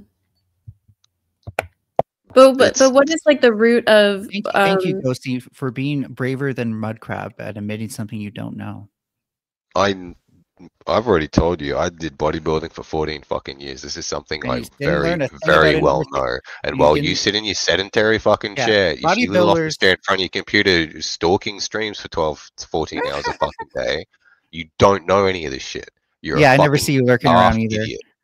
So I know for a fact that inverse kinematics proves you wrong, and that bodybuilders can be pretty prone to misinformation, especially on health fads and diet fads and stuff like that. It's really funny. And so Health when fads you and diet say that fads, you that's know not so much bodybuilders. because you are a bodybuilder, I really, really, really pray for you. You pray for me? Oh yeah. Hopefully I don't accidentally curse you because I'm way better at that than praying, but I will try to pray for you. So how does inverse kinematics come into play?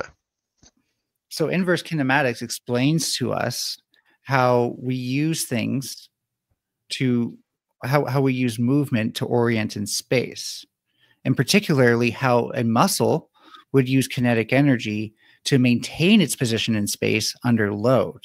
So again, when holding the heavy object, the object's going to start to fall towards the ground, and I'm going to have to put kinetic energy back into it. And how do I do that? I move my muscles, and my bones carry the force into my hand.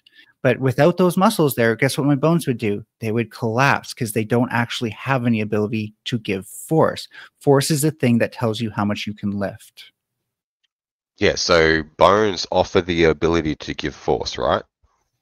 Yeah, in certain and you point out things like how is that bones, right? force applied to them for the muscles to offer that, Melanie? The muscles are pulling on the bone, Melanie. Well, no, sometimes they're also pushing. Oh my god, muscles don't push on the bone. That's not how muscles work. No, they pull, they they actually compress, or they release. They do not push. So that's a common misconception as well. What is one muscle that pushes against the bone, Melanie? The muscle that pushes may not push as much, but it No, needs to. Come on. So- Which muscle pushes on the bone, Melanie? So again, in order to Answer actually the fucking question, Melanie. Which muscle pushes on the bone? any muscle that's in compression, or is it is in it's is in not pushing, then it's flexion, releasing. any muscle that's in no, it actually does push. These muscles No, just it not as much doesn't as the muscle. push, they release. Just not There is not no as much. pushing. Holy, see, you don't listen to explanations. Because you're retarded. There's nothing to listen to, and everyone who's listening to this is actually getting Because you're dumber by fucking the fucking dogma minute. brain, and every time you hear new information, you just go, "You're a fucking retard. This is fucking stupid. Ugh, I can't handle Name the new muscle. information." Okay, name the muscle. Name the muscle that Yeah, pushes. any muscle that's in Name it. flexion that is going to reflexion. Do you know what that is? No, you don't. Okay, good. And it's pushing, is it, Melanie? Yep, just not as much as its countering muscle group is pulling, because that's how inverse kinematic works. It moves the bone around a pivoting point. And so when it comes to your spine, we keep our spine straight with our muscles, not with the bones. That's why you need core strength to lift things. Oh my god. This is a new low. I thought you were stupid before, but I Again, really, you're looking in the mirror, dude. really think you're stupid. Okay. You're entitled to think that. I think you're Dunning-Kruger. There's no Dunning-Kruger here. Okay. Well, that means I can't be one. So somebody stinks. And I'm just pointing out the smell. Hmm.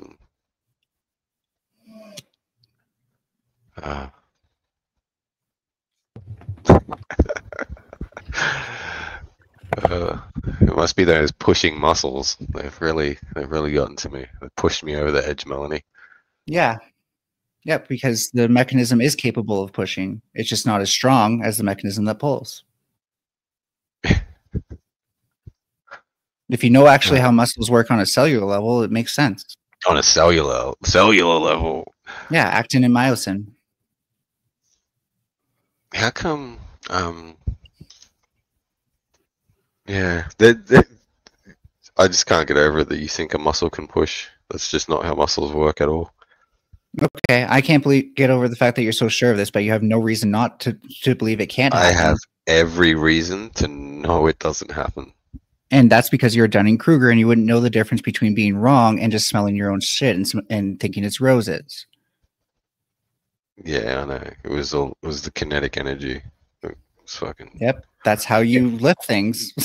Maybe I Yeah. can build a bridge. Maybe I can build a bridge. Let's see. Please don't. Not unless she's on it and it collapses. Yeah, Mudcrab doesn't need any more L's because really his name doesn't have any. I haven't never taken an L to you.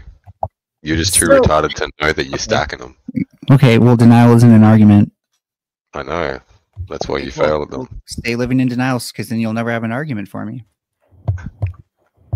I think how we might be able to usefully use this information is to say that there are there are definitely a lot more women who do have the potential to be pretty closely strong to a lot of men, but I don't think like they would ever overall generally be stronger than like especially like the strongest men, right?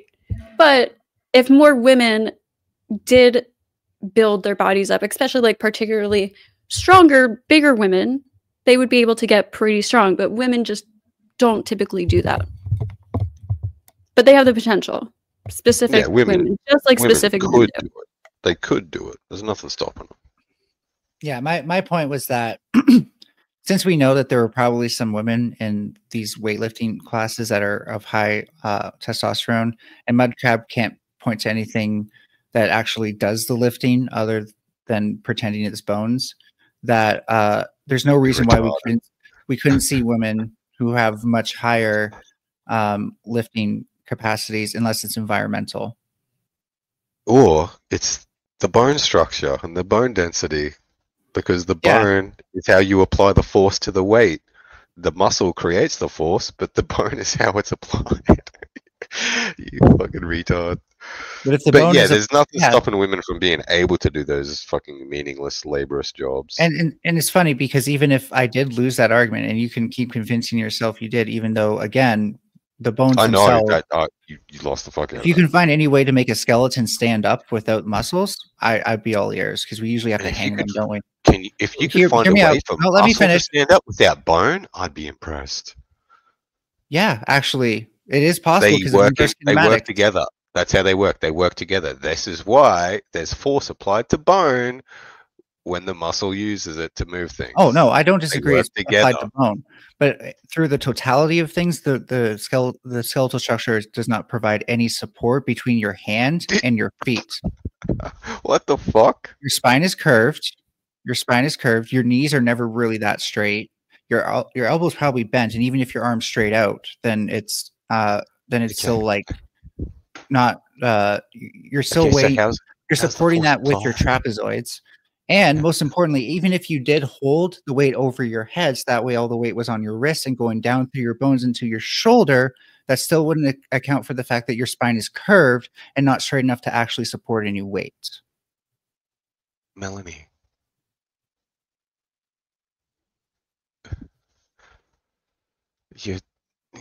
You're fabulous. Fabulous. I love you. Okay. So again, when you can make a skeleton stand up on its own, and I'll be happy. You can. Yep. Okay. They do it. You can make skeletons stand up on their own by putting rods in the bones. No, but like I'm just saying, they can't stand up on their own. You couldn't make muscle stand up on its own. So another way of saying this is that there's no stable point in the bones. None of them are able to hold anything in a fixed position. The muscles apply force to structure. That kinetic energy. Okay. So you liked excavators before, right? You liked the excavators. Yeah, they use inverse kinematics too. Okay, so think of the muscles as the hydraulic system, and the bone is the arm, right?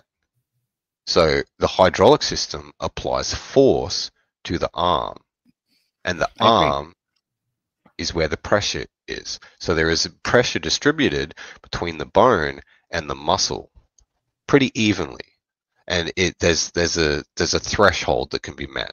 You can build the muscle to a point where the bone fails because you can't train bone. But being biologically male with a higher natural testosterone level, you have more dense bone. So your threshold and your bottleneck is a lot different to that of a female's. So So do you you are know of any able to go genetic beyond that with factors? muscle growth. Do you know of any genetic factors that limit the ability for women with high testosterone to have as dense bones as men? I haven't looked into it. I don't know a heap about women with genetic abnormalities like that. I don't know when it occurred. I don't know It, what brought it on. I don't know if it they would be helpful experienced for me that to all know through. that, because Did if it's they nothing, experience this all through childhood? because if we haven't found anything that explains a genetic component to bone density, then it seems like what we have found with testosterone and bone density levels and even estrogen would mean that these women who have high testosterone would still have a high enough bone density anyways. I enjoyed our And these, conversation about inverse kinematics, and you still did take the L, but even if I hadn't, it wouldn't matter because testosterone brings bone density to the levels of the sex that and you're these training women have for the now. same testosterone levels as a man. Well, yeah, because they'd have a differences in sexual disorders, so they'd be phenotypically female, but they'd have the same testosterone levels as a male. And So a good example is didn't, androgen insensitivity syndrome. and they didn't go on any kind of fucking testosterone blockers when they were growing up. They didn't do anything like No, that. nobody knew that they had testosterone. They were phenotypically female. You know what that Phenotypically means? female. So Yeah. you okay, good. So then I shouldn't have to explain that people didn't realize that they were female, and we still may not And know that certain. how did they achieve this phenotype if they had the same testosterone levels as men? Because So you should know that do you a know what an woman androgen is? androgen. You know what that is? Not right now. Oh, I'm not that It- versed at it at the moment. It's 10 It's p.m. basically any of the sex hormones to do with men. And so androgen in this case is androgen sensitivity would mean that testosterone or anything that is downstream or upstream of testosterone, you're insensitive to that. Your body doesn't respond to that being there. However, that means sexually, that means phenotypically in a lot of ways. It doesn't mean in every part of the body. So, for example, these women can get pretty strong. So They might okay, sometimes okay, look a little bit masculinized, but you wouldn't contribute that to testosterone. You just be like, oh, she okay. looks a bit more Okay, like a so man what than you a just woman. what you've just said to me is that she has a naturally testosterone level the same as a man, but her body is not receptive to it and is Well, it not varies by expressing. cell type. It varies Okay, heavily so by cell okay, type. so if she's not experiencing the expression or the effects of testosterone, do you not think that her body is not growing in a way benefiting from that testosterone? Is that Well, ridiculous to say? in terms of bone Because you've density, just said that. in terms of bone density and structure, their hip ratios are actually typically within that of males, and their bone densities are typically within that of males, showing that bones, for example, and bone density is not something that they become insensitive to. Okay, In fact, it doesn't so matter what sex you were born as. You're just as sensitive to estrogen as you are to testosterone. so in like Especially, the same 60 seconds, you've told me that the testosterone doesn't affect them in a way that they form in a masculine way, yep, and I have then research on and this. then you walk that back saying that they form in a masculine way. No, I said you can't phenotypically tell that they're not a female. They So develop they don't female have a sex organs. masculine bone structure, but they have a masculine bone structure. No, they don't have super wide hips. They might have broader shoulders, but women can also have narrower hips and broader shoulders. What about the facial structure? That doesn't seem to be affected. There's not really that big of a difference between female facial structure and male female So structure. they're on the same level of testosterone as men, and they're not getting facial hair. They're not getting No, facial hair is a different cell type, so that is something that would be affected by it, even though the bones aren't. And so these women are growing beards, and no one knew that they had high testosterone. No, they were not growing beards because, again, the effects vary by cell type. The bones are not affected by androgen insensitivity syndrome, whereas something like facial hair would be, because that's again an external phenotypical feature that you would actually observe to gauge someone's sex. I don't know, Melanie. It kind of sounds like you're talking shit. No, Have you again, got this. have you got evidence or studies available that I can look at real quick to see these Yep. women who have the same testosterone level as men naturally and the same bone density and the same hip structure as men? It's because, again, crab. So when it comes to like things like development of bone density, it doesn't just develop at any point. It's in fluctuation relative to your hormone levels. It doesn't matter what sex you are. It's dependent on your hormone levels. That's why I even asked you, is there a gene you can think of? Because that's why we can see in trans women that changes in things that are secondary sex characteristics. So I have, because of my Y chromosome, more genes for expressing facial hair. That's just true. And I have more places that my body is trying to express facial hair or hair in general.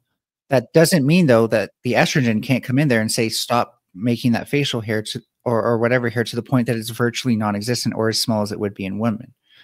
The point being that while there are sex-based developments that can happen, how much they actually happen is often hormone based. Not all of them, though, not all of these gender difference, these sexual dimorphisms are necessarily caused by the XY chromosome. So you can still be XY and have things that would either belong to XX or XY. This is why you can't just like assume something as simple as like, okay, so someone's phenotypically female, I'm going to assume their bone density is also the same. You have to check because you can't assume that things will work evenly across all cell types, especially if they're expressed by different chromosomes. I honestly, I don't care about what you're saying. I just want to see actual statistics and data on it. And I want to tell Ghosty, I understand you turn the camera on to let everyone know it's fucking daylight and that you want to turn the stream off. So just tell us to fuck off. Oh my god, it's so freaking cloudy and freaking wintry here. I hate it. I pointed outside because I'm at the beach and you can't see because my camera's shitty, but there's a beautiful sunset like over the ocean. It's hard to see though, but yeah, if you want to go, just tell us to go. Like don't feel trapped. No, I don't. I'm chilling. Mel's just talking absolute nonsense. No, I'm not. I do have an aunt, crab, who has very high testosterone levels. And so she grows like hair on her body. Like she's much like hairier than most women, but she doesn't grow facial hair. I think as she got older, she kind of grew in like a little bit of a mustache, but like lightly. But she was the first female when she was younger that played was accepted on the male's baseball team because she had like a really good pitch. And yeah, I don't know if that contributes anything to the conversation. Crap, I will give you this much. It's been forever since I looked at this study, and there are a lot of studies on this that found mostly what you're looking for. But what I'm trying to get at is that we can't go ahead and assume that someone who's like, and this is just under the general idea of like, if these women have development differences in sex development, I keep saying it wrong, but I think that's the right way of saying it this time. Then we can't assume that that things went one way or another unless we actually figure that out about them specifically, because especially with like things like differences between bone and stuff like that, what they were talking about in that paper is that, well, this is common. And I forgot to mention, I did want to concede that to you, that this is common that they are insensitive that way. Like what Ghosty pointed out, sometimes you can see the opposite where they get all facial hair and no body hair, because these things are also developed through other chromosomes in the body as well. Yeah, you got like PCOS and stuff. But I'd still, we've gone into like exceptions and outliers. Oh, right. It's incomplete androgen sensitivity syndrome, because they make the distinction between incomplete and complete in one. Like if we have to go to outliers to validate that these specific superhero-esque women could shovel in a trench, like I agree with that. I've agreed with that the whole time. What I'm asking is how else can you explain such a huge difference in weight? Like, again, I don't think it's enough to be explained by bone density. You do, that's fine. We're going to disagree on that until I can talk to a sports scientist on this who would actually know. In terms of like whether or not they should be able to lift the same amount. I'm just arguing that they should, because it's totally possible that you're going to get a phenotypical female with the same range of testosterone as males. It happens a lot in sports, actually, way more than you would expect if you knew the rates at which this actually happens. It's actually interesting that it's never mind. And so, like, when we factor that, it's just incredible to me that none of these women have even approached the same amount, unless there's like environmental factors at play and stuff like that. Well, I'd say the answer is probably pretty simple. And maybe. How long do you think female weightlifting's been a thing, like female professional, like powerlifting and stuff? How long has that been going on, you reckon? It wouldn't be more than like 20, 30 years, really. I don't. Yeah, I'm trying to look for that other thing still, and I don't want to forget that I'm doing that. Yeah, but just like we don't have to. It doesn't have to be facts based. I don't know. I just really don't know. Like, what would you think? Like, what would be your best guess? Do you think it's been something that's been around for fucking hundreds of years or 60 years, or is it like probably a newer thing? I don't know, dude. No, just a guess. I couldn't even make a guess if I wanted. Just to be rational. Like, you understand how society is and how women were oppressed and they weren't allowed to go into the workforce and shit like that. Stuff that's not relevant now. Like, I'm not even talking about that anymore. I'm just saying, like, systemic influences. Yeah, okay. So socially and systemically, do you think it would have? It probably wasn't that acceptable for women to be powerlifters. It still sort of isn't, because you're going to be perceived as being unattractive. Yeah. So it's probably a kind of a new thing.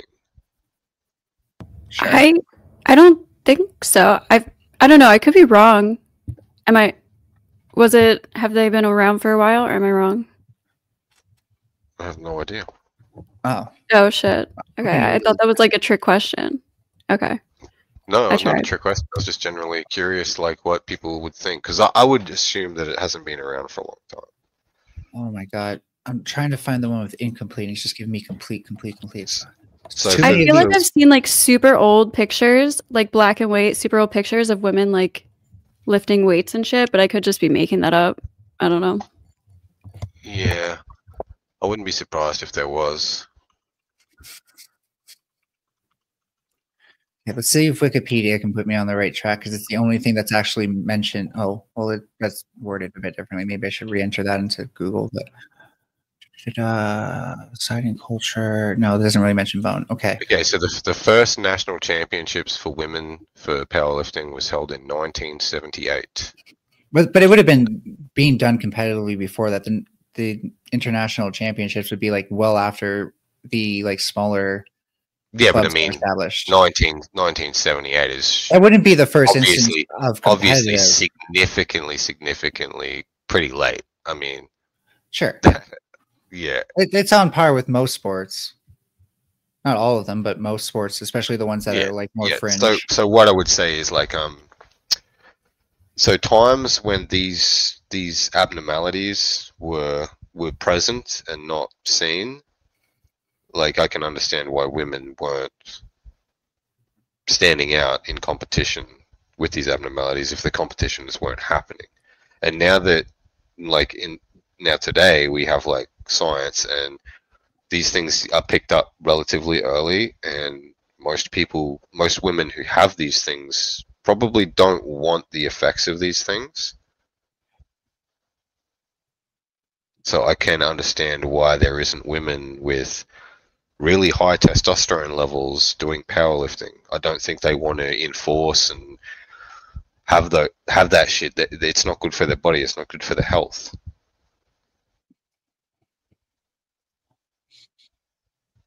I can understand why there isn't these women putting up massive powerlifting numbers just because they have the same testosterone levels. No, I don't think it's necessarily bad for their health to be able to lift a lot. No, but having high testosterone as a woman probably isn't that good for you. Well, it depends on which parts of your body are sensitive to it, actually, and that isn't what makes it more the partial androgen insensitivity, which I'm glad I got corrected on this. I want to read this. Sorry, I got to see where bone is in this now. Okay. Well, it got me lost, but there is somewhere in this article I'm going to post where they say in partial androgen insensitivity syndrome, they may not always have bone density loss. And all like they could also not be growing muscle. You're right. It is an anomaly, but all I'm saying is, you know, if it's not environmental, then we would expect at some point to see somebody just blow things out of the water, dominate all the women, like, oh my God, where do they come from? And then we eventually find out they have super high testosterone levels for that. And that's usually what it is, by the way. Yeah, but like women don't want high testosterone. It is bad for their bodies. Like, yeah, if they don't have any of these differences, yeah, if they don't have any of these fucking facial hair, enlarged clits, like that acne and shit, they don't want that crap. They don't want a deep voice. Well, unless they want to transition to a guy. Yeah, well, there's not much of that going on. It's the other side. Well, it's about the same rates as trans males to female. However, how much treatment they commit to, like how much surgery they'll do and stuff like that, because phalloplasty is not very good right now. It needs to be improved for sure. It means that like they're just less likely to do things like sex reaffirming surgery, where they actually get the bottom surgery. In fact, you've probably met some women who you thought were lesbians and they were just trans men and not talking about it because it was before that was like a thing. Trust me. Nah. Okay, I actually did before I even knew trans people were really a thing. And then like I came out as trans and she was like, oh my God, you're trans. And I was like, yeah, so? And she's like, I'm trans. Did you not know? I was like, no. I thought you were Draven. Like she didn't ask people to use different pronouns and stuff like that. I still don't think she would, but she identified as a male and she definitely took like testosterone and stuff like that. And I was like, whoa, like, you know, I just never realized that about you. And she definitely seemed like she, you know, butch lesbian, very like taller than me, just definitely weighed so much more. Not throwing any shade, of course, but just saying that like, I totally got it when she said it. Like, oh my God, how could I not have seen it? But, you know, that's because butch lesbians can also just be a thing. Yeah. Yeah, but you go, you're so ADHD. You go on the weirdest tangents. Well, at least I keep it interesting. Depends. Where else are you going to... It's probably frustrating if someone's trying to get a point across.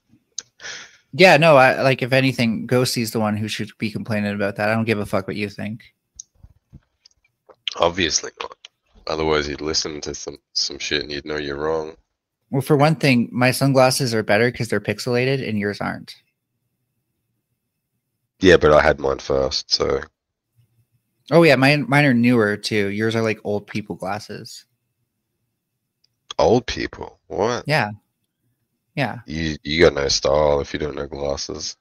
I'm just saying I seem more applicable to 2024 with these glasses. You seem kind of like maybe like 80s. Those look like 80s 2024? Yeah. 2024? Are you serious? Yeah, these are 2024 shades.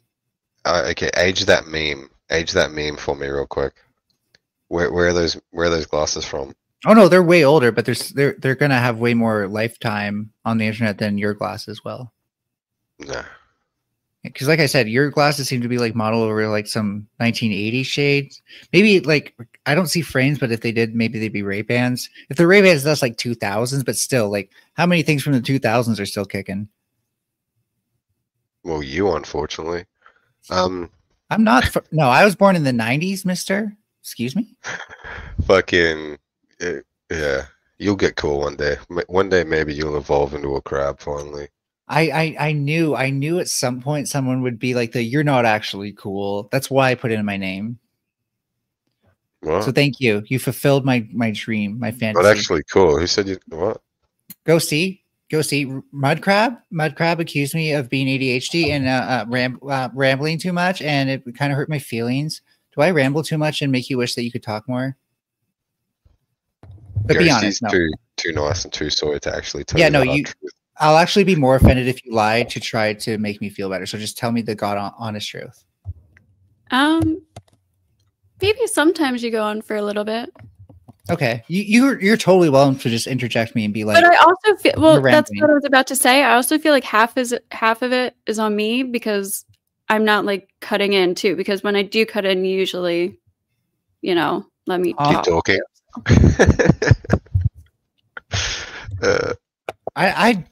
Okay, well, maybe I'll try to notice it more because I thought I was letting you speak if you tried to cut in personally. But my bad. Like, no, that's what I was saying. That's what I was saying. Oh, okay. If I do cut in, you definitely let me talk. Okay, that's good. That's good. Yeah.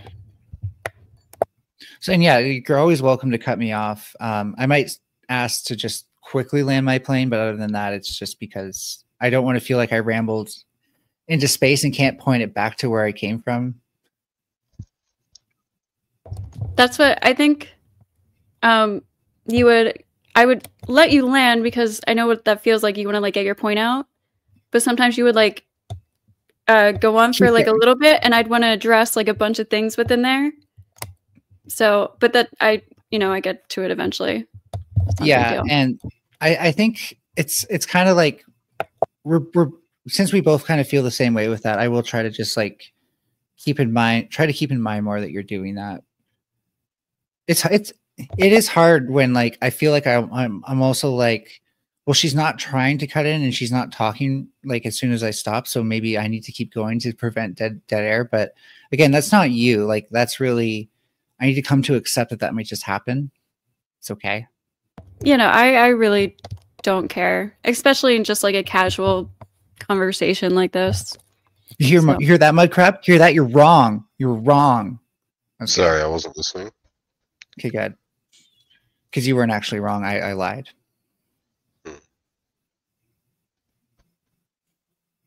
Well, it sounds like the chess thing's really going off. Shit, I totally lost track of that. Hey, you're more interesting to me than chess. Oh. Wow, they are really low on time and they still have 5 moves left.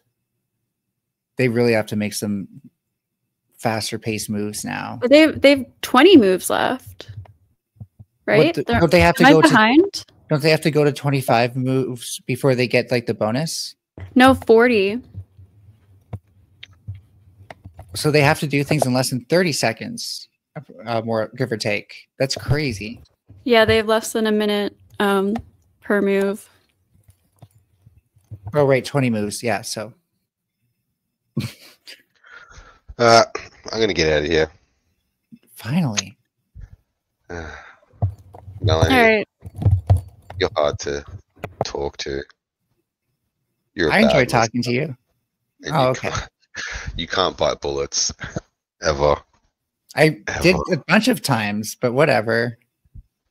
Why do people always accuse me of not doing the thing I definitely did instead of like anything that like I maybe didn't do? Because I specifically remember saying like, even if what you say is true, I still have an argument for this, right? Do you remember that? It's hard to remember things that you say because you say so much. I'll take that as a W. No, I'm joking. Yeah, but I'm still kinetic energy, fucking bones. I got where you were going. I got where you were going with that, with the whole like the plank between the sticks thing. But again, that's like assuming that all the force is carried through the bones, and it's not. No, but the force cannot be applied without the bones because before you lift that weight, the muscle has to apply force to the bones. Can you apply force to the roof of your mouth with your tongue? Yes. Does your tongue have bones in it? No. I rest my case. Am I applying force to bone? No, but you don't need bones to apply force. That skeleton cannot stand. I do require bone to apply force with my tongue to the roof of my mouth because the roof of my mouth does not exist without bone.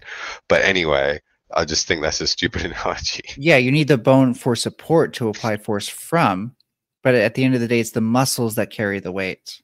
So again, if I had just bones, I wouldn't be able to do anything. If I have muscles, I can do something.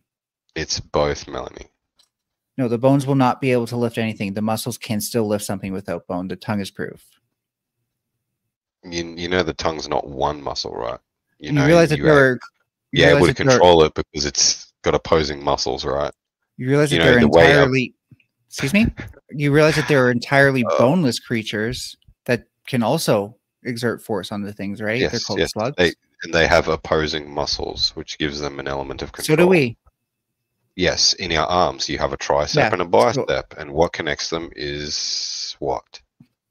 What connects all What these muscles joins into them a is function? the connection. The connection is a different thing, but what joins them is the bone. If we're talking real physics, you wouldn't say connection there. Okay. Well, Because they're connected to the bone. That's not The what bone- connects them. What joins them as a system. is the bone makes the functions all possible. Without the Nope. bones in your arm, you're not achieving the functions. So the bones that you said that I'm using in my tongue to press up. No, I didn't say using bones in your tongue. No, I didn't say my tongue. I meant to say around my tongue if I said that. So you said I'm still using bones to press up, right? Those bones are underneath my tongue. You would agree, right? No, that's not what I was saying. Oh, well, You were making our a tongue stupid anchored? map. Where's our tongue anchored? Where's it anchored? On the It top doesn't of our need mouth or anchors the 'cause bottom? It's got opposing muscles. Right. So we don't got- need bones to apply force, but we do need muscle. I rest my case again. It's a retarded analogy, and if you're resting your Inverse case on kinematics for the win. Inverse kinematics for the win. Inverse kinematics for the win. that is not that. Inverse kinematics for the win. It's actually the only reason that we can stand up at all. Otherwise, our spine would collapse. Melanie, you're saying that because you can apply force using your tongue without bone, that you don't need bone at all to apply force in the rest of your body. Are you really Yeah. saying that? Yeah, because the way that the bones are anchored, Okay. No, They're no, using- no. You're retarded, and if that's the hill that you're standing on, that's super fucking stupid. And so again, there's they no amount of translate- like logical carry- conversation that they can happen that carry can walk kinetic you through energy. that fucking door. They carry kinetic energy through them. They do not create kinetic energy. However, when you understand God. inverse, do you realize where the muscles are attached to the bones, especially your long Melanie, bones? what is kinetic Where are the energy? muscles? Hey, rude mud crab. Where are the muscles? Melanie, what is kinetic energy? Where are the muscles on your femur? What is that connect to kinetic your hip? energy, Melanie? Where are the muscles on your femur anchored? The ones that are anchored to your femur, where are they anchored? To the The bone. middle, but where on the bone? Middle, Doesn't edges? matter. It's anchored to the It bone, and it does. uses the bone It as an does. anchor. Mud crab, it does. Listen to me for Oh. half a second. What is kinetic energy? Just tell me what Listen to kinetic me. energy is, so I can I leave. shouldn't. Tell me what I kinetic. so What's shouldn't kinetic have to. energy?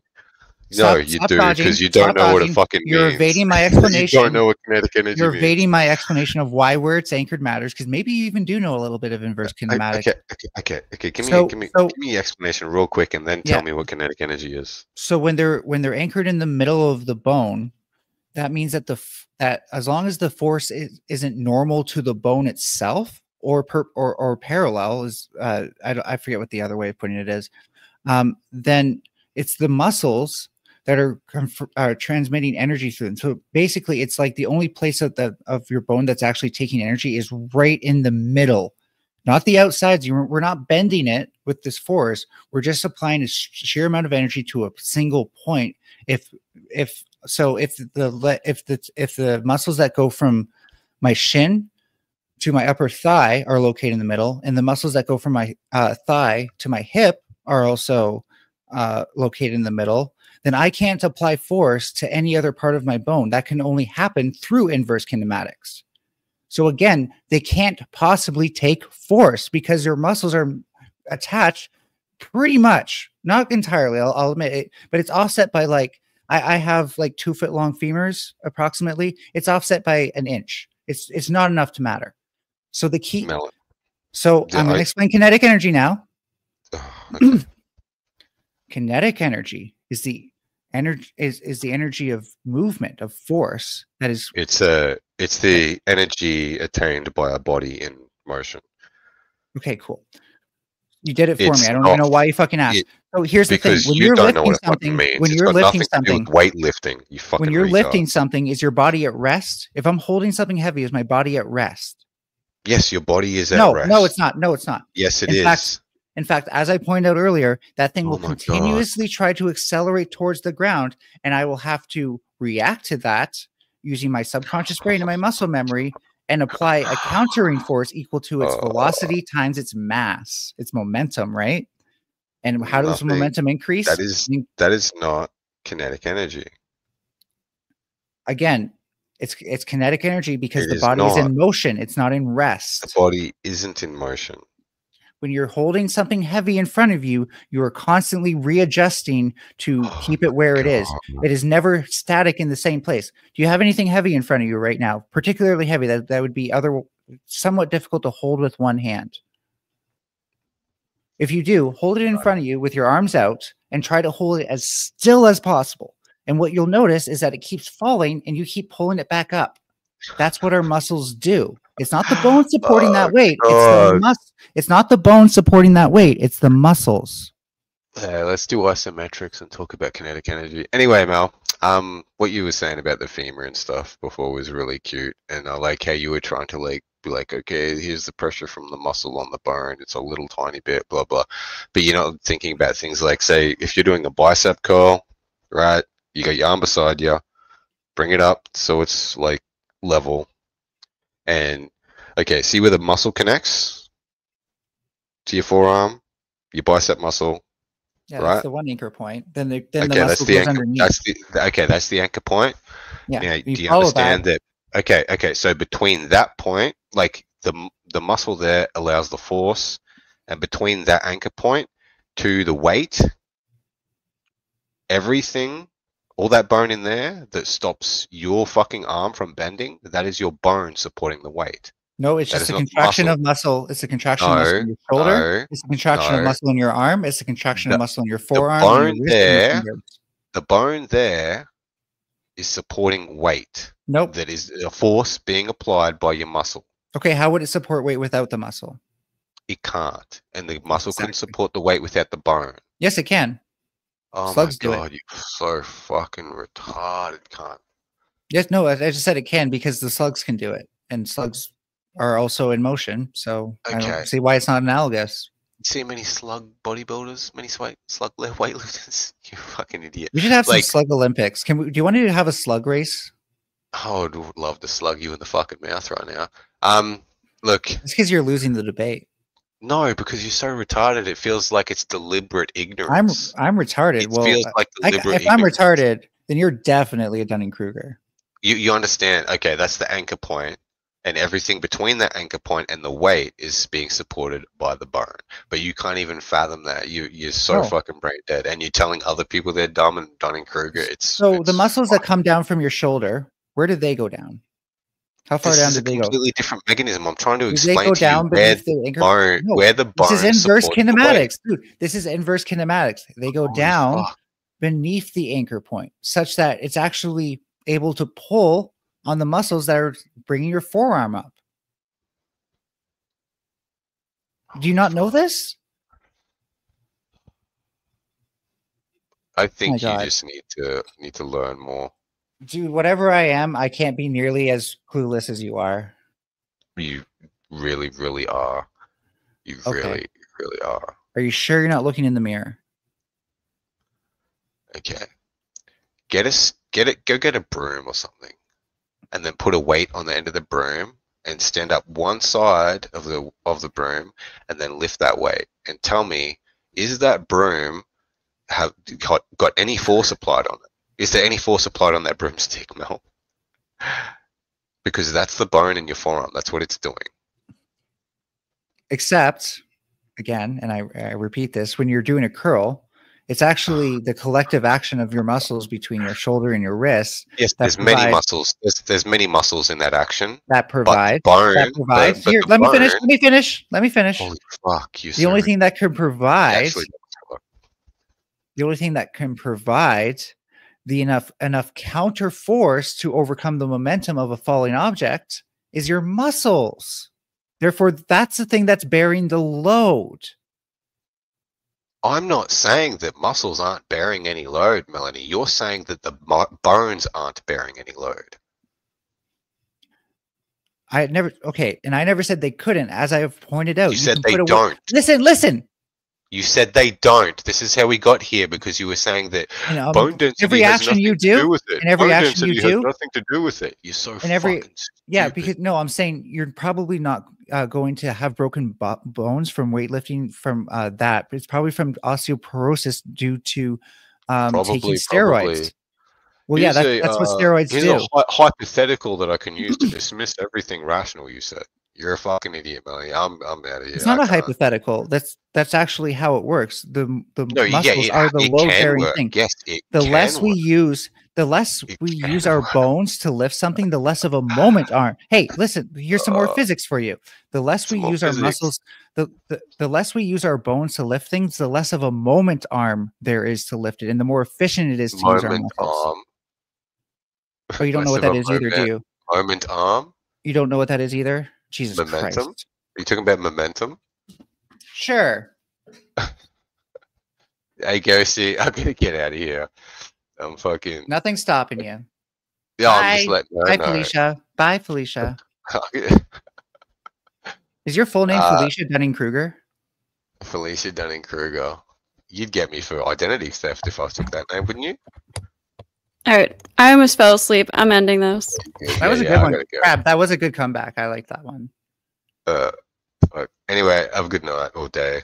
I'm out of this. Have fun. Bye. All right. Thank you, Crab. Thank you, Melanie, for coming up. Okay. And I'm for sorry. 8 hours. Sorry. Oh, no. Don't apologize. That was fun. And I was lonely tonight. So thanks for I only keeping me wish company. I didn't know what the fuck I was talking about. That would make it so much easier to have like stupid conversations with stupid people. Sorry. I had to get that off my chest for a second. You're good. You're good. I really enjoy my time here. Thanks for happening. Hey guys, if you're watching the stream still somehow, first of all, you got to be smart. You still have put up with that. But secondly, give the stream a like. Make sure you follow this bitch. Like, hit that bell, right? You want to know when she's live. And sorry, I know not everyone's being comfortable called a bitch. I meant it with love, but no shade, no shade. Just these. No, none taken. All just good. these cool pixel shades, which are better than mud crabs. I agree. Not gonna lie. Aw, thank you. Okay, I gotta get out of here before Mud Crab comes up to defend himself. Otherwise, I'm gonna be sucked into his bullshit. Okay. Bye. Bye. Okay, I'm like dead. So I'm gonna go to sleep. Bye. Oh wait. I have to end the stream. Okay.